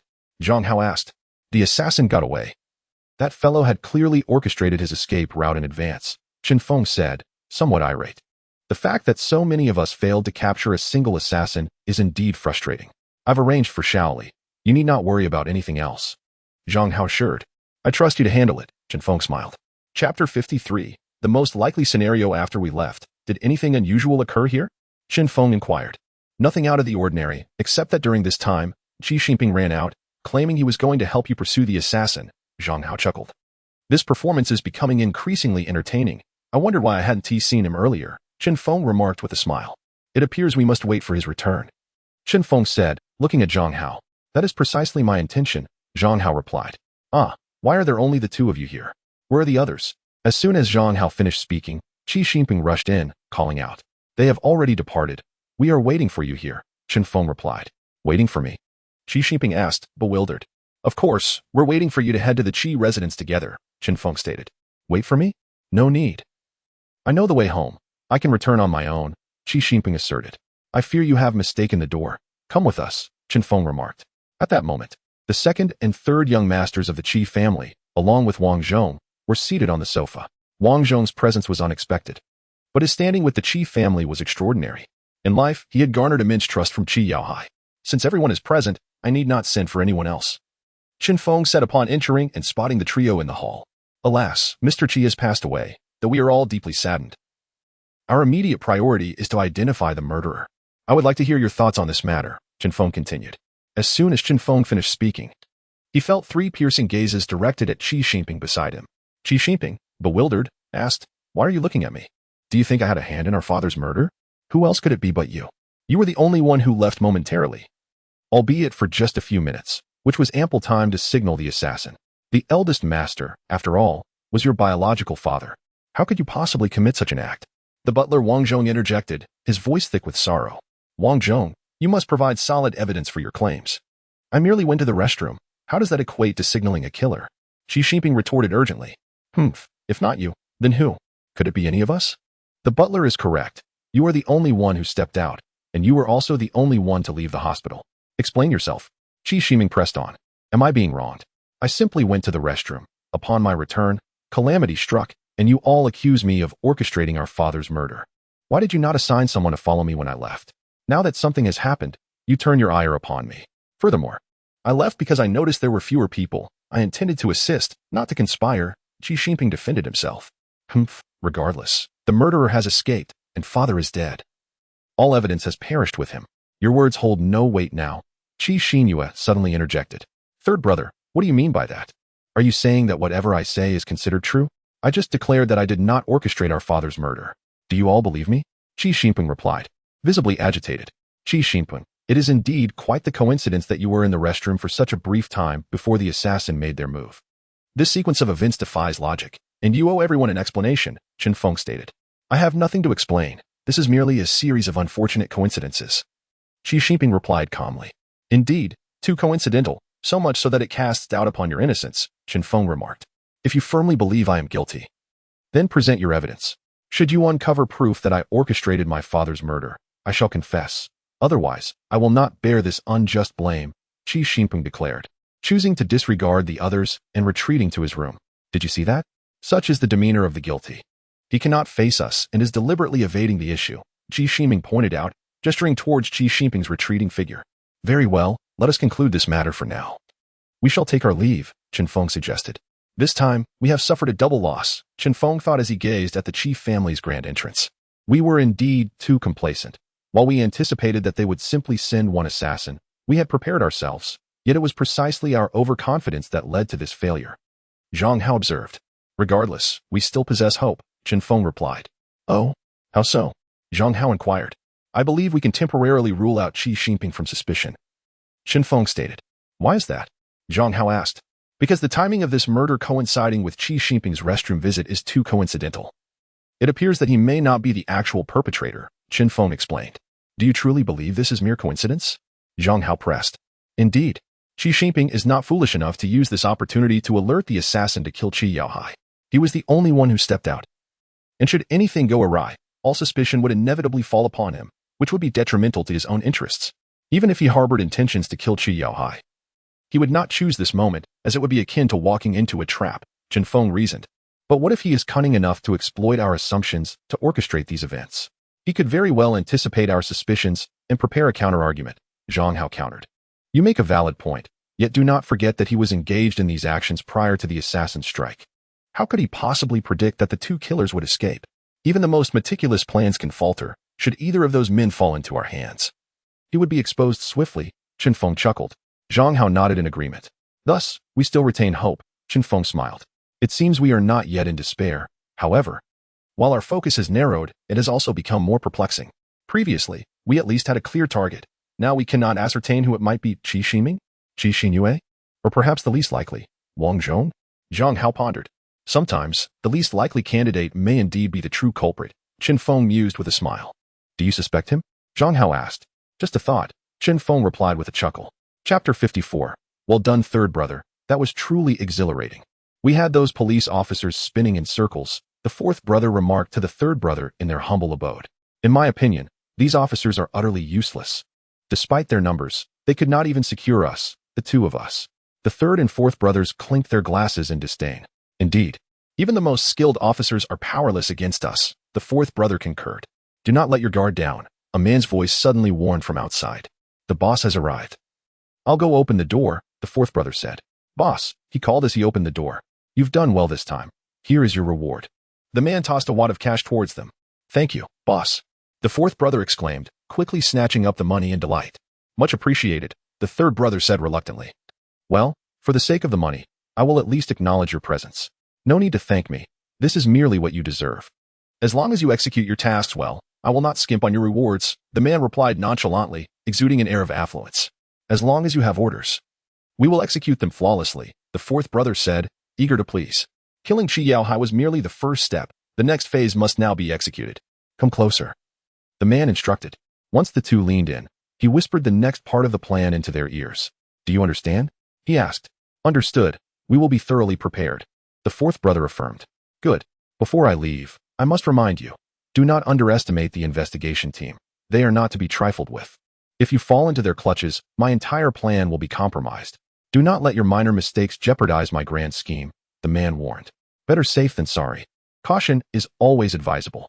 After the man departed, the third brother, feeling disgruntled, muttered, always rambling on. Third brother, mind your words. Be wary of eavesdroppers. The fourth brother quickly cautioned, covering the third brother's mouth. What are you afraid of? At worst, I'll quit. I refuse to endure this indignity, the third brother protested. Brother, I understand that you are still upset about that day, but as a brother, I must support you. I truly believe that what he said was not entirely wrong. Despite the harshness of his words, the truth often comes wrapped in coarse fabric. I also think that your relationship with that girl, Shui, lacks a promising future. Once we complete this significant job, perhaps it would be wise for you to seek a good woman to marry, said Lao Si earnestly. You speak lightly of it. Have I not considered finding a woman to share my life with? However, we live on the edge, in a world where danger lurks at every corner. If I were to have a woman, I would constantly worry about her safety and hide the truth from her. This would only burden us both. It is far more exhilarating to venture forth with you, my brother. With wealth, I can indulge in fleeting romances, and when money is scarce, I can focus on earning it. That seems quite satisfactory, Lao Sin chuckled, although his smile bore a hint of bitterness. Yet, this is not a sustainable path, Lao Si remarked as he returned to his bunk. How did your search go? As soon as Han Jingjing entered, Chen Feng inquired. Don't even mention it. Despite the throngs of people on the streets, none resemble that assassin, Han Jingjing replied, waving her hands in frustration. Huh, if you were to find him. They wouldn't have gone to the hospital to commit murder today, Chen Feng retorted. What? They went to the hospital to kill someone? Damn it. Han Jingjing cursed. By the way, was anyone injured? She asked. Shaoli was shot in the chest, but fortunately, it was not life-threatening. Otherwise, it would have been a disastrous start. Chen Feng lamented. He couldn't help but feel a sense of gratitude that the assailant had acted out of desperation. Otherwise, Shaoli might have already been a lifeless corpse. Despite this, the ramifications of the attack were undoubtedly severe. These criminals are exceedingly audacious, daring to brandish firearms in a hospital. If I catch them, I will ensure they pay dearly, Han Jingjing declared fiercely. Thus, this matter rests upon your shoulders, Chen Feng replied with a smile. Rest assured, I will track down that murderer, Han Jingjing asserted confidently. Do not regard me with such skepticism. I am speaking the truth. I know you have deceived me with sweet words in the past, but I am magnanimous and choose to overlook it. This time, I am serious. I cannot allow Shaoli to have suffered that wound in vain. I will capture the culprit. Oh, Han Jingjing, I must say you look exceptionally beautiful today. Chen Feng complimented with a grin. What do you mean? Was I not beautiful before? Han Jingjing shot back, glaring at him. Of course not. You have misinterpreted my words. I meant to say you were particularly stunning today, implying that you were also beautiful previously, Chen Feng explained. Humph, I didn't realize you were so charming with your words. However, I possess natural beauty that won't diminish just because you fail to flatter me often. Do not attempt to win me over with insincere compliments. I am not swayed by such tactics, Han Jingjing stated firmly. Haha, Chen Feng, who would have thought you would find yourself in this position? Zhang Hao chuckled from the side. What are you doing? Where are you going? Chen Feng asked as Han Jingjing turned to leave. What else? I'm going home to sleep. I need to conserve my energy for tomorrow's search, Han Jingjing replied curtly. I haven't provoked her, have I? Chen Feng asked Zhang Hao. Who knows? Perhaps you unintentionally said something wrong, Zhang Hao laughed. I am exhausted from the day. I shall retire for the night, Zhang Hao said, patting Chen Feng on the shoulder. The next morning, Chen Feng and Zhang Hao arrived at the Qi residence and inquired with a servant, Where is your eldest young master? I don't know. It seems he left early this morning, the servant replied. He left? Do you know what he went out for? Was he alone or accompanied by anyone? Chen Feng continued to question. Well, I am merely a servant. The young masters never inform us of their whereabouts, and we do not inquire about their movements.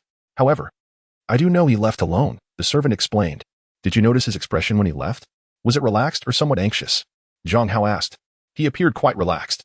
Though I wasn't paying close attention, the servant replied. What about your other young masters? Chen Feng inquired. It seems the second young master also left early. Even before the eldest, while the third young master is still at home, the servant informed. Very well, do not mention our visit to them, Chen Feng instructed. I understand. The servant replied. What do you make of Qi Xinping? Why was he carrying a letter when he left? Chen Feng pondered aloud. This seems illogical. Generally, one discards a letter after reading it.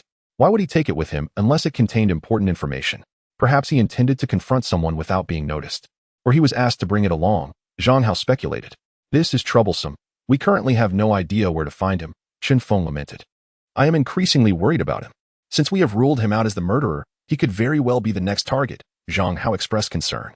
Your assessment is highly plausible. We must return to the investigation bureau and conduct a citywide search for Qi Xinping and Qi Ximing, Chen Feng instructed Zhang Hao. The two hurried back to the bureau, neglecting to rest.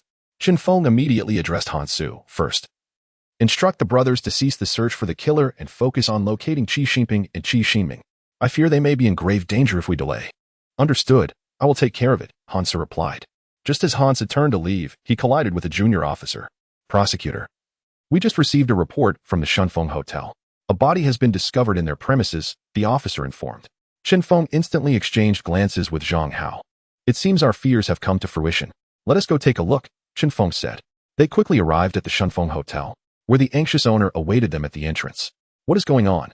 Zhang Feng inquired. Officer. This morning our staff went to clean a room and discovered a corpse in room 204, the owner explained anxiously. Do you know who it is? Zhang Feng asked. I do not recognize him, but he appears to be a wealthy young master, the owner replied. Zhang Feng and Zhang Hao exchanged worried looks. It can't be one of them, can it? They thought as they rushed to room 204. Inside, the scene was chaotic. Lying on the floor was none other than Qi Xinping. It truly is him, Zhang Feng muttered, hitting the doorframe in frustration. The body still retains warmth. He must have died only about 20 minutes ago, Zhang Hao observed. Based on the wounds, it appears he was struck on the head with a heavy object. Likely that lamp over there, Zhang Hao pointed to the overturned lamp. Zhang Feng approached and examined the lamp. There are bloodstains on it. This must be the murder weapon. He concluded. By the way, he was carrying a letter when he arrived. Where is it? Zhang Feng suddenly recalled. Let us search for it, Zhang Hao said, rummaging through Qi Xinping's clothes while Zhang Feng scoured the floor. It's not here. Perhaps the murderer took it, Zhang Hao suggested. Perhaps, Zhang Feng agreed, feeling increasingly frustrated. Just as he was about to give up, he spotted a corner of a paper peeking from under the sofa. Picking it up, he exclaimed. This must be it. Zhang Hao took the paper and said, Is it related to the inheritance issue? Could it be Qi Xinping? It remains uncertain for the time being. Let us continue our search for any new clues, Zhang Feng remarked. The two individuals rummaged through the chaotic room, and before long, Zhang Hao held up a bloodied wristwatch. Exclaiming, Look at this. Is this Qi Xinping's? Zhang Feng inquired. It doesn't appear to be. A watch that has been worn for an extended period would show signs of wear, yet there are no such marks on Qi Xinping's wrist. It seems this must belong to the murderer, Zhang Hao responded. Have you made any other discoveries? Zhang Feng asked. Nothing further on my end, Zhang Hao replied. It appears we must seek information from the proprietor, Zhang Feng stated. Boss, we would like to know who registered this room, Zhang Feng queried. Let me check. The boss replied, promptly retrieving the ledger. It was registered by someone named Qi Xinping, and it seems he has a long-term booking, the boss soon revealed. Qi Xinping? Are you certain you haven't made an error? Zhang Feng probed. Absolutely not. It is clearly written in black and white, the boss said, handing the ledger to Zhang Feng, who confirmed the name Qi Xinping was indeed inscribed there. Do you know this Qi Xinping? Zhang Feng asked. I do not. It was a staff member who registered the room, and I was unaware of these matters until something went awry, the boss said. Then who was keeping watch here just now? Zhang Feng inquired. That would be me, a nearby staff member interjected. You have been here the entire time? Zhang Feng questioned. Yes, though I did step away for a few minutes to use the restroom, the staff member replied. When was that? Zhang Feng asked. Approximately at 7 o'clock. The staff member answered. Did you see anyone enter during that time? Zhang Feng asked. There were many comings and goings, the staff member said. I mean, not guests of the hotel, but someone seeking another person, Zhang Feng clarified. No, when we encounter such individuals, we always approach them for inquiries, the staff member explained. Very well, you may go for now, Zhang Feng instructed.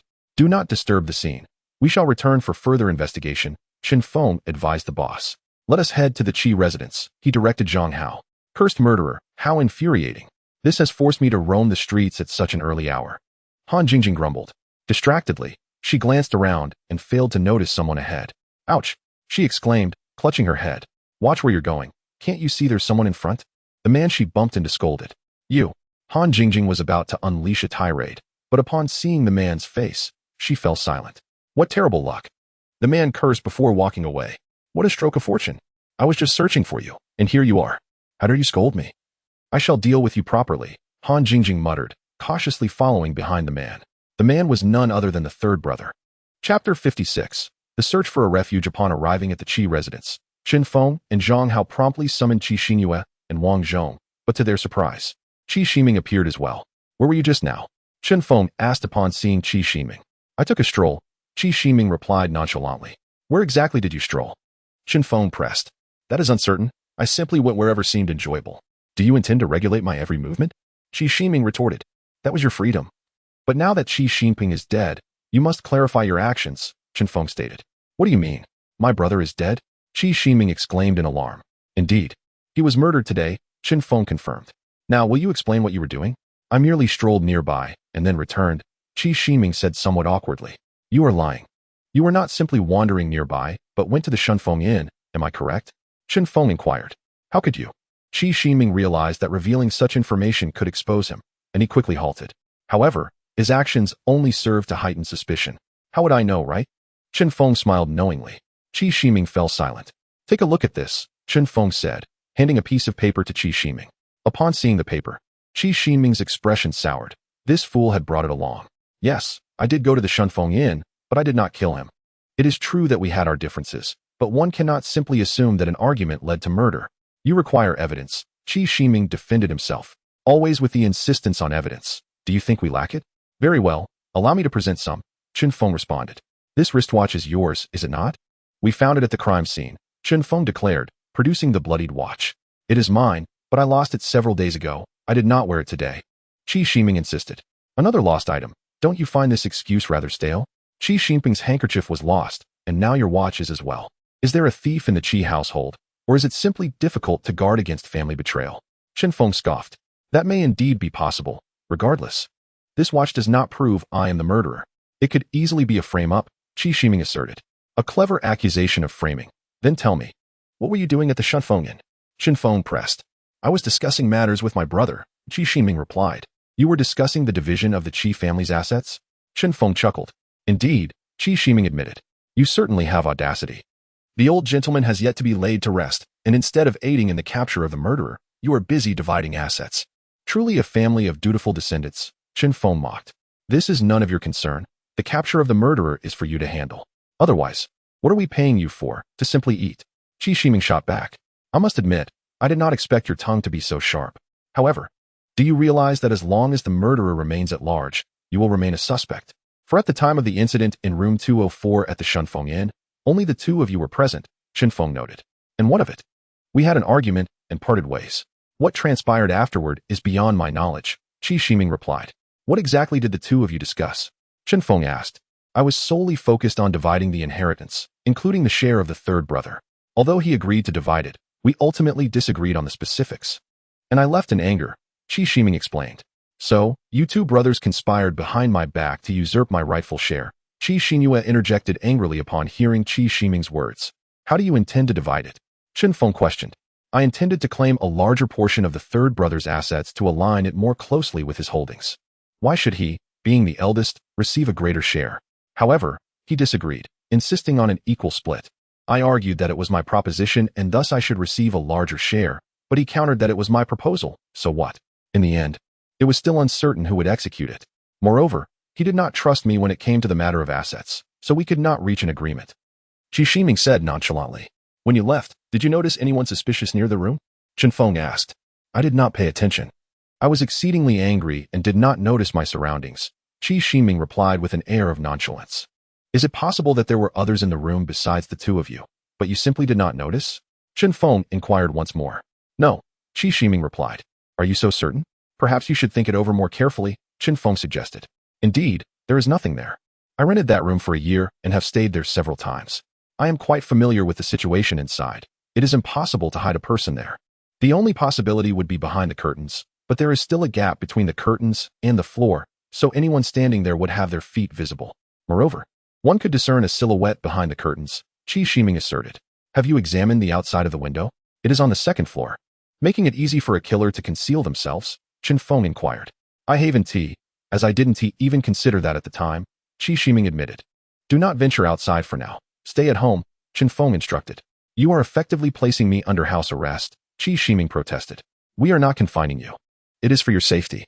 Regardless of whether you are the murderer, as the heir to the Qi family fortune, you will undoubtedly attract attention.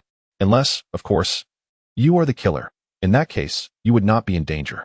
And you, Qi Xinyue, should also refrain from going out, Chen Feng cautioned. We must revisit the Shunfeng Inn, Chen Feng directed Zhang Hao. Han Jingjing followed closely behind Lao San, observing his winding path, unsure of where he was headed. Thinking he might have been discovered. Passing through a secluded grove, she saw Lao San enter a dilapidated cabin. Ah, I have finally found your hideout. No wonder I couldn't locate you. It was right here. Fortunately, I made a mark. Otherwise, I might have forgotten the way back, Han Jingjing exclaimed triumphantly. Chapter 57. Re-examining the crime scene. I will hide behind the curtain. You come verify whether Qi Shiming is correct. Chen Feng said as they arrived at the Shufeng Inn. All right, Zhang Hao agreed. The two entered the room and approached the curtains. I believe we need not conduct an experiment. What Qi Ximing said is indeed accurate. Something we overlooked at the time, Zhang Hao remarked. Since Qi Ximing speaks so assertively, we can initially rule him out as the murderer. Now, if there is a killer, where might he be hiding? Could it be true that he was waiting by the window on the second floor? Chen Feng pondered. I will go check. If I can find footprints, we can determine if someone entered from here, Zhang Hao resolved. All right, you go check, Chen Feng replied. The latch has been tampered with. It appears the murderer entered through here, Zhang Hao noted, then opened the window and carefully descended to the second floor. What did you find? Chen Feng asked Zhang Hao. There are 2 footprints here, Zhang Hao reported. However, there are no handprints, he added, puzzled. Come back up, Chen Feng instructed. It seems the killer indeed entered through here. The absence of handprints suggests the murderer may have deliberately concealed something, Zhang Hao speculated. It may not be that simple. Your earlier statement might be misleading, Chen Feng said. Frowning. Misleading? What do you mean? Zhang Hao inquired. You mentioned that the latch on this window had been tampered with, which could have been a ploy by the murderer to create the illusion of entering through the window, killing Qi Ximing, and then escaping the same way. Let us not even consider whether opening the window would alert Qi Ximing. The fact remains that this window could not have been opened from the outside. In other words, only someone inside could have opened it. The 2 footprints you observed could have been left to confuse us. He likely entered through the door. We cannot dismiss the possibility that he escaped through the window, Chen Feng reasoned. However, we may have overlooked something. It is possible that the window was already opened beforehand, Zhang Hao suggested. That is plausible, which is why we are perplexed. We must clarify this matter with the staff, Chen Feng said. The two quickly sought out the innkeeper. Excuse me, did the window in room 204 happen to be opened beforehand? Chen Feng inquired. I don't believe so, but let me check, the innkeeper replied. Xiao Lu, come here for a moment. The innkeeper called a staff member over. Was the window in room 204 opened beforehand? No, it wasn't. It's been quite windy these days. So I've checked thoroughly, especially in the unoccupied rooms, Xiao Lu responded nervously. You need not be anxious. We are merely inquiring, Zhang Hao reassured him with a smile. Does anyone else have a key to room 204? Chen Feng asked. No, for long-term guests, we provide them with a key for convenience. So they need not register each time they arrive, the innkeeper explained. Have you lost any keys recently? Chen Feng continued. No, all our keys are accounted for. Only the staff can access them while working, the innkeeper clarified. What is the name of the street behind the second-floor window? Chen Feng asked. Pingley Street, the innkeeper replied. Thank you for your assistance. Chen Feng smiled as they left the inn. Now that we know there is another key, which is with Qi Ximing, it seems the Shunfeng Inn is not at fault. If the window was opened by Qi Ximing this morning, and the murderer entered through the window to commit the crime, then Qi Ximing is under significant suspicion, at least suggesting he is in league with the killer. Conversely, if he did not open the window and the key is not in his possession, it implies someone accessed his room in advance. However, that too does not clarify things. Unless someone stole the key the night before to open the window and then returned it to Qi Ximing. Another possibility is that the key is with Qi Ximing, and the murderer escaped through the window. Based on your reasoning, if Qi Ximing's key was stolen, he would likely have noticed, unless he was drugged and unaware. Zhang Hao chuckled. Therefore, we must urgently ascertain whether Qi Ximing lost his key yesterday, Chen Feng stated. What are we waiting for? There is no time to lose. Zhang Hao replied with enthusiasm. Upon arriving at the Qi residence, Chen Feng instructed a servant to summon Qi Ximing. What is it now? Qi Ximing asked irritably. Having been roused from sleep. Did you lose the key to your room at the Shunfeng Inn yesterday? Chen Feng queried. No, Qi Ximing replied without hesitation. Think carefully. Perhaps you were in a deep sleep and did not hear anything, Chen Feng suggested. I don't need to think. I didn't sleep a wink last night. I've been insomnia-ridden and usually catch up on sleep during the day, Qi Ximing said, yawning as he spoke. Did you open the window when you went there this morning? Chen Feng pressed. No, I merely went there to speak with my brother. Why would I bother with the window? If you keep asking such irrelevant questions, I'll just go back to sleep, Qi Ximing complained, covering his mouth with his hand. Feel free to rest, Chen Feng replied. Do you suspect Qi Ximing is the murderer? Zhang Hao asked. For now, we cannot rule him out, as it is possible he killed Qi Ximing and escaped through the window. Of course, there is also the possibility that the killer found a way to open the door after Qi Ximing left, killed Qi Ximing, and then fled through the window. Alternatively, the murderer could have exited through the door. All of this remains uncertain, Chen Feng explained. Which scenario do you lean towards? Zhang Hao inquired. It's difficult to say, Chen Feng admitted. After a busy morning, Chen Feng suggested returning to the investigation bureau to see if Han Jingjing and the others had made any significant discoveries. Zhang Hao chuckled. noting that finding someone in such a vast crowd was no easy task. Upon their return to the bureau, they found Han Jingjing seated anxiously in a chair. "What's the matter, Han Jingjing?" Chen Feng inquired with a smile. "Quickly, I have made a significant discovery." Han Jingjing replied eagerly. "What kind of discovery? Have you caught the culprit?" Chen Feng joked. "I haven't caught the culprit, but I have located their hideout," Han Jingjing exclaimed, her excitement palpable. "Really? That's impressive." Chen Feng exaggerated. "Of course. Just look at who I am." Han Jingjing replied with pride. "Why do you seem like you think I don't believe you?" "I am telling the truth," she insisted. "Then tell me, how did you find this out?" Chen Feng asked with a grin. "Oh dear, we don't have much time. Let's talk while we walk," Han Jingjing urged. "Have you been discovered?" Chen Feng questioned. "No," Han Jingjing affirmed resolutely. "If not, then why the urgency?" "They can't escape anyway," Chen Feng remarked. "You still don't believe me? I went to great lengths to find them, only to be met with your mockery. I am quite upset." Han Jingjing replied indignantly. "I don't think Jingjing is joking. She is likely telling the truth. Let's trust her this once." Zhang Hao interjected with a smile. "It is not likely. It is certain," Han Jingjing asserted. "If you don't believe me this time, you will regret it," she warned. "Captain Han, gather the team and follow Han Jingjing to find the culprit," Chen Feng instructed Han Su. Before long, Han Jingjing led a group of over 10 individuals to set off. "Now, you must tell us how you discovered the culprit," Chen Feng inquired playfully. "It was pure coincidence. I bumped into him on Dongxing Street. When I looked up, I saw his face. I didn't disturb him and quietly followed him," Han Jingjing explained. "You mean Dongxing Street? Not Pingley Street?" Chen Feng clarified. "Certainly not Pingley Street. I remember it clearly. It was Dongxing Street," Han Jingjing emphasized. "Could it be the same culprit?" Zhang Hao asked. "I don't know. If it were on Pingley Street, it might be possible, but now that we are on Dongxing Street, unless he has already made his way there." Chen Feng responded. "By the way, is there a significant distance between these two streets?" Chen Feng inquired. "There is some distance," Han Jingjing replied. "When we examined Qi Xinping's body, we learned he had only just died half an hour ago.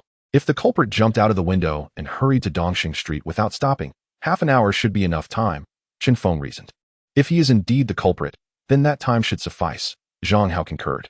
"However, we cannot deduce that this person is Qi Xinping's murderer solely based on the fact that he appeared on Dongxing Street," Zhang Hao added. "No. We have physical evidence, 2 footprints on the wall. If we capture them and compare the prints, we will know if they are the ones," Chen Feng stated. "It seems Jingjing has made a significant contribution this time," Zhang Hao remarked with a smile. "Hurry up," Chen Feng urged the officers behind him. Following her markings, Han Jingjing quickly located the grove. "See that small house? I saw the culprit enter there with my own eyes," she pointed out. "Everyone, be cautious and surround the house." Chen Feng whispered. "Old 4, do you hear anything?" Old 3, who was drinking, suddenly asked Old 4. "Hear what? Maybe you've become overly sensitive these days. Every little sound frightens you," Old 4 replied dismissively. "Perhaps, but I can't shake this feeling of unease," Old 3 admitted. "Hey, is it because of that girl you bumped into?" Old 4 teased. "Don't even mention it. That girl is quite attractive. If I weren't in such a hurry to return, I might have found a place to have some fun with her," Old 3 laughed. Just then, Han Jingjing, having just approached the small door, overheard Old 3's remarks and recognized his voice as that of the man she had bumped into earlier. In a swift motion, she seized a gun from a nearby officer and kicked the door open, shouting, "Don't move. Police." Old 3 and Old 4 were startled by her sudden entrance but quickly exchanged glances and ran in opposite directions, not knowing how to shoot. Han Jingjing closed her eyes and fired a shot as the 2 men dodged. Meanwhile, Chen Feng, who was still strategizing, felt a jolt of alarm upon hearing the gunfire. He quickly drew his weapon and rushed to the small house, just in time to see Old 3 aiming at Han Jingjing. In a moment of desperation, Chen Feng tackled Han Jingjing to the ground, disregarding everything else, and fired at Old 3, hitting his wrist and causing the gun to fall to the ground. At that moment, Zhang Hao also rushed in, pointing his gun at Old 4. "Don't move. If you do, I will shoot," he commanded. Old 4 immediately raised his hands in surrender. "Arrest them," Zhang Hao ordered the officers behind him. "Who fired first?" Chen Feng asked the still recovering Han Jingjing. "I did." "He insulted me," Han Jingjing replied defiantly. "Do you even know how to shoot? Do you realize how dangerous that was? If I had been even half a minute late, you would have been a corpse." Chen Feng scolded her sternly. "He insulted me, and I couldn't bear it," Han Jingjing defended herself. "That's no excuse. Nothing is more important than your life. You could have chosen to ignore his words, but if you lost your life, it would be too late. I've told you countless times about your impulsiveness, yet you refuse to listen. I had hoped you would find the culprit and earn some merit. But it seems your actions have caused more trouble than good." Chen Feng expressed his frustration. Humph. I don't care about your merit. Han Jingjing retorted angrily, turning on her heel and storming away. Hey, Jingjing is a girl. You shouldn't speak to her so harshly, Zhang Hao remarked. I'm only looking out for her. You know her temperament. Even my harsh words may not reach her. If she doesn't learn a lesson now, who knows what trouble she might cause in the future. Her impulsive nature will eventually lead to her downfall, Zhang Feng replied. Chapter 59. Interrogation. All right, don't be angry. I'll go talk to her, Zhang Feng sighed, preparing to follow her. Take them back, he instructed. Jingjing, where are you going? Zhang Hao called out, seeing Han Jingjing walking alone as he hurried to catch up. Nothing. Just taking a stroll. Why are you here? Han Jingjing asked. Jingjing, Zhang Feng spoke rather harshly earlier. I apologize on his behalf. Please don't be upset, Zhang Hao said. Why doesn't he come apologize himself? Han Jingjing retorted angrily. Me apologizing indicates he doesn't recognize his mistake. I won't accept this apology, she declared. Jingjing. My apology is simply for his harsh tone. It doesn't mean he was wrong. In fact, I believe he wasn't wrong at all, Zhang Hao explained. You think I was in the wrong too? Han Jingjing glared at Zhang Hao. Humph, I thought you were different from him, but I see now I was mistaken. You both are the same, supporting each other instead of reason, Han Jingjing fumed. Jingjing, what is family and what is reason? Zhang Hao chuckled. Zhang Feng is family. I am in the right, Han Jingjing replied. Quietly, Zhang Hao expressed his belief that Zhang Feng had not erred in this matter. He continued, interrupting Han Jingjing. I understand that you feel Zhang Feng should not have lost his temper with you. Indeed, it is intolerable to endure verbal abuse from anyone. However, have you considered the potential consequences had Zhang Feng not acted swiftly to subdue you at that moment? His assertion was not unfounded. That bullet could have struck your heart. I assure you, I have encountered that assailant in the hospital, and even in a state of panic, he was able to target Xiao Li's heart. Imagine how precise he would have been if he had been calm. Without Chen Feng's intervention, your demise would have been inevitable. This is not mere hyperbole. I do not intend to extol Chen Feng's virtues, but rather to convey that impulsiveness can indeed lead to fatal outcomes. In that precarious situation, had you exercised patience, we would have apprehended the perpetrator, and you could have vented your frustrations without resorting to gunfire, which would have jeopardized your very life. You mention I am biased, favoring family over justice. Do you not believe that our shared experiences render us akin to family? Chen Feng's ire stemmed from concern for your well-being. Had he not valued you, he could have easily walked away after saving you, for he bore no obligation. It is precisely because he holds you in high regard that he worries so deeply for you. I hope you grasp Chen Feng's intentions. That is all I wish to say. Reflect on this. Zhang Hao smiled, confident that Han Jingjing would come to terms with her error, as her expression indicated her realization. Albeit with reluctance to admit it outright, she needed time to process. Zhang Hao departed to rejoin Chen Feng's group. Shortly thereafter, Han Jingjing caught up, running alongside Chen Feng and softly murmuring, I'm sorry for misjudging you earlier. It's all right. My demeanor wasn't the best either. Please don't dwell on it. Chen Feng replied with a gentle smile. Han Jingjing hurried away, feeling a tinge of awkwardness despite her apology. Indeed, a few words can lead her to recognize her faults. This approach is far more effective than my own, Chen Feng remarked with a chuckle to Zhang Hao.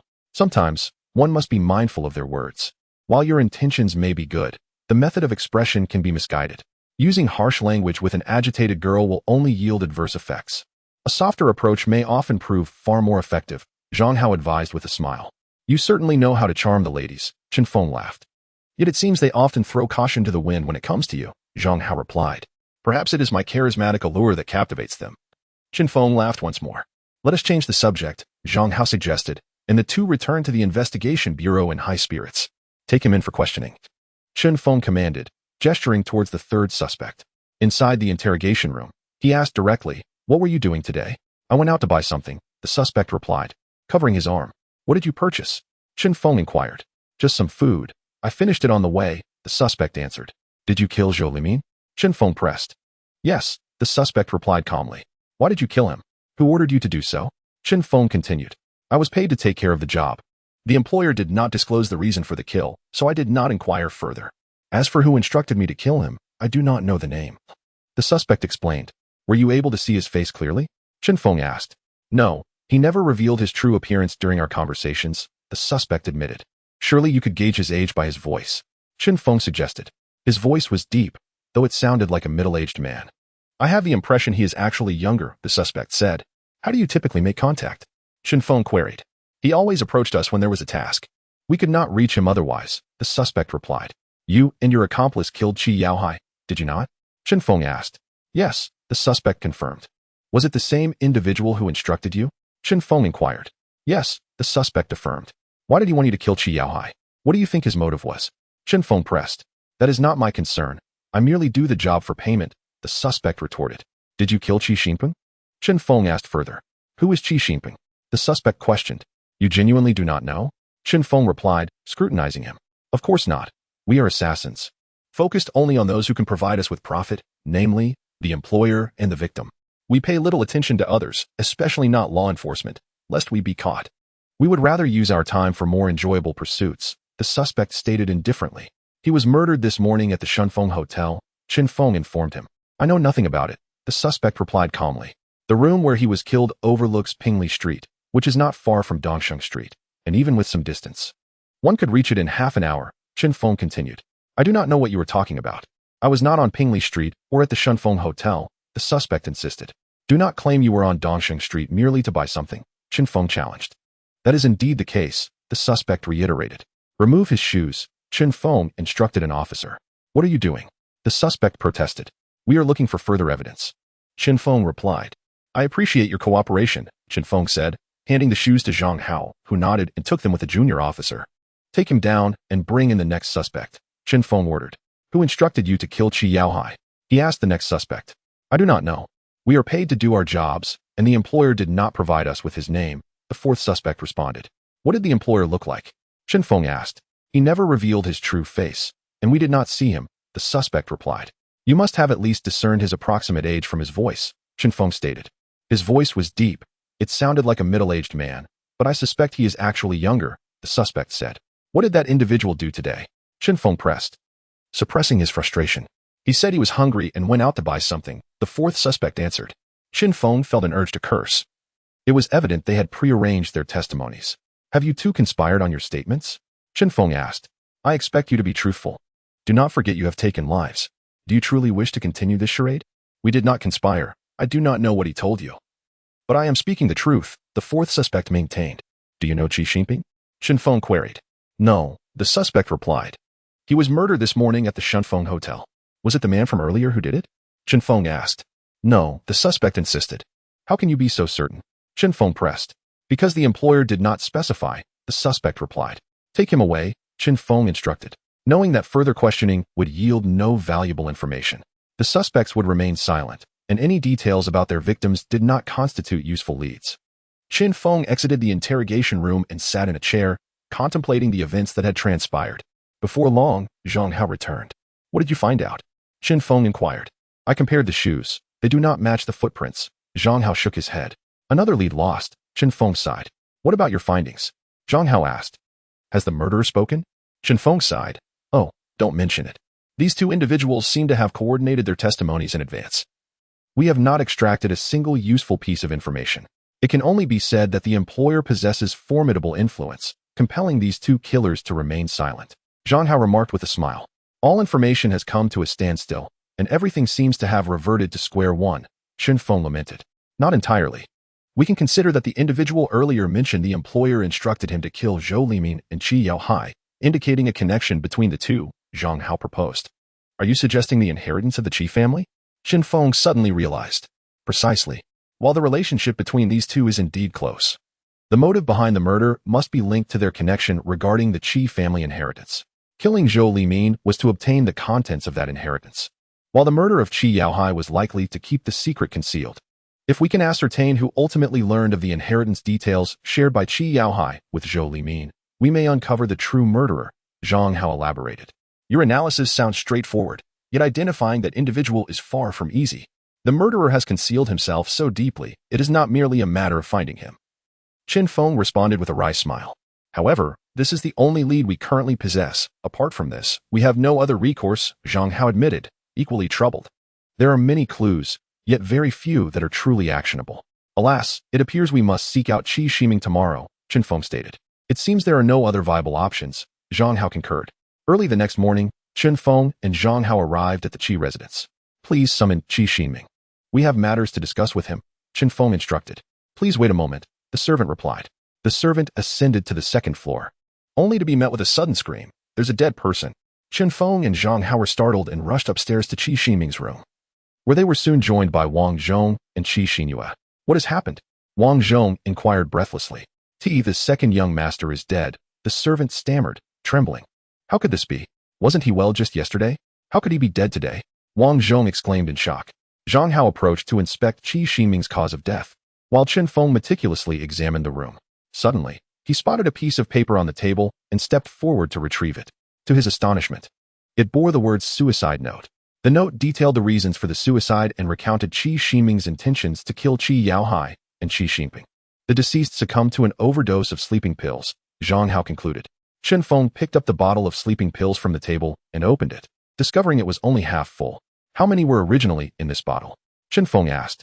This bottle of sleeping pills was just purchased. The second young master mentioned he had been experiencing insomnia, so I instructed the servant to buy them, Wang Zhong explained. Did he mention why he was suffering from insomnia? Zhang Feng probed. No, Wang Zhong replied. Zhang Feng nodded and handed the note to Zhang Hao, moving towards the bookshelf in Qi Ximing's room. Qi Ximing was fond of reading, Zhang Feng observed as he picked up a book.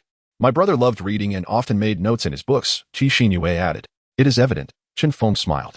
I shall take this book to read, he declared, surveying the bookshelf further. Why does it seem like a book is missing here? Everything else is so well organized, yet there is an empty space, Zhang Feng inquired. If I recall correctly, it was his notebook. He enjoyed taking notes and reviewing them. I suspect he simply misplaced it, Qi Xinyue suggested. I find that unlikely. If Qi Ximing were truly an avid reader, he would not carelessly discard his own books. And certainly not his notes, as some notes can be even more valuable than the books themselves, Zhang Feng remarked. You're correct. When I borrowed books from my brother, he was always reluctant, fearing I might damage them. However, I genuinely do not know where he has put this particular book, Qi Xinyue admitted. Zhang Feng continued searching Qi Ximing's room, but found no trace of the notebook. All right, let us transport the body back. We ought to return, Zhang Feng decided. He held the book, while Zhang Hao carried the suicide note and the bottle of sleeping pills. Before departing, they called Han Su to request he retrieve the body from the Qi residence. What is your perspective on this matter? Zhang Hao inquired, referring to Qi Ximing's suicide.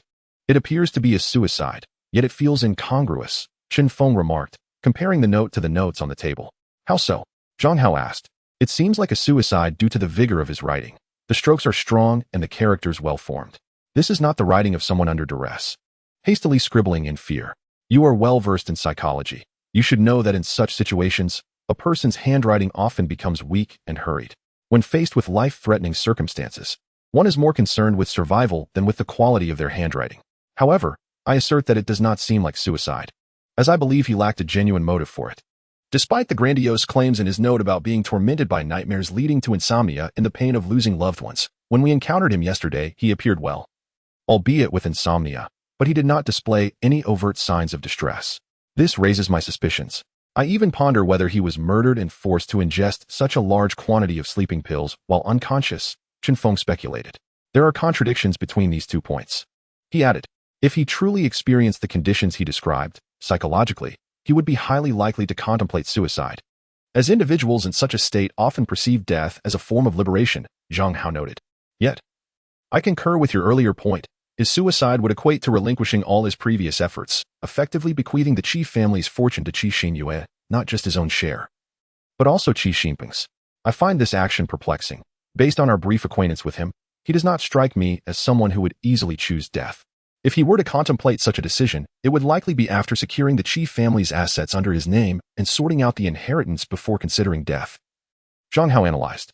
You make a valid point, and furthermore, the details regarding the murders in his note lack depth, Zhang Feng noted. For instance, while he mentioned killing Zhou Limin and Qi Yaohai, he merely stated that he hired a killer without providing sufficient details. Nor did he disclose the name of the assassin or how to locate them. If he had indeed chosen to end his life and confess the truth, he would have no reason to conceal anything further. Yet, he described the incident involving Qi Yaohai's demise with great precision, detailing how he stealthily entered the room after the butler left, saw Qi Yaohai lying on the ground, and was driven to murder in an attempt to frame Qi Xinping. He mentioned suffocating Qi Yaohai with Qi Xinping's handkerchief, while his account of Qi Xinping's death was notably vague, merely stating it was a result of a struggle, with the bloodied watch being left at the scene. The circumstances surrounding his death remain ambiguous. It is unclear what weapon was used or how he managed to escape. Everything seems overly simplistic. Furthermore, he confessed to conspiring with Qi Xinping to murder Qi Yaohai in a bid for wealth. Although he detailed every event, It raises suspicions that this may be a forged will. Zhang Feng remarked while holding the document. Could it be that due to time constraints, he chose to write in a hasty manner? Zhang Hao speculated. I doubt that. If we were to choose death, would we not care about the fleeting moments? We would surely strive to clarify everything before our demise, ensuring a sense of closure. His actions, however, suggest otherwise. This hints at the possibility that this will is indeed a forgery, though we remain in the dark about how it was fabricated, Zhang Feng replied. Based on your analysis, the content of this will seems to indicate it was created posthumously, Zhang Hao observed after examining the document. Oh, what do you mean? Zhang Feng inquired. Have you noticed that we found no evidence linking Zhou Limin's murder or the incident at the hospital with Qi Yaohai being shot? His writing is rather simplistic in these instances. Yet, he provided evidence regarding Qi Xinping's death and Qi Yaohai's suffocation earlier that morning. The evidence presented aligns with our investigative perspective, implying that this will is merely a reflection of our own reasoning, Zhang Hao elucidated. Even so, we cannot identify any signs of forgery in this will, as it is undoubtedly penned by Qi Xinping. I meticulously compared his handwriting, examining the curvature of his strokes, and found no discrepancies, Zhang Feng stated. This indeed perplexes us. While we suspect this will is fraudulent, the handwriting is undeniably that of the deceased, creating a significant contradiction. Zhang Hao remarked. Should we reinterrogate those two individuals? Zhang Hao suggested. How would we conduct that interrogation? Would we ask them if Qi Xinping ordered them to kill Zhou Limin and Qi Xinping? If we do, they might simply shift the blame to Qi Xinping. Zhang Feng responded. We could deceive them by inquiring about Qi Xinping. Perhaps they will inadvertently reveal something, Zhang Hao proposed. However, there's another issue. Qi Xinping is now deceased. If we eliminate him as a suspect, it implies Qi Xinping wasn't he killed by him. If Qi Xinping was the first victim, they certainly wouldn't he confess. Instead, they would likely attribute the blame to Qi Xinping, placing us at a greater disadvantage, Zhang Feng explained. With Qi Xinping's demise, all leads have effectively been severed. We are left with no advantageous clues. Even if we speculate about Wang Zhong and Qi Xinyue, they would undoubtedly deny any involvement, Zhang Hao asserted. Even if we question them again, we will yield no new results. Wang Zhong only has that one suspicion, and we have no leads on Qi Xinyue. Pursuing them seems futile. Moreover, if we interrogate them, they will deflect blame onto Qi Xinping. Once the will is mentioned, their suspicions would be cleared. Although we believe this will is a forgery, without evidence, they will not be convinced. If they firmly assert that this will was written by Qi Xinping, they will evade responsibility, Zhang Feng elaborated. Could Qi Xinyue, the greatest beneficiary, be involved? With both Qi Xinping and Qi Xinping deceased, the entirety of the Qi family fortune would likely fall into her hands. She stands to gain immensely without lifting a finger, while her brothers fight each other to no avail. It truly is a cruel jest, Zhang Hao chuckled. I am no expert in the affairs of the wealthy, but as the young master of the Zhang family, I assume you have had your share of experiences, Zhang Feng replied with a smile. At a time like this, you still find humor? Zhang Hao laughed. What else can we do? With the investigation stalled, we must seek solace in laughter, Zhang Feng remarked. I suppose the best remedy for you now would be the Paradise Club, Zhang Hao suggested with a grin. Indeed. It wouldn't hurt to listen to some music there and unwind. It might just rejuvenate us for tomorrow, Zhang Feng agreed. Are you not taking anything from your desk? Zhang Hao inquired. Let it be. No one will touch it anyway. It's just cluttering my view, Zhang Feng replied. Zhang Hao shook his head in silence. It is time to relax, but where shall I go? Zhang Feng pondered before deciding to return home. He arrived at the Paradise Club just as Ruan Hongyu was on a break. What brings you here? Ruan Hongyu smiled, their camaraderie having grown more comfortable over time. Just tired. Thought I'd come to rest, Zhang Feng replied, sinking into the sofa. Is it mental fatigue? Ruan Hongyu teased. Sometimes. I truly wish to avoid interaction with you. Your gaze is too piercing, and I cannot hide any secrets in your presence, Zhang Feng chuckled. That is merely an acknowledgement of my earlier observation, Ruan Hongyu laughed. Not that my eyes are exceptional, but you appear less fatigued than you claim. Thus, I surmise it's emotional exhaustion. In our line of work, keen observation of others' expressions is paramount, Ruan Hongyu explained. Would you care to sing a song for me? She asked playfully. No need for that. A conversation suffices. You've just sung, and I wouldn't want you to strain your voice, Zhang Feng replied with a grin. Very well then. Feel free to share any worries. I'm happy to lend an ear, Ruan Hongyu offered. All our leads have come to an end. The only remaining piece is this will, Zhang Feng stated flatly. The will? Ruan Hongyu asked. Indeed, it was left by Qi Xinping before his death. Yet, I cannot shake the feeling that his demise was not a suicide, despite the will being undeniably his own handiwork. This contradiction troubles us, Zhang Feng confessed. Have you considered a possibility? Qi Shiming might have been murdered after writing the will, Wan Hongyu suggested. Why would you think that? If the murderer saw him writing the will, what would compel them to take the risk of killing him? That seems counterproductive, Chen Feng countered. I cannot pinpoint why this thought crossed my mind. It's merely speculation, Wan Hongyu admitted with a smile. Your notion, though peculiar, does reflect an alternative line of reasoning. Chen Feng acknowledged. Please, continue, Wan Hongyu encouraged. We apprehended the perpetrator based on your description, but we failed to uncover the mastermind behind the scenes. They likely anticipated capture and had their stories pre-rehearsed, leaving us empty-handed, Chen Feng elaborated. If that is the case, the murderer is well concealed. However, generally speaking, in such situations, the primary beneficiary is often the most likely suspect, Wan Hongyu remarked. Why do you stare at me so? Do I have something on my face? Wan Hongyu questioned as she noticed Chen Feng's gaze. You are more beautiful than any flower, Chen Feng replied earnestly. Is that your sincere opinion? Wan Hongyu asked, smiling. Absolutely. Chen Feng affirmed with sincerity. Then I shall accept your compliment. Thank you, Wan Hongyu said. No need for thanks. It is well deserved, for you have supported me. Chen Feng replied with a smile. Oh, I don't believe I have been of assistance to you, Wan Hongyu retorted. Your previous statement reminded me that you mentioned the notion that the greatest beneficiary could very well be the perpetrator. Had you not previously disclosed your background? I would have assumed you hailed from a prominent family, given your profound understanding of such matters, Chen Feng remarked. Exposure breeds knowledge, Wan Hongyu sighed. Do you suspect Qi Xinyue to be the murderer? She inquired. I have yet to reach a conclusion, but within the Qi family. With the demise of Qi Shiping and Qi Shiming, he stands as the primary beneficiary, although no direct evidence currently implicates him. I am convinced that a thorough investigation will yield clues, Chen Feng replied with a smile. Have you considered Wang Zhong, the Qi family's steward? Wan Hongyu asked. He has served Qi Yaohai for over 20 years. Despite Qi Yaohai's trust in him, I have harbored doubts. However, I find it perplexing how he would manage to transfer the Qi family's assets into his name if he were indeed the killer, Chen Feng articulated. Certainly. That is a conundrum. This alone serves as his most compelling defense. Yet, sometimes, the least likely individual may be the most probable suspect. If he is the murderer, he must possess some method to acquire the Qi family's wealth, Wan Hongyu contended. Your perspective echoes what Zhang Hao has previously asserted. However, if he truly is the culprit, the revelation would undoubtedly be shocking, especially considering Qi Yaohai held him in high regard. Nonetheless, setting all else aside, Wang Zhong remains a more plausible candidate. As even Qi Yaohai has sung his praises, Chen Feng remarked with a grin. It seems you have found your direction for tomorrow, Wan Hongyu observed. Our course was established long ago. Your insights merely solidified it, Chen Feng responded with a smile. Chapter 63. The letter unveils the truth. It appears your spirits have lifted considerably, Wan Hongyu noted. Your contribution has been invaluable.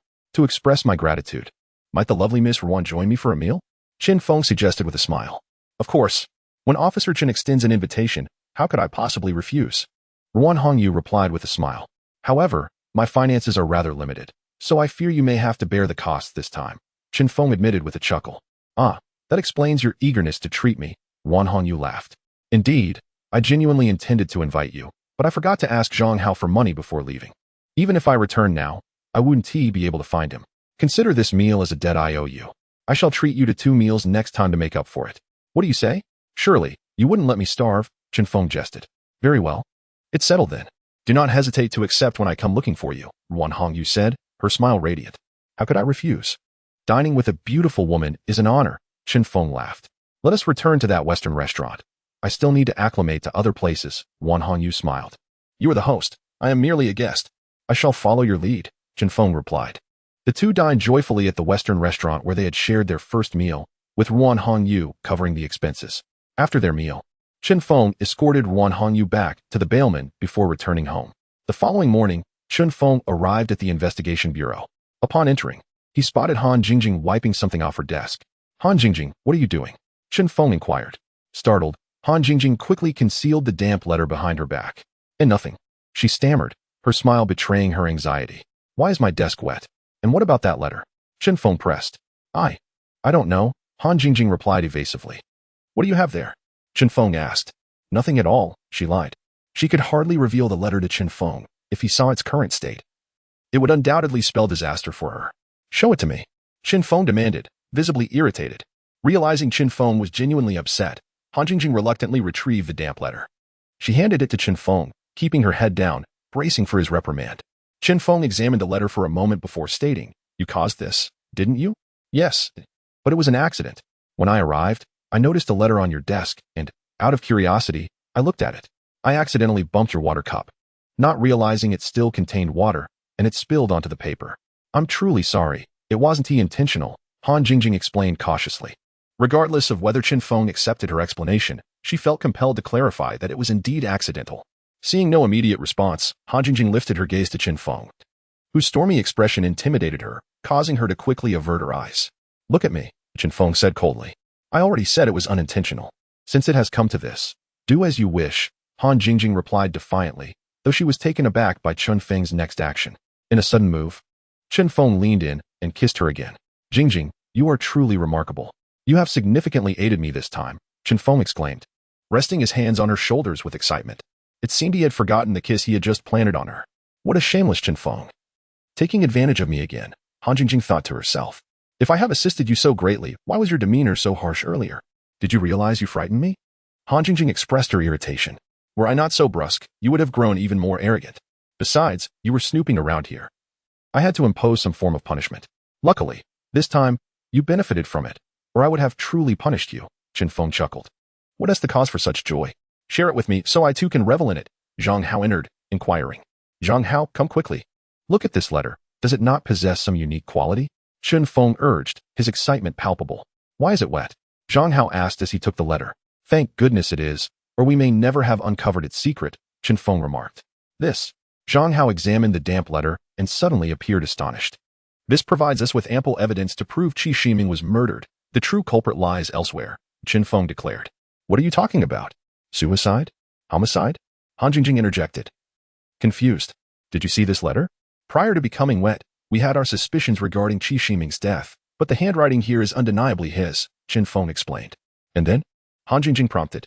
Now, observe the letter post-wedding. It clearly shows signs of being pieced together, indicating it was fabricated by the murderer. This suggests that Qi Shiming did not take his own life but was indeed murdered. Thus, your assistance has proven invaluable, Chen Feng concluded with a smile. Let me see. Han Jingjing said as she took the letter to inspect it herself. Indeed, it appears so, but why are there still a few areas lacking signs of being pieced together? Han Jingjing queried. Those sections likely indicate the murderer could not find the necessary characters to replicate, Chen Feng speculated. Do you have a plan for the next steps? Zhang Hao inquired. We should visit establishments specializing in document restoration to inquire if anyone has recently sought their services to piece together this letter. This may lead us to the perpetrator. I suspect the murderer remains unaware that we have unraveled the mystery of the letter, which presents us with a significant opportunity. Chen Feng smiled. While this may serve as a lead, we should temper our expectations. If the murderer killed the person during the transaction, we may still end up with nothing, Zhang Hao cautioned. Thus, we must act swiftly, hoping the culprit has yet to strike. Time is of the essence, summon everyone. We must set out at once. Chen Feng remarked, I shall also go. Han Jingjing replied, Of course you must go. You are the great contributor. How could this matter proceed without you? Chen Feng chuckled. Leading over 20 police officers, Chen Feng and Zhang Hao commenced inquiries throughout the city. However, at each establishment they visited, the proprietors claimed that no one had come there. While Chen Feng's group yielded no results, Zhang Hao's side was equally fruitless. Chapter 64. Discovering the true culprit. What have you found? Chen Feng inquired. Nothing at all. And you? Zhang Hao responded. Equally fruitless, Chen Feng shook his head. The leads they had just acquired had dissipated. This was not akin to a murder, where the perpetrator had taken a life. It was as if assistance had never been sought. Given this, there seems to be only one possibility, Zhang Hao suggested. Are you implying that the murderer possesses this particular skill? Chen Feng asked. Indeed, aside from this explanation, no other reasoning suffices. The murderer would not have gone to the lengths of recruiting someone from a nearby city to forge a letter. Such a notion seems unrealistic. Unless this letter had surfaced outside of this incident, we would have had no means to uncover its secrets. I believe the murderer shares this sentiment, believing we would not decipher the mysteries concealed within the letter. Thus, they felt secure in placing it in Qi Shiming's room. Even if we detect the discrepancies, with the letter present, all contradictions lack alternative explanations, Zhang Hao articulated. Yet, this endeavor resembles searching for a needle in a haystack, Han Jingjing lamented, having just been elated by a new lead that had now vanished. What is he doing? Han Jingjing questioned in confusion, noticing Chen Feng cradling his head in his hands, his thumbs gently massaging his temples. He is deep in thought. Do not disturb him, Zhang Hao advised. In previous investigations, whenever Chen Feng faced a conundrum, he would connect various events, piecing together overlooked clues. After a brief interval, Chen Feng suddenly slammed his hands on the table, exclaiming, "I believe I have discerned the identity of the true culprit." "Who is it?" Han Jingjing asked, her excitement palpable, momentarily forgetting her earlier fright from Chen Feng's outburst.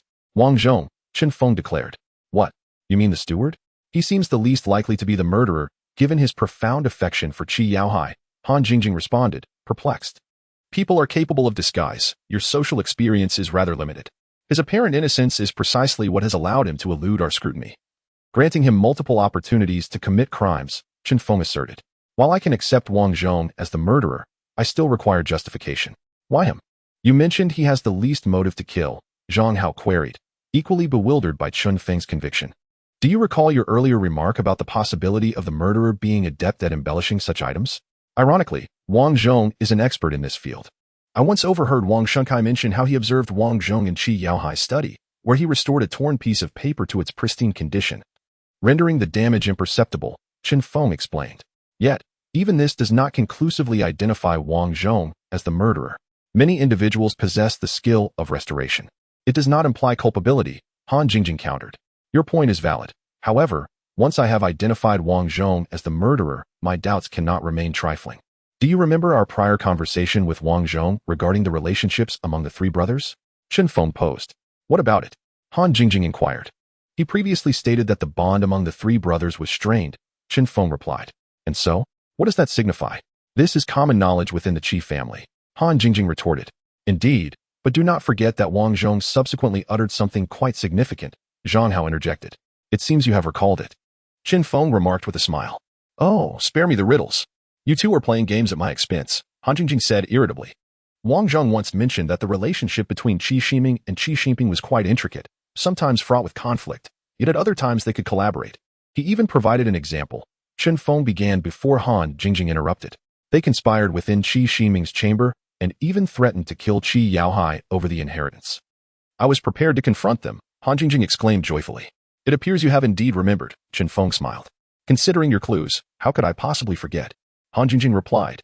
"You deduced it from there, yet I failed to recognize any discrepancies in that statement," Han Jingjing still questioned.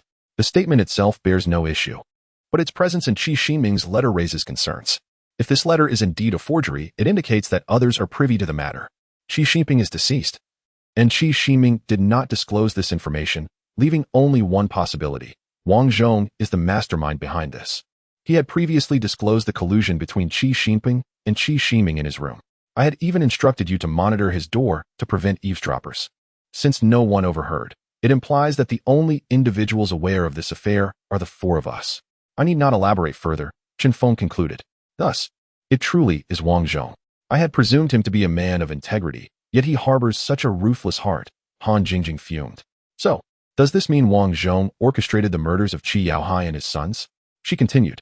"Qi Yaohai and Qi Ximing were likely killed by Wang Zhong, while Qi Xinping was slain by that assassin you encountered the other day. Now that we have established Wang Zhong as the murderer, we can ascertain that the individual appearing on Dongxing Street was no coincidence. He fled to Dongxing Street after killing Qi Xinping at the Shunfeng Hotel," Chen Feng stated. "As for the accuracy of my deductions, we must consult Wang Zhong. He holds the answers to the remaining enigmas," Chen Feng added with a smile. "What are we waiting for? I wish I could sprout wings and fly to the Qi residence to exact vengeance on Wang Zhong," Han Jingjing declared vehemently. "By the way, if Wang Zhong is the murderer, does that mean Qi Xinyue is in danger?" Han Jingjing pondered aloud. Chapter 65. Interrogating Wang Zhong. "I cannot be certain. We must hurry." "Let us hope Wang Zhong has not acted yet," Chen Feng replied. Just then, a young officer approached, saying, "Prosecutor, someone claiming to be from Beiyuezai has brought you a letter." "Beiyuezai? Let him in," Chen Feng instructed. "I presume you are Prosecutor Chen Feng. This letter was entrusted to us by the late Mr. Qi Yaohai a few days ago. He instructed us to deliver it to you should anything happen to him." The man explained. "When did Mr. Qi hand this letter to you?" Chen Feng inquired as he took the letter. "Approximately 3 nights ago, Mr. Qi personally delivered it to our manager at Beiyuezai, stating that if he were to encounter any misfortune, the letter should be given to you 3 days post-incident. He shared no further details," the man replied. "Thank you," Chen Feng said politely, after the person from Beiyuezai departed. Chen Feng opened the letter and saw a few words inscribed. "The Qijiao estate is to be donated by Chen Feng." Beneath this line, A name was circled, Wang Zhong. 3 nights prior. Was that not the evening before Qi Yaohai's demise? It seems he ventured out that night to deliver this letter to Buezai, Zhang Hao noted. My conjecture has been validated. Although Qi Yaohai merely circled a name, it reinforces our suspicion that Wang Zhong is indeed the murderer.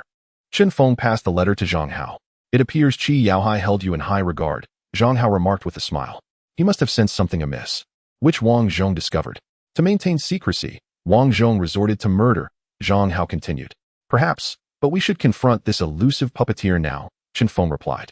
Upon arriving at the Qi residence, Wang Zhong feigned ignorance, greeting them with a facade of politeness. I apologize for not receiving you properly, Officers Chun and Zhang. May I inquire about the purpose of your visit? Is there an explanation regarding the Qi family matters? Wang Zhong inquired. Zhang Feng responded, yes. There is indeed a need for clarification concerning the Qi family, but we are also here to discern the heart of a particular individual. He fixed his gaze on Wang Zhong. Summon Qi Xinyue. We have matters to discuss, Zhang Feng instructed. Wang Zhong, maintaining his pretense of humility, asked, may I inquire who it is you wish to speak of? You, the murderer. What further charade will you perform? You are responsible for the deaths of Qi Yaohai, Qi Xinpeng, and Qi Xinming, Han Jingjing accused, pointing at Wang Zhong. What? You claim the butler committed these murders? Qi Xinyue responded, disbelief evident in her tone. You may still be unaware, but the man before you, who has served the Qi family for over 20 years, is responsible for the deaths of your father and 2 brothers. Had we discovered his plot any later, you might have met a similar fate. Han Jingjing stated firmly to Qi Xinyue. Butler, tell me this isn't true, Qi Xinyue implored, her voice trembling. Third young master, this is preposterous. How could I possibly harm the master, the eldest young master, or the second young master? The Qi family has treated me well, Wang Zhong protested, feigning indignation. Precisely because they treated you well, yet you committed such treacherous acts. You are utterly heartless, Han Jingjing retorted, her anger palpable. Officer Chun, if this man continues to baselessly slander me, I shall pursue legal action against you, Wang Zhong declared, his temper flaring. Her words reflect my sentiments. Should you feel wronged, you are free to take legal action, but first, allow us to present our case, Zhang Feng replied coolly. Very well, then speak. On what grounds do you accuse me of murdering the master and the 2 young masters? Surely you understand the depth of my bond with the master? Wang Zhong countered. It is due to the forged will, Han Jingjing interjected. With Chen Feng's tacit approval, she spoke with renewed vigor. The will? Wasn't that written by the second young master before his suicide? How could it possibly be forged? Even if it were, what relevance does that hold for me? Wang Zhong argued. Because you are skilled in such matters, Han Jingjing asserted. A farce. Just because I possess expertise in this area does not imply I forged the will. Many others are skilled as well. Why do you not accuse them of murder? Wang Zhong challenged. You, Han Jingjing faltered, momentarily at a loss for words. Indeed. While this will does not definitively prove you are the murderer, you cannot evade suspicion, Zhang Feng observed. While I can accept being regarded as suspicious, if you outright declare me a murderer, I will pursue legal action against you, Wang Zhong replied coldly. Present your evidence, if you have any. Otherwise, this is a waste of time, and I have no intention of lingering here, Wang Zhong declared with a frosty demeanor. Rest assured, we possess ample evidence for your contemplation. Zhang Feng replied with a smile. In a conversation with Qi Laoxian, I inquired about Zhou Limin, as well as the inheritance matter concerning the Qi family. Qi Laoxian confirmed its relevance to him, and when I asked who else was aware, he mentioned that Zhou Limin's visit to the Qi residence was witnessed by the 3 sons, you, and numerous servants, although none of you knew his purpose. However, Qi Laoxian's expression shifted suddenly, as if he recalled something significant but chose not to share. It seems he later discussed this with the individual in question.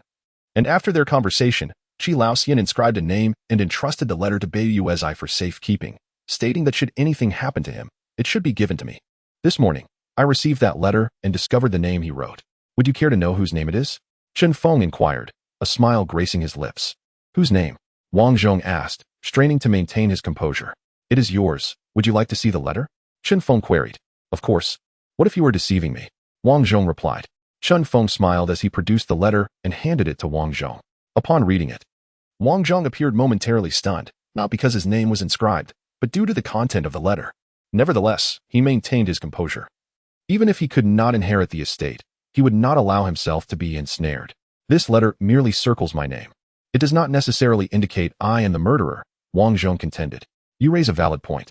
Yet I find it curious why Qi Laoxian would select you among so many others, considering you are the least likely to inherit the Qi family estate, Zhang Feng probed. How would I know? Perhaps in his eyes, familial ties outweighed all else. He chose me merely as a scapegoat, Wang Zhong replied. Is that so? Is that truly your perception of the man who has been your master for over 20 years? Yet, when he spoke of you, his regard surpassed that of his 3 sons, something you likely remain unaware of. From the forged will, I deduced that you are the ultimate perpetrator. And Qi Laoxian's insights played a significant role. He once confided that his 3 sons were unworthy. Thus he imparted his knowledge to you in hopes of preserving his legacy. Though you may not have mastered every aspect, forging a will within a short span would be second nature to you, Zhang Feng asserted. Bah! You are merely attempting to attribute all the evidence you discovered to me. You claim I forged the will, yet how could I have materials to do so? I cannot replicate the second young master's handwriting, Wang Zhong argued. Perhaps you cannot replicate it, but you had another option, stealing Qi Ximing's notebook. As the butler of the Qi residence, you would know when the young masters are away, making it quite simple to pilfer a notebook. This explains the disappearance of Qi Ximing's handkerchief and Qi Ximing's watch, Zhang Feng posited. After acquiring the notebook, you could search for the necessary characters, cut them out, and assemble them into a so-called will. For any characters you could not find, you would simply write them in a style that mimicked his handwriting. I suspect piecing together a few scattered characters would not pose a challenge for you, Zhang Feng concluded. Huh, you are merely speculating. Produce that notebook if you can, Wang Zhong demanded, though his facade of calmness faltered at Qin Feng's revelations about his methods. Do you believe I would retain incriminating evidence if I were the murderer? Surely you understand I cannot present the notebook, hence your assertion, Wang Zhong countered. Qin Feng chuckled and remarked, your words are nothing but absurdity. Wang Zhong's expression softened slightly as he replied, I know you won't admit it, so it doesn't matter. We have numerous witnesses and evidence indicating your involvement. Qin Feng continued with a smile. Yesterday, we apprehended 2 culprits. According to their confession, they were merely following the orders of a middle-aged man named Wang Zhong. If you don't believe me, we can confront them face to face. Utter nonsense. I don't know any assassins, nor did I instruct them to commit murder. Wang Zhong suddenly exclaimed, losing his composure. If it wasn't you, then why do they claim you directed them? Could it possibly be someone with the same name? Qin Feng inquired with a smile. Indeed, that must be the case, Wang Zhong retorted, attempting to deflect. Well then, we shall bring them here for a confrontation. Why would they claim you were their instigator? Qin Feng maintained his smile. He leaned in and whispered a few words to Zhang Hao, who then left with a grin. Shall we continue, or take a break until they arrive? Qin Feng asked. Continue, Wang Zhong replied, somewhat nervously. There's no need to be anxious. Let's have a good conversation. I find your cognitive abilities commendable. Hopefully, you can refute all my evidence, Qin Feng said with a cold smirk. In that letter, you assisted Qi Ximing in confessing to the murders, detailing the entire process. However, the details he provided were merely what we had previously discussed with you. None of this led us to suspect you. But what truly tipped me off was a seemingly innocuous remark you made about Qi Ximing and Qi Ximing conspiring in Qi Ximing's room to seize the Qi family's fortune. You added that remark to lend an air of authenticity, yet it inadvertently confirmed something you had previously told us.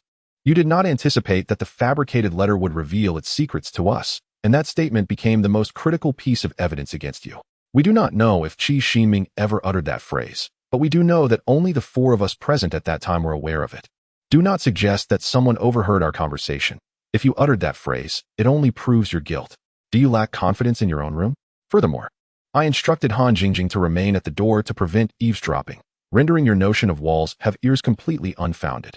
Qin Feng gazed intently at Wang Zhong. I cannot refute this evidence, Wang Zhong slowly admitted, looking at Qin Feng. So you are acknowledging your involvement in all of this? Han Jingjing probed. I confess. I was the one who killed him, and I am the one who hired the assassins. I am responsible for it all, Wang Zhong stated. Yet one thing puzzles me. How did you discover the secret within that letter? Qin Feng inquired. My skills may not be unparalleled, but after years of framing items for the master, I have honed some expertise. I cannot claim that no one can see through it. But anyone without knowledge of this field would find it difficult to discern, Wang Zhong calmly explained. That is quite the coincidence. Had Han Jingjing not accidentally spilled water, we might have struggled to uncover this issue. Despite many doubts surrounding Qi Ximing's death, the presence of that letter led us to believe much of it. However, your letter was lacking in details. Otherwise, we would have easily attributed everything to Qi Ximing, Qin Feng remarked. Who would have thought my meticulous planning would unravel because of a mere cup of water? It seems fate conspired against my scheme, Wang Zhong said with a bitter smile. You should have seen it. All of the Qi family's assets have now been announced by Mr. Qi Yaohai to be donated entirely, and I will oversee its implementation. Hence, there are no heirs left to inherit the Qi family's fortune. I trust you are familiar with Mr. Qi Yaohai? Zhang Feng stated. Indeed, that is undoubtedly his handwriting. I have seen it for over 20 years, and I would not mistake it, Wang Zhong affirmed. We have resolved your doubts. Will you not resolve ours? Zhang Feng prompted. Feel free to ask whatever you wish. I will answer everything within my knowledge, Wang Zhong replied. Then please explain why you sought to kill Zhou Limin, Zhang Feng pressed. The motive behind instructing the assailants to eliminate Zhou Limin was quite simple. He possessed a property notarization, secretly arranged with the master. Initially, we were unaware of it. But during a casual conversation with the master, he inadvertently revealed it before abruptly stopping, which piqued my curiosity. Later, I approached Zhou Limin to request a look at the inheritance certificate, but he refused. A heated argument ensued in his office. And fearing he might disclose this to the master, I threatened him, asserting that should he inform the master, his wife and daughter would suffer dire consequences before my own demise. Perhaps due to my intimidation, he refrained from any extreme actions. A few days later, under the pretext of conducting business, I invited him to the bailment to continue our discussion. I had already positioned the assassins outside, ready to strike should he refuse. Once again, I was disappointed. He did not acquiesce, so I signaled the assassins, and they killed him right in front of bailment. Throughout this ordeal, I never obtained that property notarization, Wang Zhong recounted. It was merely a property notarization. Even if you had seen it, it would not have altered anything. Why would you kill an innocent man over a trivial matter? Zhang Feng questioned. I admit my actions were somewhat extreme at the time. After killing him, I felt regret. However, I saw no alternative at that stage. Moreover, that was not just any simple notarization, but rather akin to a will. He had delineated the distribution of the Qi family's assets within that document. While I received nothing, Wang Zhong expressed with indignation. You were merely a servant. Even as a steward, you lacked the right to inherit Mr. Qi's estate. Why are you so furious over your lack of inheritance? Zhang Feng asked. I am but a servant, yet it was I who helped elevate the Qi family's reputation over the years. What have the three brothers accomplished? They squandered their days in indulgence without contributing anything of substance. Yet, due to their bloodline linking them to Qi Yaohai, they reaped the rewards of my labor, while I, the one who toiled for over 2 decades, received nothing. Would you accept such a fate? Wang Zhong lamented. Is this the reason you plotted against Qi Yaohai? Zhang Feng inquired. I had no intention of killing the master. His health was already poor. I planned to wait for him to pass naturally before taking action, which I deemed a fitting tribute for his 20-plus years of guidance. Additionally, my approach to Zhou Limin was partly to conspire with him to alter the master's property notarizations. But he refused. After I had him killed, you arrived and spoke with the master for an extended period. That evening, the master inquired about me, recalling that he had only mentioned the property notarization to me once. Consequently, he suspected me. I managed to deflect his suspicion with an excuse. But he warned that if it were discovered that I was the culprit, he would show no mercy. Fearing that this matter would eventually come to light, I resolved to eliminate him, Wang Zhong confessed. However, what is the story behind Qi Xinping's handkerchief? You harbored intentions to kill Qi Yaohai last night, and by the following morning, he was dead. How could you accomplish such a feat in such a short span? Zhang Feng inquired. That evening, after I conceived the idea of killing the master, I recalled the conversation I overheard between the eldest and second young master that afternoon. I thought I could exploit this knowledge. However, I did not intend to kill the master immediately, as I lacked the opportune moment. At that juncture, the eldest young master unwittingly assisted me.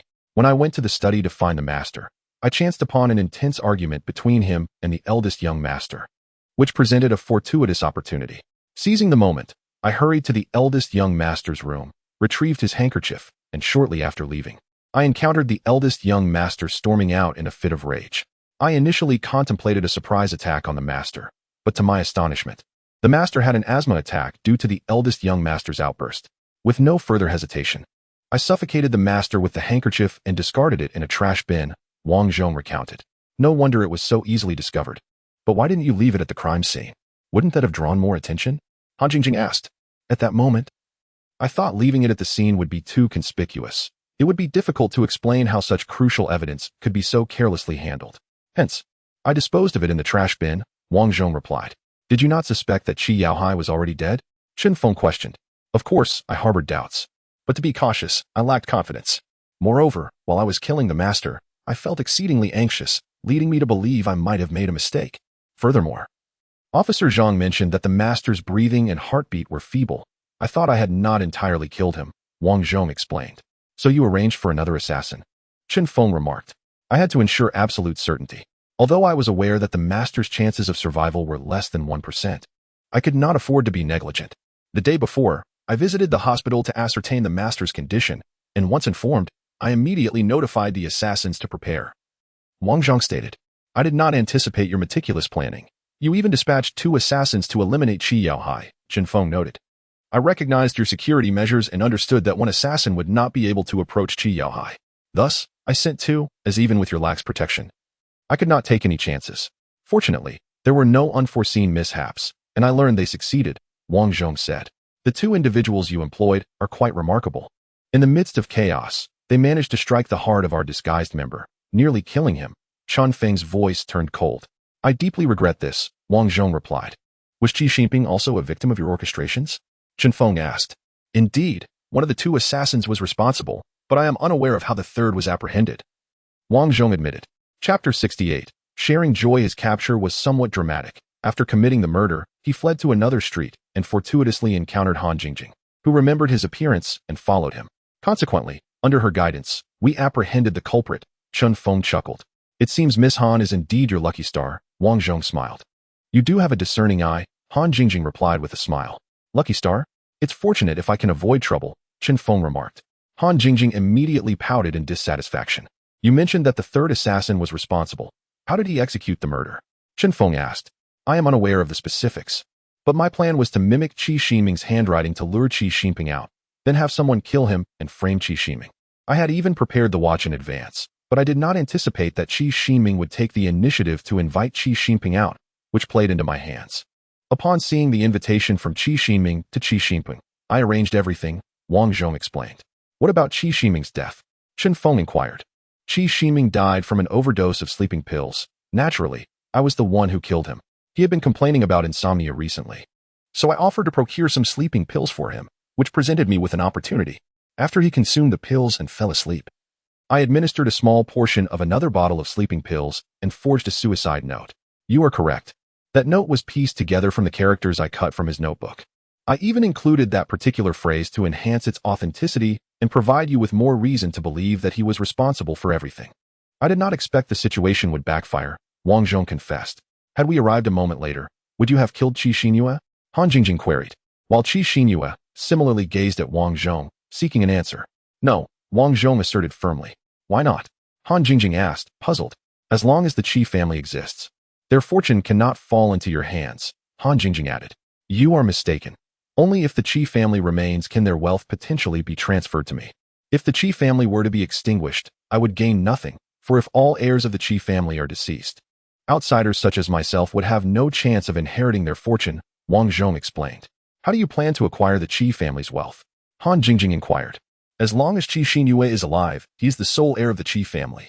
I understand his character. He has always been timid and fearful. Therefore, with a little coercion and temptation, he will comply with my demands. I will forge a statement declaring that he has entrusted me with the management of the Qi family's assets, thus leaving no room for suspicion. In this way, I would be taking from the Qi family to benefit from them, Wang Zhong elaborated. Your meticulous planning is truly remarkable, Zhang Hao remarked upon returning. The Qi family has forced my hand, Wang Zhong replied nonchalantly. He never desired to reach this point. Chun Feng turned to the third assassin and asked, tell us, how did you kill Qi Xinping? The third assassin glanced at Wang Zhong, remaining silent. Speak, the truth is now laid bare, Wang Zhong urged. I received the boss's instructions and arrived at the scene. Just as I was about to enter, I overheard voices arguing inside. To avoid alarming them, I refrained from entering directly and waited in the corner for a while. I then saw Qi Ximing storming out in anger, but Qi Xinping did not follow. I noticed a person delivering a fruit basket, so I seized the opportunity to take the basket and deliver it to Qi Xinping's room. When he opened the door, I found the chance to kill him with a lamp, the third assassin recounted. So you entered through the front door and escaped through the window? Chun Feng asked. Indeed. The third assassin confirmed. However, when we examined the footprints you left on the windowsill, they did not match your shoe size, Zhang Hao stated. That is because I was wearing Qi Ximing's shoes at the time, and the footprints were deliberately left to mislead you into believing Qi Ximing was responsible for Qi Xinping's murder, the third assassin explained. Thus, Qi Ximing's shoes were your handiwork. Chun Feng remarked, directing his gaze at Wang Zhong. Indeed, I had stolen them and handed them to the third assassin, Wang Zhong admitted. It seems this matter has reached a resolution, yet we remain unaware of the specifics of the property notarization signed between Zhou Limin and Qi Yaohai. This shall remain a mystery, Chun Feng concluded. Qi Xinyue. This was written by the late Mr. Qi. Please take a look. Chen Feng handed the paper to Qi Xinyue. I abide by my father's decision, Qi Xinyue replied. I am entitled to make this decision. You may retain your private belongings, while the rest shall be sold for charitable purposes, Chen Feng declared. I understand, Qi Xinyue replied. If such is the outcome, it can only be deemed as the three brothers' own doing. Had they not been so inept, Qi Yaohai would not have been compelled to make such a choice. Take them away, Chen Feng instructed the officers. Alas, the once mighty Qi family has fallen to such depths, Han Jingjing lamented, gazing at the Qi residence. The intrigues of wealthy clans are not confined to the realm of cinema. We encounter numerous instances of such in our cases, Chen Feng stated calmly. However, had the Qi family not faced these tribulations, their assets would not have been donated by Qi Yaohai. Thus, in this regard, we ought to express gratitude to the three brothers, Han Jingjing remarked with a sudden smile. If Qi Xingping and his brothers were to hear that, I imagine they would come seeking retribution, Chen Feng chuckled. Let them come. Do they think I fear two mere wraiths? Han Jingjing feigned bravado. That, I suspect. You know all too well, Chen Feng said, looking at Zhang Hao with a grin. You wicked Chen Feng, always trying to frighten me, Han Jingjing exclaimed, chasing after him in indignation. All right, you two should return to the investigation bureau. I have some personal matters to attend to, Chen Feng said with a smile. What matters? Are you off to see Sister Wan Hongyu again? Do you two share some secret? Han Jingjing remarked, somewhat dissatisfied. I believe joy should be shared with good friends. Chen Feng replied with a grin. Chapter 69. The hotel murder. Seeing you so cheerful, there must be good news. Wan Hongyu smiled at Chen Feng.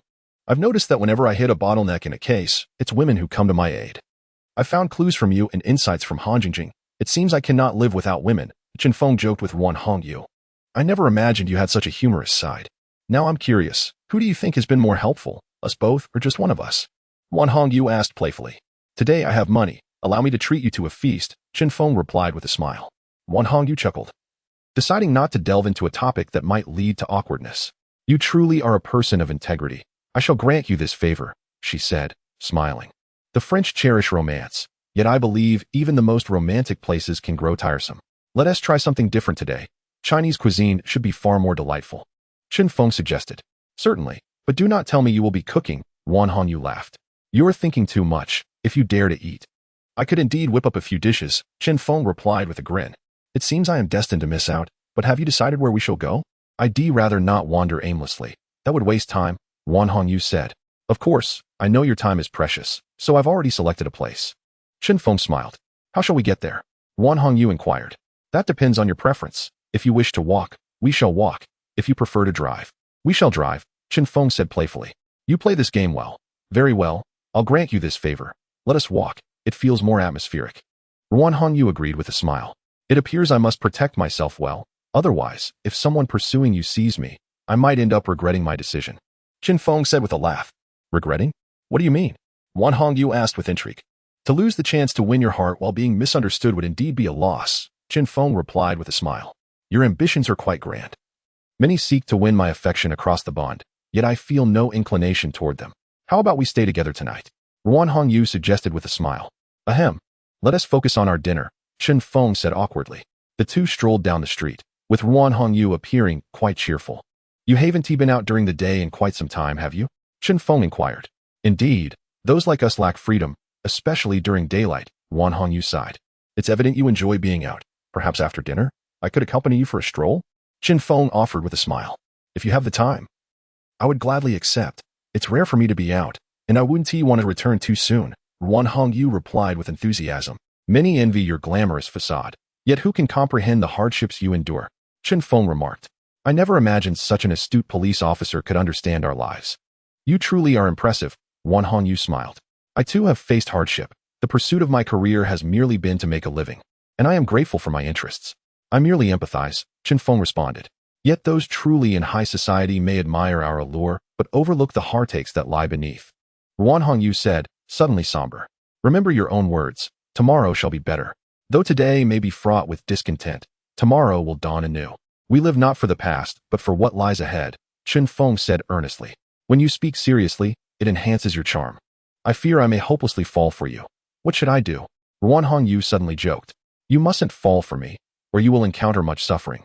Chen Feng replied with a chuckle. I feel our dinner may never transpire, Wan Hongyu said. Why not? We haven't even reached the restaurant yet. Do you have an unexpected engagement?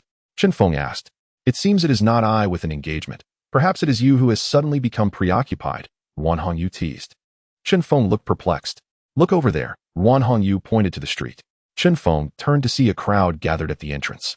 It didn't appear to be a celebratory event. Shall we take a closer look? Ruan Hongyu suggested. Let us hope it's not anything dire, Chen Feng replied. The pair arrived at the hotel, where they found a man lying in the lobby, seemingly unconscious. What happened? Chen Feng inquired of a nearby bystander. Who knows? He just collapsed out of nowhere, the person replied. Has anyone called for an ambulance? Ruan Hongyu asked. Judging by his appearance, he doesn't seem to be a guest. More like a staff member. Someone has gone to call for help, but it hasn't arrived yet. He has been here for several minutes. And no one dares to move him, the person continued. Chen Feng approached the fallen man and assessed the situation. He doesn't appear to be in serious condition, Chen Feng said, pressing on the man as pressure points. Moments later, the man regained consciousness. I didn't know you could perform medical treatment. Ruan Hongyu commented with a smile. Having spent so much time with Zhang Hao, I've picked up a few things, Chen Feng replied, grinning. Besides, there is nothing grave. It seems he merely fainted, so I took the liberty of attempting to help. Otherwise, I wouldn't have dared, he added with a smile. How do you feel? Chen Feng asked the man. The man shook his head, gazing at Chen Feng, then suddenly shouted, Murder! Murder! His cries drew the attention of the crowd, who had been on the verge of departing. Fool, what are you babbling about? Do you realize that your actions affect our business? The boss exclaimed, visibly irate. Yet, he felt helpless, for this individual was inherently lacking in intellect and often spoke nonsensically. Upon hearing the boss call out his name, many chuckled and departed, treating it as a mere jest. I am not lying. That couple is deceased, and there was a copious amount of blood, the fool asserted, shaking his head. Your name is Fool? Chen Feng inquired. Indeed, they all call me Fool, yet I am not foolish, he replied with a chuckle. Chapter 70. Seeking clues. Can I trust you? Chen Feng questioned as he regarded the fool. Sir, you cannot genuinely believe his words. He is spouting nonsense. This child has been mentally challenged since childhood. When he first appeared at our inn's doorstep, I felt pity and allowed him to work as a server, performing menial tasks. It isn't much, but he occasionally utters crazy things, and we have grown accustomed to it, the boss chuckled. Has he ever mentioned anything about murder? Chen Feng probed. Not that I recall, the boss mused. Better to believe it could be true than to dismiss it entirely. At least I trust him, Chen Feng stated matter-of-factly. Can you take me to see? He asked. Certainly, the fool replied as he stood up. Leading the way, the fool was followed by Chen Feng, Ruan Hongyu, the boss, and a few curious onlookers. It seems your mouth is remarkably prophetic, Chen Feng remarked to Ruan Hongyu. This time, it is indeed my fault, she laughed. As they arrived at the room, the boss opened the door only to find it empty, and he exclaimed in anger, Fool, where are they? You said there were corpses here. You are driving me mad, disrupting my business all day long. Chen Feng halted the boss's rude outburst and turned to the fool. Are you certain this is the right room? Absolutely. I remember it clearly. I am very sensitive to numbers, the fool assured him. Yet there is no one here. Chen Feng remarked, perplexed. They are here, the fool insisted, rushing to the cabinet and opening it, revealing two semi-nude corpses. Ah, Ruan Hongyu gasped, having encountered death before, but never in such a gruesome manner. Both appeared to have died from a single stab wound, yet their exposed chests bore a single character each, together spelling out scum. Moreover, each wound was not a mere cut but rather a carving that had excised flesh. Even Chen Feng, who had witnessed various forms of death, found this sight haunting. This is terrible. We are in big trouble, the boss stammered. Such an event is exceedingly rare. Yet, he found himself caught in it. Boss. I am Officer Chen Feng from the Investigation Bureau. Please go to the bureau and look for someone named Zhang Hao. Have him come here immediately, Chen Feng instructed. All right, I will go right away, the boss replied, eager to resolve the case, for failure would tarnish his establishment's reputation, a hard-earned status. If you feel scared, you may step aside, Chen Feng suggested to Ruan Hongyu. She nodded and moved to the side. Fool, how did you discover the bodies? Chen Feng inquired. This morning. I came to clean their room. I knocked, but there was no response, so I used the key to open the door and found it empty. At first, I didn't think much of it, so I diligently cleaned every corner, as the boss wouldn't pay me otherwise. When I reached the cabinet, I noticed a lot of blood. I kept mopping until it was clean, and then I saw more blood on the cabinet, so I began to wipe it with a cloth. Unexpectedly, the cabinet opened, revealing two dead bodies. It was terrifying, so I ran away, the fool recounted. Is that so? Did you touch anything here? Chen Feng asked. No, the fool shook his hands vigorously. I heard it's unlucky to disturb the belongings of the deceased, so I never do. I want to live a long life, he said innocently. However, Zhang Feng felt a twinge of embarrassment at this remark, as he often handled such items. Seeing Zhang Feng's discomfort, Wan Hongyu giggled. All right, fool, go fetch your boss, Zhang Feng said with a smile. As the fool exited, Zhang Feng turned to Wan Hongyu with a grin. It seems I may not have much longer to live. You actually believe that? She retorted playfully. By the way, do you smell that fragrance? It seems to be a scent commonly used by women, Zhang Feng noted. Could it belong to that woman? Wan Hongyu queried. It doesn't seem like it, Zhang Feng replied, leaning closer to the female corpse. While there was a faint perfume scent, it was not overpowering, suggesting it was likely not the deceased's. Do you know what type of perfume this is? Zhang Feng asked. I'm afraid I must disappoint you. While it is quite pleasant, I am not familiar with it, Wan Hongyu smiled. Not even you. Could it be a newly released fragrance? Zhang Feng wondered aloud. Haha, I am not omniscient. How could I know everything? She chuckled. At that moment, the boss returned. Officer Chen, you called for me? He asked. Have you notified Zhang Hao? Zhang Feng inquired. Rest assured, I have sent someone to inform him, the boss replied. Good. Do you know who these two individuals are? Zhang Feng asked. I am not sure. I need to check the registration book to confirm, the boss said. Then go retrieve it now, Zhang Feng commanded. Zhang Feng meticulously examined the room again, noting that apart from the bloodstains by the cabinet, there was no other evidence of blood, which puzzled him. Shortly after, the boss returned, holding a registration book. Officer Chun, I just checked. The male is namely Mingjie, but the female is not registered. They arrived here at 6 o'clock last night, the boss informed. Were there any suspicious individuals who arrived after 6? Zhang Feng queried. Officer, that is a tough question. We welcome guests, and how could we know who might be suspicious? The boss lamented. Is your inn open all night, or do you close at a certain time? Zhang Feng persisted. We typically close at 11 o'clock, and after that, no one can enter or exit unless I unlock the door, the boss explained. Before 11. Did any suspicious women leave? Zhang Feng continued. Not that I recall. The women who visited in the past few days all came with men. We did not notice any acting alone, the boss reflected. Chapter 71. Discovering clues at that moment. Zhang Hao arrived, guided by a staff member. What happened? He asked upon entering. Take a look, Zhang Feng indicated towards the cabinet. Han Jingjing, curious, approached the cabinet first, only to recoil and run away, gagging. Is it really necessary to be this gruesome? What kind of deep-seated hatred could lead to this? Zhang Hao said, equally taken aback. Examine the bodies. I suspect they succumbed to a single fatal stab to the throat, Zhang Feng remarked. Zhang Hao instructed several officers to remove the bodies, scrutinizing the wounds closely. After witnessing this, you'll learn not to be so curious, Zhang Feng said, relishing the sight of Han Jingjing's distress. Perhaps you should say less. Can't you see Jingjing is feeling quite distressed? Wan Hongyu cast a reproachful glance at Zhang Feng. Sister Hongyu, please don't engage with him. He is utterly heartless. Han Jingjing sighed. Indeed, both individuals suffered fatal injuries to their throats. The other wounds were inflicted post-mortem, Zhang Hao remarked as he removed his gloves. I concur, otherwise. The victim would have cried out in agony from the wounds, Zhang Feng added. However, I believe I detected a fragrance of perfume in the room, Zhang Hao continued. We noticed it too, but Miss Ruan claims she is unaware of the scent, Zhang Feng replied. This perfume seems to carry a hint of an intoxicating aroma that induces drowsiness. However, it is likely ineffective now, Zhang Hao chuckled. I didn't realize you had such an interest in perfumes, Wan Hongyu smiled. Truth be told, I lack expertise in perfumes. My sensitivity to this particular scent arises from my familiarity with certain components within it, Zhang Hao explained with a smile. Based on your observations, when do you believe these individuals met their demise? Zhang Feng inquired. It was likely around midnight last night, Zhang Hao responded. Yet the proprietor mentioned no one entered or exited during that time, and the main entrance is locked by 11 o'clock every night. I checked and found the windows of this house untouched, leading me to ponder how the assailant managed to escape. Zhang Feng deliberated. Could it be that the perpetrator concealed themselves until dawn to depart? Han Jingjing proposed. That is a possibility. However, the owner indicated that no solitary women have been seen in recent days. Thus, if the murderer left alone, it would surely draw the owner's attention, Zhang Feng reasoned. Yet there's another possibility. The perpetrator might have disguised themselves as a man or could indeed be a man, using perfume to mislead us and divert our investigation. Zhang Hao suggested. Which scenario do you lean towards? Zhang Feng asked. I cannot be certain, but given the brutality of the victims' deaths, I am inclined to believe a woman is involved. At times, a woman's desire for vengeance can surpass that of a man, Zhang Hao replied. Hey, Dr. Zhang. This is the first time I disagree with your viewpoint. Let us not forget that men can exhibit true depravity, Han Jingjing retorted, casting an irritated glance at Zhang Feng. I speak only on the matter at hand. Do not take it to heart, Zhang Hao chuckled. What is going on? Why is the window next door left open? The proprietor admonished a server. Boss, I distinctly recall closing all the windows of unoccupied rooms.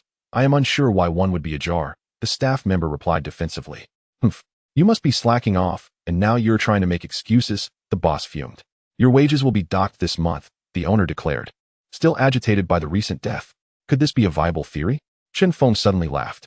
I believe it is. Zhang Hao joined in the laughter. What are you two discussing that leaves others perplexed? Han Jingjing asked, bewildered. They are suggesting that the culprit might have escaped from the adjacent room. Wan Hongyu chuckled. Boss, please refrain from blaming him for now. This situation seems rather suspicious and requires our investigation. Zhang Feng interjected. Officer Chen, you need not concern yourself. I can manage this minor issue, the boss replied with a broad smile. This is no trifling matter. I trust the staff member's word. He indeed secured the window. The open window must indicate the assailant's escape without the chance to close it, Zhang Feng stated with a grin. Ah, I see. It appears I misjudged him. The boss admitted sheepishly. All right, let's not hold a grudge. I was wrong to suspect you. I won't deduct your pay, the boss exclaimed heartily. Zhang Feng and Zhang Hao shared a laugh. Let me open the door, the boss offered. No need. We can manage that ourselves, Zhang Feng replied cheerfully. Han Jingjing, please come and open the door, Zhang Feng instructed. Isn't there a key? Why must I do it? Han Jingjing protested. Your words are quite something. Remember, we are solving a case. Just do as I say, Zhang Feng insisted. Han Jingjing produced a small piece of wire and skillfully manipulated the lock, which opened promptly. This lock poses no challenge at all, Han Jingjing remarked casually. Is it easy for you, or would it be simple for anyone with basic lockpicking skills? Zhang Feng queried. Anyone with a bit of skill could easily open it, Han Jingjing replied, returning the wire to its place. Then it seems this perpetrator possesses quite a range of skills. Zhang Feng chuckled. As they pushed open the door, revealing all the windows securely shut, Zhang Feng asked, which window was open? It's this one. The boss pointed to the middle window. Zhang Feng and Zhang Hao opened it, and Zhang Feng observed, if someone with some agility were to jump from here, they should manage quite well. Are you suggesting this individual is skilled? Zhang Hao inquired. That seems likely. I'll take a look, Zhang Feng said.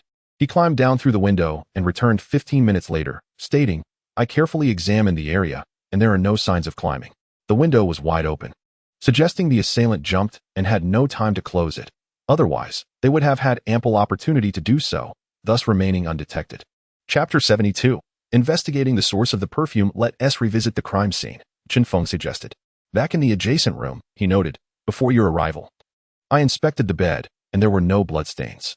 The floor also appeared clear of blood, though Air Shah said he observed some near the cupboard. Are you implying that the victims were dragged to the cupboard to be killed, and then concealed within? Zhang Hao asked. That is a possibility. Otherwise, we cannot explain the absence of blood in those areas. Given their disheveled appearance, they likely were asleep, which complicates matters further, Zhang Feng replied. But why would the assailant conceal the bodies rather than simply leave them in the room? Are they intentionally hiding the act of murder, or is there some deeper significance? Zhang Hao pondered. Placing the bodies in the cupboard could still lead to discovery. I suspect there must be a symbolic reason behind this action, Han Jingjing theorized. We currently possess two clues, the perfume and the name of the male victim, Zhang Feng stated. We do not even know the name of the perfume, making it potentially challenging to trace. It may be more prudent to start with the name, as it could prove easier, Zhang Hao suggested. Very well. Let us divide our tasks. You investigate the identity of the deceased, while I will trace the source of the perfume, Zhang Feng proposed. You always leave the easier tasks for me. Do you doubt my capabilities? Zhang Hao chuckled. I have complete faith in your abilities. I simply prefer challenges. Zhang Feng replied with a grin. All right, suit yourself, Zhang Hao laughed. The male victim's name was Li Mingzhe, Zhang Feng informed. Understood, Zhang Hao nodded. What should I do? Han Jingjing asked. You should return. I don't want you to stumble upon anything unsettling and become frightened, Zhang Feng chuckled. Humph, you're picking on me again. This time, I insist on accompanying you, Han Jingjing declared with a grin. Just don't cling to me, Zhang Feng warned. I am not clinging to you, but rather to the perfume, Han Jingjing declared with a sense of satisfaction. Miss Ruan, I apologize. It seems I won't be able to join you for this meal. When I have the time, I will definitely make it up to you, Zhang Feng said apologetically. It's all right. Your matters are of utmost importance. Wan Hongyu replied with a smile. Allow me to have someone escort you back. I have some matters to attend to and will not be able to accompany you. Zhang Feng said. There's no need for that. Your investigation takes precedence. I am familiar with the way. I won't hinder your case, Wan Hongyu responded. With that, she exited the inn. Then let us proceed with the investigation, Zhang Feng suggested. The two of them divided their teams and collaborated effectively. Zhang Feng led Han Jingjing through various shops, searching incessantly, yet the brand he sought eluded him. Perhaps it was not absent, but rather unknown to him. And the materials used in that particular perfume were unfamiliar, complicating his investigation. Oh dear, you truly are rather foolish. If you continue searching shop by shop, when will it end? It would be far better to find a well-known store and have one of their staff accompany us. If we are unsure about the perfume, surely those who work in the industry would know, Han Jingjing remarked, looking at Zhang Feng as if he were beyond hope. Unexpectedly, you are quite clever this time. Zhang Feng mused, appreciating the suggestion. Of course, you were right to bring me along. Now, in light of your earlier compliment, I shall take you to a splendid perfume shop, Han Jingjing proclaimed with pride. Soon, Han Jingjing led Zhang Feng to a perfume store named Xiang Shirley. Let me tell you, this place is the most renowned perfume shop in all of Shanghai. If you cannot find the fragrance you seek here, it is unlikely you will find it anywhere else, Han Jingjing stated. Standing at the entrance, Zhang Feng looked at the sign of Xiang Shirley and chuckled. Is it truly as exaggerated as that? Xiang Shirley, it's almost akin to Huang Chao's fragrant array reaching Chang'an. What does it matter if it's exaggerated? The name must be striking. If they dare to use such a name, it signifies they possess genuine quality. Otherwise, they would have long since lost their credibility. Han Jingjing replied, her impatience evident. I must admit, some of your viewpoints today are rather astute, Zhang Feng said with a smile. Let us enter and take a look. Good day, sir and madam. What can I assist you with? A staff member approached them. I heard that this place is called Xiang Shirley? Han Jingjing inquired with an air of seriousness. Indeed, our establishment is quite famous, the staff member replied with a smile. Though she thought to herself that the name was clearly displayed outside. Is there truly a fragrance that spans 10 miles? Do not deceive me, quickly. Bring forth your finest perfume for me to test. If it truly possesses the fragrance of 10 miles, I shall purchase it. If not, I shall not hold back. Han Jingjing asserted with seriousness, though she was secretly amused. My apologies, miss, but I find your request difficult to fulfill. If you are here to make a purchase, we welcome you, but if not, I kindly ask that you refrain from interrupting our business. The staff member responded with a change in demeanor, maintaining her composure. I apologize. She was merely jesting, Zhang Feng said, pulling Han Jingjing back with a smile. I am Zhang Feng from the Joint Investigation Bureau. We are here to inquire about a case. He presented his badge. What questions do you have, officer? The staff member asked with a smile. Could you inform me who possesses the highest expertise regarding perfumes in your store? Zhang Feng inquired. That would be me, the female staff member replied with a smile. Yet her expression held no hint of arrogance. Excellent. Would you be so kind as to accompany us? We are currently investigating a case related to perfume and require your assistance, Zhang Feng requested. We cannot leave our posts without permission.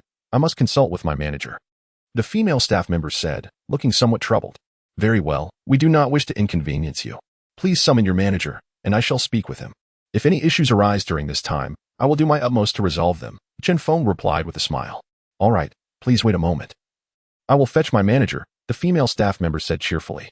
How did I perform just now? Han Jingjing whispered. You had quite the appearance of a female bandit. Zhang Feng remarked nonchalantly. Hee, that is precisely the look I was aiming for, Han Jingjing said with a grin. At that moment, a flamboyantly dressed woman entered Xiang Shirley. Please bring me another bottle of the perfume I used last time, she commanded imperiously. Certainly, madam. The staff member responded without a hint of dissatisfaction and quickly retrieved a bottle. Ah, this is the scent, the woman said after spraying it, clearly pleased. Here. The remainder is yours, she said generously, tossing a wad of cash. Thank you, madam, the female staff member expressed gratefully. However, the woman did not spare her a second glance as the staff members held no interest for her, in her eyes. Their worth likely paled in comparison to that bottle of perfume. The fragrance soon permeated the air, causing Zhang Feng to perk up, as it was identical to the perfume in the inn-room. Excuse me, madam, may I inquire about the brand of the perfume you are using? Zhang Feng approached her with a smile. What? Are you interested in purchasing this brand? The woman shot him a glance. Not particularly. I am merely curious about this brand of perfume, Zhang Feng replied with a smile. I doubt you can afford it. Someone like you can only be content to catch a whiff of the scent I spray, she said with a tone of impatience and disdain. Why are you looking down on others? Han Jingjing interjected angrily from the side. Keep your distance. I do not wish to catch your misfortune, the woman retorted, stepping away upon seeing Han Jingjing's simpler attire. Pardon me, madam, Zhang Feng said with a smile. How could you lowly people ever enjoy a lifestyle like ours? The woman huffed before leaving, her words tinged with condescension. How could you let her leave? I wanted to give her a piece of my mind. That wretched woman has ruined my good mood for the day. Why does she look down on us? Han Jingjing gritted her teeth in frustration. Why bother getting worked up over such a person? Your level is far too low for that. Is true nobility merely about material wealth? True nobility lies in one's spirit or soul. She possesses neither. Her behavior only reveals a more grotesque facade, whereas everyone present, even if materially less affluent, possesses a far more noble spirit, Zhang Feng said with a smile. Well said. At that moment, a well-dressed gentleman applauded, standing behind the previously mentioned staff member. This gentleman is our manager, she said with a smile. Greetings, sir. I am Zhang Feng from the Investigation Bureau. We initially sought assistance from this staff member, but we have since acquired the information we needed, so I apologize for troubling you with this visit, Zhang Feng said with a smile. No trouble at all. Had I not come out today, I would have missed hearing your insightful discourse, Officer Chen, the manager replied with a smile. May I inquire which fragrance you seek? I would be happy to assist you, he continued warmly. It is the one that the woman just took from here, Zhang Feng indicated. The lady in question is Mrs. Chung, the staff member clarified. Ah, her. She is indeed a frequent customer here, the manager responded with a smile. The perfume you mentioned is indeed the latest brand in our store, and naturally, it comes with a hefty price tag, which the average person cannot afford. The owner remarked with a smile. Is this brand of perfume exclusively available here? Zhang Feng inquired. Indeed, we are the sole agents for this brand. And our store's reputation today is closely tied to many exclusive perfumes we represent, the owner explained. Who typically purchases such perfumes? Do you recall any names? Zhang Feng asked. Since these perfumes are seldom bought, each sale is meticulously recorded. During holidays, we often distribute gifts, the owner replied. Could you please bring out that ledger for me to see? Zhang Feng requested with a smile. Certainly, please hold on a moment, the owner responded, instructing a nearby staff member to fetch the ledger. Seizing the opportunity, Han Jing remarked, Boss, with your refined demeanor, how could you allow such a vulgar person to enter and shop? She appears to be nothing more than a nouveau riche. Who is she? Han Jing questioned. You guessed correctly. She does have a bit of a nouveau riche air about her. She hails from humble beginnings, and for reasons unknown. The young master of the Chung family has developed an infatuation with her and married her, granting her the means to purchase such perfumes here, the owner chuckled. So, a wild chicken has transformed into a phoenix. I suspect she is a seductress, preying on the souls of your men, Han Jing retorted angrily. Zhang Feng and the owner shared a hearty laugh. But boss, your insights into the Chung family's affairs suggest you hold a certain status, Han Jing remarked with curiosity. Miss, you jest. I am merely a shopkeeper, lacking any significant standing, the owner laughed. The ledger has arrived. Officer Chun, take a look, the owner said, deftly changing the subject as he handed the ledger to Zhang Feng. Zhang Feng scrutinized the names recorded within the ledger, smiling as he remarked, it seems this Mrs. Chung has made quite a contribution to your store, returning every few days to purchase a bottle. One could say she spends money like water. Truth be told, we genuinely welcome such patrons. Of course, it would be even more gratifying if their manners were a bit more refined, the owner chuckled. The principle of welcoming guests is indeed paramount, Zhang Feng replied with a smile. Suddenly, Zhang Feng stumbled upon a familiar name in the ledger. Boss. Who is this Wan Hongyu? Zhang Feng asked. Han Jing appeared puzzled, wondering why he was unaware of someone he had just separated from. Just as she was about to speak, Zhang Feng's glance silenced her. You, Officer Chen, do not know the illustrious Wan Hongyu? That certainly surprises me, the owner laughed. I know of someone by that name from the Palais de Glace. Could they be the same person? Zhang Feng suggested. Without a doubt. There is likely only one individual on the Bund who is both fashionable and affluent enough to bear the name Wan Hongyu, the owner replied with a smile. Thank you. Boss, Zhang Feng said as he closed the ledger with a grin. Chapter 74. Interrogating Wan Hongyu upon exiting the shop, Zhang Feng wore a heavy expression. To discover that she had once purchased such perfume was troubling. Why had she claimed to be unfamiliar with it? Why did she choose to lie? Zhang Feng shook his head, perplexed. At the somewhat dilapidated Palais de Glace, a woman spoke urgently. Were those two men killed by you? The person across from her remained silent. Silence, at times, signifies acquiescence. Have you not forgotten the hatred from 3 years ago? The woman pressed. I cannot forget. The pain they inflicted upon me will haunt me for a lifetime. My struggles over the past 3 years have been solely for the purpose of avenging them. The individual across replied hoarsely. But you cannot harm the innocent. That woman has done nothing wrong, the woman argued. Anyone associated with them deserves to die, she retorted angrily. You could choose to report them. That would grant you your revenge as well. Why must you take this path? The woman suggested. Report them? What good would that do?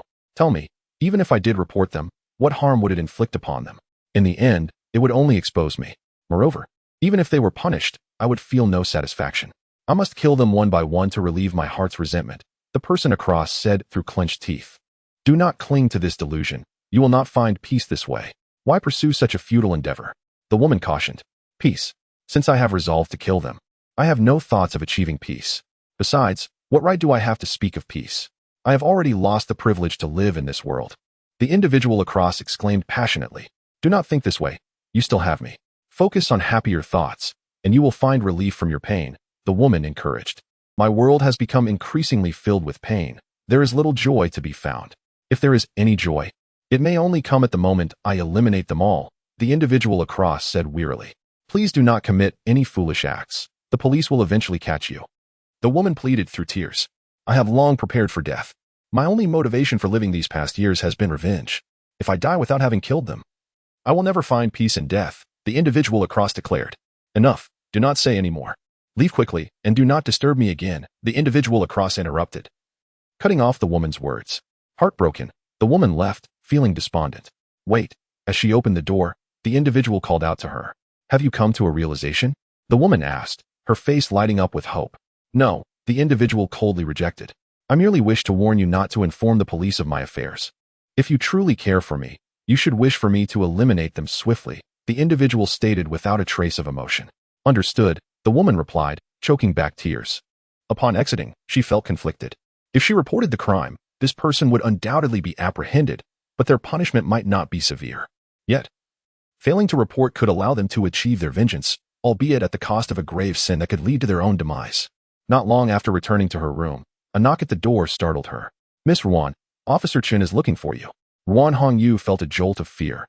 Had he uncovered something? Without hesitation, she replied, I will be right there. In the living room, Chen Feng awaited her in a secluded corner. Officer Chen, what brings you here? Ruan Hongyu asked with a smile. Hongyu, are we friends? Chen Feng asked calmly. Ruan Hongyu's heart raced, thrown off balance by his formal address. What did he mean? Her lips involuntarily twitched as she replied, of course. Then why did you lie to me? Chen Feng inquired, pain evident in his gaze. Lied? What lie have I told you? Ruan Hongyu asked, confused. You once purchased that perfume. Why did you tell me you were unfamiliar with it? Chen Feng scrutinized her face, seeking a hint of truth. Did I? What brand of perfume is that? Ruan Hongyu inquired. You just bought it a few days ago. Could you have forgotten so quickly? Or have you been deceiving me all along, unwilling to share the truth? Chen Feng replied. You are wronging me, Ruan Hongyu explained. I do recall that bottle of perfume. Indeed, I purchased it from Shirley Xiang, but I never opened it or used it. It was stolen before I had the chance to do so. Since it was merely a bottle of perfume, I chose not to make a fuss about it. I have never used it, so I could not possibly know that it was the same fragrance used by the murderer at the crime scene. Is that true? Chen Feng asked. Of course. Do you still not believe me? Ruan Hongyu chuckled. I apologize for accusing you, Chen Feng said, filled with remorse. It's all right. I understand that you are trying to solve the case, Ruan Hongyu replied with a smile. You don't think I'm the murderer, do you? She teased. I have never thought you could be a killer, even if you possessed that perfume. I was simply puzzled as to why you claimed to know nothing about it despite having purchased it. It seems we have cleared up a misunderstanding, Chen Feng smiled. Now that the misunderstanding is resolved, can we still be good friends? Ruan Hongyu asked with a grin. Of course, you will always be my dear friend, Chen Feng affirmed, smiling back. However, when you called me Hongyu so seriously just now, it startled me. Ruan Hongyu laughed. I too was reluctant to accept that reality. So please don't take it to heart. I apologize once more, Chen Feng said with a smile. Apologies are not merely spoken, Ruan Hongyu remarked. How about I treat you to a meal? Chen Feng offered. It's a deal, Ruan Hongyu agreed. I shall take my leave now, Chen Feng said. Let me see you out, Ruan Hongyu replied with a smile.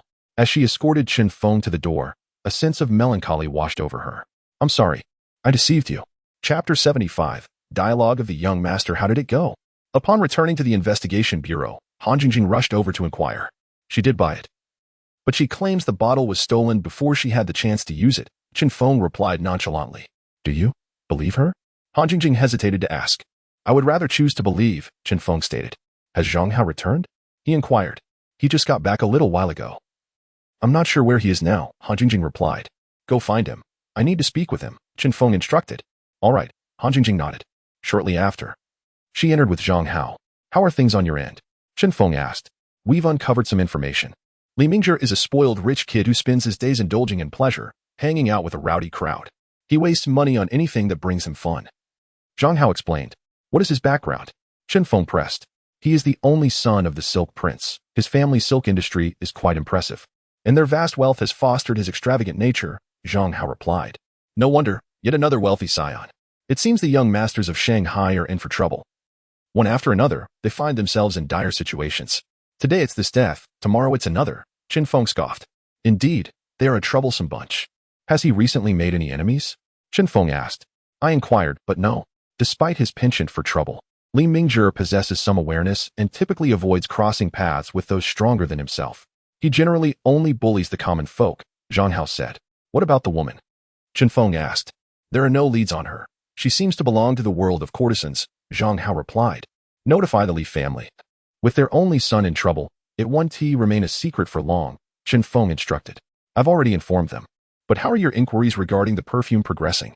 Zhang Hao asked. Wan Hongyu has indeed purchased it, Qin Feng confirmed. Do you think? Zhang Hao began to speculate.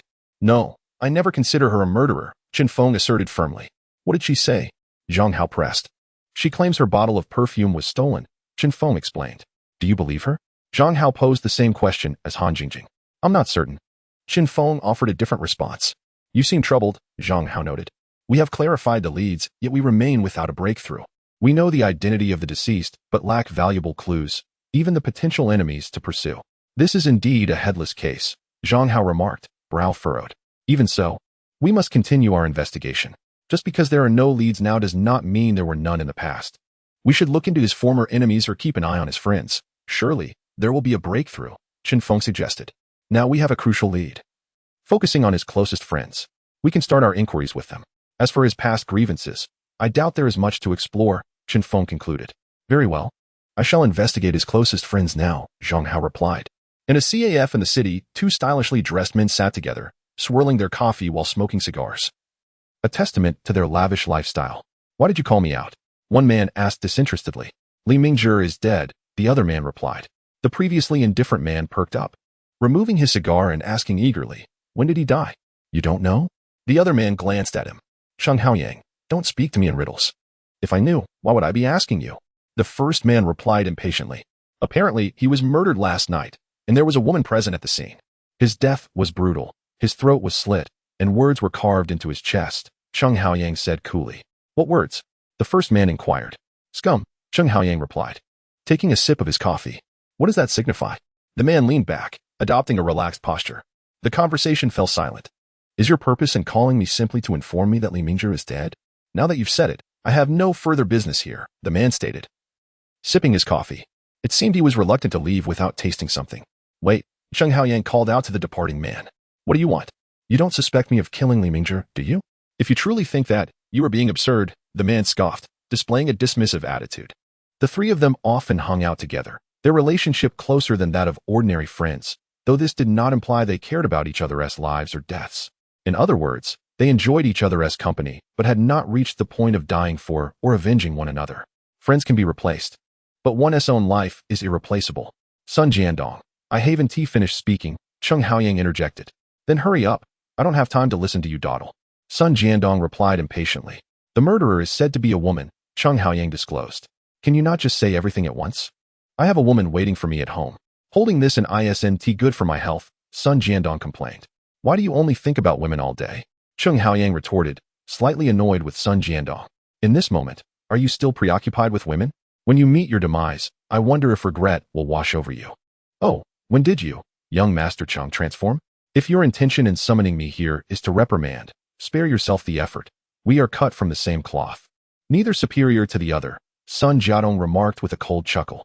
Have you never questioned the circumstances surrounding Li Mingjie's death? Sheng Haoyang lowered his voice.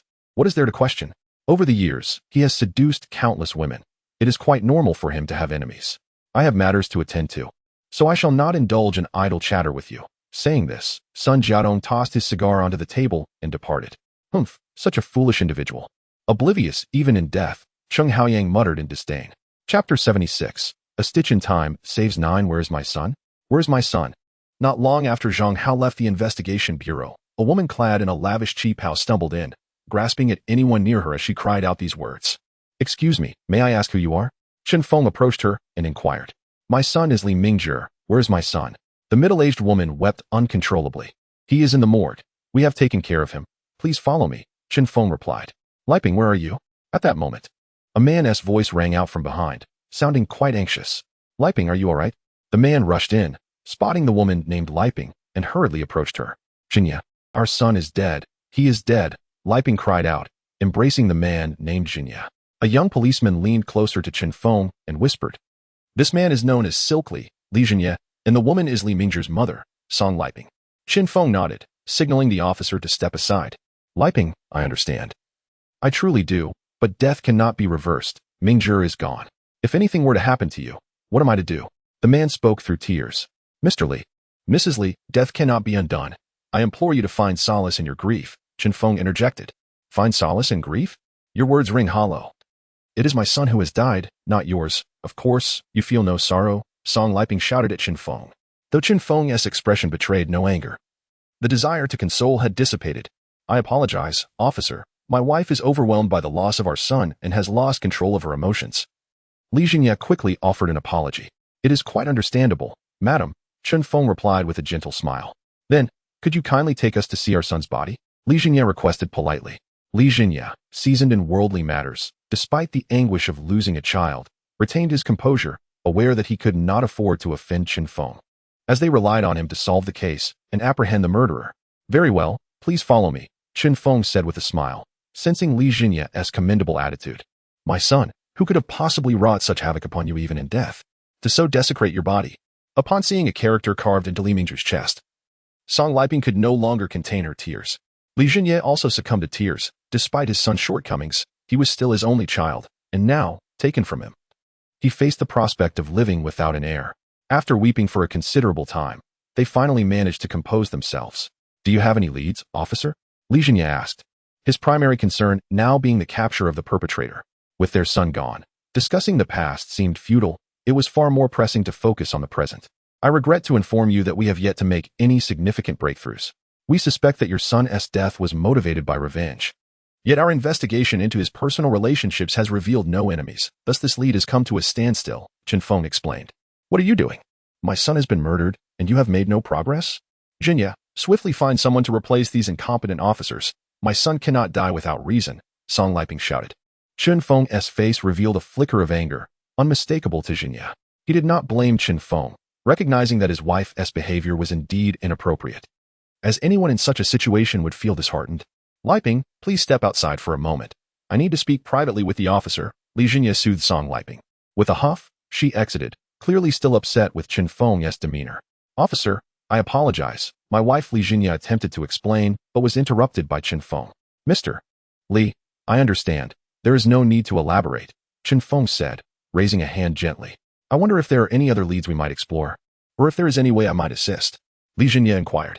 Perhaps we should first learn more about Li Mingzhi, Zhang Feng suggested. Ah, my son? Spoiled since childhood as the sole heir, and with such a vast estate, he has always been arrogant, indulging in women and opium, rarely attending to any serious matters. However, being my only child, I never had the heart to discipline him. Who would have thought he would meet such a tragic end? Li Jinya lamented, the weight of regret heavy upon him. I cannot pass judgment, but as the ancients wisely stated, neglecting to teach is a father's fault. Li Mingzhi's fate is, in part, due to your lack of guidance, Zhang Feng remarked coolly. You speak the truth, yet it is too late now, Li Jinya replied, his voice tinged with remorse. Has he exhibited any unusual behavior in recent days? Zhang Feng asked. Alas, this child seldom stays at home, often frolicking with his friends. I have been preoccupied with company affairs and truly do not know much of his activities. However, he does not strike me as one burdened by troubles. If he had any concerns, he would surely confide in his mother. I have never heard her mention any such worries, so I believe he is untroubled, Li Jinya explained. Do you know the names of his closest friends? Zhang Feng inquired. One is Zhang Hao, whose family is in pharmaceuticals, and the other is Sun Jiadong, whose family is in the liquor business.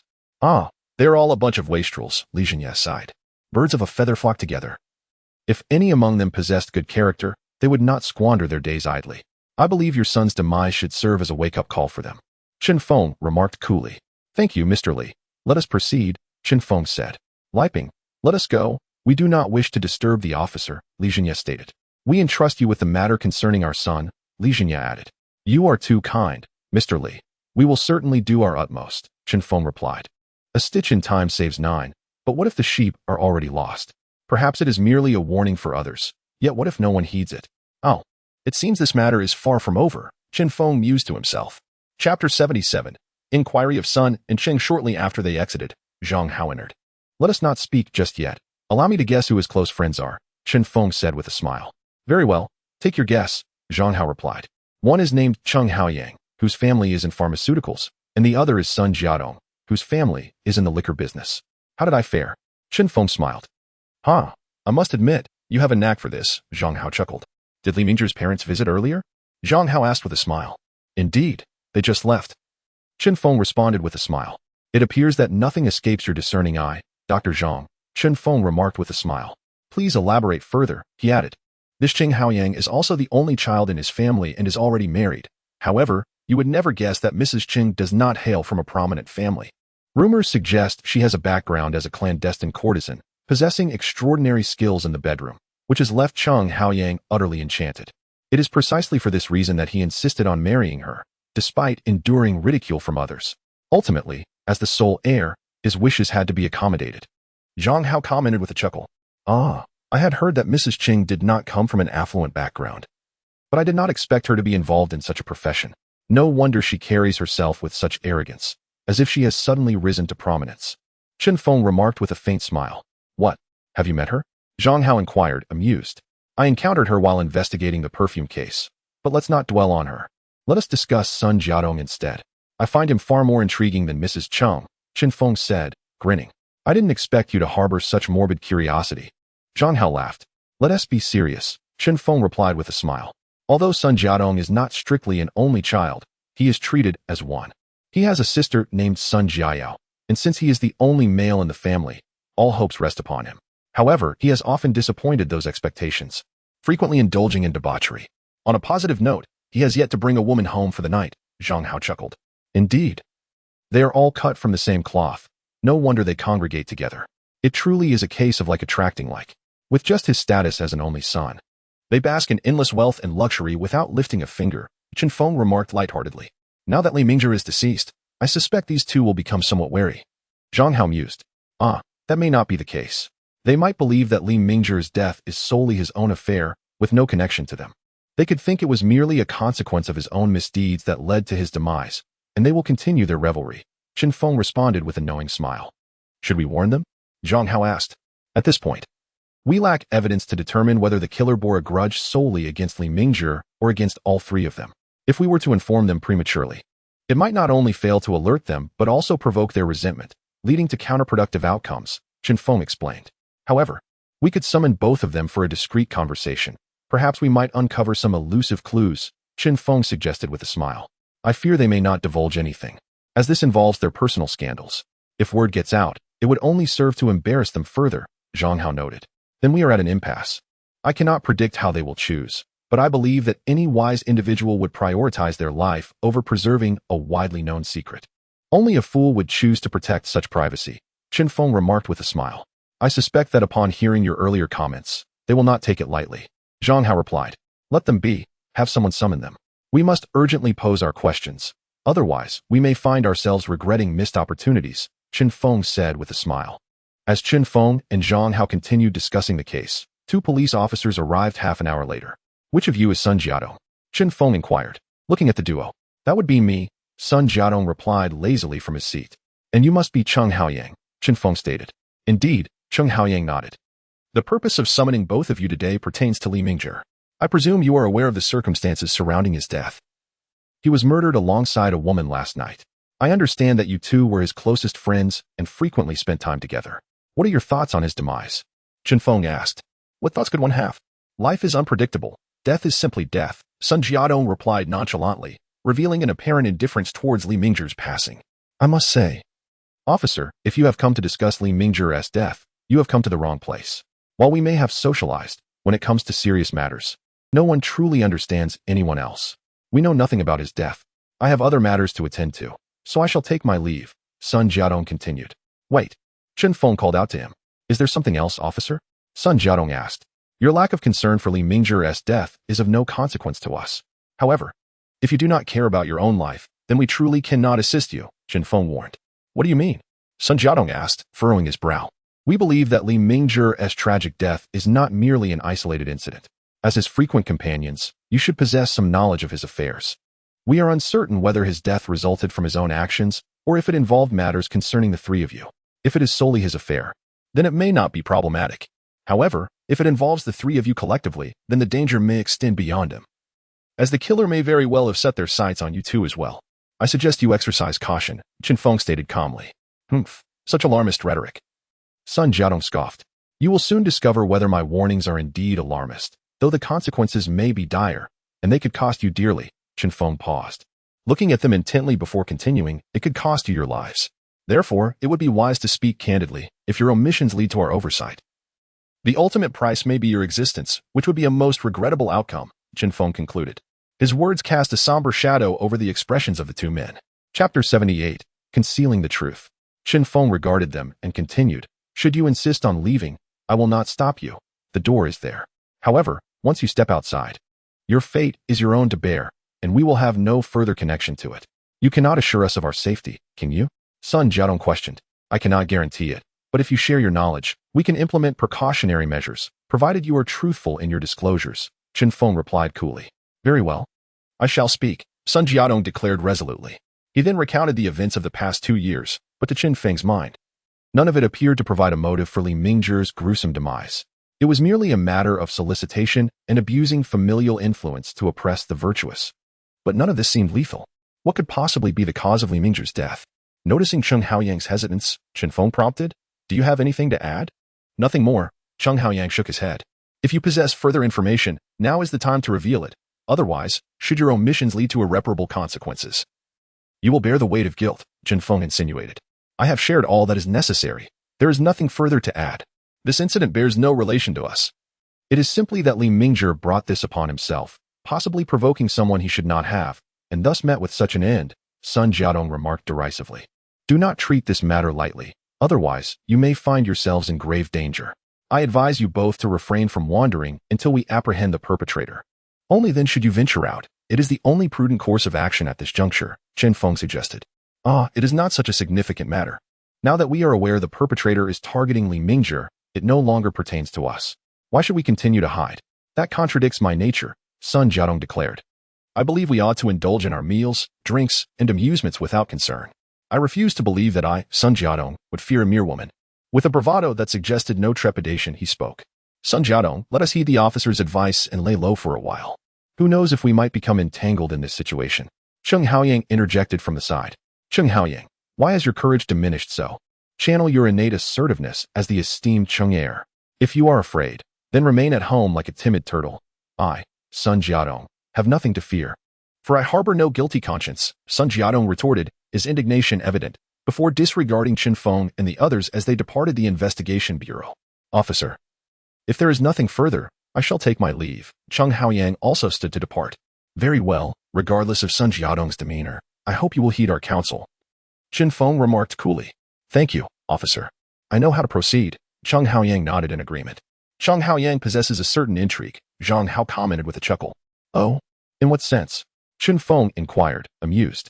The notorious Cheng heir, known for his flamboyant nature, now demonstrates such deference. Is that not amusing? Zhang Hao laughed. This might be a manifestation of one's instinct for self-preservation. He perceives us as the sole saviors in his plight, hence his courteous demeanor. Otherwise, do you believe he would be so accommodating? Qin Feng mused. Yet, he has not disclosed the entire truth, indicating an underlying skepticism towards us. Zhang Hao observed with a knowing smile. You noticed his hesitance to speak earlier? Qin Feng asked. Indeed, his demeanor suggested he had more to reveal, yet ultimately refrained.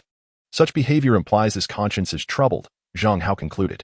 Since he chose silence at this juncture, it suggests he deems it an inopportune moment to divulge. Or perhaps he is still deliberating whether to reveal it, as it may be a revelation of considerable magnitude, more shocking than the information Sun Jiadong has shared. Qin Feng speculated. I believe he will eventually choose to confide in us, albeit at a potential cost, Zhang Hao chuckled. Do not tell me this conclusion is merely based on your intuition, Qin Feng jested. Correct, but alas, there is no reward for you, Zhang Hao replied, still smiling. Our current lead seemed nearly devoid of utility, placing our focus squarely on Sun Jiadong and Zhang Haoyang. Yet, neither is cooperating. And we remain uncertain if either will be implicated in Li Mingzhi's demise, Qin Feng lamented. Their departure may present an opportunity, Zhang Hao suggested, grinning.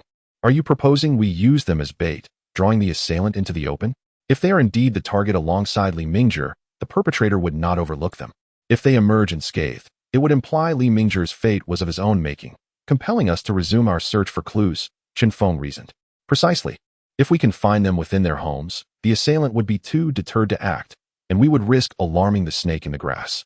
Instead, we should maintain an appearance of normalcy, inviting the assailant to strike again, thereby leaving us a trail to pursue, which is far preferable to aimlessly flailing about like a headless chicken, Zhang Hao remarked. Your suggestion possesses merit, yet such an approach necessitates constant protection for them, which would curtail our capacity for further investigation, Zhang Feng replied. We cannot have both fish and bear's paw. I believe the leads derived from this strategy will yield results more swiftly than our current aimless inquiries, Zhang Hao asserted. Simultaneously, we must remain vigilant regarding Wan Hongyu. Her purchase of that perfume cannot be dismissed as mere coincidence, Zhang Hao insisted. I understand. I shall remain vigilant concerning her, Zhang Feng nodded. Should the need arise, we might utilize her to trace the connections further, Zhang Hao suggested. Do you suspect she is linked to the assailant? Zhang Feng queried. This is our most favorable hypothesis. Of course, she could be speaking the truth. However, I find her account unconvincing. The Palais de Glaces does not strike me as a place easily targeted for theft. She must be concealing something, Zhang Hao remarked calmly. Chapter 79. Meeting Wan Hongyu yet. I cannot bring myself to believe Wan Hongyu is complicit with the assailant. Zhang Feng shook his head. My assertion does not imply she is an accomplice. Rather, she likely possesses knowledge regarding the assailant. The disappearance of that perfume was no mere coincidence. It is plausible she gifted it to someone, who may indeed be the perpetrator, Zhang Hao elucidated. Very well. I shall seek an opportunity to glean her insights, Zhang Feng conceded. Wan Hongyu's involvement took him by surprise, an outcome he had hoped to avoid, as he wished to protect his friends and family from entanglement in this grim affair, for that would undoubtedly bring harm to them all. Such an overreaction. Is it merely the death of one individual that warrants this inquiry at the Investigation Bureau? My transgressions are my own concern, Sun Jiadong grumbled as he stepped out of the bureau. At that moment, Cheng Haoyang hurried after him. Sun Jiadong, wait a moment. He called out. What is it? Sun Jiadong responded irritably. While it is true they frequently indulge in revelry together, they are reluctant to involve others when faced with their own dilemmas. Cheng Haoyang's persistent admonitions had begun to test Sun Jiadong's patience. You would do well to heed the officer's counsel, staying home for a few days to avoid the storm. It would be regrettable if something were to occur, Cheng Haoyang urged. Tell me, Cheng Haoyang, what is amiss with you today? You prattle incessantly. Hardly the demeanor of a man. I fear for your family's legacy, Sun Jiadong retorted with a mocking smile, turning to leave. Have you forgotten the events of 3 years ago? Cheng Haoyang exclaimed in desperation, glancing around to ensure no one was eavesdropping before lowering his voice. The events of 3 years ago are a blur to me.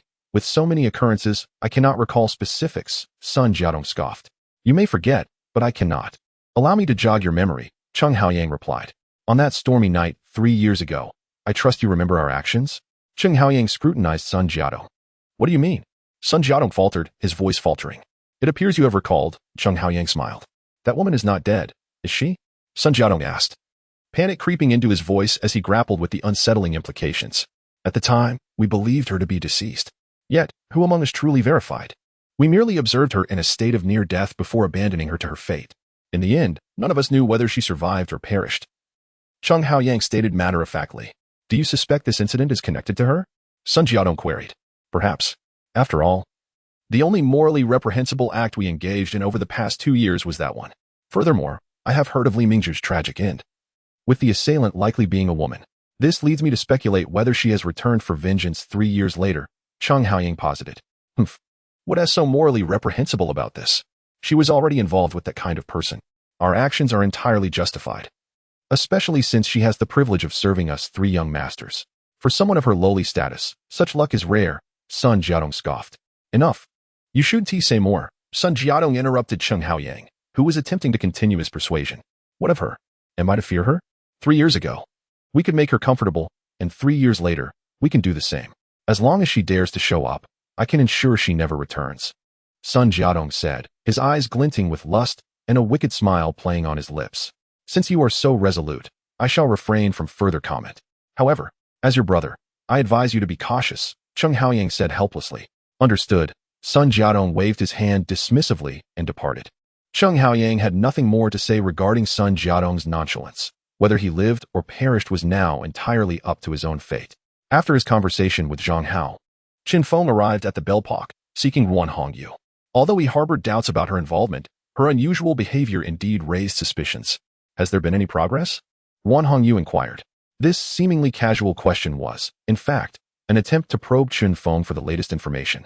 Lacking the means to aid him in his vengeance, she sought to extract useful clues from him to minimize his missteps. There's no progress. It remains the same, Qin Feng replied indifferently. Then what brings you here today? To confide in me? Wan Hongyu asked with a smile. If you wouldn't mind, I certainly would, Qin Feng replied, returning her smile. How could I mind? I often feel quite lonely, so it's rare to find someone to converse with, Wan Hongyu said, her smile bright. Even though this is only our third meeting. Oh, your words imply you wish to dismiss me? Qin Feng joked. You've guessed correctly. I do intend to send you away, but I must send myself away as well. Dinner time is approaching, and the night is just right. Why don't you invite me to dine? Wan Hongyu laughed. Her intention was not merely to enjoy a meal, but to glean more information during their dining experience. Qin Feng shared this sentiment, hoping to discuss topics that would allow for plausible deniability should he misspeak. What do you think about that place you mentioned this morning? Wan Hongyu suggested with a smile. That sounds perfect, as long as you enjoy it, Qin Feng replied, also smiling. A gentleman should possess such courtesy, Wan Hongyu praised with a grin. I wouldn't consider it mere courtesy. Being receptive to others' opinions is essential for an excellent investigator. Perhaps it stems from my professional training, Qin Feng explained with a smile. Of course, if you insist on attributing it to my professional demeanor, I shall acquiesce. After all, a man possessing gentlemanly qualities is indeed a rarity. Qin Feng added with a chuckle. Who would have thought that a single comment from me would elicit such a response? I truly wonder how many girls your charm has deceived, Wan Hongyu laughed. I possess sufficient discernment. I would never break the law. Hence, I have yet to deceive a single girl, Qin Feng said, smiling. However, if you observe a girl throwing herself at me, it is merely my allure drawing them in. Qin Feng chuckled. Chapter 80. Encounter with Sun Jiadong. You have altered my perception of you, Wan Hongyu remarked with a smile. Is that so? Perhaps you have yet to discover another side of me, just as I am unfamiliar with yours, Qin Feng replied, grinning. Wan Hongyu, being astute, recognized the subtext in his words, but chose to play along. Each of us harbors an undisclosed side. Perhaps one we wish to conceal in the shadows or behind a mask, Wan Hongyu said softly. Our conversation has turned rather melancholic. Perhaps we should shift topics. Qin Feng suggested with a smile. You are the one who remains inwardly sorrowful. I merely wish to avoid disturbing you. Thus I followed your lead, Wan Hongyu replied, smiling. They soon arrived at the Chinese restaurant where Qin Feng had long desired to treat Wan Hongyu. After ordering their dishes, they settled into their seats. You mentioned earlier that you had no one to talk to at Belpak. Do you truly lack close friends? Qin Feng asked with a smile. It's difficult for people like us to find true friends. Those who converse with me often get accused of leveraging my reputation to enhance their own. Over time, if you wish to engage with me, even if they do, it's likely superficial, and I find such interactions tiresome. I despise conversations that lack sincerity. Wan Hongyu replied with a bitter smile. Perhaps this is the price of success. While I have not reached your level, I can empathize with your feelings of solitude and loneliness, Qin Feng offered softly. Who would have thought the person who understands me best is not a woman but a man? Wan Hongyu said, her smile radiant. Typically, men should comprehend women best, as women seek a man who understands them for marriage. Yet, this is merely a theoretical notion, as many unfortunate marriages abound in this world. If everyone could be as ideal as I just described, there would be far fewer heartbroken souls, Qin Feng remarked, smiling. I always find our conversations to be quite refreshing. Wan Hongyu said with a smile. Having spent so many years at Belpak, do you truly have no friends? Not everyone is as scheming as I mentioned earlier. There are indeed many pure-hearted individuals, and I believe there are more good people than bad in this world, Qin Feng asserted with a smile. But do you believe that good people seldom thrive, while evildoers endure for a millennium? Wan Hongyu questioned, gazing at Qin Feng. I do believe that. This society has always operated on the principle that the good are often taken advantage of, and the noble are often ridden. This applies to individuals as well as nations. My title as a prosecutor in the Joint Investigation Bureau is well known, yet it serves to aid foreign interests. Such is the nature of society, Qin Feng lamented suddenly. This is an era of power. Those with wealth and influence can act as they please, while the powerless must endure the tyranny of the elite, unable to resist. Wan Hongyu said with a sense of indignation. Observing Wan Hongyu's expression, Qin Feng surmised that she harbored some hidden grievances. It is not merely about the ability to resist. It hinges on whether one chooses to resist, Zhang Feng stated. Does resistance truly yield results? Who among the powerful is untainted? Behind them lies a vast web of connections, which mere individuals cannot shake. The consequences of resistance only lead to despair time and again. The tragedy of the powerless is to glimpse a flicker of hope amid despair, only to plunge deeper into hopelessness until death becomes the only escape, Wan Hongyu said, her smile tinged with profound pain. And the only means of self-rescue may indeed be mutual destruction, Wan Hongyu declared suddenly with fierce resolve. Her abrupt shift startled Zhang Feng. He had never witnessed such intensity from her before. Could her earlier words carry some hidden implication? At this moment, the waiter had already served the dishes. Wan Hongyu, having calmed from her earlier emotional outburst, spoke with a hint of apology. I'm sorry for my earlier behavior. It's quite all right. Emotions can overwhelm us. However, I must admit, your reaction startled me. I never anticipated such a display from you, Zhang Feng replied with a smile. As I mentioned, everyone has a concealed side beneath their mask. Perhaps what you witnessed was merely my unguarded moment. I simply failed to maintain my composure, Wan Hongyu stated gracefully. Living behind a mask can be exhausting, Zhang Feng remarked with a gentle smile. Now, let us enjoy our meal. Otherwise, the food will grow cold, he added, picking up his chopsticks to serve Wan Hongyu several dishes. How fortuitous. I never expected to encounter Miss Wan here. My visit has certainly not been in vain, came a voice from behind Zhang Feng. Turning, he was surprised to see Sun Jiadong, who was accompanied by a flamboyantly dressed woman. It seemed Sun Jiadong had disregarded Zhang Feng's previous warnings. Ah, officer, I see you're here too. I didn't realize you had a connection with Miss Wan. Sun Jiadong laughed without restraint. Young master son, please show some respect, Wan Hongyu said, her irritation evident. What do you mean by a connection, Sun Jiadong? Your words are rather careless, Zhang Feng replied calmly. You twist a simple meal into something more complex. Not everyone is like you, he added coolly. Huh, while my words may be coarse, they hold truth.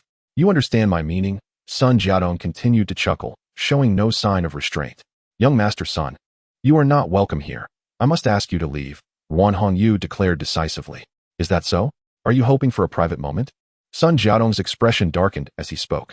He held some regard for Zhang Feng's status, but was not intimidated, particularly by a woman like Wan Hongyu from the Belpak. I advise you, Wan Hongyu, do not provoke me. If you do, you may find yourself regretting it. I can easily toy with a woman from your establishment, just as I can with you, Sun Jiadong sneered. Sun Jiadong, it seems you have forgotten my status. Your blatant threats before me suggest you do not take me seriously, Zhang Feng replied with a calm smile. Rest assured, I hold the officer in high regard. I shall take my leave now to avoid disrupting you, Sun Jiadong said, smiling as he wrapped his arm around the woman and departed. Sun Jiadong, I have warned you to stay indoors these days. Otherwise, you may find yourself in grave trouble. Those who commit wrongful acts will ultimately face their demise. I hope you reflect on my words, Zhang Feng said without turning around. I can handle my own affairs, officer. Sun Jiadong retorted coldly as he exited the restaurant with the woman. Do not be upset. He is not worth it. Let him not ruin our meal, Zhang Feng smiled. How do you know him? Wan Hongyu asked, somewhat astonished. Are you surprised that a man of integrity like myself knows a scion of debauchery? Zhang Feng replied with a grin. Wan Hongyu nodded, her silence indicating her agreement. Do you recall the deceased Li Mingzhi? Zhang Feng inquired. Yes, what of it? Wan Hongyu asked. We suspect his death is not the end. Sun Jiadong and Cheng Haoyang were close to him, leading us to believe they might also be potential targets of the murderer, which is why we called them in for questioning, Zhang Feng explained. What did they reveal? Wan Hongyu asked, her curiosity piqued. Noting the urgency in her tone, Zhang Feng recognized her earlier agitation. Are you truly invested in this matter? He asked with a playful smile, using this seemingly casual inquiry to gauge her reaction. You usually share case details with me. I believe I could be of assistance. Wan Hongyu replied, regaining her composure. They disclosed no significant leads, merely recounting their escapades over the years, Zhang Feng stated softly. So, you have no leads at all? Wan Hongyu questioned. It appears so. We had previously advised both Sun Jiadong and Cheng Haoyang to refrain from venturing out to avoid attracting the killer's attention.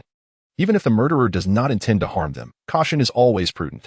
Yet, it seems Sun Jiadong has disregarded my advice, continuing on his reckless path. However, this provides us an opportunity. We can use the murderer's intent to kill Sun Jiadong to capture him, Zhang Feng elaborated. This matter remains between us. I trust you will keep it confidential, he added with a smile. Of course, I understand your trust in me. I will not divulge anything, Wan Hongyu assured him, though her mind wandered back to relaying this information to another. Eventually, their light-hearted conversation concluded their dinner. Chen Feng summoned a rickshaw to escort Ruan Hongyu back to the Belle Park. Watching her retreating figure, he silently hoped, let it not be you. Upon returning to the Belle Park, Ruan Hongyu hastily entered a small room, only to find it empty. A wave of anxiety washed over her. Had he truly left again? She waited anxiously in his chamber, but soon, her heart lifted as she heard the sound of the door. "What are you doing here?" came a hoarse voice. Though the room was dimly lit, she could discern the outline of the figure. "I was waiting for you," Ruan Hongyu replied, a tremor of nervousness in her voice. "Waiting for me to do what?" He pressed. "Where did you go?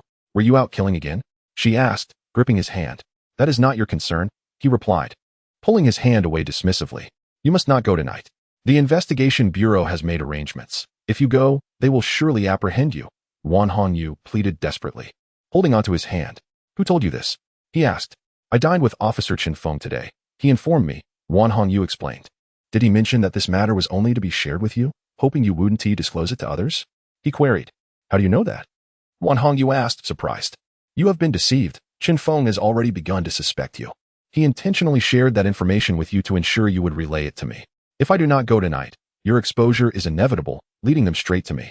Conversely, if I go, it will ensure our safety," he stated calmly. "That cannot be. I have not revealed anything about you," Ruan Hongyu stammered, her disbelief evident. "Perhaps you inadvertently disclosed something. You may not realize it, but Chen Feng is perceptive and may have uncovered secrets from your words," he retorted coldly. "Men are truly no good. I would gladly rid the world of them," he continued, his disdain palpable. "I refuse to believe he would act in such a manner." Ruan Hongyu insisted, shaking her head in disbelief. "You must trust me. I have not betrayed you. I understand. Otherwise, I would not have sought refuge with you. However, the fact that he thought of you indicates that there must be something about you that caught his attention. Otherwise, he would not have considered you so readily." The man continued. "Perfume. It must be the perfume," Ruan Hongyu interjected. "What perfume?" the man inquired. "Do you remember the bottle of perfume I gifted you when you arrived? I detected that same scent in the deceased's room. Chen Feng even traced it back to my purchase, but I managed to deflect his inquiries." "I believe he did not trust my words," Ruan Hongyu said, her face paling in shock. "Do not speculate. He certainly did not believe you. Otherwise, why would he be speaking to you like this? It's surprising how keen their senses are. Even after such a long time, he could still inquire about the perfume's fragrance. I had deliberately diluted it and added a sedative. It seems Chen Feng is not to be underestimated," the man remarked with a smile. "It wasn't Chen Feng who deduced it. It was a doctor named Zhang Hao," Ruan Hongyu clarified. "How intriguing," the man responded. Chapter 82. Encountering the murderer. "Promise me you won't go today, will you?" Ruan Hongyu did not forget her original intention for being there and continued. "I must go today," the man insisted firmly. "But your actions will be futile. They are already on guard. Success is impossible, and you might even find yourself ensnared. You have waited 3 years. Does it truly matter if you wait one more day? I do not oppose your desire for vengeance, but I hope you can live well," Ruan Hongyu pleaded, her voice choked with emotion. "I know I have waited 3 years. 3 years ago, you saved me and sent me away. From that moment, I vowed to cherish this second chance at life granted to me. I have waited 3 years. I can no longer delay for this moment," the man declared with fury. "But this course of action will not kill him. Knowing it is impossible, why proceed? Perhaps waiting a few more days will yield an opportunity," Ruan Hongyu argued. "I have made my decision. Do not speak further," the man coldly interrupted her. "Shall die."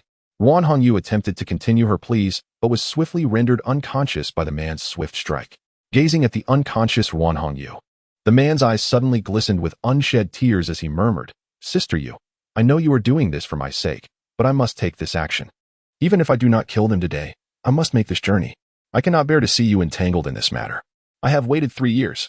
Though thoughts of vengeance consume me, I am aware that this life is all I possess, and I will cherish it. I will not die if I do not kill them. Rest now. When you awaken, you shall see me again." The man carried Ruan Hongyu to his room, then donned a mask and slipped into a night cloak before departing. Sun Xiao was the woman we saw in the restaurant. Ruan Hongyu? In a hotel. Sun Jiandong lay in bed with a woman who asked coyly. "Indeed," Sun Jiandong replied, his tone tinged with reluctance. "She is truly a beauty. I find myself wanting to indulge in her charms," the woman laughed. "Umph, merely a woman who wishes to be both a seductress and a paragon of virtue. What pretenses of purity and nobility. When I am in the mood, I shall have my fun with her," Sun Jiandong spoke with disdain. "Oh dear, Sun Xiao. Why talk about other women when you are with me?" The woman in his arms pouted playfully. "Isn't it you who brought up this topic?" Sun Jiandong chuckled. She is merely curious about Wan Hongyu's identity, yet you openly express a desire for her. Is she not enough for you? The woman teased. Ah, you are delightful, Wanner. You are unabashedly flirtatious, and I adore your uninhibited nature, Sun Jiandong declared proudly. The thought of possessing Wan Hongyu was beyond his wildest dreams. He could only indulge in fantasies. Over the years, he had heard no tales of anyone sharing a night with her. Oh, yet the woman beside him was sufficient to satisfy his desires. Sun Shao, you are so wicked. How can you speak of her so? The woman in his embrace chided. Ah, there are far worse things, Sun Jiandong replied with a grin, flipping the woman beneath him as he pinned her down. The man outside listened coldly to the conversation between Sun Jiandong and the woman. Upon hearing the suggestive remarks, he recognized his opportunity. For this was the moment when one was most at ease. Just as he was about to open the door, footsteps echoed nearby, prompting him to leap out of the window into the adjacent room. Qin Feng emerged from a shadow, a smile creeping onto his face. He runs quite swiftly. The man dashed down the street, relieved to find no one in pursuit before safely returning to the Paletta dance. Though he did not enter through the front door, but scaled the wall instead. In truth, Qin Feng had not sent anyone to follow him. The footsteps earlier were merely a ruse to intimidate him. He was here to ascertain whether Wan Hongyu had any connection to the murderer. Now, it seemed the murderer's appearance strengthened his belief that the two were unrelated. After leaving the hotel, Qin Feng returned to his residence. What news did you gather yesterday? Zhang Hao asked upon seeing Qin Feng the next morning. I disclosed some information to Wan Hongyu, Qin Feng replied. What was her reaction? Zhang Hao probed. She showed no surprise. However, I sensed that she harbored some concerns during our conversation, as if she was concealing something, Qin Feng remarked. Did she mention what that might be? Zhang Hao inquired. No, but I did encounter the murderer, Qin Feng stated. Does this imply they have no connection? Zhang Hao asked. Perhaps, but I believe the murderer did so deliberately, aiming to protect Wan Hongyu and eliminate suspicion from her, Qin Feng explained. Did you see the true face of the murderer? Zhang Hao pressed. No, they wore a mask and it did not speak. They didn't even wear the perfume again. I cannot discern whether the individual is male or female, Qin Feng admitted. Why did you not pursue them? You had the chance, Zhang Hao questioned. How do you know I had the opportunity? Were you watching? Qin Feng laughed. By the time I noticed her, she had already leapt from the window. She was highly alert and fled as soon as she heard footsteps. Moreover, my intention was to verify the nature of the relationship between the murderer and Wan Hongyu, not to capture them. Having allowed them to escape makes it more challenging to apprehend them now. Then perhaps we should search the Paletta dance, Zhang Hao suggested. Let it be. I doubt they would establish a base there. We remain unclear about the nature of their relationship. If the murderer acted in this manner, it would imply a connection between them, which is the favorable aspect. Should the person not be in the Paletta dance, our search could antagonize Wan Hongyu, leading to no benefit. It would be wiser to wait until we possess solid evidence before taking action, Qin Feng advised. It seems you were reluctant to part with the beauty, Zhang Hao teased. There was a moment when I considered allowing the murderer to take Sun Jiandong's life. But I could not bring myself to do so, Qin Feng confessed. Even if he is despicable, he is not for us to punish, Zhang Hao remarked. Chapter 83. Boastfulness and Ridicule. I am still alive, Sun Jiandong mumbled to himself as he opened his eyes, looking at the woman still asleep beside him. A triumphant smile spreading across his face. Didn't they say my life was in danger? Yet here I am, thriving, clearly just fear-mongering. Only Cheng Haoyang would believe those idle talkers, Sun Jiandong mused silently. He then retrieved a cigar from the cabinet, lighting it with a sense of satisfaction. Perhaps the pungent smoke roused her from slumber, for the woman, still drowsy, gazed at Sun Jiandong through the haze and asked, Young Master Sun, why are you up so early? It's nothing. I'm simply in high spirits today, Sun Jiandong replied with a smile. Indeed, he was elated, for he was about to expose the lies of Qin Feng and his companions. I'll sleep a bit longer then. Young Master Sun was quite impressive yesterday. Leaving everyone still feeling drowsy, the woman cooed. Very well, rest a while longer. Gather your strength to attend to me later, Sun Jiandong chuckled. You needn't leave today. I have some matters to attend to, and will return to find you this evening. He playfully squeezed her generous bosom. The woman let out a soft hum, her body responding fervently. Sun Jiandong laughed heartily before dressing and departing the inn. He intended to summon Cheng Haoyang, not for any other reason but to deliver a blow to his ego, to mock his cowardice. What brings you here? Cheng Haoyang asked as he entered the CAF. The same one where he had previously invited Sun Jiandong. I'm here to inform you that I am very much alive, Sun Jiandong said, taking a puff of his cigar with a sense of pride. Are you out of your mind? You're standing right in front of me. Of course I know you're alive, Cheng Haoyang replied, puzzled. True, I am before you, but I must tell you that I wasn't at home yesterday. I was at an inn with a young lady. I've come to tell you that your caution is nothing but cowardice. Li Mingzhe's death has nothing to do with us. Only you would believe that nonsense from that ridiculous officer. I've said my piece. It's time for me to leave, Sun Jiandong asserted confidently. Sun Jiandong, just because you're fine today doesn't mean you'll be fine tomorrow. I'm relieved you're alive, but that is not a point for boasting. Furthermore, I have no interest in hearing you brag about your survival. Your life or death is of no concern to me, Zhang Hao retorted coldly. Humph, we shall see, Sun Jiandong exclaimed in frustration, not expecting to be ridiculed after coming to boast. Little did he realize that without Zhang Feng's intervention last night, his fate might have mirrored that of Li Mingzhe. Wan Hongyu slowly opened her eyes, feeling a slight ache in her neck, but she brushed it aside and hurriedly stumbled into the small room. She was still there, thankfully. Wan Hongyu sighed in relief. Are you all right? She inquired softly. I'm fine, the person replied coolly. Where did you go last night? Wan Hongyu asked. Her concern evident. She knew that Xiao Dai had knocked her out merely to go out, but she still hoped she hadn't. Yes, the person nodded. You didn't encounter any danger, did you? Wan Hongyu approached to check. No, I met someone, but did not act against them, came the calm reply. So you didn't kill them? Wan Hongyu asked. They will die eventually, the person said fiercely. You seem quite pleased, the person observed, glancing at Wan Hongyu. You misunderstand. I'm merely relieved that you're safe, Wan Hongyu smiled. You should leave now. I need to rest, the person said indifferently. All right, rest well, Wan Hongyu said, carefully exiting to avoid disturbing them. Seeing that the person was unharmed eased her worries. Prosecutor Chen. The brothers monitoring Zhang Hao and Sun Jiandong just reported that the two met, Hansu announced as he entered. What was the outcome? Chen Feng asked with a smile. They parted on bad terms. Both seemed quite angry, Hansu replied. Angry? It seems Sun Jiandong intended to flaunt his superiority to Zhang Hao, only to find that Hao was not swayed by his antics. Chen Feng chuckled. Neither of them are good people. Such outcomes are to be expected, Hansu remarked. Zhang Hao is quite obedient, hiding at home, Chen Feng noted with a smile. At least he is wise, as long as he stays home. This matter seems unrelated to him. The murderer wouldn't venture into the Cheng residence to kill, Zhang Hao commented. In contrast, Sun Jiandong is broadcasting his whereabouts, as if daring the murderer to find him. Such reckless behavior is beyond our control, Zhang Hao added with a laugh. What is our next move? Hansu asked. Well, we continue monitoring, of course. We can now ascertain that the murderer is targeting these three individuals, and they won't easily let Sun Jiandong and Zhang Hao off the hook. If Sun Jiandong refuses to return home, we have no choice but to enhance his protection. However, we cannot be overly conspicuous, lest we alert the murderer. As long as we can ensure Sun Jiandong's safety, we'll allow him some freedom. Chen Feng explained with a grin. I imagine Sun Jiandong will be quite grateful to you. He revels in his debauchery while expecting us to stand guard. Zhang Hao chuckled. What choice do we have? He is currently our only lead. We have no alternatives. Otherwise, do you think I'd willingly have my men babysitting him?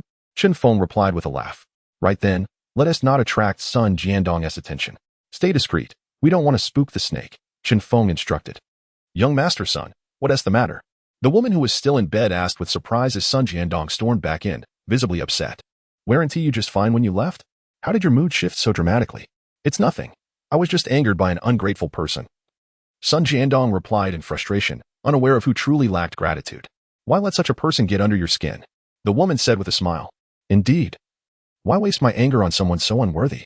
Seeing you, my dear, brings me joy, Sun Jiandong exclaimed as he leaped onto the bed, embracing her with a laugh. Nightfall inevitably arrived. Sun Jiandong, lost in comfort, remained oblivious to the figures standing outside his door. The police, now drowsy, were unaware of the aromatic danger approaching.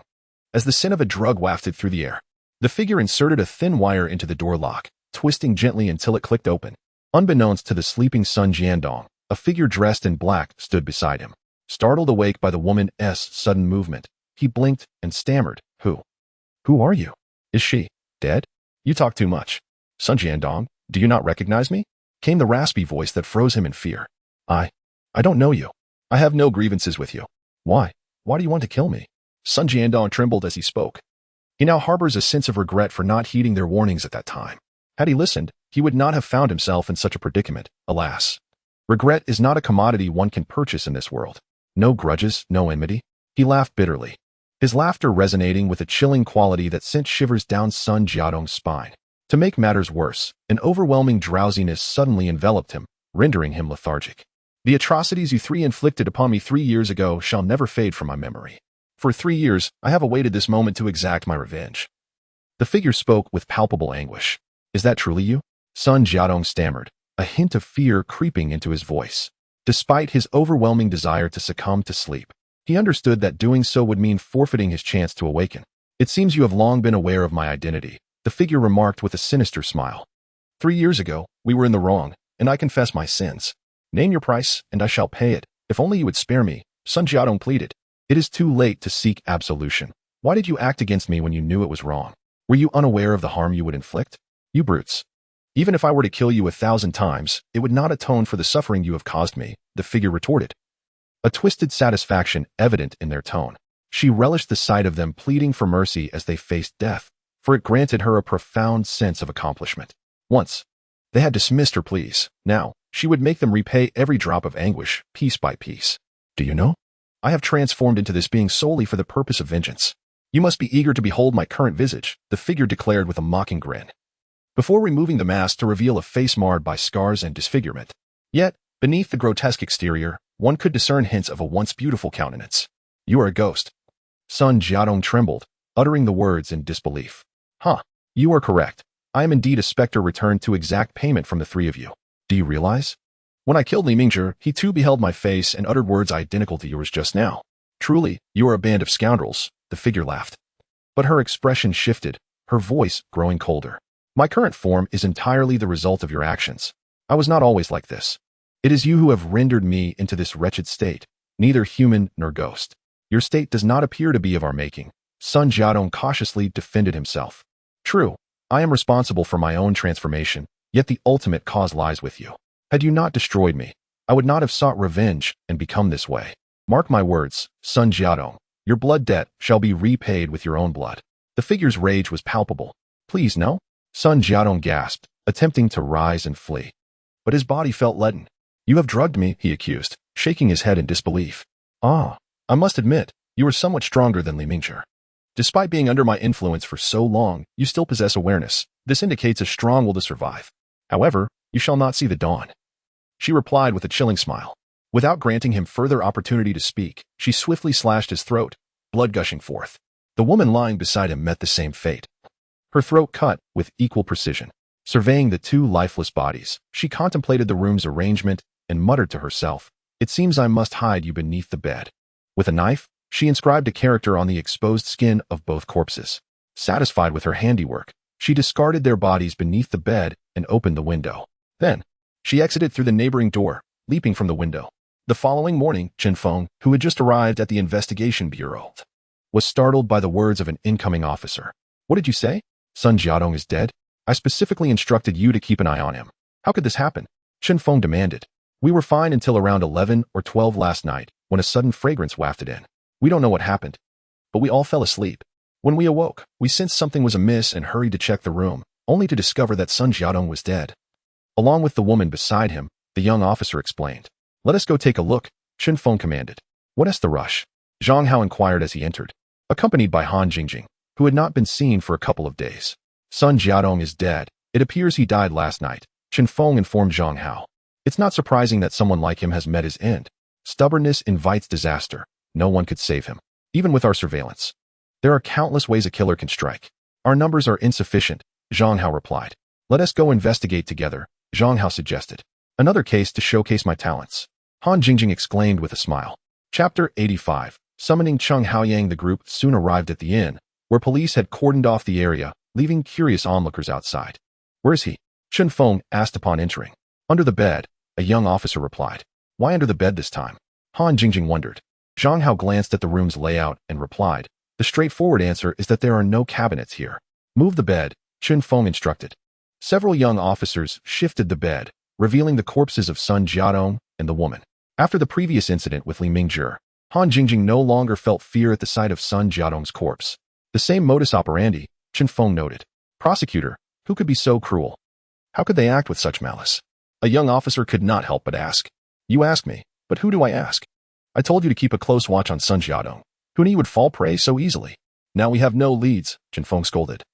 Tapping the young officer on the head, the officer flinched, displaying clear fear. Zhang Hao, I need your assistance, Zhang Feng said. Han Jingjing, let us check the adjacent room, he added. Following Zhang Feng, Han Jingjing entered the neighboring room and noticed the window was open, which gave her an idea. The window is open, just like last time, Han Jingjing remarked. Let us go, Zhang Feng replied. Indeed, as Han Jingjing pointed out, the open window mirrored the scene from Li Mingzhi's death. What have you found? Zhang Feng inquired upon returning to the room. The cause of death is identical to Li Mingzhi's, a throat slit. And he was under the influence of a sleeping drug. There is still a fragrance lingering in this room, Zhang Hao reported. Then why is the window still open? Han Jingjing questioned. She moved to the curtain and discovered a slight gap in the window. What is going on here? Zhang Hao wondered aloud. How are things on your end? Zhang Hao asked. We completed our examination, and the arrangement is identical to that of the room where Li Mingzhi died. Zhang Feng replied. Then why is this window open? Zhang Hao pressed. Have you noticed that the scent of perfume in this room seems much fainter than that in Li Mingzhi's room? Zhang Feng observed.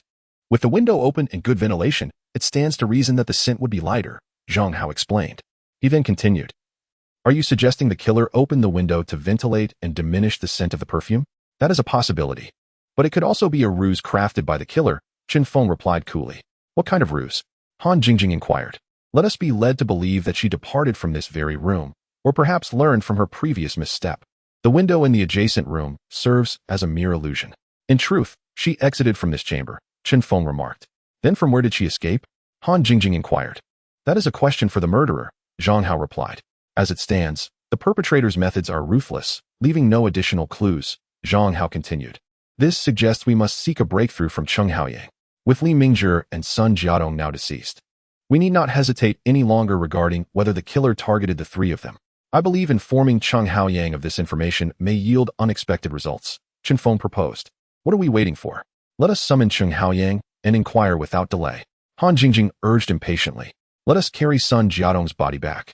And also notify Cheng Haoyang to visit the investigation bureau. We have matters to discuss, Zhang Feng instructed, and subsequently exited the inn. Half an hour later, Cheng Haoyang arrived at the investigation bureau, accompanied by a woman. Upon seeing her, Zhang Feng could not help but smile inwardly. Is it you? The woman froze momentarily upon spotting Zhang Feng, exclaiming in surprise. It seems Madame Cheng remembers me, Zhang Feng replied with a smile. Wen Xiao? What is it? Do you know this officer? Cheng Haoyang asked, noticing his wife's sudden unease. I have met her once, Madame Cheng stammered, feeling the awkwardness of the situation. Oh, isn't this the esteemed Madame Cheng? What brings you to our investigation bureau? Han Jingjing interjected sarcastically from the side. Cheng Haoyang, not foolish, discerned the subtle panic in his wife's demeanor upon seeing Zhang Feng, further compounded by Han Jingjing's mockery, which spoke volumes. Wen Xiao, what transpired? How did you offend these officers? Cheng Haoyang asked, a hint of anger in his voice. He guided her to a seat not out of desire for her wealth, but because the woman brought him comfort. Were she to become a liability, he would not hesitate to abandon her. Marrying her served his interests. Haoyang, Madame Cheng struggled to articulate her thoughts. Speak, Cheng Haoyang demanded, his frustration evident. Had it not been in the presence of others, he might have struck her. Allow me to explain, Han Jingjing interjected coldly. Your wife offended us at the fragrant silk perfume shop, insulting us as the lower class, claiming we were unworthy of associating with someone of her elegance, stating we were merely fit to inhale the fragrance she exudes. Han Jingjing summarized the events.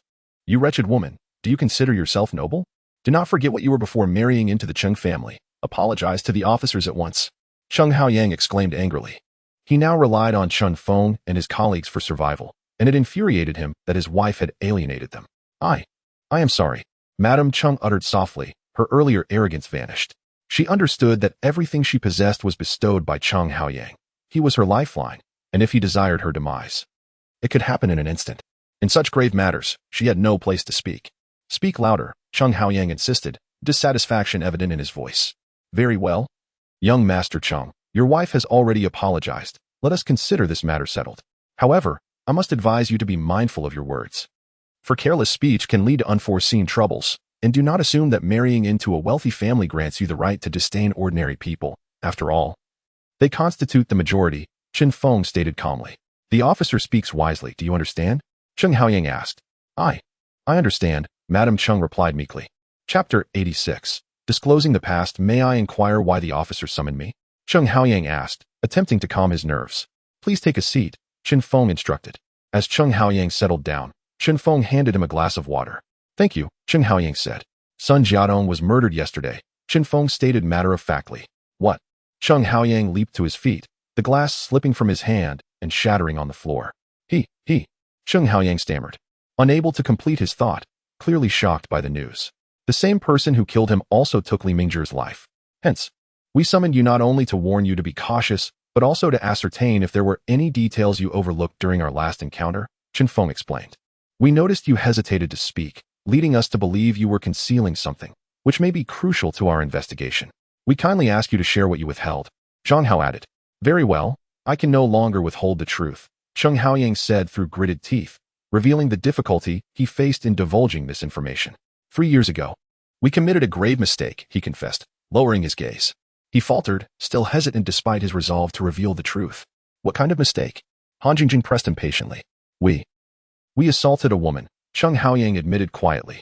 At that moment, he seemed torn between guilt and fear of impending death, unable to meet their eyes.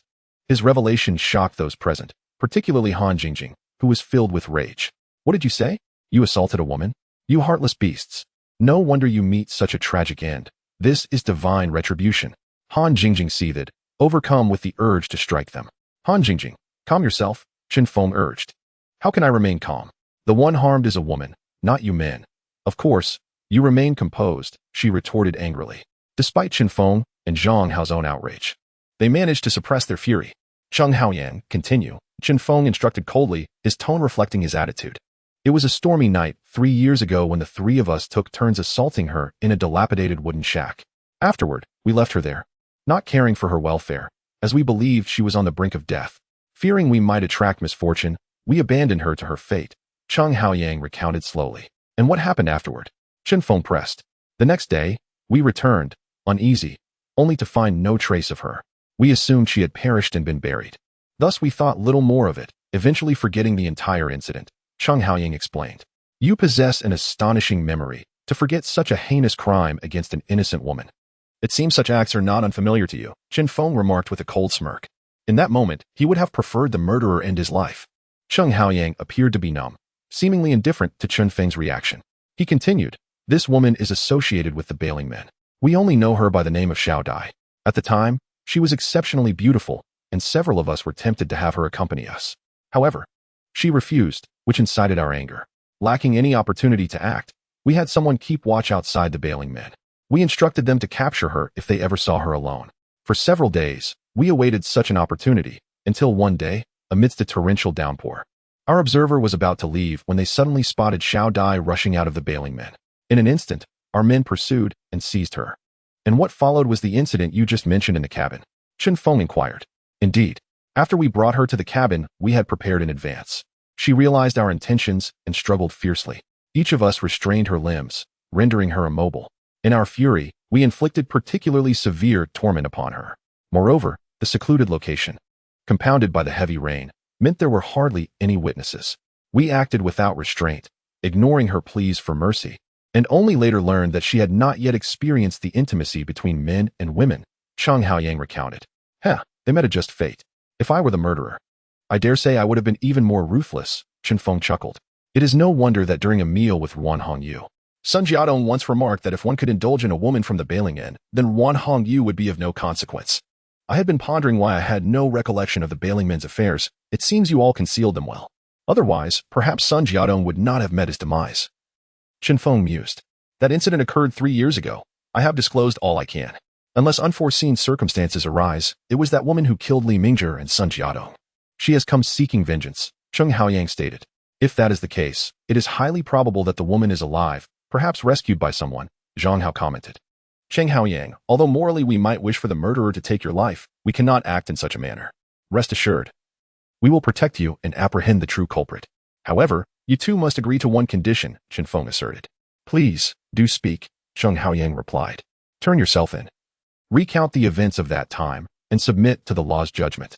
Of course, you must not exploit your influence to secure a lenient sentence or outright acquittal. If you do so, we will not spare you, Chen Feng warned. Can you comply with this request? Chen Feng asked. Well, Zhang Haoyang pondered briefly before replying. Very well, I agree. Then for the next few days, remain at home and avoid unnecessary outings, Chen Feng instructed. I understand. Officer, you can rest assured that I will honor my word, Zhang Haoyang affirmed, before departing with Madame Cheng. It seems we ought to seek out Ruan Hongyu, Zhang Hao suggested. Let us hope she speaks the truth, Chen Feng sighed. Chapter 87. Inquiring with Ruan Hongyu at the entrance of the Bailing Inn, Chen Feng paused momentarily. What is it? Zhang Hao asked. This time feels quite different, Chen Feng remarked, inhaling deeply. Let us proceed. We must face what lies ahead, he smiled. How delightful to see you both. What brings you here? Ruan Hongyu rose with a smile upon noticing Chen Feng and Zhang Hao. We have a matter to discuss, but it is not suitable for this location. Is there somewhere more private? Chen Feng inquired. Let us go to my room. Ruan Hongyu suggested after a brief moment of hesitation. The two followed her into her room, enveloped by a fragrant ambience upon entering. What is this air of mystery? Ruan Hongyu laughed lightly. Despite her casual demeanor, she sensed that their unexpected visit might be of an accusatory nature. Do you know a woman named Xiao Dai? Chen Feng asked without preamble. Xiao Dai? Ruan Hongyu unconsciously repeated, her hands trembling slightly, causing tea to spill from the pot. Her reaction was striking. She must have known something. You are acquainted with her, aren't you? Chen Feng pressed. I do know a woman named Xiao Dai, but she disappeared 3 years ago. Ruan Hongyu replied. She realized her previous reaction had betrayed her.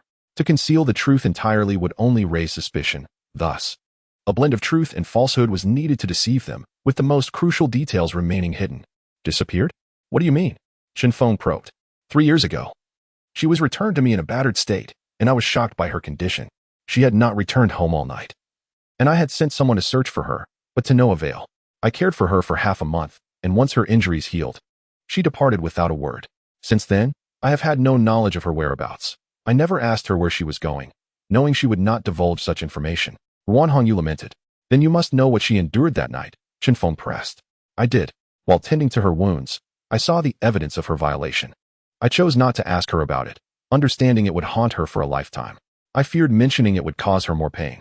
From that day forth, she was despondent and spoke not a word until she left, when she finally uttered a few sentences. Ruan Hongyu's voice trembled with emotion. It has been 3 years. I know not whether she lives or dies, she continued. This is why you spoke as you did during our meal, Chen Feng remarked. I was moved by memories of Xiao Dai's plight, and it slipped from my lips, Ruan Hongyu admitted. Had she not been subjected to such treatment, I believe she would now eclipse my own notoriety. Such a pity, Ruan Hongyu sighed. Is this a photograph of you and Xiao Dai? Chen Feng pointed to a frame on the cabinet. Inside were 2 beautiful young women. One was clearly Ruan Hongyu, while the other was undoubtedly Xiao Dai. Indeed, we were the best of friends at the Bailing Inn. She had only been there for a couple of years, yet she was immensely popular. Beloved by many affluent patrons who enjoyed her singing, Ruan Hongyu recounted. She was indeed lovely. It is no wonder that Li Mingzhi and his companions sought to take advantage of her, Chen Feng noted. Are you saying those men were the ones who assaulted Xiao Dai? Ruan Hongyu asked, astonished. You were unaware? Chen Feng was intrigued. How could I possibly know? I had subtly suggested to Xiao Dai that she should report the incident, but she shook her head. I assumed perhaps she had offended someone powerful, making any report futile. I never imagined it would be them. They had relentlessly pursued her, and I can only surmise that her refusal incited their wrath, Ruan Hongyu pondered. Thus, your visit today is? Ruan Hongyu suddenly asked, looking at Chen Feng and Zhang Hao. Surely you can surmise. We suspect that Xiao Dai is responsible for the deaths of Li Mingzhi and Sun Jiadong. Through Cheng Haoyang, we learned of that incident from 3 years ago and discovered she had once been at the Bailing Inn, prompting our inquiry. We did not expect that you would know her. Chen Feng revealed. Chen Feng spoke with a sense of intrigue, devoid of any astonishment, for upon learning that Xiao Dai had once resided in the bailment, he had already deduced the connection between Ruan Hongyu and Xiao Dai. The perfume had indisputably revealed Ruan Hongyu. It cannot be. If Xiao Dai had returned, she would surely seek me out, as I am her sole support here. Yet, in these 3 years, I have not seen her, Ruan Hongyu remarked. One must admit, Ruan Hongyu's acting was commendable. Most would have easily fallen for her words. However, Chen Feng was acutely aware of the intricate ties binding the 2 women, recognizing that her statements merely concealed the truth of Xiao Dai's return. Is that so? If she knows you are here, it may not be safe for her either. Chen Feng replied. She left 3 years ago. Why would she return now? Moreover, as a frail woman, how could she possibly defeat several strong men? Ruan Hongyu countered. 3 years have passed. How well do you know her? We may never comprehend what she has endured during this time. Yet, I can tell you that the one who killed Li Mingzhi and Sun Jiadong is a woman skilled in martial arts. Let us not even discuss her prowess. The mere act of jumping from the 3rd-floor window indicates she possesses significant capabilities, as you have witnessed, Chen Feng asserted. That seems even more implausible. 3 years ago, Xiao Dai was merely a delicate girl. When she departed, I believe she was escaping this sorrowful place. How could she have transformed into a vengeful warrior? Furthermore, in 3 years, she may not have mastered formidable skills. How could she have vanquished them? Ruan Hongyu argued. To deal with those men does not necessitate extraordinary martial arts, especially since she had prepared a sleeping powder beforehand. By the time she struck, they would have been rendered incapable of resistance, making it exceedingly easy for Xiao Dai to eliminate them. Chen Feng responded. Chapter 88. A simple matter, yet I still cannot accept the truth of Xiao Dai's actions. After all, I have yet to see her. If she truly returned, I believe she would come to find me, Ruan Hongyu insisted. Chen Feng opened his mouth to speak, but was interrupted by Zhang Hao's exclamation. Who? Chen Feng hurriedly rushed outside, only to find a woman wearing a veil standing at the entrance, holding a plate of fruit. The sudden appearance of Chen Feng startled her, causing the fruits to scatter across the ground. Upon seeing the woman, Ruan Hongyu was taken aback. Who are you? Chen Feng inquired. However, the woman remained silent. As she turned to leave, Chen Feng attempted to grasp her hand. Officer Chen, she is mute and cannot speak. Ruan Hongyu quickly interjected. Sister Ya, do not forget to apologize to our guest, Ruan Hongyu chided, taking the few fruits from the woman's hands. The woman, hearing Ruan Hongyu's intervention, murmured a string of sounds, gesturing with her hands. But Chen Feng did not comprehend sign language and was oblivious to her meaning. Why is she wearing a veil? Chen Feng asked. Oh, Sister Ya is quite unfortunate. I found her outside, nearly frozen to death. I took her in. At that time, she could still utter some sounds. Gradually, her voice deteriorated. From her, I learned that her face was disfigured by her husband, who also damaged her throat. Cast out and left with nowhere to go. She collapsed in front of Bailman. It has been 2 years since then. Ruan Hongyu sighed and continued. She is indeed a pitiable soul. Why have I never seen her during my previous visits? Chen Feng queried. Due to her unattractive appearance, our boss forbade her from serving customers directly, fearing she might frighten them. Even with a veil, some curious patrons might attempt to unveil her.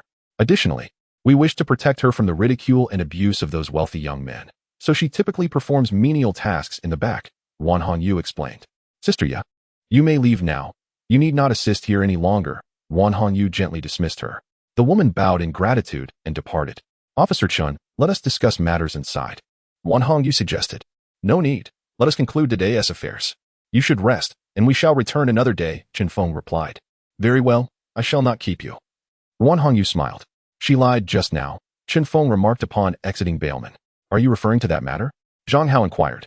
I cannot ascertain the truth of Sister Ya's tale, but I felt an unsettling familiarity. Regarding what she mentioned about Xiao Dai, she was not forthcoming.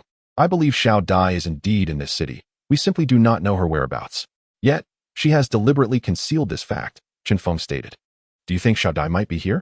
The most perilous places can often be the safest. It is even possible that Xiao Dai is the very Sister Ya. Zhang Hao speculated. Your hypothesis is plausible. However, if Xiao Dai is indeed that mute woman, our actions may have already alerted her, Chen Feng replied. Regardless of Xiao Dai's current location, one thing is certain. She and Ruan Hongyu have crossed paths. Given Xiao Dai's financial situation, she could not afford such an expensive perfume. Yet Ruan Hongyu has purchased it and subsequently lost it. When Xiao Dai committed those murders, she bore that scent. The bond between Xiao Dai and Ruan Hongyu is profound. And these events are undeniably interconnected. Their convergence cannot be mere coincidence, Chen Feng remarked coolly. But what shall we do next? Xiao Dai is now cautious. I doubt she would act recklessly. Moreover, with Cheng Haoyang staying home, she has lost her opportunity, Zhang Hao pointed out. If she lacks the opportunity, we can create one for her, Chen Feng smiled. It seems you have a plan, Zhang Hao chuckled. We could find someone to impersonate them and lure Xiao Dai. Cheng Haoyang is the last of the 3 still alive. Based on how Xiao Dai dealt with Li Mingzhi and Sun Jiadong, she will undoubtedly stop at nothing to eliminate him. Therefore, we merely need to wait for the right moment, Chen Feng explained. What are the specific arrangements? Zhang Hao asked with a grin. We will need to return and organize the details, ensuring utmost caution, Chen Feng replied cheerfully. How could you be so careless as to eavesdrop at my door? Do you have any idea how frightened I was? Ruan Hongyu confronted Xiao Dai. What is there to fear? He does not know me. Besides, did I not manage to cover it up earlier? Xiao Dai replied nonchalantly. If I had not eavesdropped, how would I have the chance to eliminate my adversary? Cheng Haoyang is the last one remaining. I must kill him. However, my actions against Li Mingzhi and Sun Jiadong have drawn attention. I suspect the investigators will be on high alert, Xiao Dai stated coolly. Xiao Dai, why not reconsider? I truly cannot bear to lose you again, Ruan Hongyu pleaded. Do not say any more. If you wish to assist me, remain here. If you intend to dissuade me, you may leave. Zhang Haoyang must die. I cannot allow my efforts to be in vain, Xiao Dai replied coldly. But they are now on guard. I have heard that Zhang Haoyang has been hiding at home and has not shown himself. You currently lack the opportunity to kill him, Wan Hongyu countered. Opportunities are created by people. I can wait. I have waited 3 years already, so I am not afraid to wait another 3. I must avenge myself on Zhang Haoyang to alleviate the hatred in my heart, Xiao Dai declared. What a futile endeavor this is, Wan Hongyu lamented. You do not comprehend the pain I endured, so you cannot fathom my current hatred. Leave me, I am weary, Xiao Dai insisted. Wan Hongyu, realizing her efforts to dissuade were futile, returned in disappointment. Upon arriving at the investigation bureau, she noticed Han Jingjing still present. Chen Feng then said, Han Jingjing, could you come here for a moment? I have something to discuss with you. What is it? Speak up, Han Jingjing casually replied. Are you capable of creating an identical likeness of Zhang Haoyang's face? Chen Feng inquired. What are you planning? Han Jingjing asked. I intend to impersonate Zhang Haoyang to lure out the murderer, Chen Feng explained. Of course, I can do that. Such tasks are a piece of cake for me.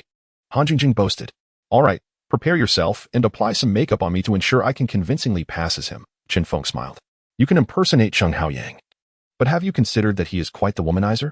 Wherever he appears, there will certainly be women around, Zhang Hao interjected, occasionally glancing at Han Jingjing. Rest assured, since I proposed this plan, I have thought it through meticulously. I will impersonate Zhang Haoyang, and Han Jingjing can simply masquerade as any woman. After all, the murderer does not know her, Chen Feng chuckled. Hey, what do you mean by asking me to impersonate a woman? I am a woman already. Moreover, who said I would be playing a couple with you? Aren't you taking advantage of me? Han Jingjing immediately retorted, displeased. That was a slip of the tongue. But you must cooperate with me in this matter. I could work with someone else, but we would lack the necessary synergy, which could expose us. Besides, the murderer possesses martial skills, which complicates matters, and you, despite being modestly skilled, have the ability to escape. This way, I need not worry about your safety. Chen Feng smiled. Humph, consider it a concession this time. I am still a beauty, you know. Just remember not to let this slip out, otherwise, it would tarnish my image, and I will not let you off lightly, Han Jingjing begrudgingly stated.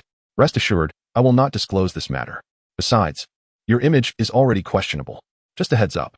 When we go out, do not lose your temper, or we will both be exposed, Chen Feng advised. Got it. You are so naggy, Han Jingjing replied impatiently, her hands still working swiftly. Before long, a figure emerged that bore a striking resemblance to Zhang Haoyang. What do you think? Chen Feng asked Zhang Hao. Unless one is very close to him, they likely won't notice, Zhang Hao chuckled.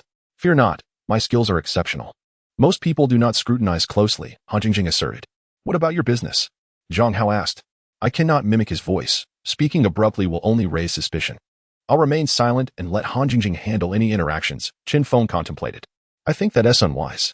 If you remain mute, it will arouse even more suspicion. Instead, feigning a hoarse voice and claiming a throat issue might just work, especially with Han Jingjing's assistance. I believe most won't delve too deeply, Zhang Hao suggested. That sounds good. If I were to speak alone, I might slip up. Following Dr. Zhang's advice seems prudent, alleviating pressure on both of us, Han Jingjing concurred. All right. We shall proceed as you say, Chen Feng agreed. Where will you two head first? Zhang Hao inquired. I think a crowded location would attract attention, facilitating the spread of news. Let us choose a place bustling with people, Chen Feng replied with a smile. I have a location in mind, Zhang Hao said cheerfully. Where? Chen Feng asked. This evening, the young master of the Kai family is hosting a ball at his residence. I believe it will be quite well attended. However, a caveat is that most guests will be affluent heirs and heiresses, whom you may not know, so please exercise caution, Zhang Hao advised. Whatever challenges we face, we shall adapt when the time comes. No matter how well we plan, unforeseen circumstances can arise, so it would be best to remain flexible, Chen Feng remarked. Very well. But Jingjing's attire is unsuitable for a ball. She will need to purchase an outfit, Zhang Hao said, smiling at Chen Feng, signaling for an opportunity to impress. My outfit is perfectly fine. I need not buy anything new, Han Jingjing interjected. If you wear that, you will undoubtedly become the focus of the evening. And we may lose the chance to investigate, Chen Feng commented, eyeing her attire. Isn't that even better? Aren't you eager to be the center of attention? Han Jingjing retorted. Pouting. The attention I seek is not for you to become the laughingstock of the event, but rather to dazzle with your beauty. Do you truly believe Zhang Haoyang would bring a woman dressed so plainly to such an affair? Chen Feng explained. Jingjing, though Chen Feng's words may sting, they are valid. Such gatherings are filled with the elite. No one dresses like you. Furthermore, considering Zhang Haoyang's status, he would not disregard his companion's attire. Thus, I suggest you heed Zhang Feng's advice, Zhang Hao smiled. But I have no money. I can't afford such fine clothing, Han Jingjing protested.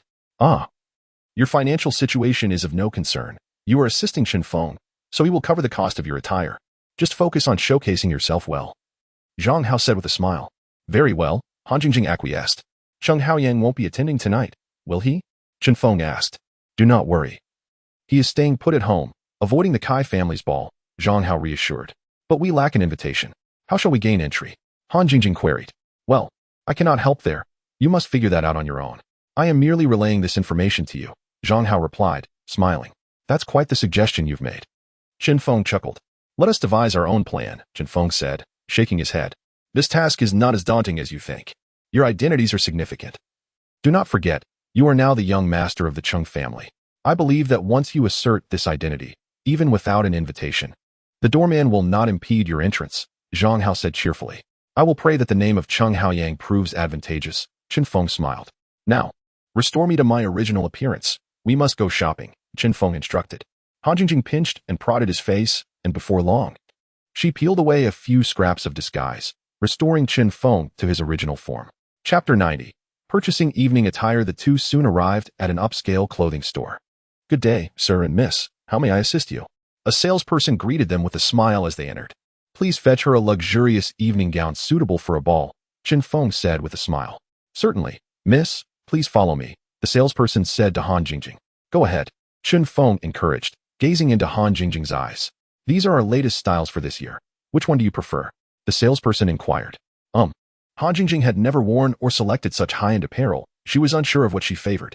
While she felt content with all the garments, she worried whether Zhang Feng had the means to purchase them all. Upon noticing Han Jingjing's pleading gaze, Zhang Feng approached with a smile and inquired. What seems to be the matter? Which one should I wear? Han Jingjing whispered.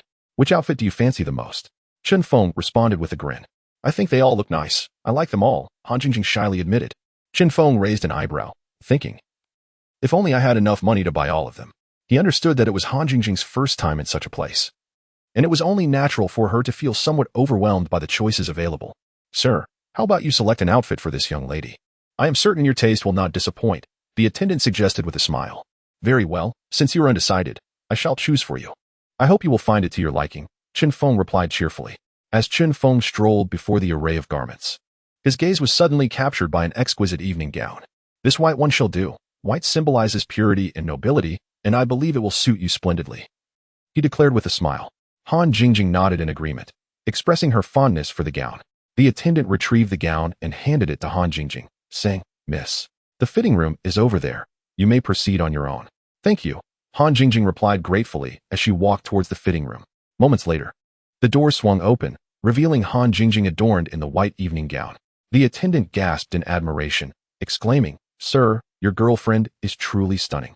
This gown seems tailor-made for her.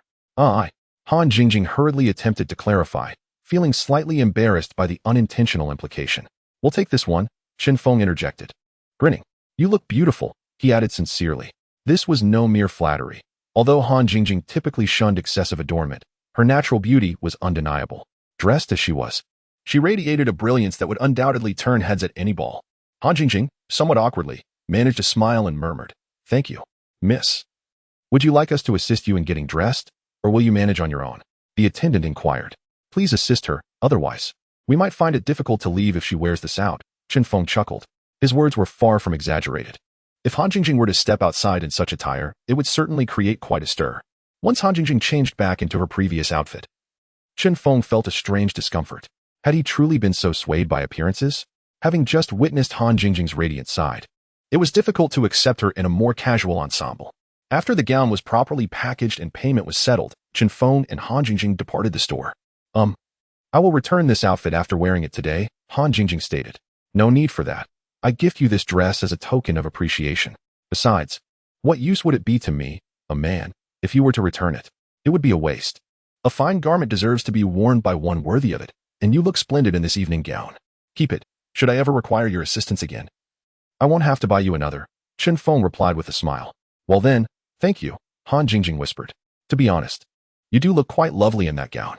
When you have the time, Do wear it again for me to see, Zhang Feng remarked playfully. You'll see it tonight. Won't you? Han Jingjing teased.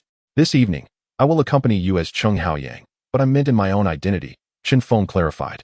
That depends on my mood. If I'm pleased, I might agree to your request. If not, don't even think about it, Han Jingjing replied, relishing her newfound control over the situation. You're already contemplating tearing down the bridge behind you? Zhang Feng laughed. You've just realized? I, Han Jingjing, am not one to let myself be disadvantaged. She replied with a grin. Welcome back. Zhang Hao greeted Han Jingjing with a smile. Where's Zhang Feng? He continued. He's right behind me, Han Jingjing said cheerfully. Is this the outfit he bought for you? Zhang Hao asked, pointing at the bag.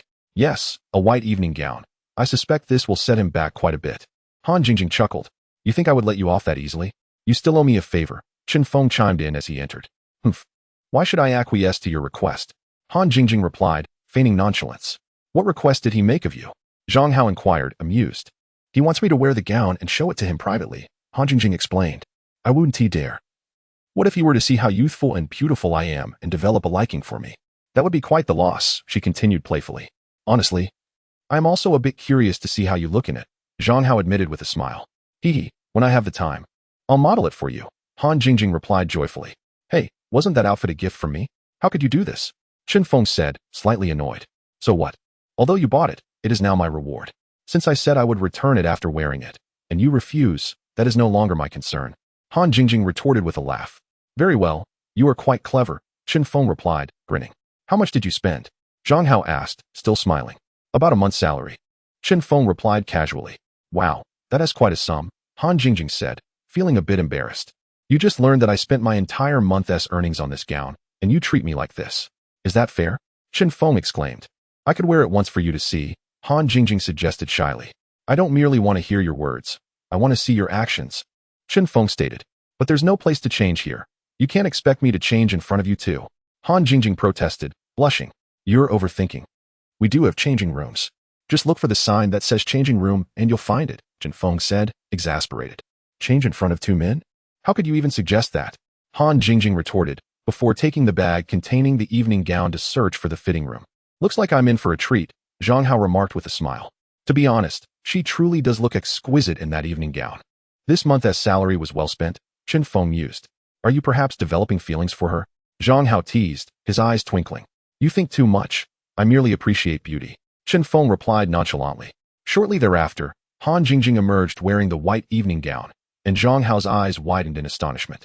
It was undeniable that, clad in that gown, Han Jingjing appeared transformed, radiant, and ethereal. If one were to compare her past self to a swan, it was not an exaggeration to say she had blossomed into a stunning beauty. Goodness, I never anticipated you would look so beautiful in that gown, Jingjing. I must admit, I'm somewhat concerned for your safety tonight, Zhang Hao remarked with a chuckle. Why's that? Han Jingjing asked, puzzled. Your attire this evening will undoubtedly attract countless gazes, jealous women and infatuated men alike. Such attention can lead to danger, as those who lose their reason can act unpredictably. Zhang Hao explained with a smile. Do not frighten her. If she becomes too scared to attend, how are we to accomplish our mission? Zhang Feng said with a smile. Oh, I assure you, I am not scaring her. I merely speak the truth. Her attire is indeed quite captivating. However, fear not, for Zhang Feng shall protect you. Zhang Hao remarked thoughtfully. Now, do hurry and change. Should anything be damaged, it would be too late for remedies, Zhang Feng urged. Well, everything else is fine. But that hairstyle seems just a tad mismatched. Nevertheless, her grace is undeniable, Zhang Hao commented. I am aware of the hairstyle issue. But consider this, she dressed this way to complement the evening's gala. If she were to change her hairstyle, it would clash with her original outfit, leading to an appearance that is rather incongruous. Thus, we shall make do for this evening, as everything will return to normal come morning, Zhang Feng chuckled. Indeed. Let us manage with it then, Zhang Hao replied. I know you often attend such soirees and have discerning tastes, yet we must also embrace reality, Zhang Feng laughed. Before long, Han Jingjing had reverted to her usual appearance, which, by comparison, seemed quite ordinary. They now awaited the commencement of the evening's ball. I shall be attending a ball tonight. Given the current tensions, please refrain from any conspicuous actions, Wan Hongyu instructed Xiao Dai at the Palais de Sports. Even if you do not say it, I know what to do. Zheng Haoyang is hiding at home, and I am powerless to act, Xiao Dai replied, her hoarse voice adding to the somber atmosphere in the dimly lit room. As long as you understand, I shall take my leave, Wan Hongyu sighed. Please help me inquire if there is any news regarding Zheng Haoyang. I believe he would attend such a gala, Xiao Dai said.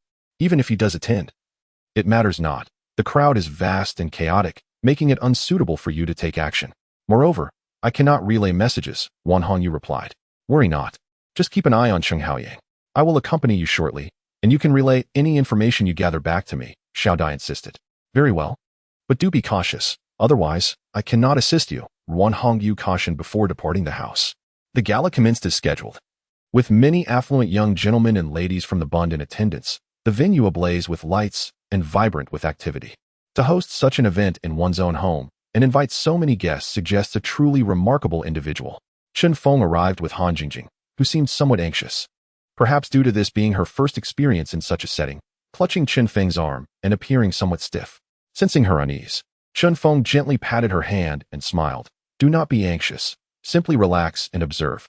He allowed Han Jingjing to link her arm with his, creating a more intimate appearance. Please present your invitations, the doorman interrupted as they approached. I apologize. We do not have invitations and have come uninvited. Could you kindly inform Mr. Kai that I am Zhang Haoyang? Chen Feng stated calmly. Certainly, please hold on a moment. The doorman responded upon hearing Chen Feng's name. Shortly, the doorman returned, accompanied by a young man. Mr. Cheng, welcome. I have heard about the recent happenings and did not send you an invitation.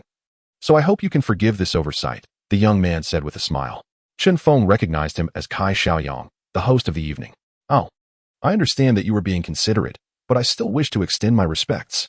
My arrival without an invitation should not be held against you. Chen Feng replied with a smile.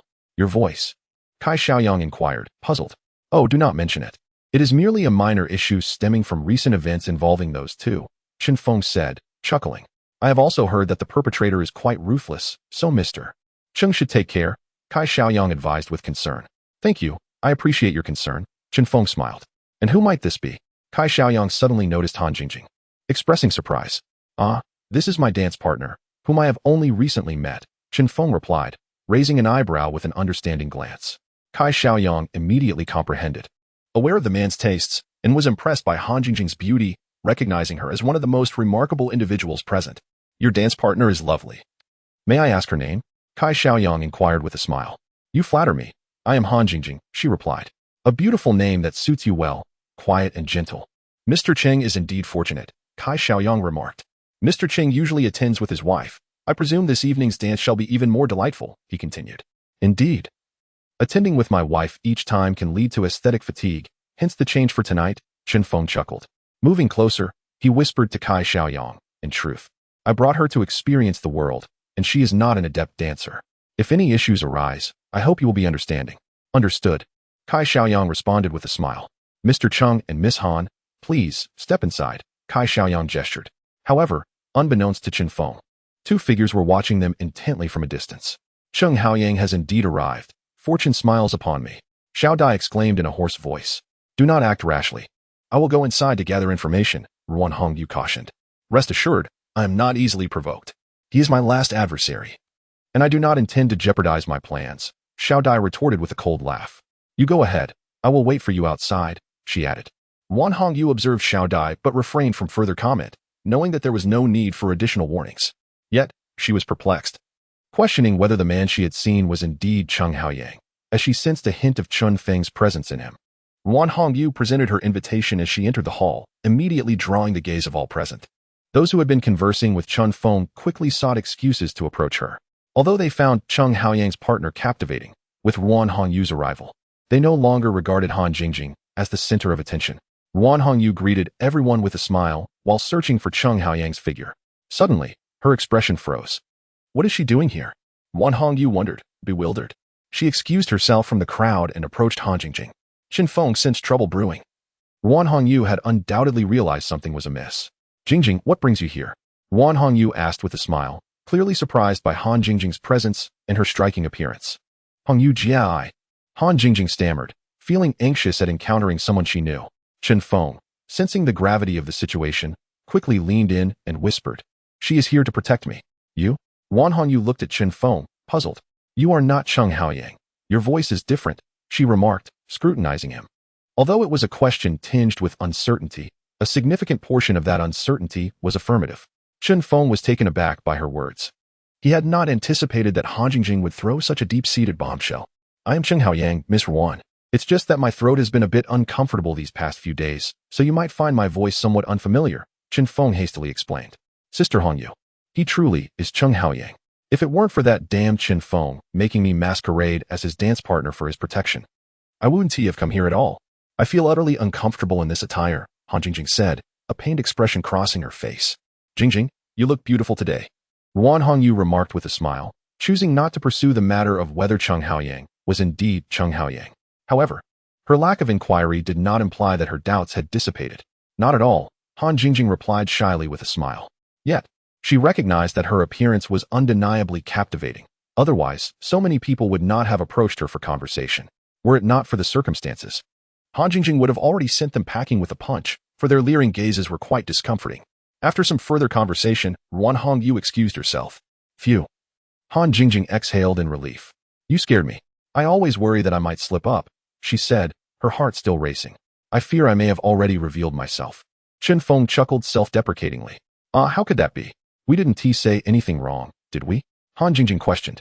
My voice has already betrayed me.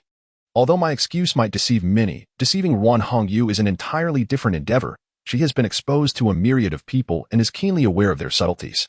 She would never believe my excuse, Zhang Feng laughed lightly. Oh, what should we do? Han Jingjing asked, her anxiety palpable. It's fine. I think she's merely suspicious for now. As long as I don't reveal any obvious flaws, her suspicions will be futile, Zhang Feng reassured her with a calming smile. But can we still achieve the desired outcome with this approach? Han Jingjing inquired with concern. Perhaps we will exceed our expectations, Zhang Feng said enigmatically. After Ruan Hongyu departed, she found herself in a secluded area.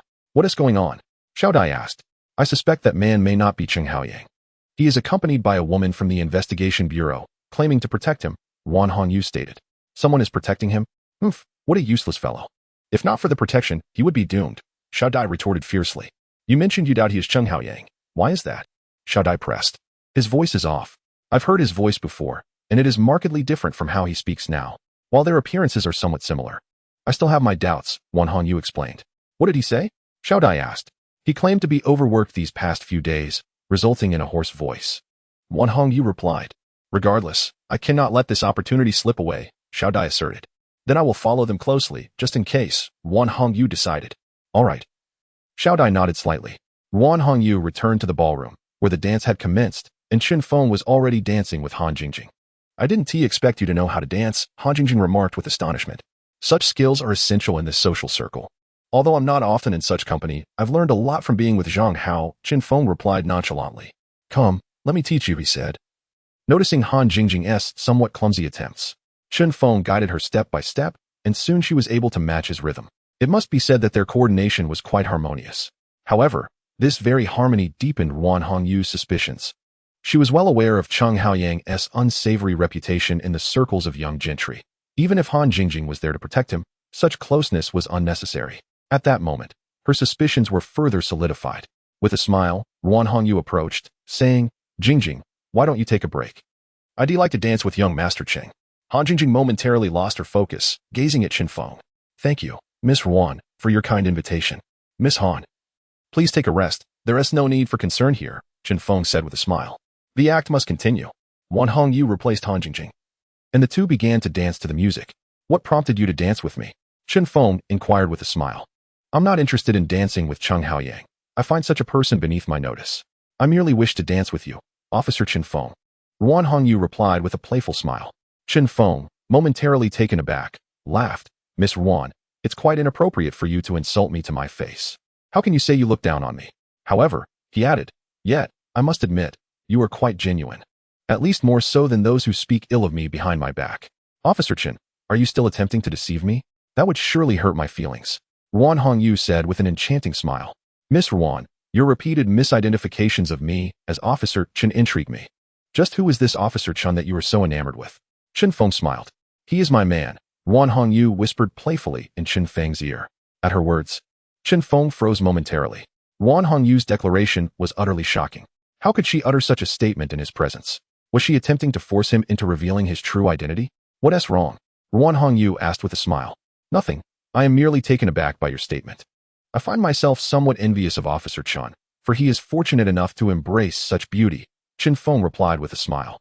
Assuming the identity of Zhang Hao, He had to adopt a tone befitting that persona. You need to envy him, for I am yours, Wan Hongyu continued. At this, Chen Feng's actions faltered once more. What was Wan Hongyu trying to achieve? Miss Wan, surely you jest. Just moments ago, you referred to Officer Chen as your man, and now you claim I am yours. This just is not amusing in the least, Chen Feng remarked with a smile. You are overthinking it. When I speak of you, I do not refer to Zhang Hao, but to the person beneath this mask, Chen Feng. Wan Hongyu clarified with a smile.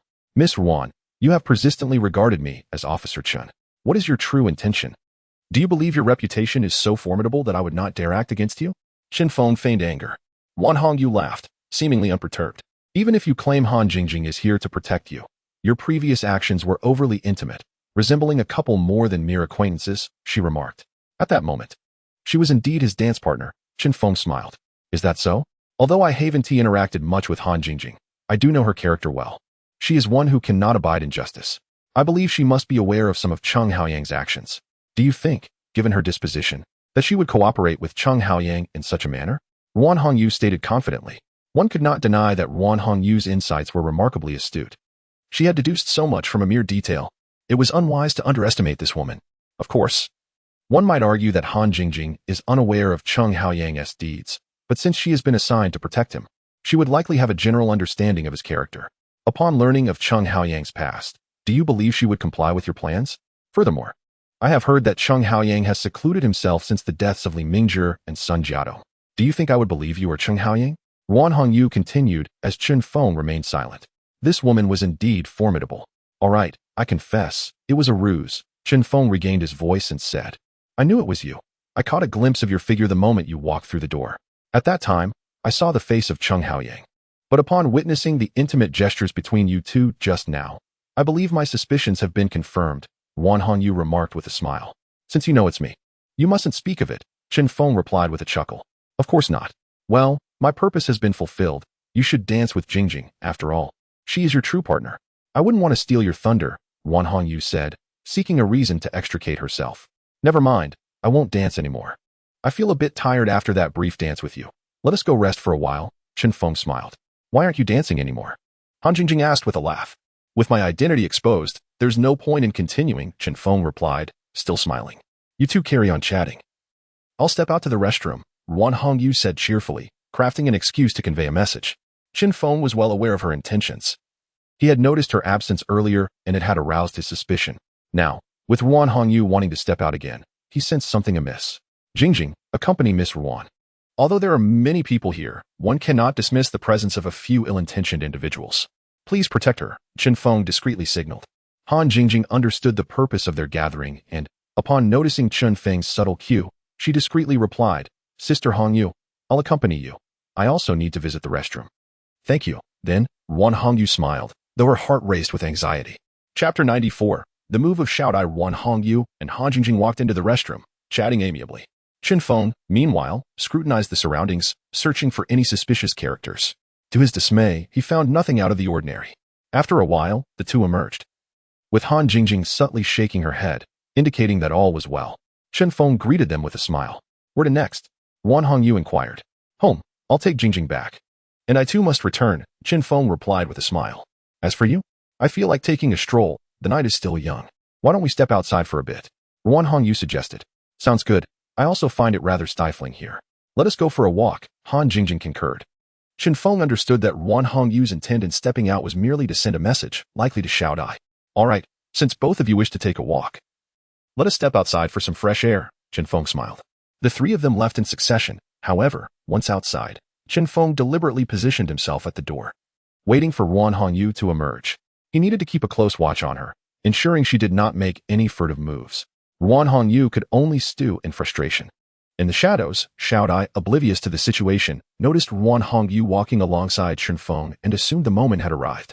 She stealthily followed, looking for an opportunity to strike. Although Wan Hongyu maintained a facade of normalcy, she was acutely aware that Chen Feng was now fixated on her, preventing her from relaying any messages. The three walked ahead, unaware of the figure trailing closely behind them. Suddenly, from the depths of darkness, Shout I lunged at Chen Feng, plunging a knife toward him. Sensing the imminent threat, Chen Feng quickly dodged just in time. Han Jingjing, recognizing the peril, rushed forward to confront Shout I, but she was merely skilled in tracking, lacking the knowledge of combat. Before long, she was forced back by Xiaodia's assault. Chen Feng, are you all right? Ruan Hongyu exclaimed, her voice raised, feigning concern for his injury. But her true intent was to use this last opportunity to relay a message to Xiaodai. She had clearly observed that, while Xiaodai's strike appeared lethal, it had not inflicted any harm on Chen Feng. It was a trap. Indeed, upon hearing Ruan Hongyu call out Chen Feng's name, Xiaodai wasted no time in fleeing. Han Jingjing, seeing Xiaodai attempt to escape, hurriedly pursued her, only to be halted by Chen Feng's call. Jingjing, do not chase her. You are no match for her. And acting alone could put you in danger. Are you all right? Ruan Hongyu asked again. I'm fine, Chen Feng replied, casting a fleeting glance at Ruan Hongyu. That glance filled Ruan Hongyu with unease. She sensed an unsettling distance in his gaze. This assassin is exceedingly cunning, Han Jingjing remarked, rubbing her sore arm in frustration. Fortunately, the pristine evening gown bore no marks from the assailant, or she would have surely gone mad. Let me send you home, Chen Feng said coolly. Was that person Xiaodai? Ruan Hongyu inquired, feigning ignorance. You know it well, Chen Feng replied, glancing at Ruan Hongyu. He then summoned a rickshaw to send her away. Hearing Chen Feng's words, Ruan Hongyu felt a pang of grievance, yet she found herself in a difficult position, torn between her good friend and her close sister. It was a challenging predicament. She sympathized with her sister, yet her friend was a prosecutor, and it was unfortunate that such a coincidence had to occur in his presence. Feeling the calmness in Chen Feng's tone, Ruan Hongyu yearned to weep, but she understood that she had more pressing matters at hand. After sending Ruan Hongyu away, Chen Feng returned to escort Han Jingjing home, then walked alone. Upon reaching the Belle Park, Ruan Hongyu hurried to the small cabin where Xiaodai resided. Are you all right? She urgently asked upon seeing Xiaodai lying on the bed. I'm fine, Xiaodai replied nonchalantly. Ruan Hongyu let out a breath she hadn't realized she was holding. I'm sorry for not relaying the message in time. I had confirmed that Zhang Hao was actually Chen Feng in disguise. But it seemed he took notice of me and kept a close watch. I couldn't escape. Thankfully, you are unharmed, Ruan Hongyu said, a hint of trepidation in her voice. It's all right. I realized you had exposed yourself the moment you called out Chen Feng's name. However, it's no matter. I still have opportunities, Xiaodai said calmly, seemingly unperturbed by the failure. What opportunities do you have? Can you share them with me? Ruan Hongyu asked. Rest assured. I won't disclose anything outside, she quickly added, sensing Xiaodia's scrutinizing gaze. You need not worry. My plan requires your assistance, Xiaodai replied with a smile. How can I assist you? Ruan Hongyu inquired. Help me lure out Zhang Hao. Of course, I need the real Zhang Hao, Xiaodai said through gritted teeth. That might be somewhat challenging. They are aware of your identity, and under the current circumstances, if I attempt to summon him, you will surely grow suspicious. Possibly even attracting the attention of the investigation bureau, Ruan Hongyu noted. Her words were not an excuse but a reflection of reality. I understand. But won't you invite him under your name? You could find someone he is close to. I believe he would not refuse, Xiaodai suggested. Regardless, I hope to see him tomorrow. As for the details, I shall leave that to you. Just get him to meet, and I will handle the rest, Xiaodai smiled. Once you eliminate him, will you cease your actions? Ruan Hongyu inquired, wishing for Xiaodai to end her killing spree. Fear not. My matters concern only those 3 individuals. Currently, only Zhang Hao remains alive.